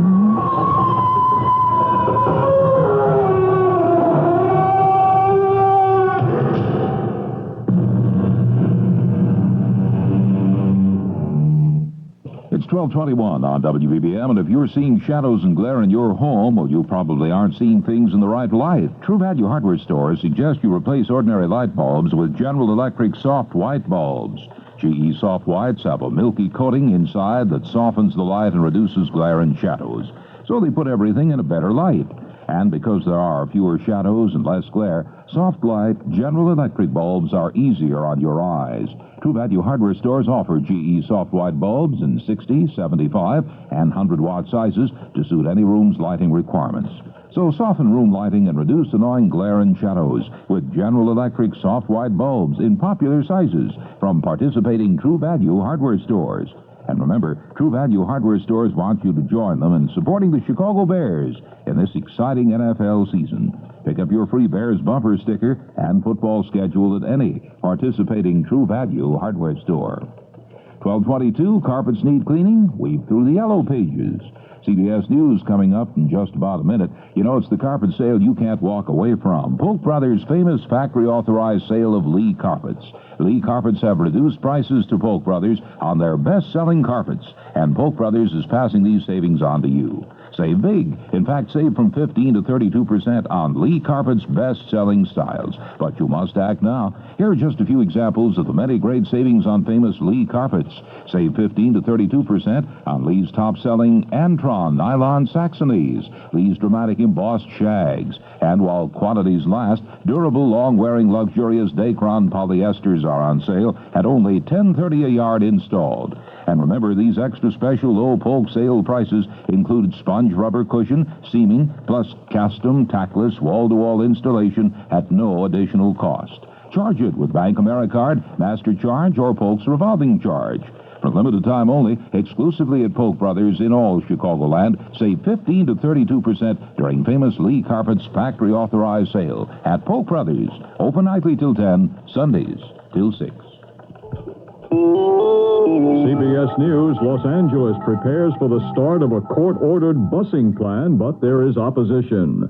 I'm Mitchell Krause reporting on the CBS radio network. At this hour, close to 4,000 anti-busing activists are meeting in the San Fernando Valley, urging a school boycott of Tuesday's classes. But Mayor Tom Bradley is optimistic that busing will go well in the nation's second-largest school district. People of this area have responded so well in times of crisis, in times of peril, in times of disaster. And while the opening of school is neither or none of these, I think it is an opportunity for us to once again look at how we respond to the important circumstances that confront this city. Late Monday, William Brennan became the third U.S. Supreme Court justice to refuse to delay the start of busing in Los Angeles. The appeal was made by the guardian of a 13-year-old junior high school student who would have attended classes about a mile from her home, but under the busing plan will go to a school 21 miles away. In Wilmington, Delaware, a busing plan got underway Monday, and Steve Young reports it was almost trouble-free. Less than a handful of pickets turned out today to protest court-ordered desegregation. The most serious trouble was a cross burning in the early morning hours outside a high school in a white working-class suburban neighborhood. There was no sign of tension several hours after the isolated incident when black students were bused to the school. Buses from the suburbs brought white children to the inner city, some of the youngsters from 18 miles away. About one-third of Wilmington's 65,000 school children were bused for purposes of desegregation. The goal, to have each school reflect the racial mix of the metropolitan area as a whole, 80% white, 20% black. Organizations opposed to busing had anticipated an uneventful opening day. They predict that in a few weeks, it will become clear the quality of education is dropping, and then, they say, trouble will begin. But today there were no serious problems. The children got along fine and didn't seem to share their parents' apprehension. Steve Young, CBS News, Wilmington. More CBS News in a moment. Breaststroke, 100 yards. Surface dive and underwater swim, 20 yards. Anybody who's ever taken one of those Red Cross swimming tests knows how tough they can be. But there's a good reason. Drowning is a serious business. Last year, we taught 2,432,605 Americans not to drown. A few of them probably live in your neighborhood, maybe even on your block. And someday, one of them may save your life. Because Red Cross teaches life-saving, too. In fact, many of our life-saving graduates work at America's swimming pools as lifeguards. Okay, now the long, shallow dive. There's a tough test at the end of every one of the 7 different swimming and life-saving courses the Red Cross teaches. And we teach them right where you live. Red Cross is counting on you to help. The House of Representatives continued its debate on the Civil Service Reform Bill past midnight. The unusual late-night session was dictated by the leadership's desire to dispose of the measure quickly and by the 400-page length of the bill. But the legislators did not finish their work, and the vote was delayed until Wednesday. A brush fire which fed on dry, hilly timberland southwest of Denver and threatened homes at the edge of the city may now be under control, according to Robert Porter, Assistant Chief of the Bancroft, Colorado Fire Department. We do have the fire cut off on the south side. It is going up on the north, on the east range of the foothills. The weather is cooling off, the wind's dying down. It looks like it's going to stabilize a little bit here now. The worst of the fire was about a half mile from the headquarters and research center of the Johns Manville Company, which now appears out of danger, although there's some smoke in the building. The Camp David summit will be a week old in a few hours, and according to a report in an Egyptian newspaper tonight, it may last until Thursday. The newspaper Al Ahram says President Sadat will stay in the U.S. 3 days after the summit ends. Now this message. Why didn't I say goodbye? I love you. Have a happy day today. And thanks again for being my friend. He never knew of the girl I loved. I didn't think he'd understand. I couldn't see he must have felt the same. But you just don't say those kinds of things to your dad in the evening. My friends are waiting and I use your car. I wish I'd seen in a vision or a dream how I miss him so. When he had to go, how do I let him know? If you love him, tell him. You're not as far apart as you think. A thought from the Church of Jesus Christ of Latter-day Saints, the Mormons. All sides in the postal dispute met again on Monday, but no progress was reported. They have until Saturday to reach an agreement or submit their dispute to binding arbitration. No progress reported either in efforts to end the month-old New York City newspaper strike, but well-known labor mediator Theodore Keel has now entered the negotiations as an advisor to the labor unions. I'm Mitchell Krause, CBS News. Every driver needs the assurance that a good auto insurance policy can give, but why pay through the nose for that kind of peace of mind? For over 21 years, Arco American has been saying that most people just pay far too much for auto insurance. Sometimes feature money matters, and finding a good policy at the lowest possible price won't happen by accident. You've got to shop for it. Well, Arco American agrees. They've got the time and the knowledge to shop for you. Every day, qualified buyers receive fantastic savings. Call the S9-4677 for your free phone quotation. The savings may add up to hundreds of dollars for you. Call the S9-4677. Most insurance plans are available with a low down payment and easy monthly installments. Arco, that's AARCO, Arco American, open weekdays to 6. Shop and save money with Arco American. Call the S9-4677.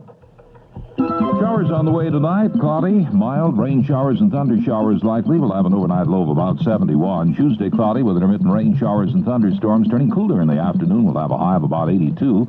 And then the outlook for Wednesday is cloudy, much cooler with rain likely again. 77, both the airports agree. 82 downtown. Humidity 69%. We've got a south wind at 9. First in news, we're CBS News Radio 78, WBBM, Chicago. 12:30 in the morning. Look who's back from vacation. Good morning, everybody. Millard Hanson here for the next 5 hours. And Jim Bennis is our producer-editor. Al McKinstry is our technician. We're looking at these headline stories on this 12th day of September, 1978. First in news, we're CBS News Radio 78, WBBM, Chicago. The CBS Radio Mystery Theater presents...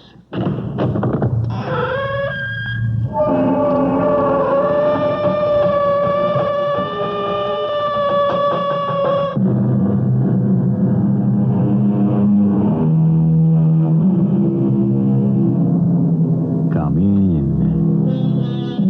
Welcome. I'm E.G. Marshall. Blessed be the ties that bind. Blessed indeed, for without our closest relationships, what a lonely and desolate place this world would be. We all forge bonds that last a lifetime, that even death cannot sever. But what can we do about a loved one who is lost? not to death, but to the unknown. Mrs. Bledsoe, we've come just about as far as we can safely go. But we're so close. I'm not going to stop now. Well, the trail gets steeper from this point on. It's too dangerous. You can turn back if you wish, Mr. Hodges. My husband and I intend to push on until we find out what has happened to our daughter. Please, before you make that decision, I think I ought to warn you.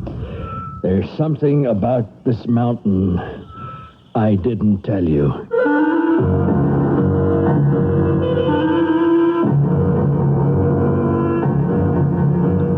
Our mystery drama, High Caqueta, was written especially for the Mystery Theater by Percy Granger and stars Marion Seldes and John Beale.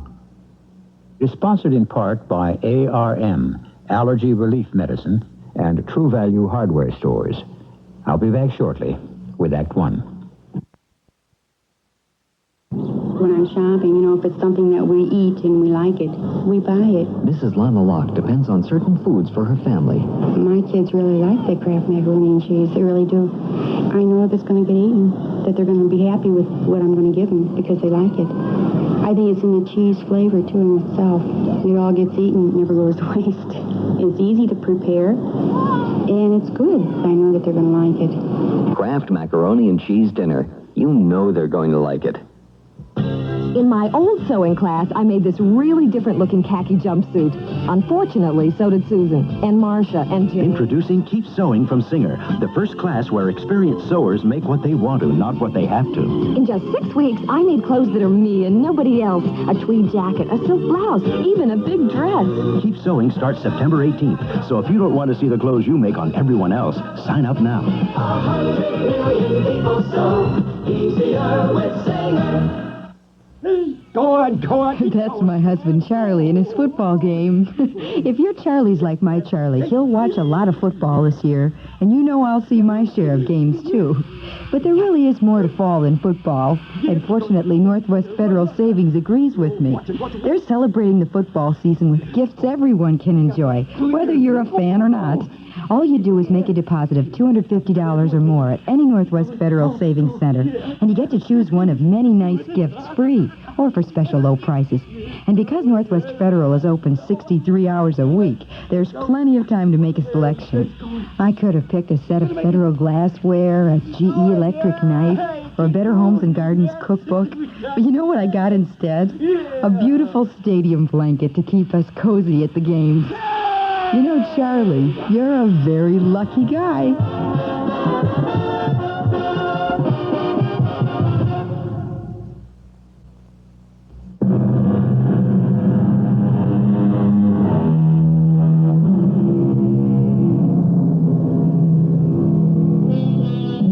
Missing, presumed dead.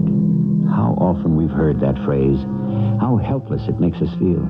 When even the certainty of death is denied us, what is left? To live in hope? But after a while, hope can become its own kind of prison. And then what? Either we must accept a fatalistic point of view or take the only initiative open to us.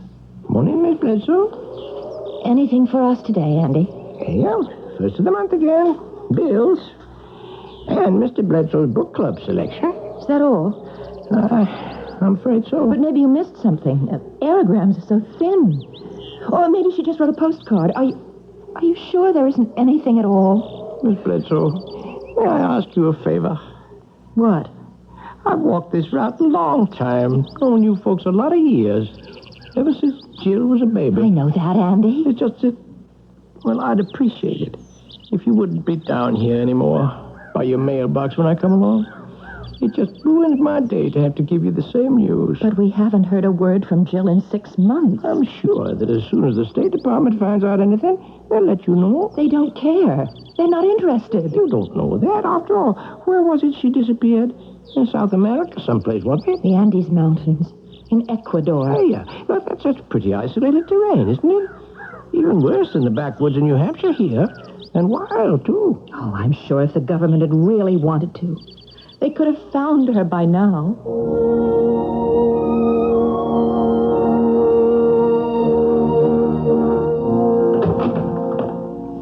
Honey, the mail come? Yes. And? Nothing. Not a word from her, not a word from anyone. Silence. Well, my book club selection came. My old colleague, Professor Morrison's latest work, Latin American Perspectives. Don, I want to talk to you. But I'm already late for work. Have you stopped caring that Jill has disappeared? I don't see what more we can do, Margaret. We've written the State Department, our congressman, our senator. They've assured us they're doing all they can to find her. But I don't think they are. Something's wrong somewhere. The first time I wrote the State Department, they answered me within 2 weeks, remember? They'd been able to trace Jill's movements to that city in Ecuador, Arabella. She checked in there with the American consulate, just like they ask all Americans traveling in remote places to do. I mean, so that if something happens to them, they know where to start making inquiries. Now, that was 4 months ago. And since then, we've heard nothing. Not a word. We've written them over and over. All our letters have been answered. Answers? You call these answers? They're form letters. It's a meaningless sincerity. Because they haven't anything to tell us. Why not? I don't know. Well, I think there's something very deliberate going on. Jill was a strong, healthy 23-year-old girl. She'd lived in South America for 3 years. She traveled there. She knows how to take care of herself. A girl like that just doesn't vanish. I think we're facing a conspiracy. Oh, Margaret, that's unfair. Conspiracy of indifference or incompetence. I don't know which is worse. We're just the little people who has to pay attention to us. Now, you're not at a town meeting, Meg. You don't Why are people always away from their desks when I call? Why do my calls go unreturned? Either something is going on or nothing is going on, and I'm just at the end of my patience. What else can we do? We can go down to Washington ourselves. You mean in person? What's the name of that man we've been writing to? Here, Carl Cobb, Special Assistant in Latin American Affairs. Why, look at this. Even in the replies, he's deigned to make us even his signature is rubber stamped. You know, I sometimes wonder if people like this even exist. Of course they do. What more can he possibly tell us in person than he's told us already? Well, that's what I want to go to Washington to find out.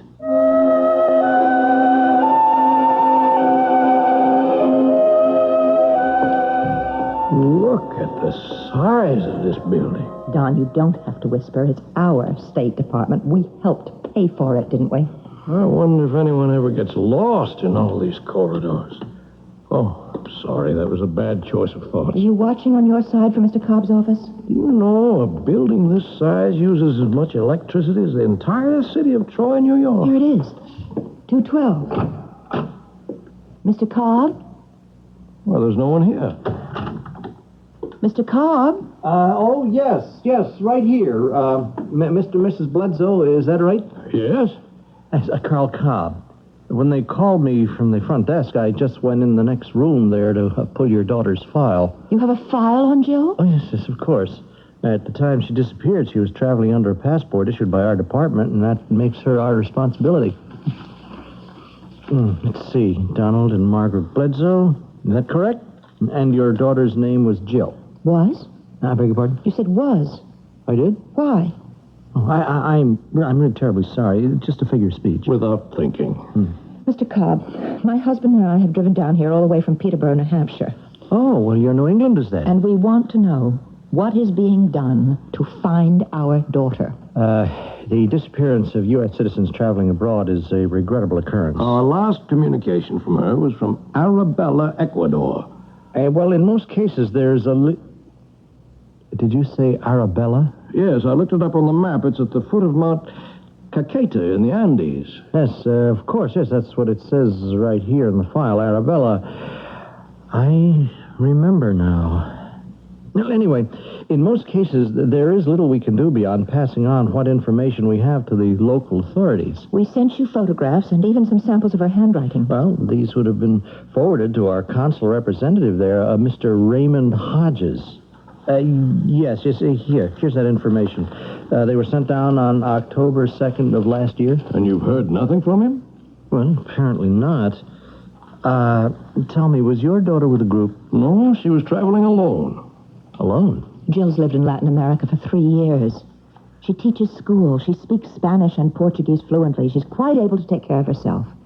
She's traveled alone every summer. Well, still, that's hardly advisable. People don't just vanish. Ah, but unfortunately, sometimes they do, Mrs. Bledsoe. Not my daughter. What's the matter with Arabella? I beg your pardon? If I'm not mistaken, you did something of a double take a moment ago when I mentioned it. Well, it's nothing in particular. We didn't drive this distance to get more of a runaround, Mr. Cobb. If it's necessary, we will go to your superior. Well, I didn't want to alarm you unduly. Well, please do. It's better than nothing. Well, this isn't the first time that the town of Arabella has appeared in our files. Over the past 2 years, if my memory serves me, close to half a dozen U.S. citizens have disappeared in that vicinity. What's happened to them? We don't know. But apparently it's not just U.S. citizens. Several people from other nations have disappeared there as well. Well, what does your man down there, this Mr. Hodges, have to say about all this? Nothing.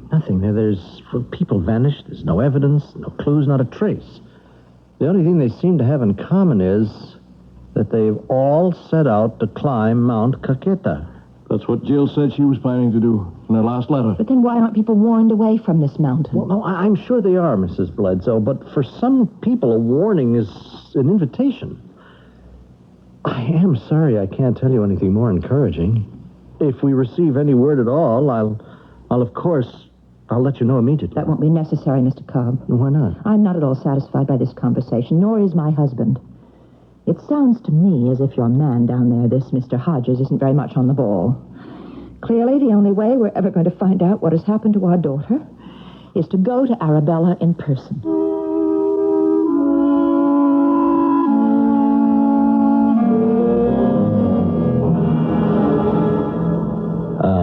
Mr. and Mrs. Bledsoe, I am terribly sorry. Have you been waiting long? Are you Mr. Hodges? Yes, and my secretary says you've been here since early this morning. Then why did you ask us how long we've been waiting? Oh, well, I'm sorry. You see, I'm something of a camera buff, and I have been working in my dark room most of the night. Oh, well, forgive us for disturbing you, I'm sure. That's all right. What can I do for you? We're the parents of Jill Bledsoe. Oh, yes, of course. One of the persons who has been reported missing. We'd be interested to know what steps have been taken to find her. Have search parties been sent out? I'm just afraid we don't have the manpower for that. What about the local police? And their responsibility ends at city limits. You mean in all these months, nothing has been done at all? I'm sorry. When she checked in here, she told me they were planning to backpack up the Ogaldi Gorge on Mount Caqueta. Now, anything could have happened. They? What? You said they? Yes. Someone was with her? Yes, a rather striking-looking young fella. A boy? She didn't mention that in her letter. Who was this person? Well, I don't know. He looked somewhat Scandinavian, tall, fair-haired, very pale skin. And that's the thing I remember about him. It was quite hot at the time, but he seemed totally unaffected. But despite the sun, he wasn't tanned at all. Did he disappear, too? I don't know. I haven't seen him since. Well, that's not like Jill at all to take up with a stranger. Maybe he was someone she knew. Well, she never kept any secrets from us. How did this seem to you, Mr. Hodges? It's not up to me to speculate on their relationship. But it did seem as if she were, so to speak, under this man's spell. The deeper one digs, the more digging one often finds there is to do. Examine an open and shut case closely enough, and just possibly you will find a crack in the door. Jill Bledsoe's fate is nothing if not a mystery.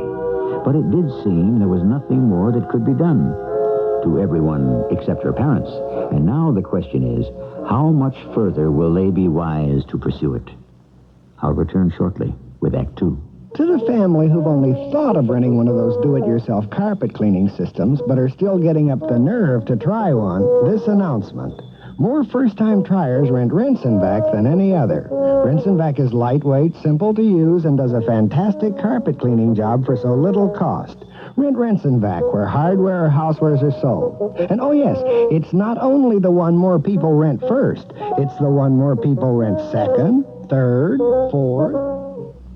We've got to tell people they should think of Goodyear for car service as well as tires. Goodyear works on cars? Goodyear does tune-ups, oil changes, shocks, brakes. Oh, we got to get the word out. Yeah, but how? We'll seal notes in bottles. Wrong. Smoke signals. Morse code. Hold it. We'll just tell people that Goodyear will service their car right at a price that's right. Goodyear for car service. I could have said it better in code. Goodyear makes it easy to care for your car with a lube and oil change now for only $5.88. Price is slightly higher in California. Delta is ready when you are. When you are. Delta is ready to fly. To fly. When you get the fever to fly, Delta's ready. Mention Atlanta and watch Delta move with 8 nonstops a day. 2 are wide-ride tri-stars, and you've got 5 one-stop through jets every day. Or catch the Delta action to Nashville. 3 nonstops a day, the most going. You'll like the admission prices, too. Super Saver fares are as low as $72 round trip to Nashville. $78 on round-trip night coaches to Atlanta. There are some qualifications and seats are limited. So when you get the fever, call Delta or your travel agent and fly. Delta is ready when you are.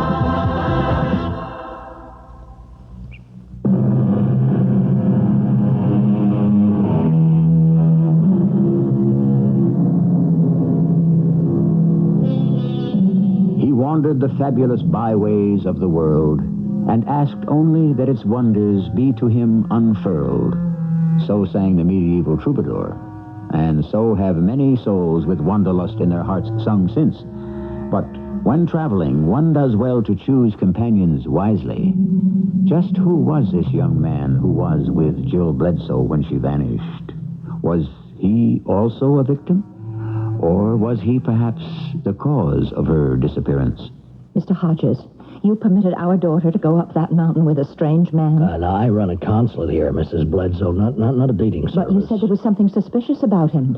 I said he was a foreigner of some sort, yes, but there was nothing menacing about him. Excuse me, what do you mean by some sort of foreigner? Nothing, only that I couldn't specifically locate his accent, and that's a hobby with me. I pride myself in usually being able to tell where people are from by the way they talk. But Jill wasn't the first person to disappear on that mountain.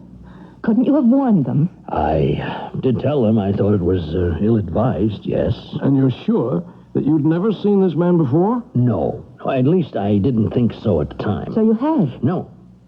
But he did seem familiar to me in some way. I mean, I began to think, well, maybe I had, but I'm sure I haven't. You're not making a great deal of sense, Mr. Hodges. Copies of Jill's photograph are in the hands of the local authorities. You can speak to them if you like, but they'll tell you the same thing. People who have gone up Mount Caqueta have vanished without a trace. I am sorry you made your trek here for nothing. Well, we certainly don't intend to go home now, Mr. Hodges. What do you mean? You say that she and this man went up the Algaldi Gorge? You want to climb Mount Caqueta yourselves? We're New Englanders. We're quite used to climbing mountains. In fact, we're prepared for that eventuality by bringing our own camping equipment with us. Well, the Andes are not the Green Mountains, Mr. Bledsoe. We are not going home until we find out what happened. Now, there are Indians, the Andu, who live in the jungles and the upper slopes. So they are completely uncivilized and they're very dangerous. Forgive me again, Mr. Hodges, but I read a very interesting book on the plane trip down, Latin American Perspectives. I'm sure you're familiar with the book. Yes. Then you know it describes the Antu as a small and quite peaceful tribe. Now, perhaps you'd be so kind as to direct us to a store where we can buy some supplies. I'll come with you. Thank you, but that's not necessary. I mean with you up Mount Caqueta. Oh? Why? Well, I've never been up there, and I think that under the circumstances, it is time that I went. We're quite capable of taking care of ourselves. In that case, I must insist that I accompany you.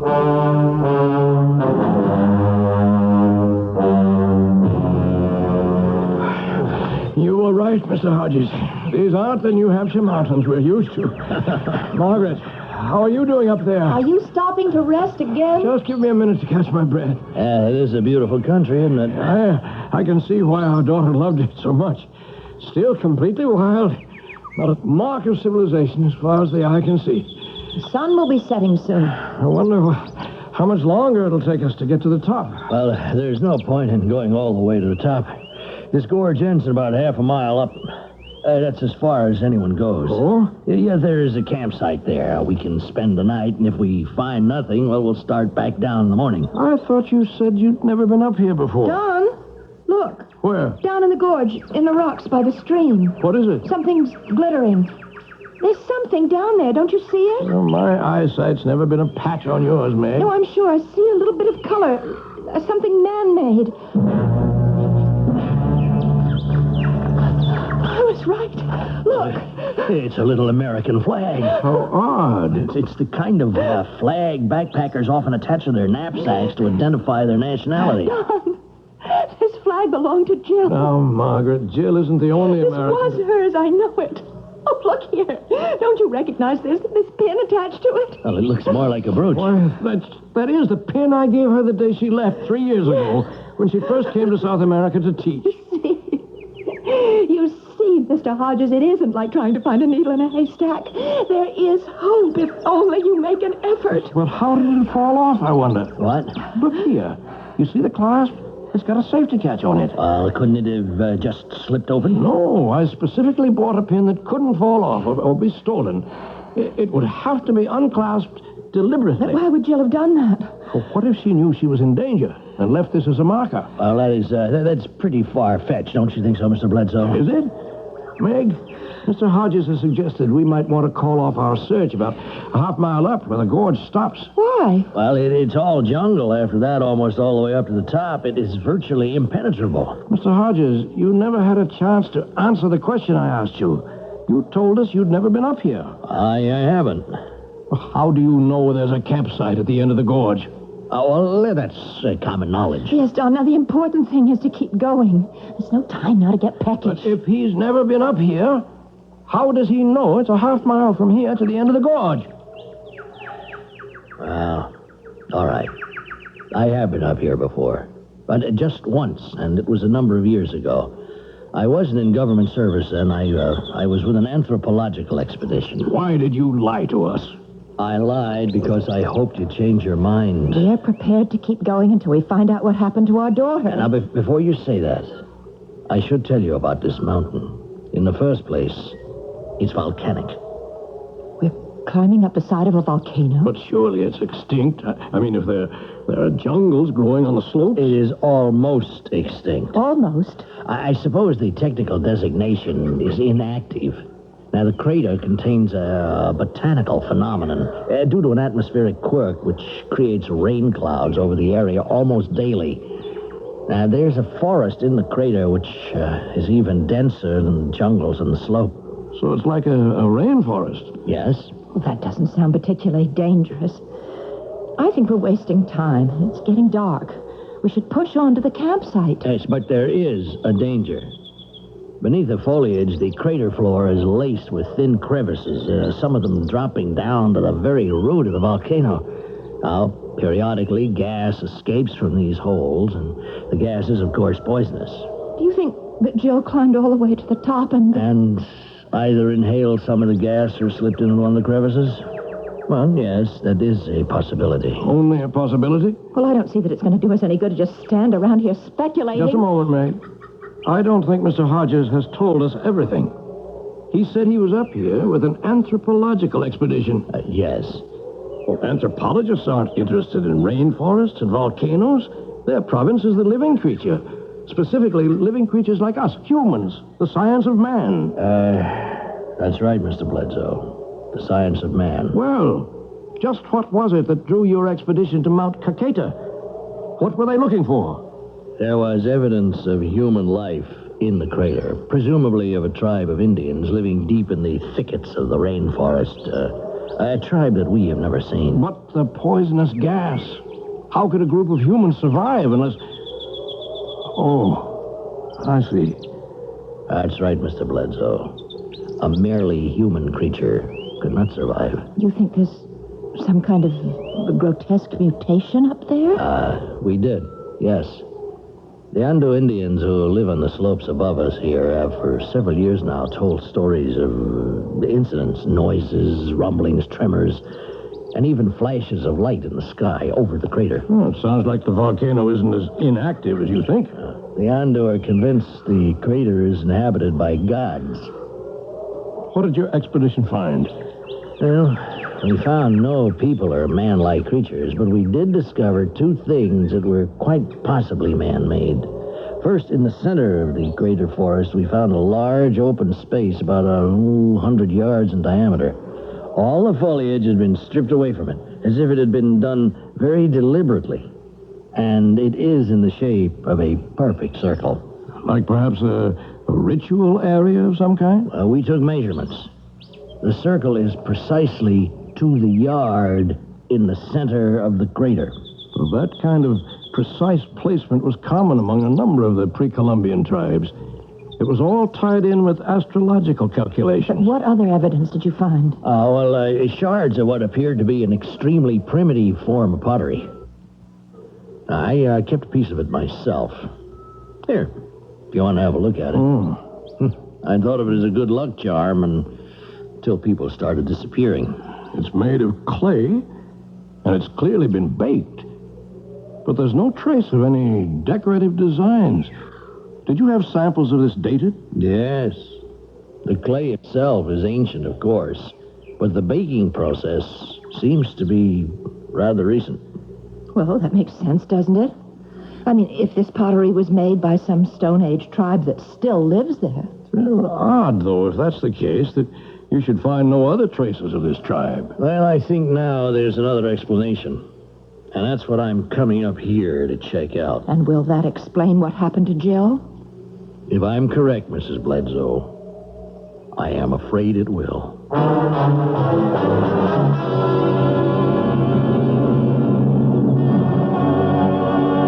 Oh, good night's sleep. Dawn, did you... Mrs. Bledsoe! What's the matter? There's a man over there. No, it's okay, Mrs. Bledsoe. That's only one of the Antu Indians I told you about. They're really quite harmless.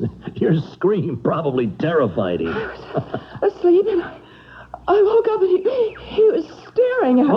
Margaret, did I hear you scream? Oh, who's that? I know, that's an Antu tribesman. Now, you two wait here. I want to speak to him. You know his language? Yes.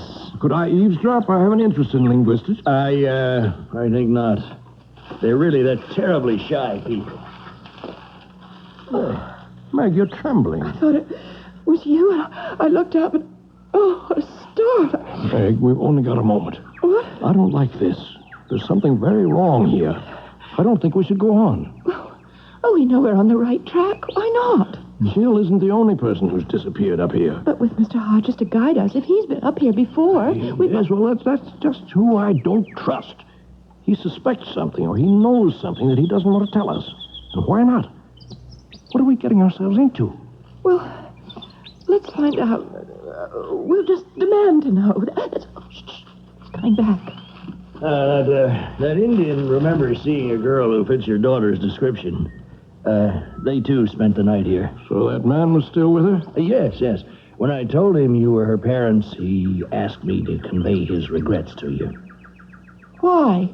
He's convinced the blonde-haired man was a servant of the gods who live in the crater, and that your daughter, like the others who disappeared, was taken up there as sacrifices. But has he seen this? No. The Antu refused to go anywhere near the crater's rim. Well, then how can he think our daughter was sacrificed?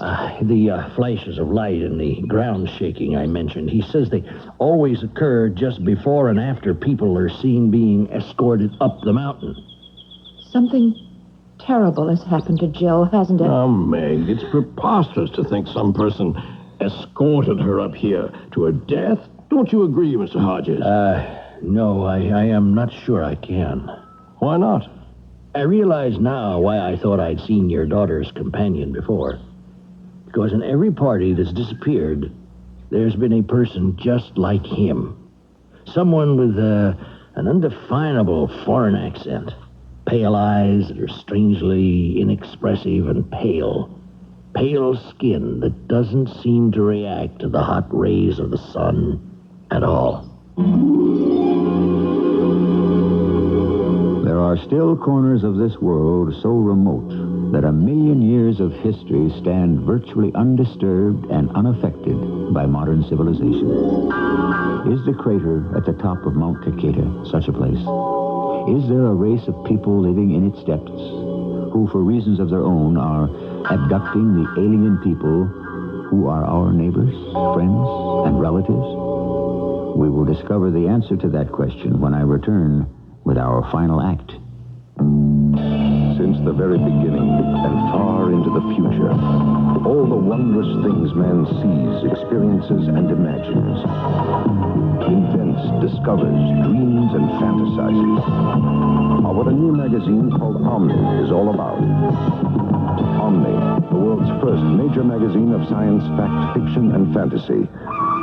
Pick up Omni today to keep and pass down to your descendants. On sale now, everywhere. Last night, you went to sleep in your own bed. You woke up in hay fever country. Don't give up. Arm yourself with ARM. ARM Allergy Relief Medicine delivers full antihistamine relief for dripping, itching, and sneezing, plus a decongestant for freer breathing, clearer sinuses, more total relief. Arm yourself with ARM. ARM. Take ARM when needed, only as directed. In America, abandoned cars litter the land.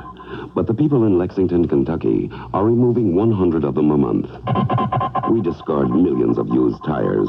But in New Jersey, they're turning old tires into playgrounds for children. Our streets and countryside have become dumping grounds for trash. But all across America, people are now recycling 8 million tons of it a year. We create staggering amounts of garbage, but in Virginia Beach, they turned a mountain of garbage into a recreational hillside.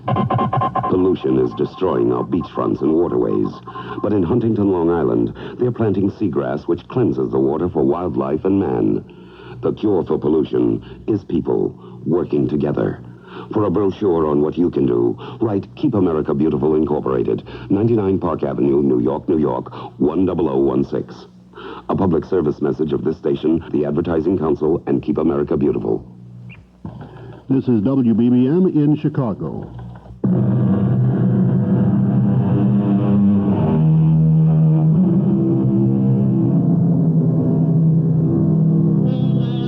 What began as two parents' angry inquiry into an apparent case of bureaucratic indifference is rapidly becoming a cautious and somber confrontation with the unknown.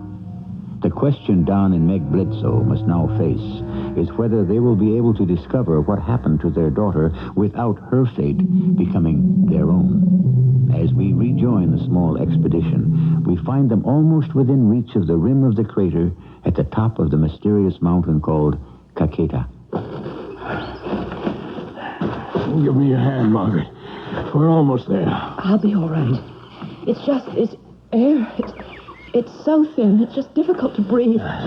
Well, here it is. We've reached the rim. And there it is.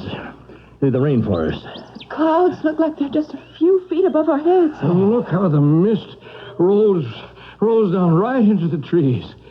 You can't even see across to the other side.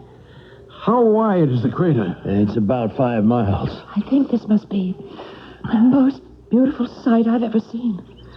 Like Shangri-La. And to think Jill must have stood where we are now and looked down there. Shall we push on? There's a lot of jungle to cut through before we come to the clearing at the center. Before we descend into the crater, Mr. Hodges, you know what we're going to find down there, don't you? No, not for certain. But you suspect. If I'm correct, I expect to discover that the shard of pottery I showed you isn't pottery at all. Well, then what is it? Just a piece of earth. Now, why would that be so significant? Please bear with me, Mr. Bledsoe. I don't want to say anything more until I'm more certain. But what are we going to find? A race of men who live beneath the ground, away from the sun? Oh, what does it matter? The only important question is whether or not Mr. Hodges thinks we can discover what happened to Jill. Yes, I think I can. And if what you suspect is true, will she be alive or dead? Well, that, Mrs. Bledsoe, I'm afraid I won't be able to tell you.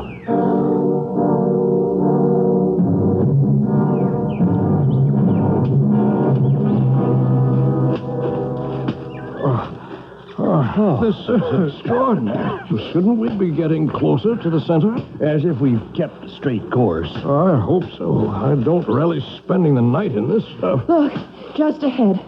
I think I see a break in the trees. That's it. We're almost there. It's just like you described. A perfectly open space without so much as a blade of grass. If you two pitch the tents, I'll start making supper while there's still some daylight left. Yes, it's too late now to look around. Excuse me for a few minutes, will you, please? I'll be right back. Where's he going now? I don't know. Just out into the center of the circle. It looks like. Look. He's kneeling down. Is he praying? I can't tell. Don, you don't think he... What? So strange. You don't think he could be one of these people? But it looks like he's just examining the ground. Oh. It is odd. What? The earth in this open area. Hodges said the area gets 200 inches of rain a year. Now, how come this ground is so solid? What's it made out of? Well, it looks like clay, but it's hard as a rock. As if it had been baked. Like pottery? Yes. So that's what he's checking. And what they discovered on their expedition wasn't pottery at all, just pieces of baked earth. Strange. Well, we are practically on the equator. Yes, but we're too high above sea level for the sun's heat to have that kind of power. Yet if the sun didn't do this, what else could? Could the heat have come from below? You mean from inside the mountain? Well, it's a volcano, isn't it? Meg, I know we want to find out what happened to Jill, but I don't think it's safe to stay here. I'm not leaving until I know the answer. She's gone. She's lost to us, Meg. We have to accept that. We know that she came up this mountain, and we know she didn't go back down. Now, she has to be here somewhere, Don. She has to be.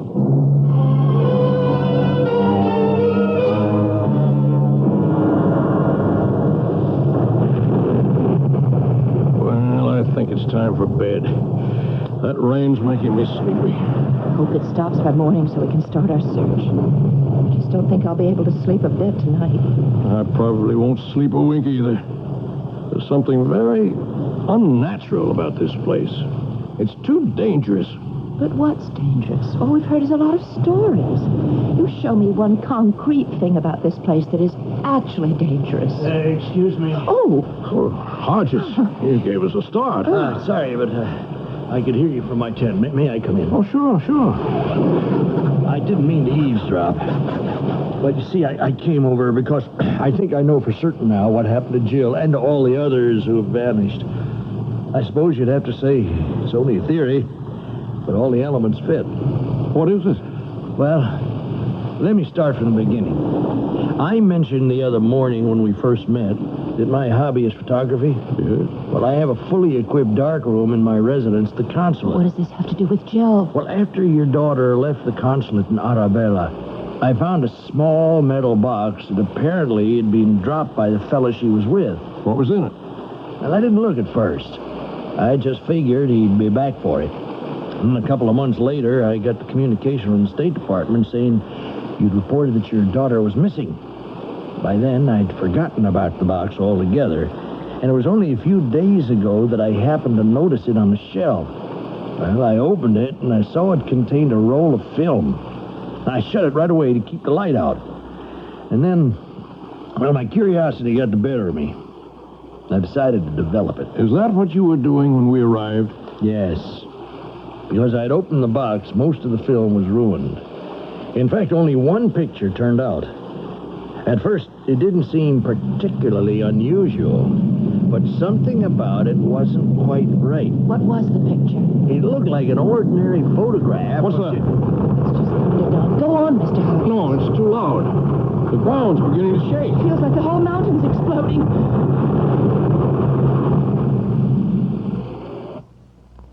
Stopped. You all right, Meg? What was it? I thought the earth was going to swallow us up. No, I don't think that's it. We've got to get out of here. Mr. Hodges. Don, look at him. Mr. Hodges. Are you all right? I wonder if it's really true then. You know what that noise was? I think I do. I wonder if they know I know. I wonder if they've come for me. Who? If who's come for you? Mr. Hodges, where are you going? I have to go out and see. The two of you stay here. Mr. Hodges, wait. Oh, Don. You ought to go out and see that he's all right.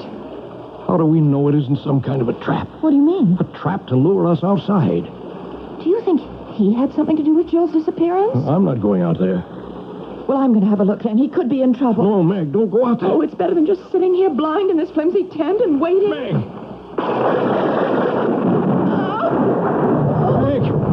Meg, what happened? Are you all right? See? Something struck like an enormous bolt of lightning. Here, lie down, darling. My eyes have been blinded. No, you'll be all right. There's a sound again. It's starting up again. The ground feels like it's splitting in two. It stopped again. How are your eyes? My sight's coming back. I don't think we're going to make it through the night.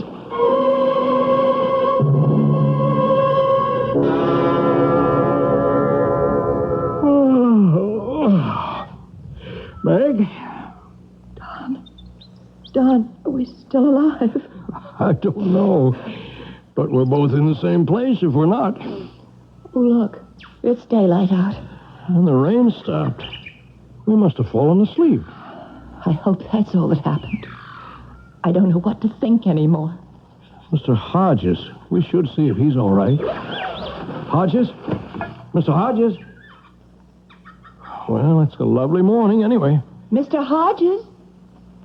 Look, his tent is open. Well, he's gone. Mr. Hodges! He's vanished. Like the earth had swallowed him up.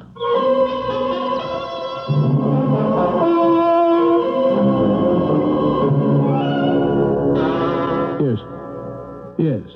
Thanks very much. Gracias. What time does the bus leave? Not until this afternoon. You'll be able to catch a flight out of Quito tomorrow morning back to the States. How did you sleep? Oh, much better, knowing we'd made it safely back to Arabella. Do you mind terribly that we'll never know for sure what happened to Jill? We know that whatever it was must have been awful. That hurts. But if it's not meant for us to know, it just isn't. I'm going to pay a last visit to the consulate to see if by any chance Mr. Hodges has turned up. That poor man. Yes, just let me finish packing. I'll come with you.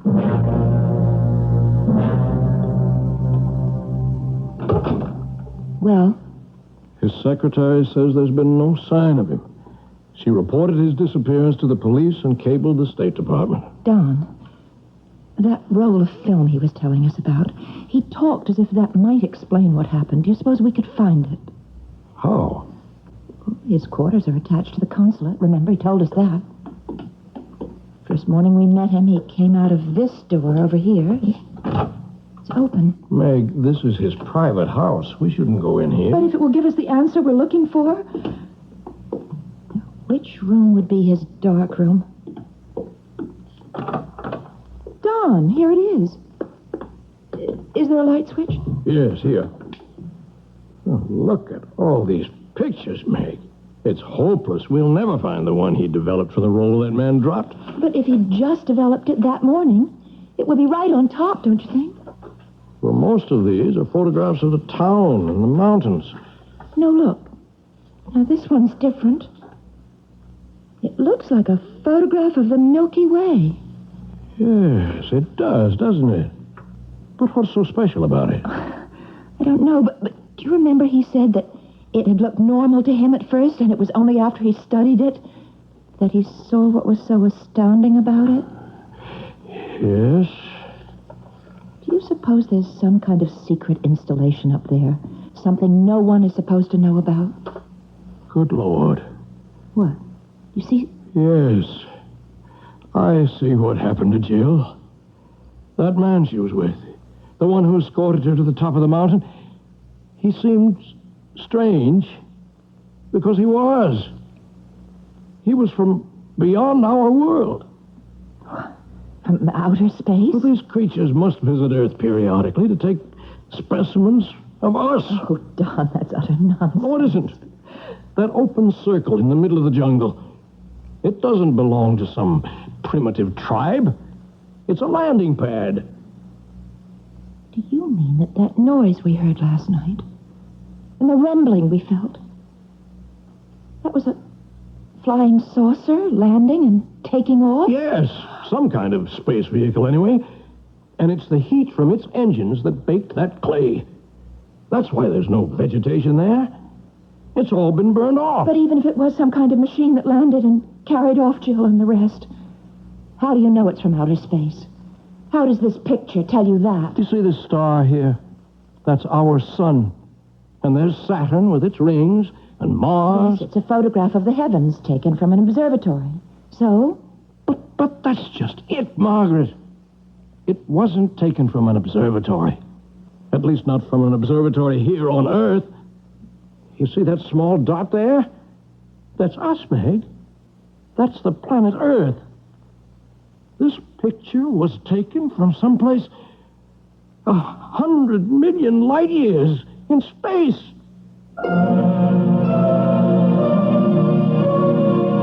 The idea that other planets in our universe are inhabited is neither new nor far-fetched, nor is the speculation that we have been visited by inhabitants from other planets especially improbable. So, is it so bizarre to think that such a visit may be happening at this very moment? Or that some of the hundreds of people who disappear each year may literally have vanished from the face of the Earth? I'll return with a final word in a moment. Think of your True Value Hardware Store's paint department as a home improvement center. Hi, Pat Summerall to tell you their True Test paints can help make a major improvement in the appearance of your home, indoors and out. True Test Easy Care Interior Latex Flat Enamel has a tough, scrubbable finish that will keep your walls looking as fresh as the day you painted them. And you can choose Easy Care in white or 44 decorator colors.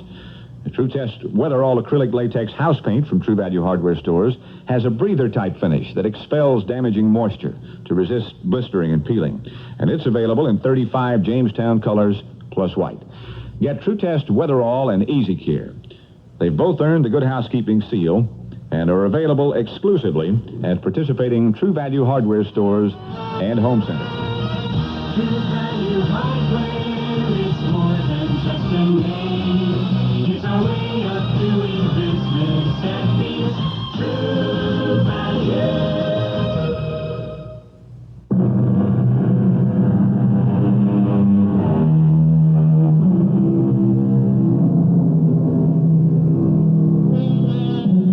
What goes on behind our backs is disturbing. What goes on under our very noses is incredible. What happens all around us every day is enough to stop the mind. And I'm only talking about those things which happen in the 3 dimensions we know about. What goes on outside those dimensions is anybody's guess. Do you know where your children are right now? Our cast included Marion Seldes, John Beale, and Earl Hammond. The entire production was under the direction of Hyman Brown. And now, a preview of our next tale. Oh, just a moment. It's almost midnight, Inspector. What do you want? You didn't hear anything? Well, I'm a very sound sleeper. Hear what? The mandrake shriek. What? Mr. Jake Weller is dead. He was found at the base of Wicklow Tower. No. I'm afraid I have to ask you to come down to police headquarters. Me? Why? Mr. Coombs says that you went to see Mr. Weller in his room earlier this evening. Yes? In the span of barely 24 hours, 2 men have died identical deaths. In both instances, you were the last person to see them alive. Radio Mystery Theater was sponsored in part by True Value Hardware Stores and ARM, Allergy Relief Medicine. This is E.G. Marshall inviting you to return to our Mystery Theater for another adventure in the macabre.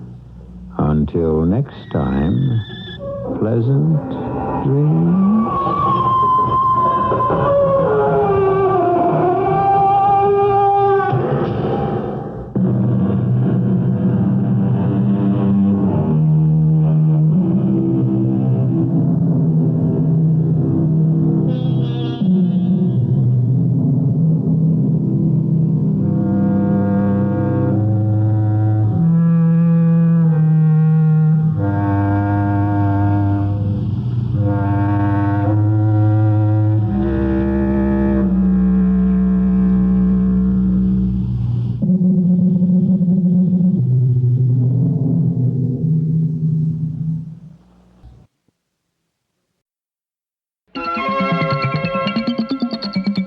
Thank you, John T. Well, the fight is over. They went 15 rounds, and at the end of round 13, it looks like it's Ali all the way.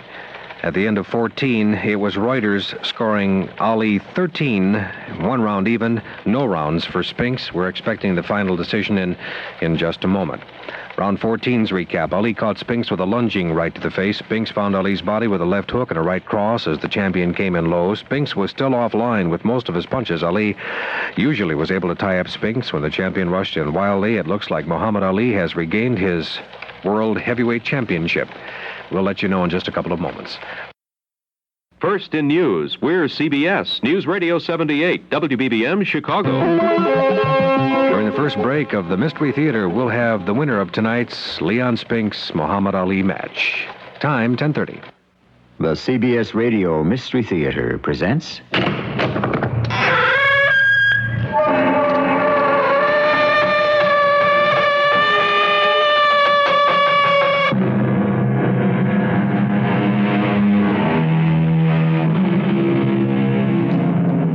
Come in.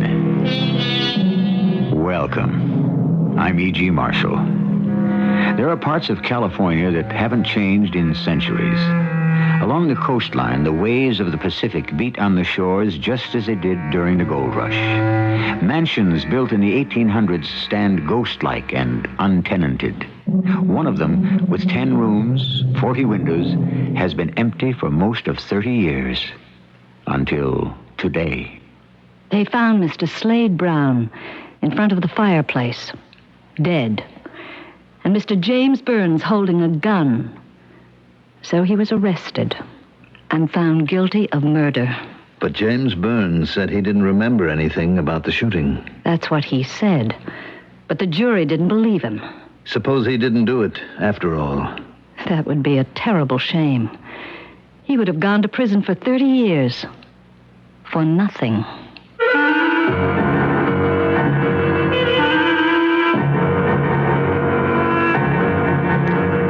Our mystery drama, The Secret of Crow's Nest, was written especially for the Mystery Theater by Gerald Keane and stars Mandel Kramer and Carol Teitel. I'll be back shortly with Act One. Yeah, okay, here's the problem. Shoot. Now, people know Goodyear is America's best-selling tire. Right. But they don't know Goodyear is very big in auto service. They balance your tires. But not just that. Goodyear does tune-ups, oil changes, brake jobs, muffler work, first-class service on all kinds of cars. I didn't know that. Well, that's what we got to tell people. The blimp. The what? We'll spell it out on the blimp. Fly all over the... Too slow. Okay, then we'll sing it. Country and western, picking and grinning, a Goodyear tune-up tune. Now, let me hear you sing electronic engine starting and charging system analysis. How about 30 dancing elephants? On the radio. Comedians. Now, good. Dancing comedians. No. Here's what we do. We'll say it so that everyone understands. We'll say, Goodyear will service your car, American or foreign. One comedian on a horse. Yeah. They'll do good work at a fair price at 1,500 stores across the nation. Goodyear for car service. Dancing blimps? Dancing?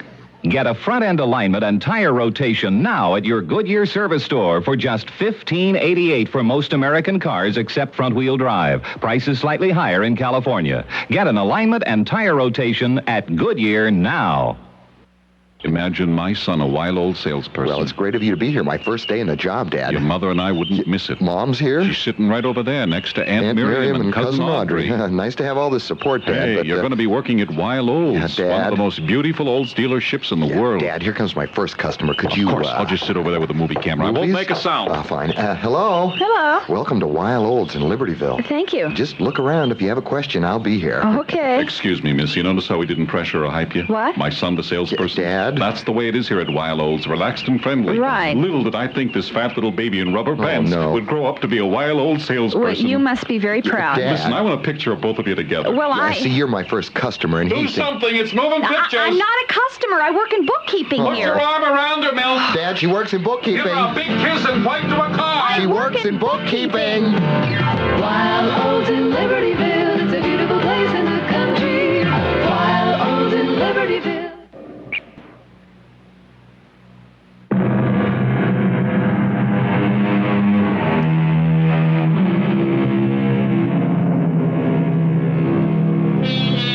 Why has this house withstood the bulldozer and the developers? One reason, no one thinks it's for sale. Another, there is no way to build a clutch of cottages or ranch houses off a road that winds like a corkscrew up a mountainside. So there it stands. Crow's Nest, it's called. A wooden mansion of many secrets, shutters shut, doors locked, the iron gates below the house rusted as they stand open. What happened here 30 years ago? It looks like whoever left that mountain lodge left in an awful hurry. But now, a visitor. Hello? Hello? Anybody home? Yes. The real estate office in Trudeau said it was all right to have a look around. What for? I've got a letter from them, Williamson. Here, you see, permit bearer to, They told me this house could be viewed any day between noon and 6 o'clock. Afraid it's awfully close to 6, but I had a flat tire on my way up the mountain, so I had to leave my car and walk. You aiming to live here? Oh, I don't know. I'd like to have a look around first. Crow's Nest is not for sale. Sports update from WBBM. The unanimous winner tonight, Muhammad Ali, the winner and new world heavyweight champion. And Williamson's gave me to understand that it might be. Well, all right then. It's no use you standing out there. Come on inside. If you wait a minute here in the hall, I'll go get some candles. Why, they shut off the electricity? Oh, we never had any electricity. When Mr. and Mrs. Burns lived here, they kept to the old ways, you know, coal stoves, wood in the fireplace, candles, kerosene lights. It was the way they liked it. Mm-hmm. I guess you're the housekeeper, the caretaker here? Well, shall we say I do take care of the place. I'm not much on titles. No, neither am I. Now, let's see, the main hall is through there, and beyond that, the trophy room. Hey, mister, have you been here before? Why do you ask? Well, not many people know about the trophy room, or where it was. I keep the kitchen here pretty much in order. I heat up a meal when I'm cleaning. The main hall is through that door. It's where the Burnses used to eat in front of the fire in wintertime. It's an informal place, you might say. I suppose you noticed those big logs that make up the timbered walls. Oh, yes, very handsome. What else can you tell me about Crow's Nest? Well, it was built by Mrs. Burns' great-grandfather. They say he made his money in the gold rush up at Sutter's Mill. 4 generations lived here. I'm real surprised the real estate people said that Crow's Nest was for sale. Now, you see, off the main hall are the bedrooms. 3 of them on this side and 1 over on the other. So, so you're thinking of buying, huh? No, I'm thinking of having a look around. Well, we don't get many people up this way. Do you live here? No, I live down at the bottom of the mountain, in Trudeau. I come up here to take care of things. Do you know the town? Trudeau. Came through it on my way up. Tell me, how long has the lodge been unoccupied? Oh, a long time. It's changed hands a few times in 30 years, but it's in good shape. See, this place needs a special kind of owner. You know, people who like the mountain. People who don't need other people too much. Mm-hmm. Is that what the Burnses were like? How did you know their name? You told me. I did. Mm-hmm. Ah, yes, I guess I did. They say this place is haunted. Is that so? People are always talking. This is, I'm sorry, I didn't get your name. Miss Mantle. Miss Mantle. I'm asking about the house because I want to know. I'm not making idle gossip. I appreciate that. And if Williamson told you to come and have a look around, I'll do what I can to help. It's only, well... What? Well, if I say what I think, perhaps no one will want the place. Let me be the judge of that, Miss Mantle. Unless your idea is to scare people away. I don't have to. There are funny noises, but old houses always make noises. Well, depends what they are. People moving around? Voices? Oh, it's most probably in people's imaginations. Yours too? What do you hear? Well, when the wind blows down that main chimney, it makes quite a draft. Sometimes I'm cleaning in one of the rooms, and it makes real loud noises. Do you hear words? Well, if I were a nervous person, I guess I could think so. Who pays you, Miss Mantle? Look, I'm not here to talk about me. Oh, sounds like one of our mountain storms coming up. Well, I better make sure everything's shut tight. That wind down the chimney. I'd be upstairs and, see, I'd hear a loud bang, a loose door getting caught by the draft. A bang? From any particular place? Oh, the trophy room. That door's awful loose. A bang? Like a shot being fired? What did you say? I said a bang like a shot being fired. How did you know? Maybe. Has anyone else ever heard the sound of a shot in this house? Maybe. People hear all kinds of things, and they say all kinds of things. And when there's been a tragedy in the house, you know what people are like. A tragedy, yes. Have you ever seen anything out of the ordinary, Miss Mantle? No, never. I've heard things, but I say to myself, you're hearing things. And if I didn't tell myself I was hearing things, why, a body could go crazy. It happens that often? When it's dark. So it's mostly in the wintertime. When it gets dark early, I usually try to get down the mountain while it's still light, but sometimes you can't.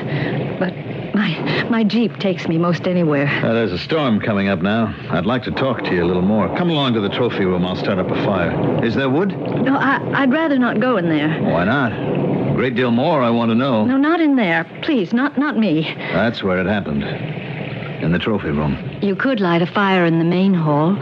Good fireplace there. And if you wouldn't mind, I'd prefer it.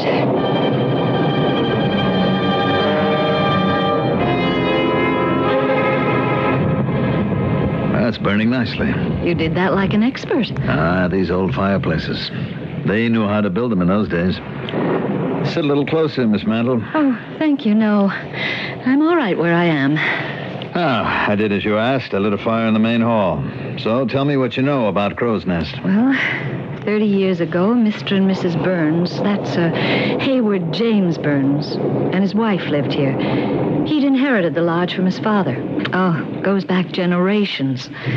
They loved this place. They'd go camping, backpacking, hunting. What about Slade Brown? How did you know that name? Tell me what you know about him. He was a guest here. One day, Mr. Burns went out hunting and accidentally injured his toe, so he had to stay indoors for a while. But Mrs. Burns and Mr. Slade would go out every day together. Mr. Burns didn't want his wife to stay cooped up here just because of his foot. You seem to know the story pretty well. You couldn't help knowing because of what happened. One day, they found Mr. Slade Brown dead on the floor of the trophy room. And Mr. Burns, he was holding the rifle. He didn't remember anything, he said, but they put him in prison for 30 years. If he's still alive, he must be out by now. Do people around here still think Mr. Burns killed his friend? What else can they think? But he said he didn't remember anything, that he didn't do it. Oh, it was him. He had to have done it. His lawyer tried to say he was insane or blacked out or something, but the jury didn't believe that.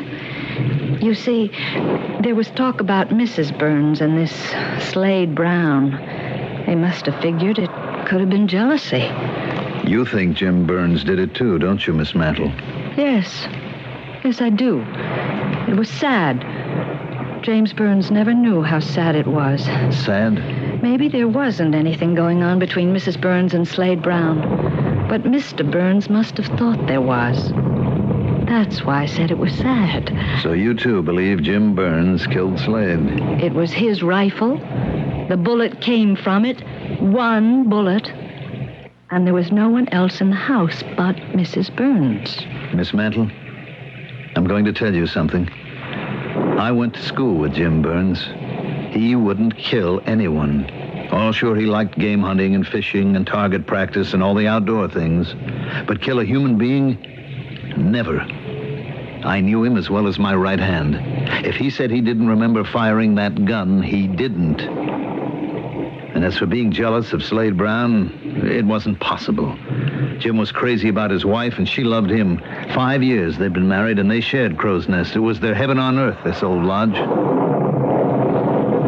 I'm sorry, Miss Mantle. I didn't mean to scare you.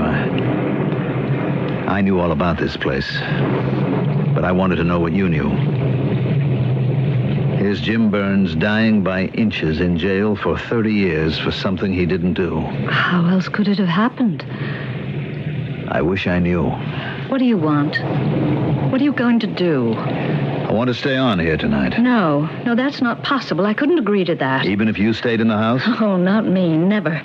So, if you don't mind, I'll be locking up and start back. Weather's pretty nasty out there. Oh, don't worry. My Jeep can make it in any weather. But I haven't looked the whole place over yet. Well, you arrived here too late. Surely I had to walk up half the mountain. As long as I'm here, what difference does it make to you? Look, come back the day after tomorrow.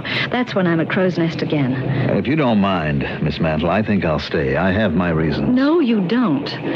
I'm going to have to insist you go. I'm locking up. But I've hardly spent any time here at all. I am leaving here now, and so are you. All right. Hadn't I better put out the fire? Oh, yes. You're a strange man. Why do you say that? The way you suddenly gave up?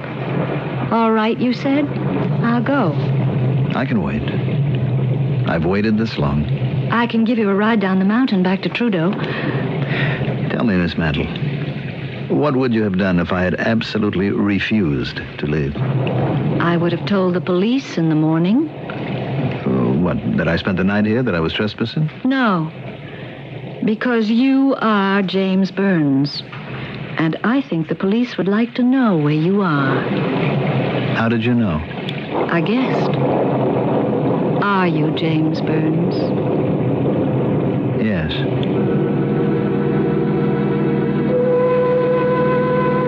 For 30 years, a man serves out his prison term for a crime he has no recollection of committing. Now he has returned to where it happened, to where he lived happily with his wife, to where his best friend was killed. It's unusual for Mystery Theater to bring you the end of the story before the beginning, threads woven into a design of death. But what we hope we shall unravel is the how and the why. I'll be back shortly with Act 2. Hey there, home improver. You see the old paint on your house is wearing a little thin, and so's your bank account? Well, right now you can save a bundle, Bunky, at your Olympic dealer. Buy 4 gallons of any one Olympic product and get 1 more free. Olympic Overcoat, the house paint made to cover old paint. Olympic Stain in both oil and latex. Hurry, 1 free with 4 on all Olympic products till September 16th at your participating Olympic dealer. He's in the yellow pages. Since the very beginning and far into the future, all the wondrous things man sees, experiences, and imagines, invents, discovers, dreams, and fantasizes, are what a new magazine called Omni is all about. Omni, the world's first major magazine of science, fact, fiction, and fantasy. Pick up Omni today to keep and pass down to your descendants. On sale now, everywhere.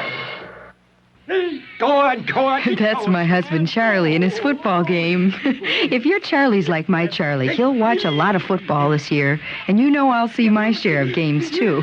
But there really is more to fall than football, and fortunately, Northwest Federal Savings agrees with me. They're celebrating the football season with gifts everyone can enjoy, whether you're a fan or not. All you do is make a deposit of $250 or more at any Northwest Federal Savings Center, and you get to choose one of many nice gifts free or for special low prices. And because Northwest Federal is open 63 hours a week, there's plenty of time to make a selection. I could have picked a set of Federal glassware, a GE electric knife, or a Better Homes and Gardens cookbook. But you know what I got instead? A beautiful stadium blanket to keep us cozy at the games. You know, Charlie, you're a very lucky guy.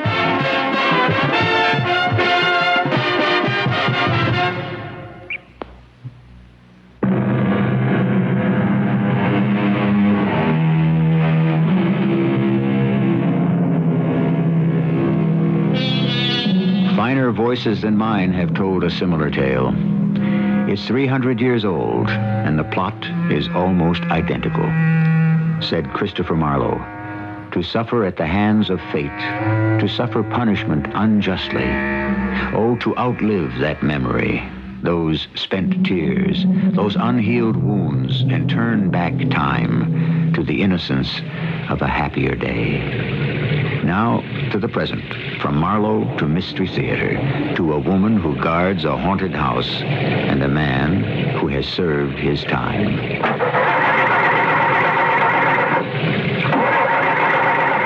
Oh, wouldn't you know it? Well, keep trying. Oh, no, better not. It's probably flooded. Okay, well, wait. Weren't coming down so hard we could walk. Huh, would you? It's 5 miles. Oh, I often have, and come back. Shall we go back inside? I don't think we have any choice.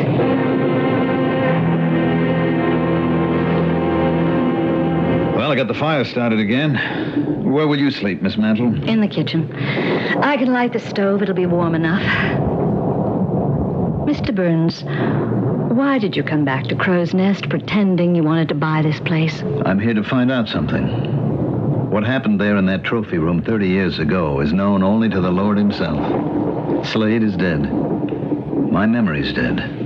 I've been waiting a long time to find out. You think the walls will speak to you? I suppose it depends on who is haunting this place. I think you're crazy. A lot of people have said that. Did you know me 30 years ago? I didn't recognize you today, if that's what you mean. Because of this beard, this big, white, bushy beard I grew in jail. No, not only that. Your eyes are different. Even your voice isn't the same. A man of 55 is not much like a boy of 25. Now, when you've lived longer in a cell than in a house, you change a great deal. But there's always something, though, some little thing. Back then, you did know me. Yes. Did I know you? I don't think you did. Not very well. Incredible. I guess you saw me around here in Trudeau, maybe? I did. There and other places. I'm sorry to say that I don't recall you. White hair changes a woman, too. All right. Good night, then. I'll take this candle. You take the other one. I'm going into the trophy room. No, please don't. Why? Why do you care? I wish you wouldn't go in there. I must. Don't you understand? No, there's wickedness in there. This was my house.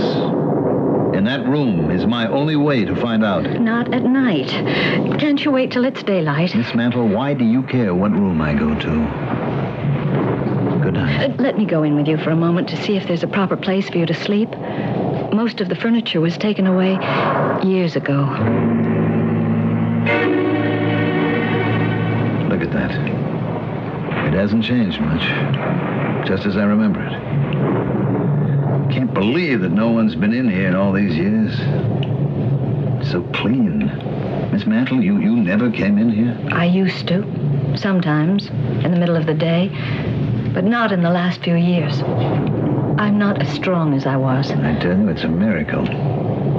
Look here, the glass on the gun case is just as it was. Not a crack in it.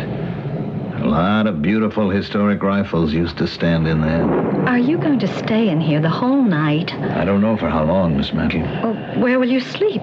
There's not a stick of furniture. I'll start this fire. Lie down on the hearth. The mantelpiece, how smooth it is. And the paneling. Where is it now?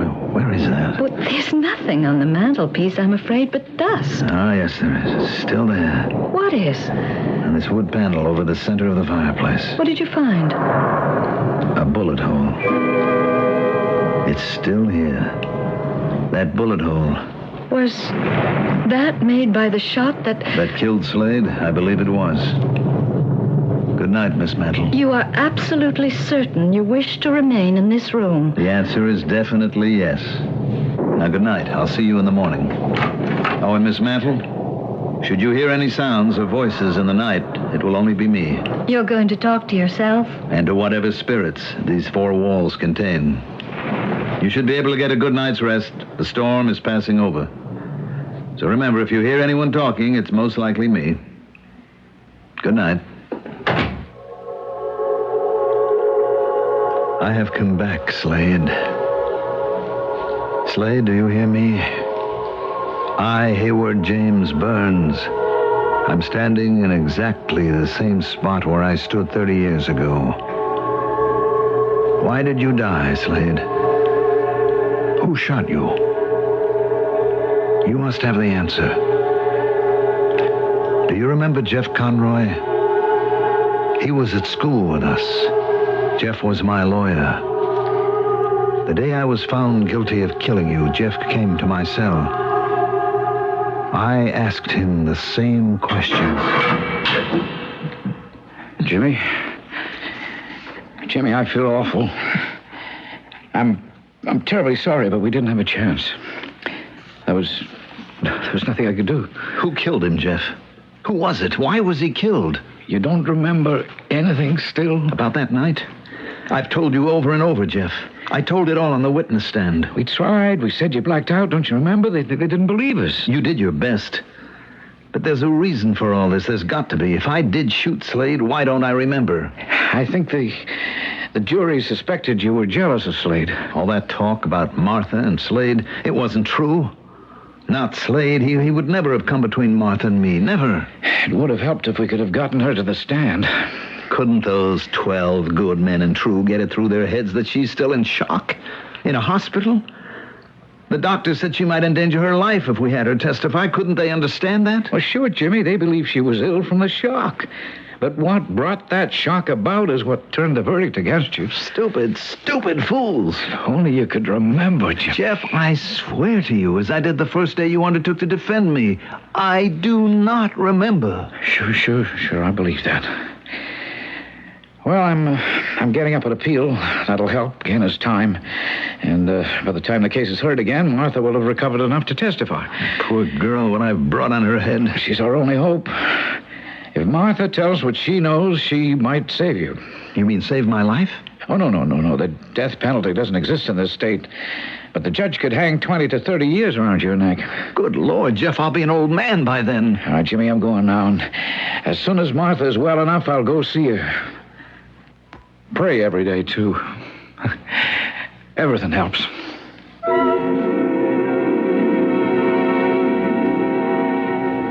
Martha? Martha, it's me, Jeff Conroy. How's it going? Oh, hello, Jeff. Pretty well, I guess. When are they going to let me get out of bed? Oh, I talked to the doctors, and they said in a week or two. Isn't that good news? I don't understand, Jeff. Where is everybody? I'm the first person who's been allowed to see you. And I sure had to pull a lot of strings to do it. Where's Jimmy? Has he been to see me? Don't you know? It's all been such a whirl in my head. I don't even know why I'm in the hospital. Nobody tells you anything here. Oh, you suffered a shock. What kind of a shock? Why isn't Jimmy here? He'd be here if he could. Martha, the reason I'm here, and I'm here not only as a friend, but... I want to know how long I've been in this place. What did I do? What do you mean, shocked? Hey, hold on, Martha. One question at a time, huh? I want you to try to remember... Look, Jeff, stop playing with me. How long have I been here? 4 weeks. I've been in the hospital for 4 weeks. Well, you were sort of in a coma, and then you were delirious, and the doctors thought it advisable to remain quiet until you got better. 4 weeks? Martha, this is very important. I'm talking to you not only as an old friend, but as Jimmy's lawyer. Lawyer? Do you remember that night at Crow's Nest that you and Slade Brown had been out backpacking and you came home around dinner time? Slade? Yes. Oh, yes, I think so. Jimmy'd shot his own toe off or something equally stupid, and he was laid up all week. I think he couldn't make the day trips with Slade and me. Do you remember what happened when you and Slade came back? Came back? When? Well, we went out each day on different trails. Sometimes to Mount Baldy, sometimes to the Clay Pass. Which day? Why? Well, on this day, Slade and Jimmy had a fight about something. They did? Well, Jimmy was cleaning one of his guns in the trophy room. Do you remember now? It was a quarrel. Oh, why don't you ask Slade? Maybe he remembers. You don't recall having been in the trophy room with Slade Brown and your husband and a gun going off? What? What happened, Martha? What happened? A gun?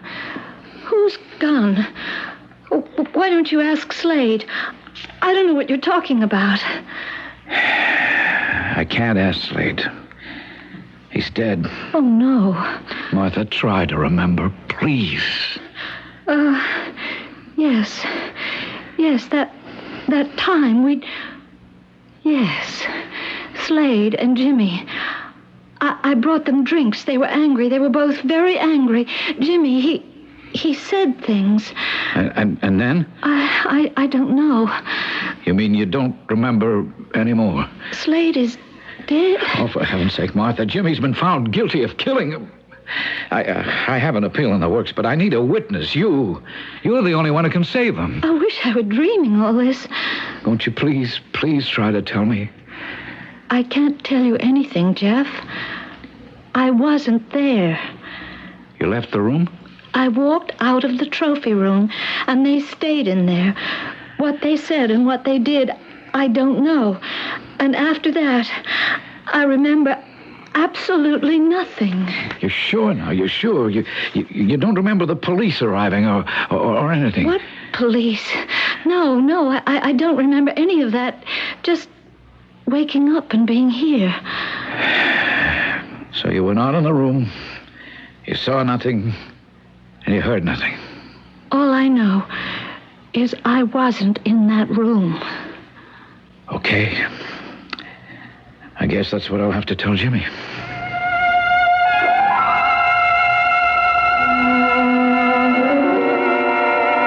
If Martha says she wasn't in the trophy room, that's the truth, Jeff. I've never known her to lie.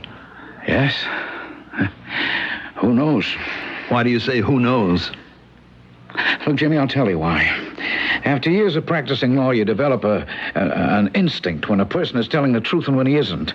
In your case, I'll be honest with you, I do believe your mind went blank. I do believe you don't remember what happened that night. Unfortunately, all the evidence of fingerprints in your rifle where Slade's body fell, the bullet they dug out of the wall, all of this is irrefutable. But you still, and I honestly believe this, are telling me the truth. But in the hospital yesterday when I talked to Martha, Jimmy, I didn't believe her. I sensed she knew something she wasn't about to tell me. Does she know now that I've been sentenced for murder? That I'm here in prison? She didn't know, but I told her. Does she know Slade is dead? Yes. And Jimmy, believe me, the way she took that, it was strange. Very strange. I can't say anymore. No, say it. Go ahead, say it. Jimmy, I know you love Martha, but what came across to me was that of the two men who were in your trophy room together... I know what you're going to say, Jeff. That she was heartbroken. Slade was killed. Well, why shouldn't she be? Oh, no, it was more than that, Jimmy. I had the strong impression that her sorrow was because the wrong man had died. What so many of our tales of mystery boil down to is who is telling the truth. One has to weigh that question against who has got the most to lose. or the most to gain by lying. Hayward James Burns has already paid society's price. What he has to gain now is peace of mind. And what of his wife of 30 years ago? Where is she now? We will undoubtedly have all the answers when I return shortly with Act 3. I like pickles, but they don't like me. Send your stomach some Digel. I like pizza, but it doesn't like me. Send your stomach some Digel. Digel's special combination of antacid and anti-gas ingredients gives you fast, gentle relief from acid indigestion, heartburn, and gas in just minutes. I like hot dogs, but they don't like me. Send your stomach some Digel. For occasional use only as directed. Honey, where's my breakfast? I have plenty of time to sew. At least 10 minutes a day. Introducing time-saving sewing from Singer, a new class of sewing shortcuts for people who are short on time. In 3 weeks, you'll learn tricks like the 5-minute waistband, the 3-minute hem, and simple patch pockets. You'll even get 18 quick tip cards. Time-saving sewing starts September 18th. Think you don't have time to sew? Sign up now. You'll be sewing in no time. 100 million people sew easier with Singer. Listen, Quagmire, I need a signed contract today. Oh, I know, but you're 3,000 miles away, and I can't put anything in writing on the telephone. Oh, I'm sorry, Mr. Quincy. It's impossible. Goodbye. Hello? It's not impossible. It's not impossible? You can put it in writing over the telephone if your telephone is equipped with Quip. I can put it in writing? Quip is the essential send and receive electronic mail machine. It can take almost anything you put on paper and send a copy of it, words, pictures, and all, cross town or cross country in just minutes. Like Mr. Quincy's contract? Like Mr. Quincy's contract. With Quip, you can finally deliver all those things people wanted yesterday. And it's priced so any office can afford it. But how can I get one? Sorry, your time is up. To inquire about Quip, QWIP, call toll-free 800-221-2222. That's 800-221-2222. Quip Systems is a division of Exxon Enterprises, Inc. This is WBBM Chicago News Radio 78. 72 degrees at Midway, 4 minutes after 11 o'clock. Muhammad Ali has regained his World Championship boxing crown. Is it possible for a man to will the past to life? To force himself to remember the forgotten? 30 years ago, in a mountain lodge high in the California hills, a man was shot to death. Another man was accused, sentenced, and served time for a crime he cannot remember committing. Now, alone in the very room where death took place, he agonizes over that blank in his memory. Slade! Slade, come back to me! Make me remember what happened. Mr. Burns! Mr. Burns! Mr. Burns, are you all right? Go away! Go away! I'm fine. I'm all right. It's 3 o'clock in the morning, Mr. Burns. Who can sleep with such goings-on? What are you saying? It's 3 o'clock in the morning. I permitted you to remain in that room on condition you'd be quiet and not make a fuss. All this shouting and screaming, it's too much. Do you understand, Mr. Burns? It's too much. I'm sorry, Miss Mantle. I'll do my best to keep my voice down. Such a night. They should never have let you come up here. It was a big mistake. I said I'd be quiet. Now, will you please go? Whatever are you doing in that room? That's what I'd like to know. Get out. Get out before I lose my temper. Now go!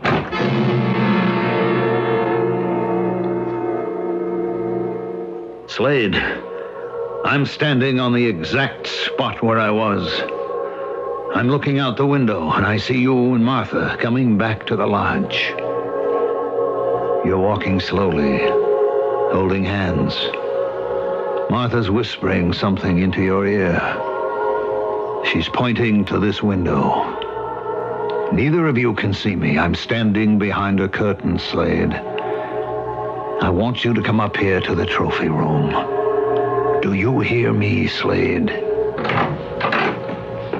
Hi, Jim, old buddy. How's the foot? Huh. See you standing up and putting some weight on it. You and Martha have a good time? Found a new trail and deer. Too bad it's not the hunting season. Oh, which way'd you go? Oh, we took the North Fork up by Old Baldy. You know, this morning when we left at 5, you was still snoozing away. Martha and I want to try the same trail tomorrow if the weather holds out and just keep going a little further. Say, where is that wife of yours? I told her to fix me a drink. Come on in. I hate to be laid up like this. Miss all those hikes. Oh, that toe ought to heal soon. I mean, I'd like to be sympathetic, old buddy, but it sure would stupid shooting yourself in the foot. Oh, I agree entirely. That jittery old New England hunting rifle. You know, when I'm loading her, I always point her down at the ground. Well, my foot must have slipped on a rock, and away she went. Lucky it was only a toe. Hey, Martha, hurry it up with that drink, huh? You know, Jimmy, old buddy, you sure got a lot of beauties in this gun case. Oh, you like them? Most of these are black powder guns. Now, here's one. Heft that. That's called the Connecticut Valley. Actually, it's a spitting image of a Kentucky rifle. And here's one that was used by my great-grandfather when he came over from Kentucky Territory. You know, since I have so much time in my hands, I've been pulling them down and giving them all a cleaning. Hey, maybe I'll come back here for the deer season. I wish you would. You could use this gun. You know, this is so accurate that in the old days, a frontiersman could bring down a squirrel from the top of a tree or drop a deer at 100 yards with it. Look at the lock plate. Just look at that workmanship. Go on, heft it. Go ahead. Yeah. Oh, hello, Martha. Oh, what a perfect day it's been. Oh, sorry you couldn't be with us, Jimmy. Here you are, Slade. Here's your glass. Thank you. Oh, look, I almost spilled it. I don't know what I have to be nervous about. And one for you, too, Jimmy. Where's yours, honey? Oh, I didn't feel much like a drink. You don't look like you need to pick me up. Your cheeks are all flushed. You look great. I'm still picking leaves and twigs out of my hair. Slade and I found this little valley on the other side of Old Baldy, completely protected. I don't think a human being's been there since the beginning of time. Well, cheers, Martha. Cheers, Jimmy. Cheers. Well, now that I've brought you boys your drinks, I'm going down to do something about dinner. Slade said he'd like a big fat steak. Would that suit you, Jimmy? Anything Slade wants is all right with me. Oh, and I made a chestnut pie for dessert. Hey, no kidding. That's my favorite. See, old pal, you come up here for a week of backpacking and you get the royal treatment. I'll call you both as soon as it's on the table. Slade, can I ask you something? Why, anything at all, old buddy. How come you never got married? Oh, you know why. Must have been other girls. I kid you not. When Martha chose you, I knew I'd never find anybody I cared for as much, so I just stopped looking. Did you ever tell Martha that? No, never did. Until this week. The day after you were laid up, remember, she was so disappointed to have to take to the trails alone. I said, well, I'll go along. Mm-hmm. You didn't take much convincing. Well, I came up here to get some outdoor air in my lungs. I didn't know you couldn't shoot straight. Well, anyway, that first day on the trail, we sort of got talking. And I said, what was it like being married to you for 5 years? And she said, why? And I said, well, just that I'd never gotten her out of my mind. Slade, I've been doing a lot of thinking this past week. You two going off every day alone. Oh, now come on, old buddy. Wondering if I were you, and you were in my shoes, stuck here, what would I have done? About what? Staking a claim. Oh, now, Jimmy, old buddy, you got me all wrong. Don't old buddy me, old pal. I know just what you two have been up to. Well, you must be crazy. Martha, the way she looks at you. Now, you letting your imagination get the best of you. If it makes any difference to you, I'll pack up and go back home to San Francisco tonight. I don't want to make any enemies. I'll run for it, And it isn't really very nice what you're saying about your own wife, either. You ever think of that? Look, I know her. It's taken me 5 years, but I know her. Jimmy? Jimmy, I can't find the corkscrew for the wine. Jimmy. Hey, what is it with you two? Nothing. We were just talking. Here, let me have that rifle back, Slade. I'll return it to the case. Okay. Careful how you hand it to me. Why, is it loaded? Some of them are. I'm not quite sure which ones. Well, let go of it, Slade. Will you give me the gun back? Oh, you coward. Slade, what's the matter? You gun-happy coward. Will you give me that gun? He's been telling me that you and I have been enjoying ourselves up in the forest while he's been here. What do you mean? Sure we have. Now, that's not what he meant, Martha. I told Jimmy what I told you a couple of days ago, the way I've always felt. Oh, Slade, why did you? What was the point of that? When Jimmy asked me. Yes, if you want to know I love her, that's the truth. And how do you feel about Slade, Martha? Slade, please put that gun down. Oh, it's an antique. It's not loaded. Martha, I asked you a question. How do you feel about Slade? Oh, tell him, Martha. I'm not saying anything until that gun is back in the case where it belongs. Okay, old buddy, take the darn thing. All right, now you, Jimmy. All right, I've put it away. Look, we're just friends, like the two of you. Is that the truth? Did I ever lie to you? Ever? No, but maybe it isn't all the truth. Oh, Jimmy. Jimmy, what's the use? You and I know we aren't getting along. We live together, but who are we kidding? Ourselves? You disgust me. Hey, now, wait a minute, That's Jimmy. the word, Martha. I think I fell out of love with you, Jimmy, when I found out that without guns and hunting and all this campfire kind of a life, you weren't much of anybody. You made me believe you liked it. I had to make myself believe that. So do you.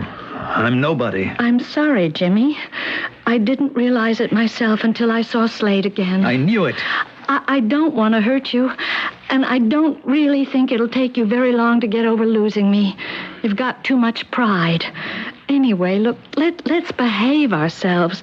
We're up here, the three of us, alone. I'm sure we can all act in a civilized way. Now, I'll have dinner ready in half an hour. I'll get that bottle of wine open somehow. Well, she's a sensible girl. Jimmy? Jimmy, old buddy. Jimmy, what are you doing?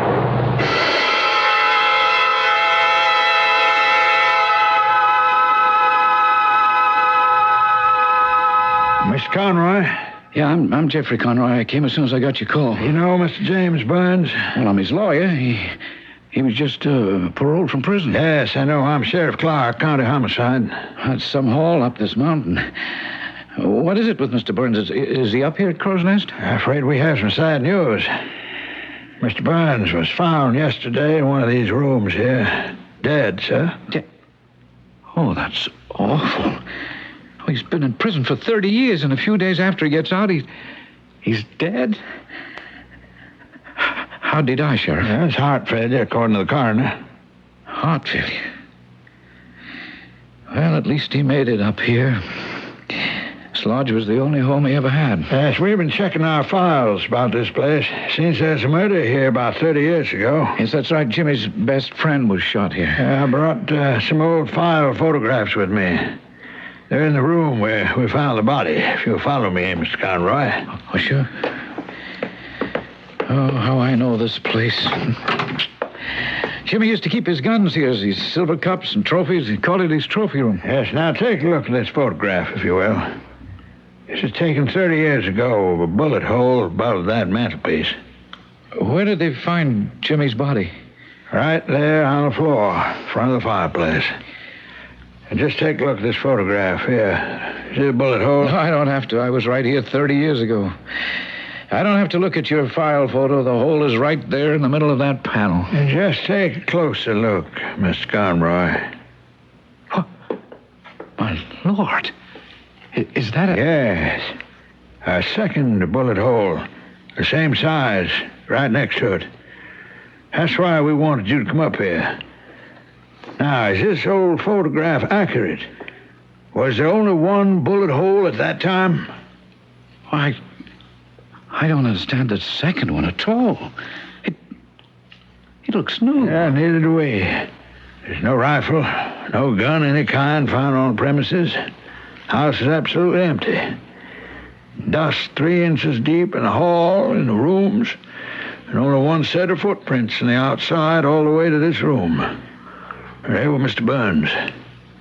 Sheriff, what do you make of it? Yeah, there is something else. We made inquiries down in Trudeau. We learned that Mr. Burns' wife was living in some rented rooms and had been there for years under an assumed name. She called herself Miss Mantle. Martha. I lost track of her so long ago. She just disappeared. I better get back to town and break the news to her. I'm afraid it's too late for that, sir. Last night, we went along to where she was staying. She was dead. She's dead? Yes. A seizure. Also heart. That's uncanny. That's not the half of it, sir. What's most peculiar of all, The coroner ascertained the exact hour at which Mr. Burns died up here. And Mrs. Burns, down there in town, apparently died exactly the same time.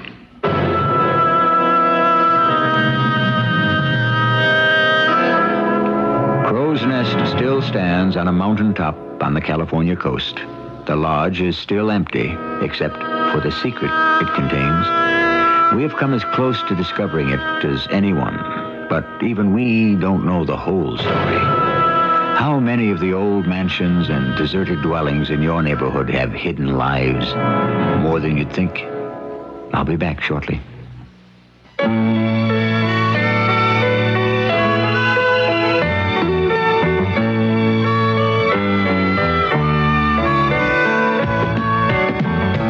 Sometimes it hurts to open your eyes to what they've done for you. When you're away, you realize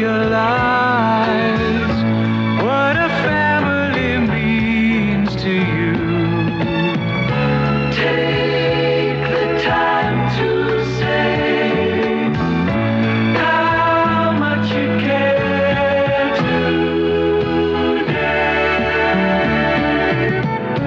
You're not as far apart as you think. If you love him, tell him. A thought from the Church of Jesus Christ of Latter-day Saints, the Mormons.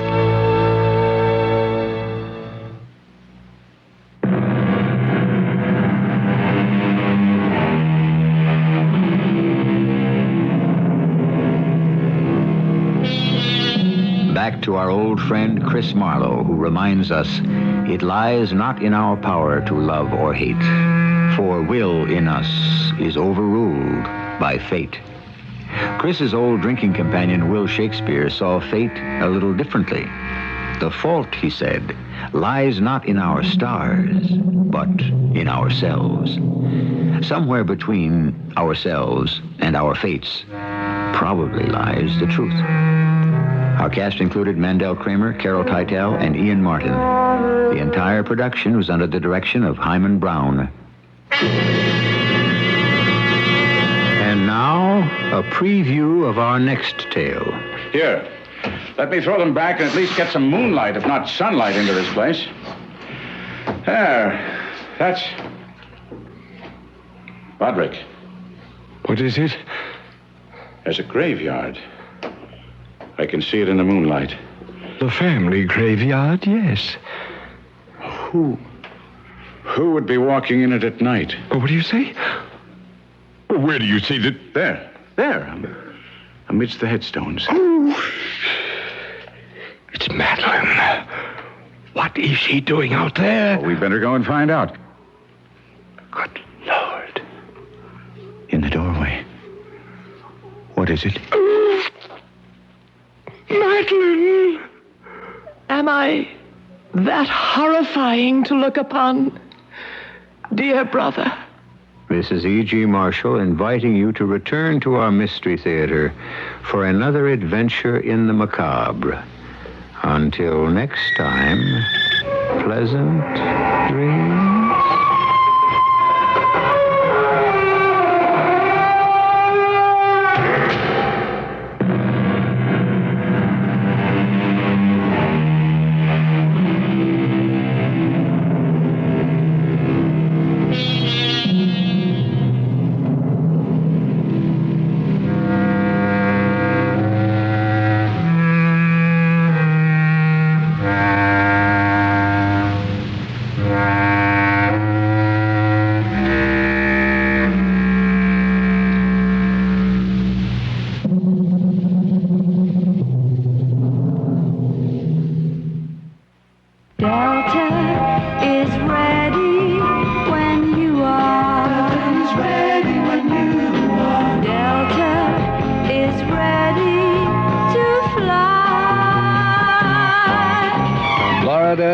Here we come. Delta has flights to spare at Super Saver fares. Take Orlando. Delta has nonstops going for you every morning, noontime, and night. Or how about Tampa St. Pete? Delta has 3 nonstops every day. And you've got other Delta flight times to both places round the clock. Now for Delta Super Saver fares. There are some qualifications and seats are limited, but you save a ton of money. Your round-trip fare is as low as $109 to either Orlando or Tampa St. Pete. So for flights to spare at Super Saver fares, call Delta or your travel agent. Delta is ready when you are.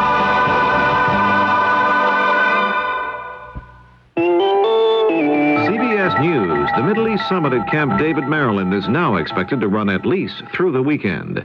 This is Doug Poling reporting on the CBS radio network. The White House insisted there had been no crisis or deadlock in the negotiations, but Egyptian sources said the meeting had barely avoided collapse and that their delegation is losing patience with the Israelis and with President Carter for failure to extract more concessions from Israeli Prime Minister Begin. The Egyptian sources claim Begin has been intransigent about the question of withdrawal from occupied Arab lands. President Carter on Friday met with President Sadat. Mr. Carter also spoke Friday morning with Israeli Foreign Minister Moshe Dayan. More news in a moment. Get the long-lasting collar that kills both ticks and fleas. Put the plus on your pet, the Heart 2-in-1 Plus. When it comes to dangerous ticks and fleas, don't be fooled by fall weather. Fall is one of the worst flea and tick seasons, so get your dog or cat the long-lasting Hearts 2-in-1 Plus collar. All through fall, it keeps working to protect your pet and your family. Put the plus on your pet, the Heart 2-in-1 Plus. I'm Ray Brady of CBS Radio's Today in Business. Every day, Monday through Friday, my reports on the business scene bring you headline news, background information, sometimes interviews with government, industry, or investment people. All sorts of items you'll find helpful in understanding national and international business and monetary affairs. For the latest in current activities and a look toward future trends, tune in Today in Business, Monday through Friday, here on the CBS Radio Network. In New Orleans Friday night, Muhammad Ali regained the world heavyweight boxing title with a unanimous decision over champion Leon Spinks. A report from Maury McGill of station WWL. 70,000 fans and a record-breaking $6 million gate ushered in the third coming of Muhammad Ali. The challenger, Ali, was the aggressor, using his boxing prowess and weight advantage and reach advantage to pummel Spinks nearly at will. Ali was the teacher, Spinks the pupil. Spinks and Ali punched it out and counterpunched, but Ali was more the aggressor. On hand to watch all of the action, Miss Lillian, Liza Minnelli, Sylvester Stallone, just among the many celebrities who are here on hand to watch the greatest become the first 3-time heavyweight champion of the world. The way the judges went, it was a unanimous decision. 2 had 10s for Ali, 1 had 11 for Ali. Again, the third return of Muhammad Ali at the Louisiana Superdome.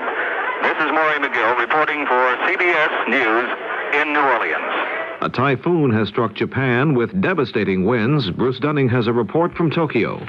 Authorities in western Japan say 6 people are dead and 4 more missing in the wake of the typhoon. Winds reached velocities of up to 100 miles an hour, an all-time record in some areas. The high winds toppled giant steel towers carrying power lines, bending them flat to the ground. At the height of the storm, about 600,000 homes were without power. The storm left some 7,000 buildings damaged or destroyed as it swept eastward along the main Japanese island of Honshu toward the capital. But the typhoon has lost strength and is now only a heavy rainstorm expected to blow out to sea within a few hours. The weather forecasters warn, however, that another typhoon is building up in the Pacific Ocean south of Tokyo. Bruce Dunning, CBS News, Tokyo.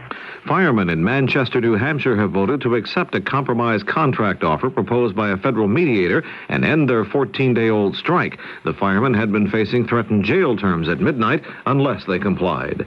Special federal mediator James Healy on Friday decided a 5-month-long labor dispute by awarding the nation's postal workers higher pay and lifetime job security. The binding settlement was announced by James Healy, but postal union leaders said they will hold ratification votes, and 2 union officials said they are not happy with the settlement as outlined by Healy. Now this. In America, abandoned cars litter the land. But the people in Lexington, Kentucky are removing 100 of them a month. We discard millions of used tires, but in New Jersey, they're turning old tires into playgrounds for children. Our streets and countryside have become dumping grounds for trash, but all across America, people are now recycling 8 million tons of it a year. We create staggering amounts of garbage, but in Virginia Beach, they turned a mountain of garbage into a recreational hillside. Pollution is destroying our beachfronts and waterways, but in Huntington, Long Island, they're planting seagrass which cleanses the water for wildlife and man. The cure for pollution is people working together. For a brochure on what you can do, write Keep America Beautiful Incorporated, 99 Park Avenue, New York, New York, 10016. A public service message of this station, the Advertising Council, and Keep America Beautiful. The government of Nicaragua has imposed censorship on news reports coming out of that country as President Somoza's National Guard continues to battle rebel forces trying to topple the regime. Some of the heaviest fighting on Friday was in the town of León, where government forces used warplanes and tanks against the rebels. The United States has urged the Nicaraguan government to negotiate a ceasefire with the rebel opposition. The Organization of American States decided on Friday to send a fact-finding team to investigate Costa Rican charges of Nicaraguan incursions into its territory. This is Doug Poling, CBS News. Thank you, Doug. Now we'll take it back here in the city of Chicago. And good evening, everybody. Len Walter with you for the next half hour of news, weather, sports, and features. Let's start out with the weather. From Weather Command, pleasant tonight. It'll be partly cloudy and mild. Low temperature near 64 degrees. And for tomorrow, increasing cloudiness, warm with rain showers and thunder showers developing, and a high of 82 expected. The wind south-southwest, 7 to 12 miles an hour tonight, increasing 10 to 15 miles an hour for tomorrow. For Sunday, decreasing cloudiness and cooler weather with a 40% chance of rain early in the day Sunday. It's 72 at Midway now. Lupin Lakefront reading 75, 72 degrees at O'Hare. Humidity 62%, the wind south at 8 miles an hour. First in news, we're CBS, News Radio 78, WBBM, Chicago. These are the headlines. The U.S. State Department is urging those involved in the fighting in Nicaragua to end the violence caused by rebel attempts to oust President Somoza. A major spiritual leader of Iran's Muslim population says he won't cooperate with the new government of Prime Minister Jafar Shafet Emari. Former President Gerald Ford, a member of the Warren Commission, reportedly will appear in a coming session of the House investigation into the assassination of President John F. Kennedy. The CBS Radio Mystery Theater presents...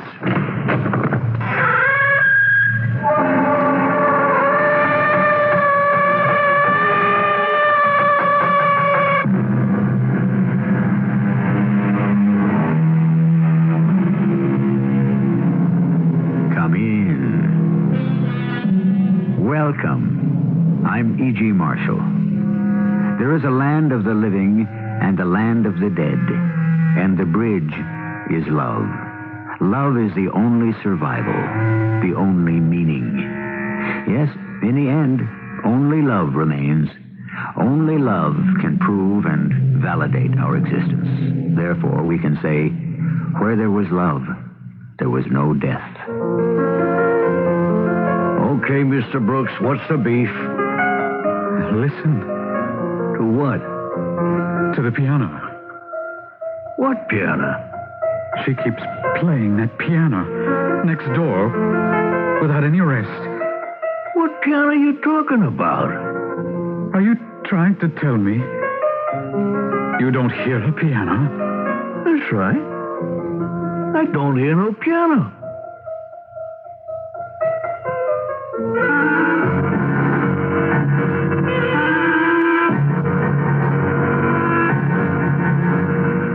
Our mystery drama, It's Hard to Be Rich, was written especially for the Mystery Theater by Sam Dan and stars Lloyd Battista.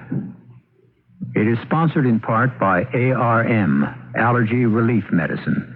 I'll be back shortly with Act One. The hardest part is getting your backside over the edge of the cliff for that first move. You have a rope, a mountain, and yourself. The challenge is to get down. When I got to the bottom, I felt like I wanted to go back up and try it again and do it faster. Wanna hear you grunt? Wanna see you grin? In the Army, your Your mind and body are challenged every day because the most important thing you have to depend on is you. Until you experience jumping off of a mountain, driving a truck, learning how to ski, or learning how to survive by yourself, that is a learning process to overcome the unknown. That's happened to me a lot in the Army. I've learned that I can do more than I thought I could. I believe it's a matter of mind over body. A physical challenge in the Army is a real great motivator. For more information about challenges in today's Army, see your local Army representative. Listed in the Yellow Pages under Recruiting. Go on. That's my husband, Charlie, in his football game. If your Charlie's like my Charlie, he'll watch a lot of football this year, and you know I'll see my share of games, too. But there really is more to fall than football, and fortunately, Northwest Federal Savings agrees with me. They're celebrating the football season with gifts everyone can enjoy, whether you're a fan or not. All you do is make a deposit of $250 or more at any Northwest Federal Savings Center, and you get to choose one of many nice gifts free or for special low prices. And because Northwest Federal is open 63 hours a week, there's plenty of time to make a selection. I could have picked a set of Federal glassware, a GE electric knife, or a Better Homes and Gardens cookbook. But you know what I got instead? A beautiful stadium blanket to keep us cozy at the games. You know, Charlie, you're a very lucky guy.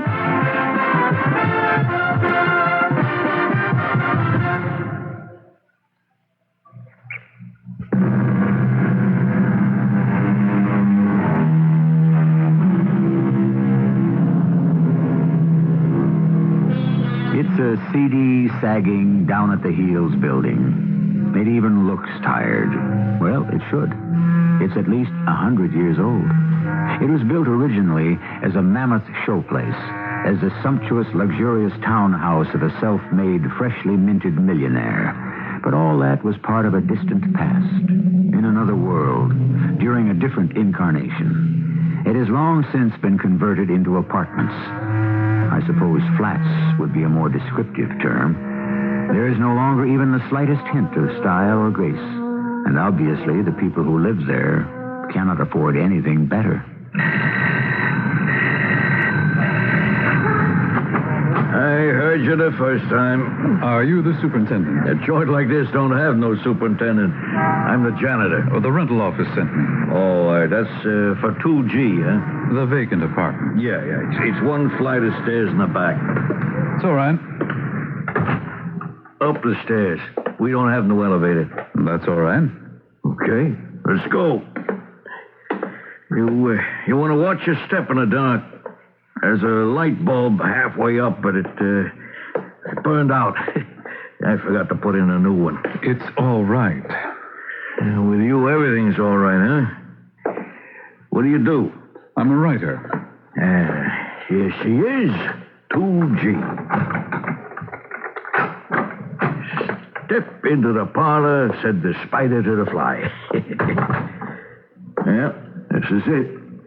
You got your bedroom in there, the kitchen's over there, and that way's the bathroom. You don't like the furniture, you can buy your own. I'll take it. You ain't even looked at it. It's all right. So, you're a writer, huh? What do you write? Should I ever heard of you? What's your name? Brooks. Stephen Brooks. Don't ring a bell. What do you write? Books, movies, TV? No. Well, you gotta write something if you're a writer. I beg your pardon. I was just asking, what do you write? Essays. Oh, yeah? You know, I always wanted to be a writer. Oh, some of the stories I could tell you. Why'd you want to live in a hole like this? It's really quite nice. Yeah, well, to each their own. When do you want to move in? When? Oh, today, I suppose, if it's ready. Pal, she's as ready as she'll ever be.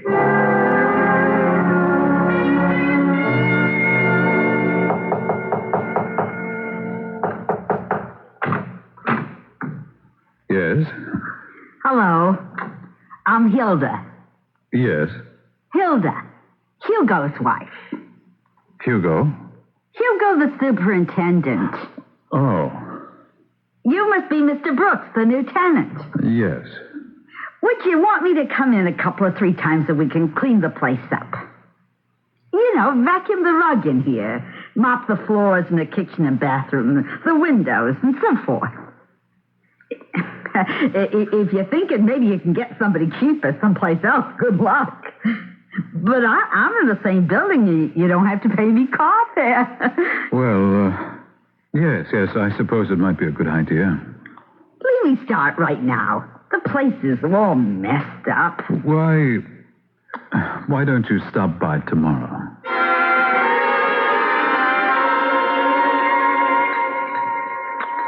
Funny duck. Who? Upstairs in 2G. Oh, him. Something's wrong there. Pass me some more of that spaghetti. That's what packs the lard on you. Then why do you make it? Because a sensible person eats a sensible amount. Why do you think 2G's a funny duck, huh? You're changing the subject. Well, you brought it up. What's he doing here? What do you mean, what's he doing here? He's living here. But why here? Why in a place like this? The price is right. Come on, Hugo. This is a guy with dough. No. Who told you?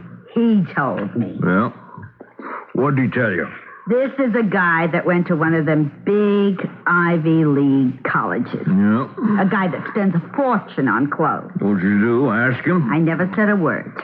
And what made him volunteer this kind of information? He didn't know he was telling it to me. Yeah? What was he doing? Talking in his sleep? I ring the bell. He opens the door. He says, yes. That's all he says. Just yes. And right off, I had him cold. Yeah? I heard that yes before. Where? Where I used to work, upstairs maid at the Pembertons. They're the old money, the real old money. They've been millionaires for hundreds of years. All the people that would come there, they were all cut out of the same cloth. That's how they'd all say yes, with that little whistle at the end. You know what'd be great with this spaghetti?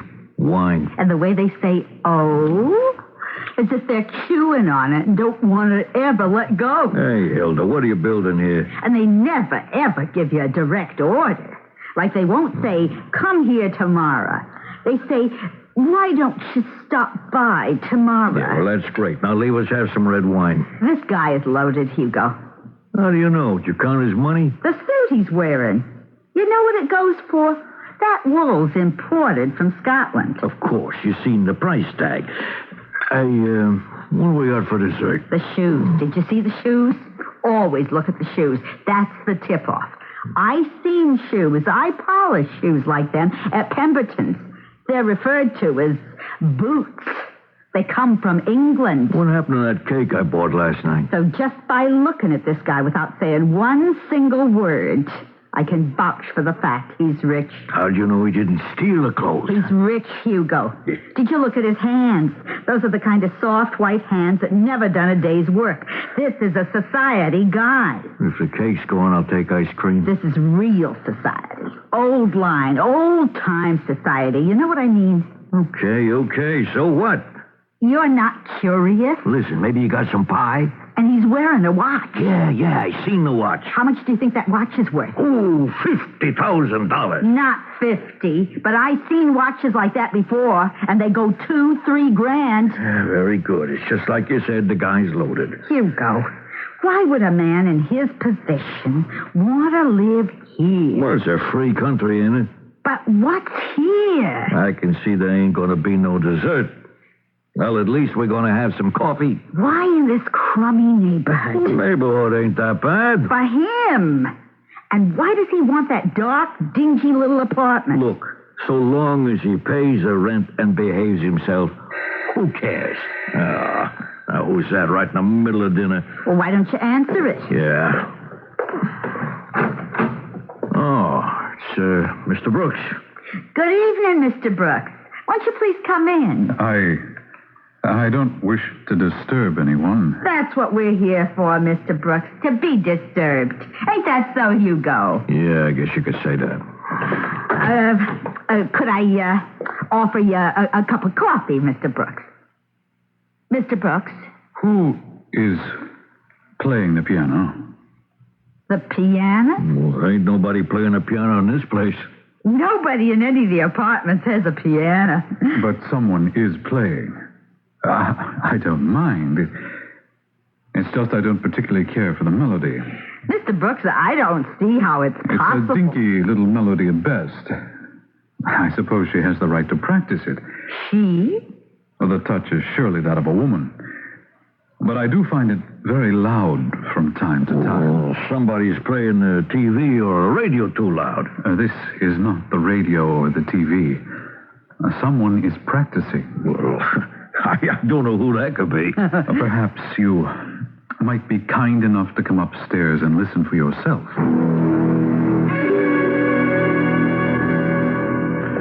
Right here in this room. It's very loud and quite clear. You hear something, Hilda? No. Me neither. She's evidently stopped. Well, she does that from time to time for several minutes. And then she resumes. Well, it can't be coming from in the house. Maybe somebody was down in the street and they was playing a radio very loud. I'm sorry I disturbed you. It's okay. Let us hope this is the end of it. It happens to be my most unfavorite melody. Good night, Mr. Brooks. Yeah, good night. There it goes again. What's that, Mr. Brooks? The music. The music? What music? Well, listen. There, don't you recognize it? That's for release. Are you sure? I don't hear anything. How can you not hear anything? Hugo, do you hear? Just a second. How can you not hear? Well, it's certainly clear enough. Loud enough. Hugo, do you hear? Obviously, someone next door is practicing. But there isn't anybody next door who could... Listen. You hear it, don't you, Hugo? Well, yeah, sure, I hear it.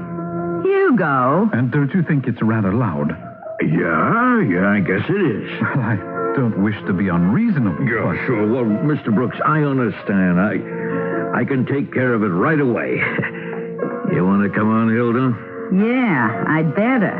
Thank you, Hugo. Oh, it was my pleasure. Let's go, Hilda. Good night, Mr. Brooks. Hey, Hugo. Don't say nothing. There was no music. Okay. What do you mean, okay? You're right. There was no music. He's standing there. He says, you hear the music, Hugo? And you say, yeah, I hear it. I tell the truth, and so I'm the one that looks like a nut. Who asked you to tell the truth? But there's no music. Nobody's playing the piano. But he hears it. How can he hear it? He thinks he hears it. Then he has to be crazy. Hugo, you gotta do something. What do you want me to do? I don't know. But I'm scared. Scared of what? I don't know that either. Look, honey, it takes all kinds. And he looks harmless. And so we have, we might say, an eccentric gentleman who hears music that is not audible to anybody else. Does that mean a weakness in his sense of perception or theirs? Of course, we all hear a different drummer. Yes, a different drum. But we didn't say anything about a different piano. We shall have a great deal more to say when Act Two arrives shortly. Help! It's hay fever. Help! Again! And the whole world seems like one big pollen farm. Don't give up. Arm yourself with ARM, allergy relief medicine. ARM gives you full antihistamine relief for dripping and sneezing, plus congestion relief for freer breathing, clearer sinuses. Antihistamine relief plus congestion relief equals ARM. Don't give up. Arm yourself with ARM. Take when needed, only as directed. It's a comfort to know that when you retire, you can count on regular monthly checks if you've worked long enough under Social Security. But it's even more reassuring to know you can also get Social Security payments if you become disabled and can't work for a year or more. To find out more about disability protection, ask any Social Security office for a free copy of the pamphlet, If You Become Disabled.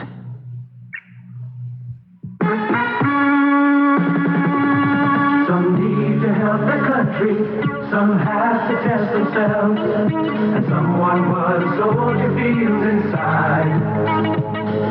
You'll find us here, America, in today's Army Reserve. We're part of what you were described. If you're looking for a head start on a career, look into a part-time career in the Army Reserve. The Army Reserve needs people right now to train for a wide variety of important Army career fields. Based on the needs of your local unit, you can pick your own specialty. After a few months of full-time Army training, you'll be back home with a valuable skill, earning a nice extra income in a job you can be proud of. We're right here, America, in today's Army Reserve. We're part of what you were described. For more information, contact your local Army Reserve Center, listed in the white pages under U.S. Government.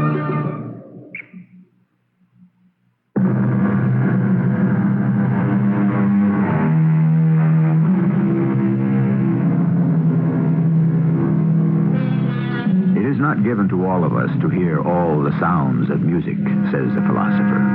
Some are deaf to the melody of the wind, the song of the rain, the ballad of the ocean, the rhythm of the rippling seas of grain. True. But what about a piano in the next apartment? Yes? It's me, Hilda. You said to come back and clean today. Oh, well, It won't take long.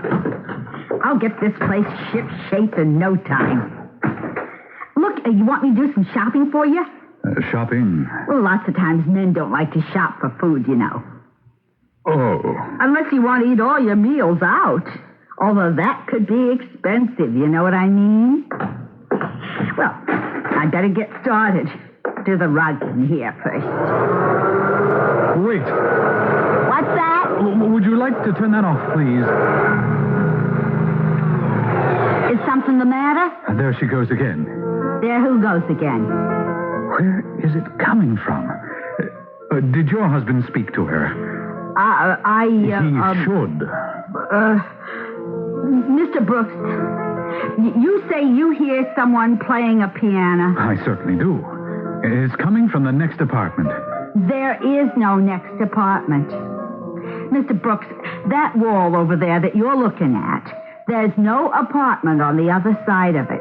It's just the stairway and the hall. I don't wish to make a nuisance of myself, Hilda, but surely we may reach some accommodation. I've been unable to work. I cannot concentrate. Well, I'm sorry. I came here to get away from everything. Do you understand? What I'm trying to tell you, Mr. Brooks, is that there is no... I must do this vitally important work. It was necessary for me to isolate from all distractions, and so I found this place where no one knows me, where no one who does know me would ever look. Do you understand? Yeah, sure. It's difficult work. It will affect the entire course of my future life. But every time I sit down and begin to work, there's that music again. Music. If someone chooses to practice an hour a day, or even 2, perhaps 3, but to play continuously. Mr. Brooks, all I'm trying to tell you is that there's no place that music could be coming My from. dear lady, it is coming from the next apartment. If you want to look for yourself, you'll see that it's like I told you. There's no apartment on that side. And the only other 2 apartments on the floor here, they don't have pianos. And now we have a brief respite. And so I shall sit down to my work again. But just as I immerse myself, she will begin again. Hilda, I'm afraid I must insist. Sure. Okay. I'll talk to Hugo about it. Could you do that right now, please? Yeah. I'll be back right away.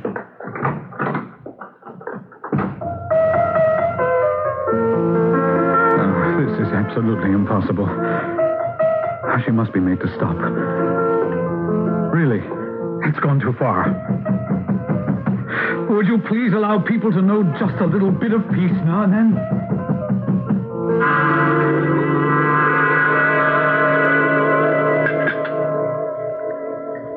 hearing that thing again. Yeah? You better go up there, Hugo. After supper. I don't think it can wait. What's the difference when I go up? What am I going to do about it? I don't know. It bothers me, Hugo. Some people see things, and then you got some people that hear things. What's the big deal? Hugo, I'm scared. That guy's harmless. Would you please go up there? If he hears music, he don't need me. He needs them guys in our white coats.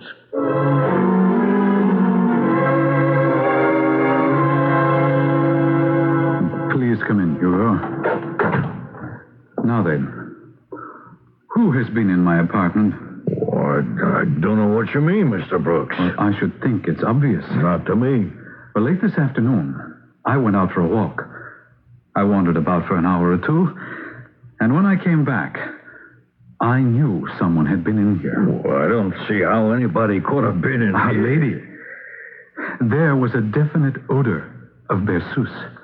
Yeah? It's a very distinctive French perfume. I know it quite well. Who has been in here? Nobody. I know I didn't give the key to nobody. And yet, what can you say about the perfume? How did it get in here? How? Do you dismiss the evidence of your own nose?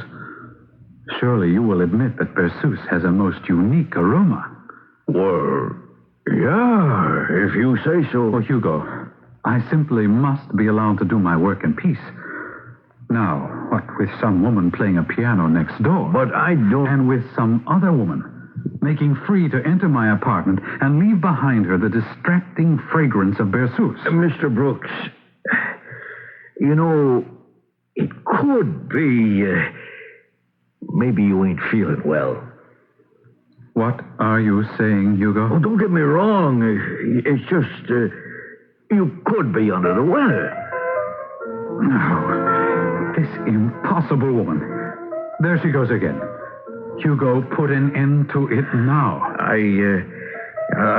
I'll do my best. You say it's coming from the other side of that wall? Well, it's obvious. You want to step this way just a second? What for? Well, I got to show you something. It won't take a second.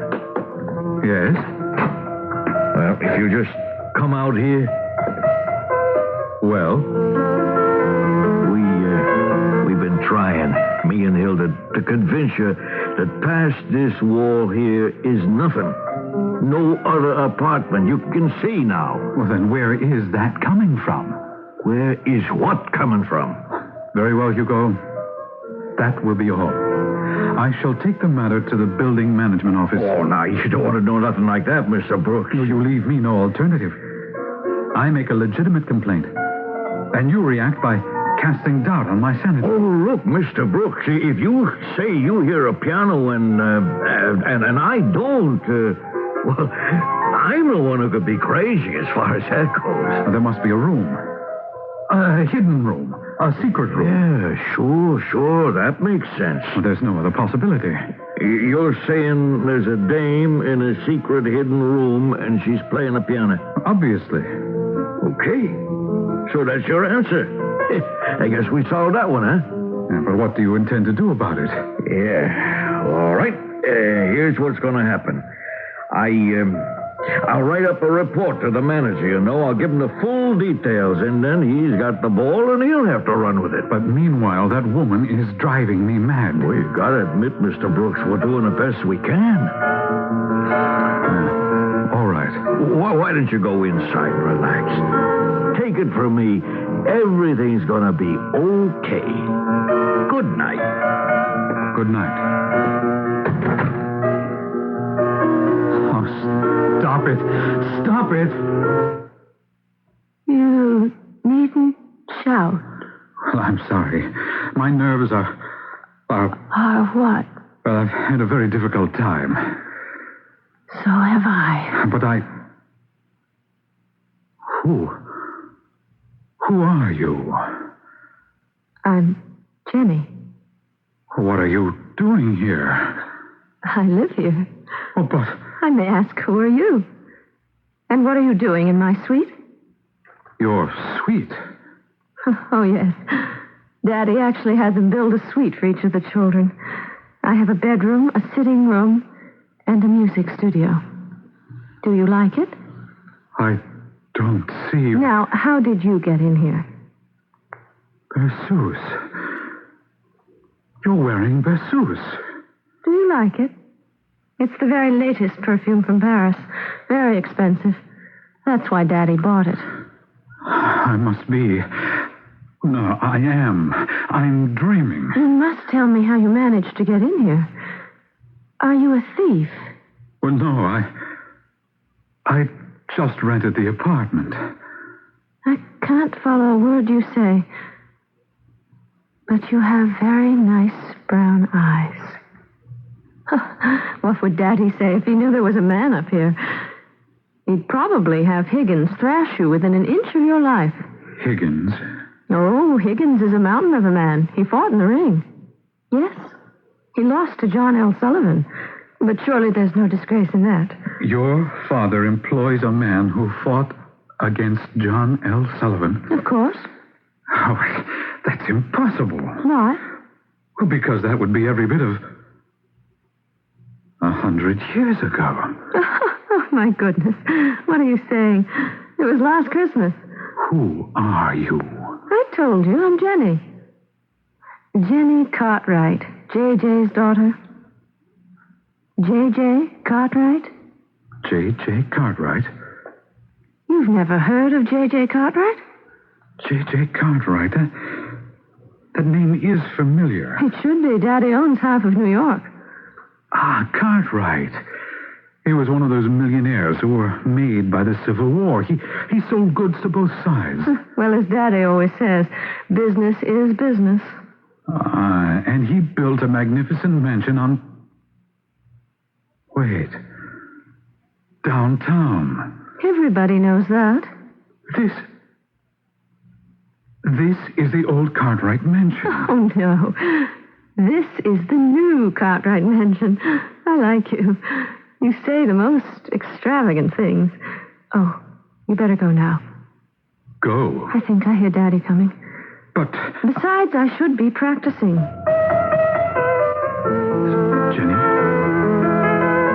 Jenny, where are you? Where did you go?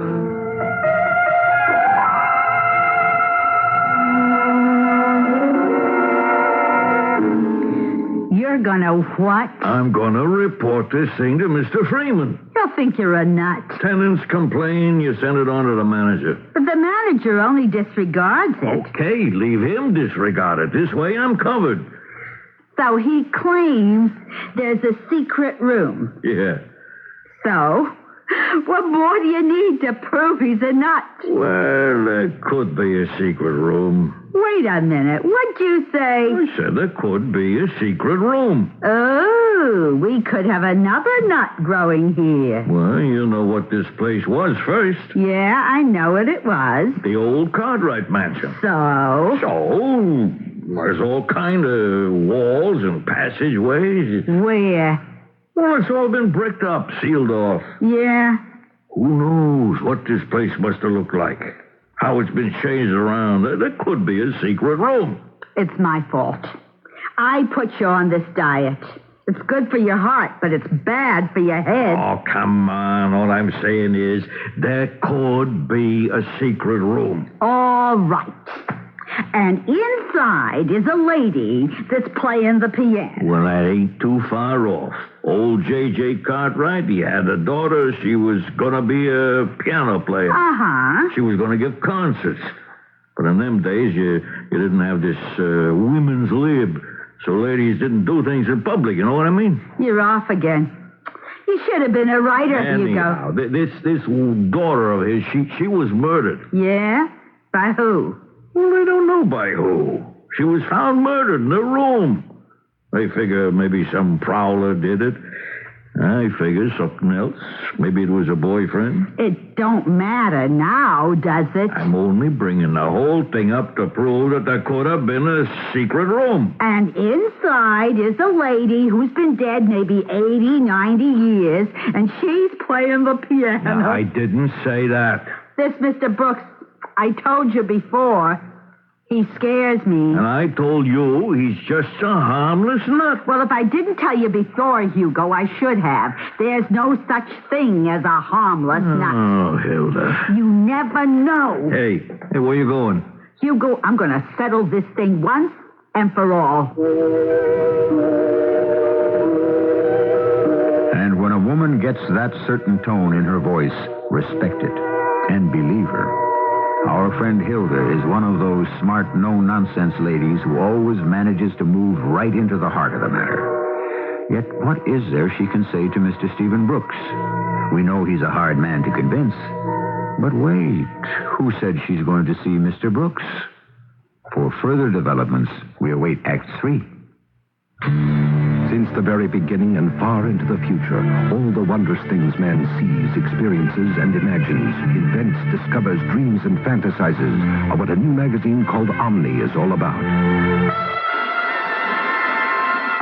Omni, the world's first major magazine of science fact, fiction, and fantasy. Stunningly illustrated, written in a style that's easily understandable and entertaining. Omni will use the greatest writers, artists, and thinkers of our day as it explores the mysteries of existence, of the planet we live on, the seas and stars around us, the mysteries of the mind. And that invisible thread called time, which weaves it all together. There's never been a magazine like Omni before because there's never been an age like ours before. The first edition of Omni is on your newsstand now. Pick up a copy to keep and pass down to your descendants. I'm giving it up. Giving up what? Smoking. Congratulations. I'm doing it for you and the kids. For me and the kids? But we don't smoke. You're wrong. I saw this lung association message. You know what? We smokers are making you non-smokers smokers just like us. Whatever are you talking about? I'm talking about secondhand smoking. The lung association says I'm doing myself in, as if I didn't know. But my smoke is trouble for everybody in my neighborhood. Do you realize every puff I smoke, I'm puffing out a smoke screen of carbon monoxide, nicotine, benzopyrene, to say nothing of hydrocarbons. Ooh, you sound positively poisonous. I feel poisonous. I'm quitting. For me, darling. Yes, and for me, darling, I want to be loved. Your lung association says the smoker who quits for more than one person. He's clearing the air for everybody. You might say it's a matter of love and breath.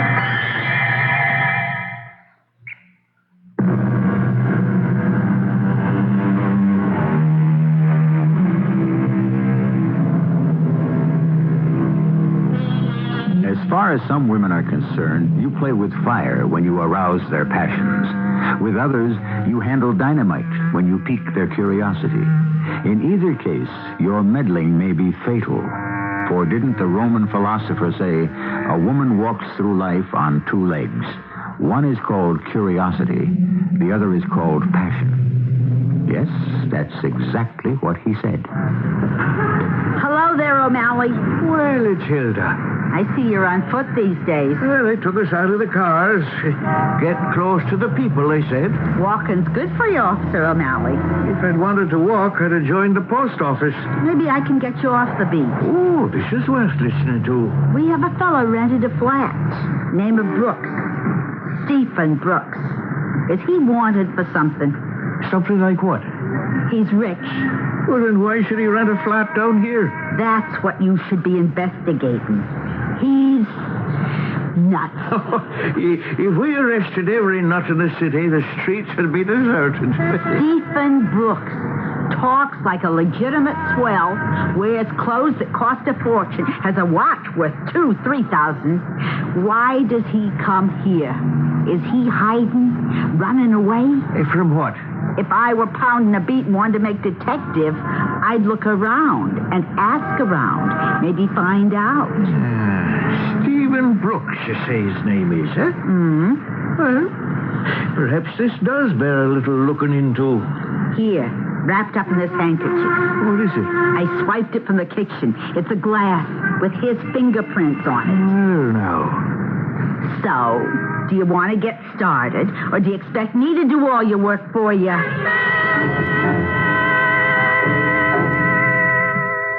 I meant to ask, Did you ever send that thing into the manager about Mr. Brooks? Yeah.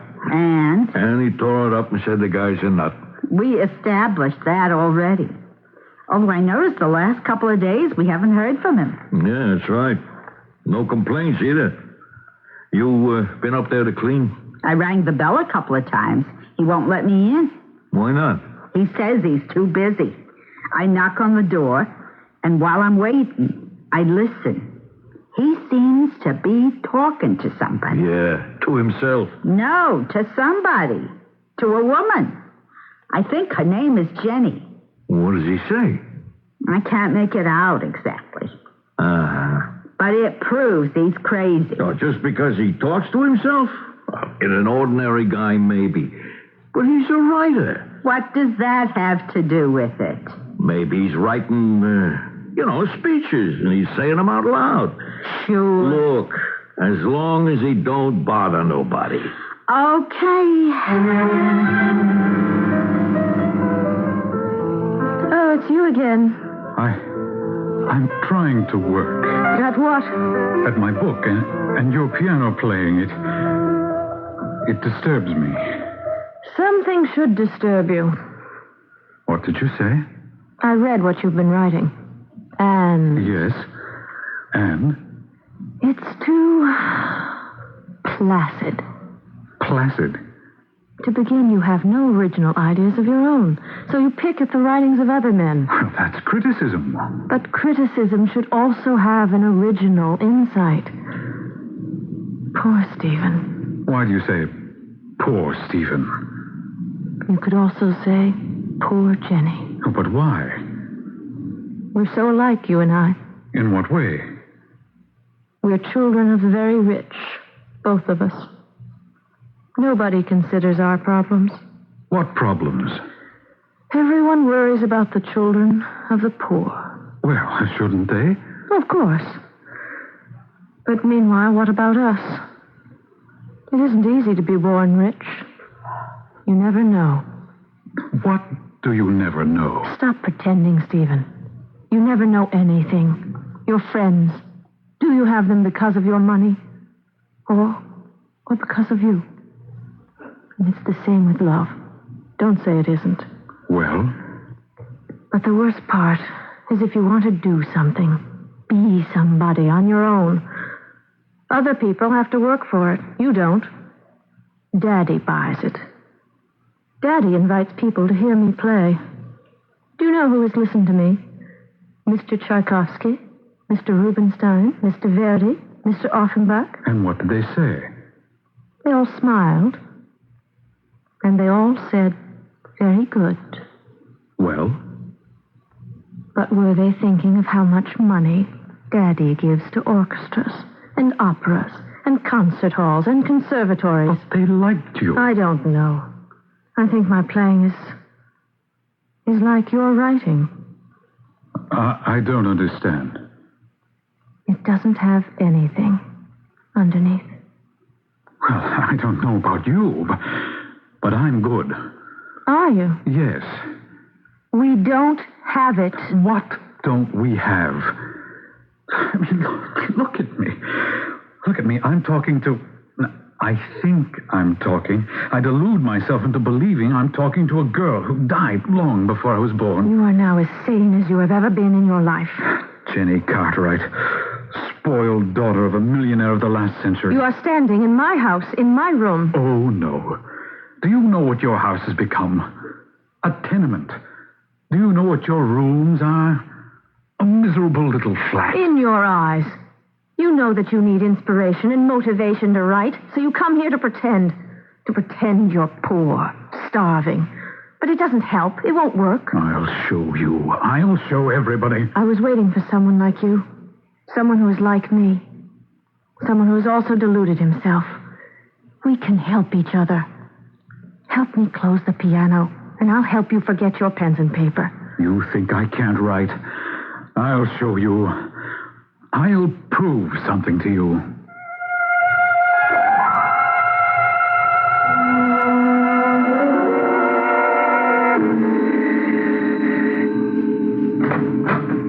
Well, Well, come in, Officer O'Malley. Hey, thank you.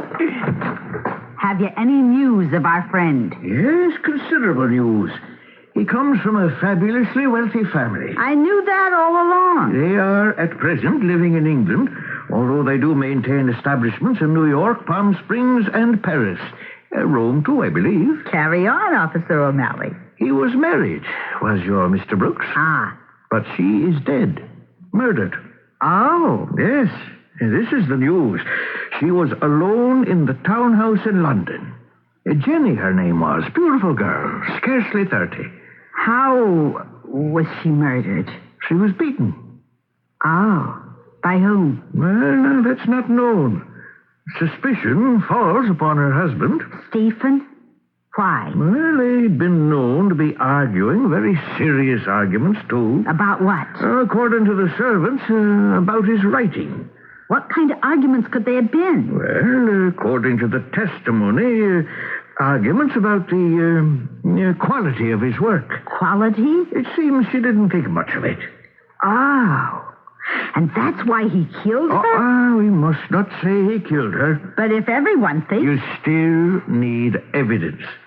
Besides, the man had an alibi. All these murderers always have alibis. Now, Hilda, all murderers do not always have alibis. And a man is innocent until he's proven guilty.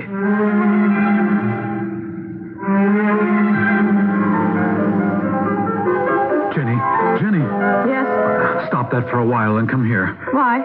I want you to read this. I already have. You have? Yes. And? It isn't really good. There's nothing to it. You can't say that it isn't any good. It has a certain charm. Well? And one or two ideas. So? Perhaps it's even good. There you are. You just reversed yourself. Good for an amateur. Good for a gentleman who dabbles in literature.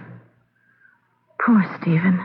You're the spoiled little rich boy again. You think you can buy anything, even talent, even genius. I'll make it happen to me.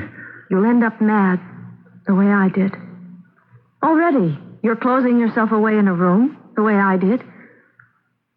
Save yourself, Stephen. I can't. It's too late. It's never too late. It is for me.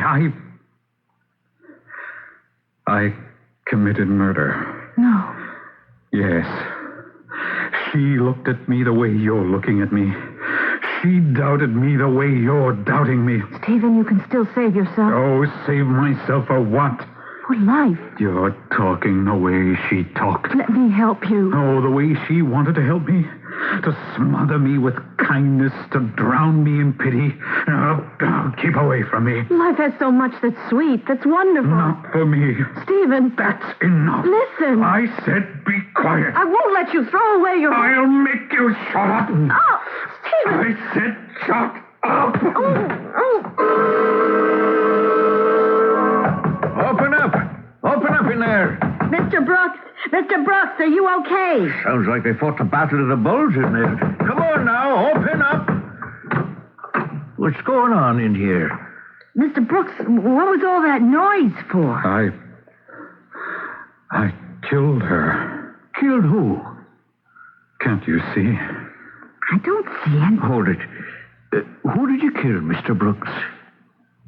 Jenny, I killed Jenny. Yeah? You did? But I don't see any. I killed Jenny because she foolishly destroyed the last shreds of my illusions. What's that mean? You were saying, Mr. Brooks. I've written it all down.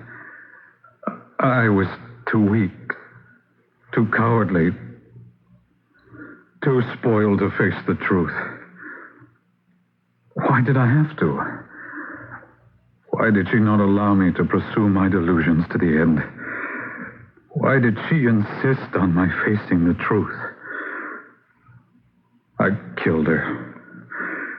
I killed her because she unloosed the terrible rage I have inside me. I guess I'll have to ask you to come down to the station house. But listen. She isn't dead. She isn't? I guess you'll want to notify the cops in London. Don't you hear? Can't you hear? Either you can hear or you can't. These old houses that have undergone so many metamorphoses, yet something always remains. We never completely leave a place where we have lived and loved. A part of us will always remain. A memory, a spirit, an essence. And I'm not leaving you for long either. I shall return shortly. Hello, I'm Jack Jones. For most American girls, the teen years are an exciting time of personal growth and learning. But today, 1 in 10 American teenage girls is a mother before she turns 18. The March of Dimes knows too well that adolescent motherhood is a tragedy that affects everyone concerned. The young mother, her child, her family. The teen mother is too often unprepared for the demands of motherhood, socially, economically, and physically. She and her unborn child are at a high medical risk because her body usually is too immature to support the new and demanding life forming inside her. Prenatal care is the only active way the expectant mother can help protect her unborn and newborn against the threat of birth defects. Making that care available to every pregnant woman, regardless of her age or social condition, is a major goal of the March of Dimes. This is Jack Jones reminding you that a healthy baby needs more than the love a mother can give. Prenatal care is a critical factor in preventing birth defects. Listen to the March of Dimes and take action now.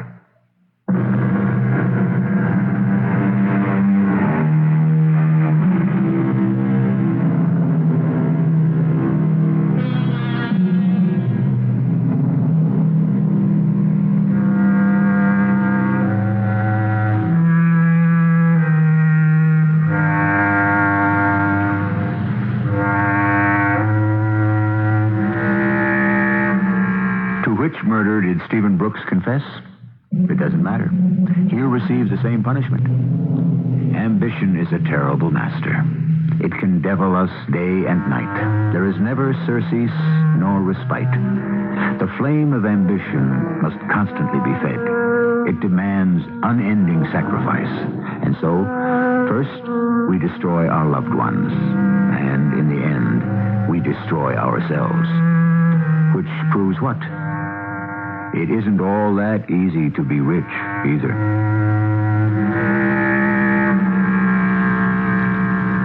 Our cast included Lloyd Battista, Martha Greenhouse, Jada Rowland, and William Griffiths. The entire production was under the direction of Hyman Brown. And now, a preview of our next tale. Evidently, robbery was not a motive. Was the door unlocked when the body was discovered? The butler who discovered the deed told me it was. That would account for it. Account for what? The old man looks out the window, is hit on the head, falls back inside, and either the killer or somebody else enters and acts like a college boy on a rampage, turning the place topsy-turvy. You're of the opinion, then, that all this was some sort of prank? Well, look on the floor there, Inspector, near the door. The vases, the pipe rack, the pipes, the Chelsea and Staffordshire figurines are lined up on the floor as though they were marching out the door. Who would bother to play tricks with furniture, having just killed a man? A young lady, as I have said, a madman.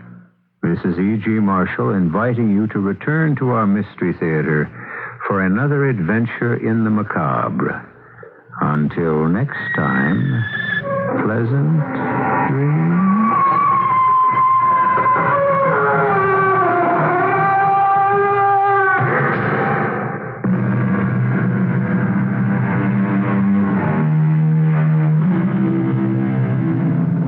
It's 12:15 on WBBM News Radio 78, and if you really want to save money, by all means come to Polk Brothers' gigantic warehouse sale now in progress. Thousands of brand-name products for your home, all specially priced for this spectacular event in all Polk shopping centers. For example, there's an Englander OrthoGuard mattress or box spring for only $48. A TV snack tray set for $10.95. A Hot Point built-in dishwasher is only $188.30. A 30-gallon water heater, $109. A Westinghouse giant 20-cubic-foot chest freezer, only $299. A Whirlpool 2-speed, 2-cycle automatic washer, warehouse priced at $238. An Admiral 19-inch color portable TV, only $298. Huge savings in every department: furniture, carpeting, TV, stereo, and appliances. And even with these low prices, you can charge your purchase at Polk Brothers. All Polk shopping centers will be open every weeknight until 10. On Sunday till 6, you can save more at Polk Brothers during the big warehouse sale.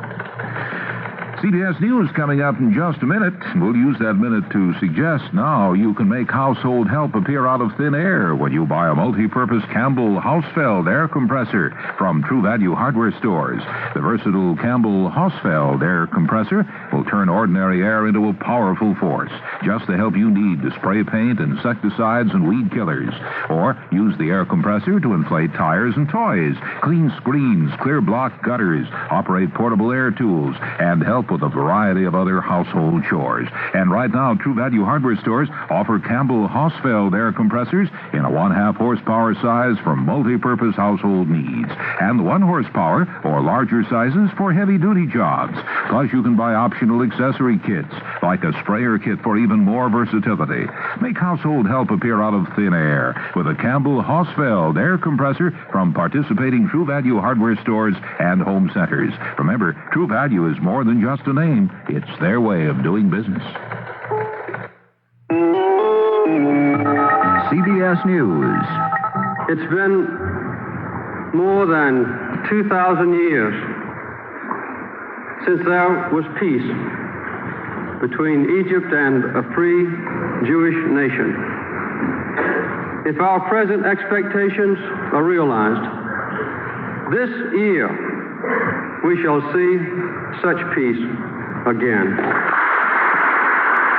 President Carter Monday night addressing a joint session of Congress. I'm Rob Armstrong reporting on the CBS radio network. The president outlined the details of the 2 documents signed Sunday night by Egypt's President Sadat and Israel's Prime Minister Begin.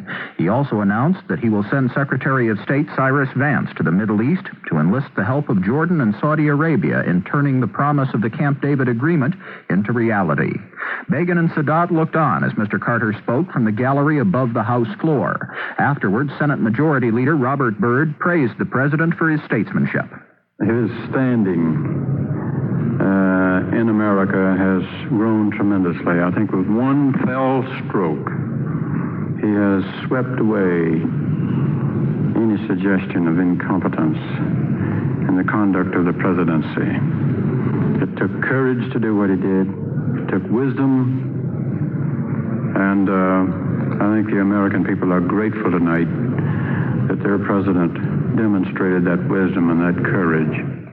Senate Minority Leader Howard Baker also praised the president, but more cautiously. I want to wait and see how this develops, but I don't want to disparage nor diminish the size and scope of his accomplishments so far. But we're a long way from where we were in the early months of the administration when President Carter was suggesting that we reconvene the Geneva Conference and invite the Russians to come and co-chair it, which I thought then and think now would be an invitation to disaster. Not all reaction to the Camp David breakthrough was favorable. Some members of Prime Minister Begin's own party condemned the agreement as giving away too much for too little. President Sadat's foreign minister, Ibrahim Kamel, apparently resigned in protest against the agreement. Predictably, the Soviet Union and the Palestine Liberation Organization denounced it. CBS News continues after this message. Are you an unpublished author? Do you have a book-length manuscript ready or almost ready for publication? Or do you know of anyone else who is an unpublished author? If so, note this toll-free number, 800-821-2280. You're invited to telephone Vantage Press, a leading New York subsidy publisher, for a free illustrated brochure titled To the Author in Search of a Publisher. Just call this toll-free 800 number, 821-2280. This brochure explains how you may have your manuscript printed and published in a matter of months. The number is 800-821-2280. Whether your subject is fiction, non-fiction, poetry, or even scientific, specialized or controversial, this 52-page brochure shows you how to arrange for prompt publication. To get your copy, dial 800, then 821-2280. The phone call is free. If this is your first book, you'll find this free brochure especially valuable and informative. Dial 800-821-2280. Hurricane Greta pounded the northern coast of Honduras Monday before moving north to hit the tiny Gulf Coast country of Belize with winds in excess of 100 miles an hour. Hurricane watchers say Greta is losing strength, but she's got enough power left to give Belize a sizable blast of wind and rain. Relief workers in Tabriz, Iran are trying to bury the thousands of people who died in Saturday's devastating earthquake. Some officials say when information about the destruction is pieced together from all the stricken little villages in eastern Iran, the number of dead could reach 20,000. Police officers and firefighters in 3 cities were marching picket lines Monday. Police and firemen in Wichita, Kansas have been off the job since last week. Police and firemen in Biloxi, Mississippi walked off the job Monday, and firefighters in Butte, Montana also left their posts. In all 3 cases, wages were the principal stumbling block to new contracts with the cities. Now this. There was an accountant named Ned who couldn't account for his bed. While my wife's sound asleep, I lay here counting sheep and wake up with my eyes in the red. You need King Coil, King Coil. When a mattress is only right for a woman, it's not always right for a man. But the Posture Bond mattress by King Coil is built for a man. Firm and durable, with exclusive bonded construction and edges that won't sag. Right for a man, right for a woman, year after year. King Coil. The words are those of John Donne. Never send to know for whom the bell tolls. It tolls for thee. Today, many of America's colleges are facing a serious money shortage. That's bad for all of us because if colleges run short of money, we're going to run short of ideas. Ideas that could improve our lives or save our lives. We can't afford to let America run out of ideas, so make America smarter. Give to the college of your choice. A public service of this station, the Advertising Council, and the Council for Financial Aid to Education. A House Senate Conference Committee agreed on an $18.33 billion agriculture budget for 1979 Monday. That's more than $200 million higher than the initial request from President Carter. The bill now returns to both houses for a final vote. AFL-CIO President George Meany said Monday that the country's number one problem is inflation, but speaking to the United Steelworkers Union Convention in Atlantic City, New Jersey, Meany said the president ought not to expect labor to make unreasonable wage concessions. I'm Rob Armstrong, CBS News. Indeed you are, and good morning, everybody. Billy Hanson at the anchor desk, and we start out a brand new week, the last week of summer, don't we? This is the 19th day of September already. Tuesday, we'll be here from now until 5:30. Going to say dawn, but dawn comes up pretty late. Sun sleeping in late. We're a little bit late, too, because of the big football game, but it's all right. We brought a note from our program director, and Mike Walters will be reporting in about a minute. We want to report right there about Cole Pontiac. You know, their great 1978 Pontiac sellout is now in progress.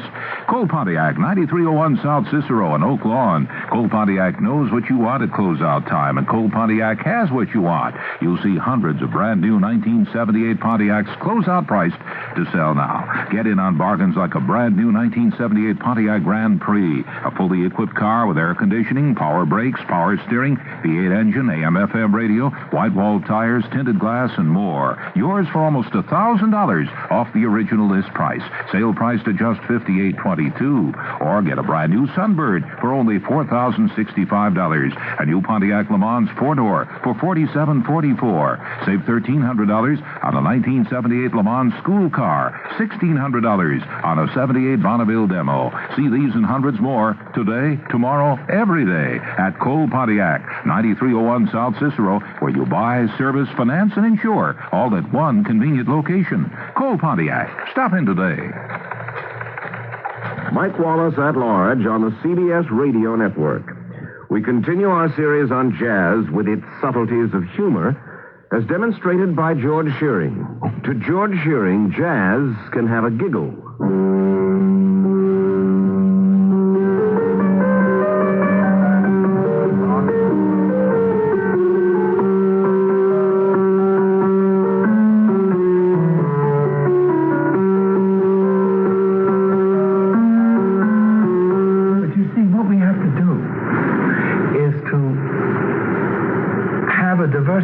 Number of styles, so the humor may show in appropriate places. I mean, if we're playing Roses of Picardy,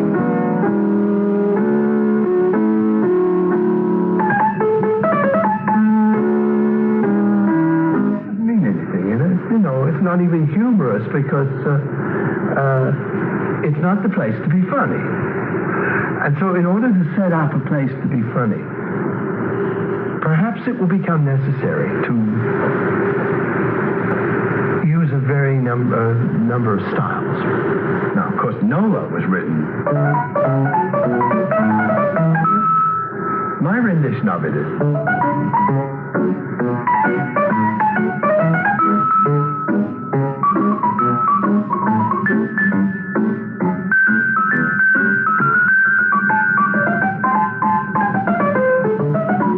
There's a certain amount of humor there, too. And as George Shearing showed a CBS News producer, he can smile at his own composition, Lullaby of Birdland. When I'm on my own, I will play it in several ways, as a Chopin waltz.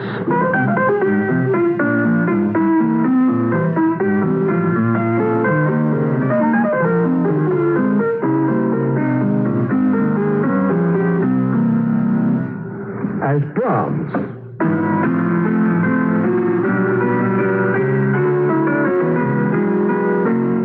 George Shearing was born blind. Tomorrow he talks about what he sees through music. Mike Wallace at large from CBS News. 1227.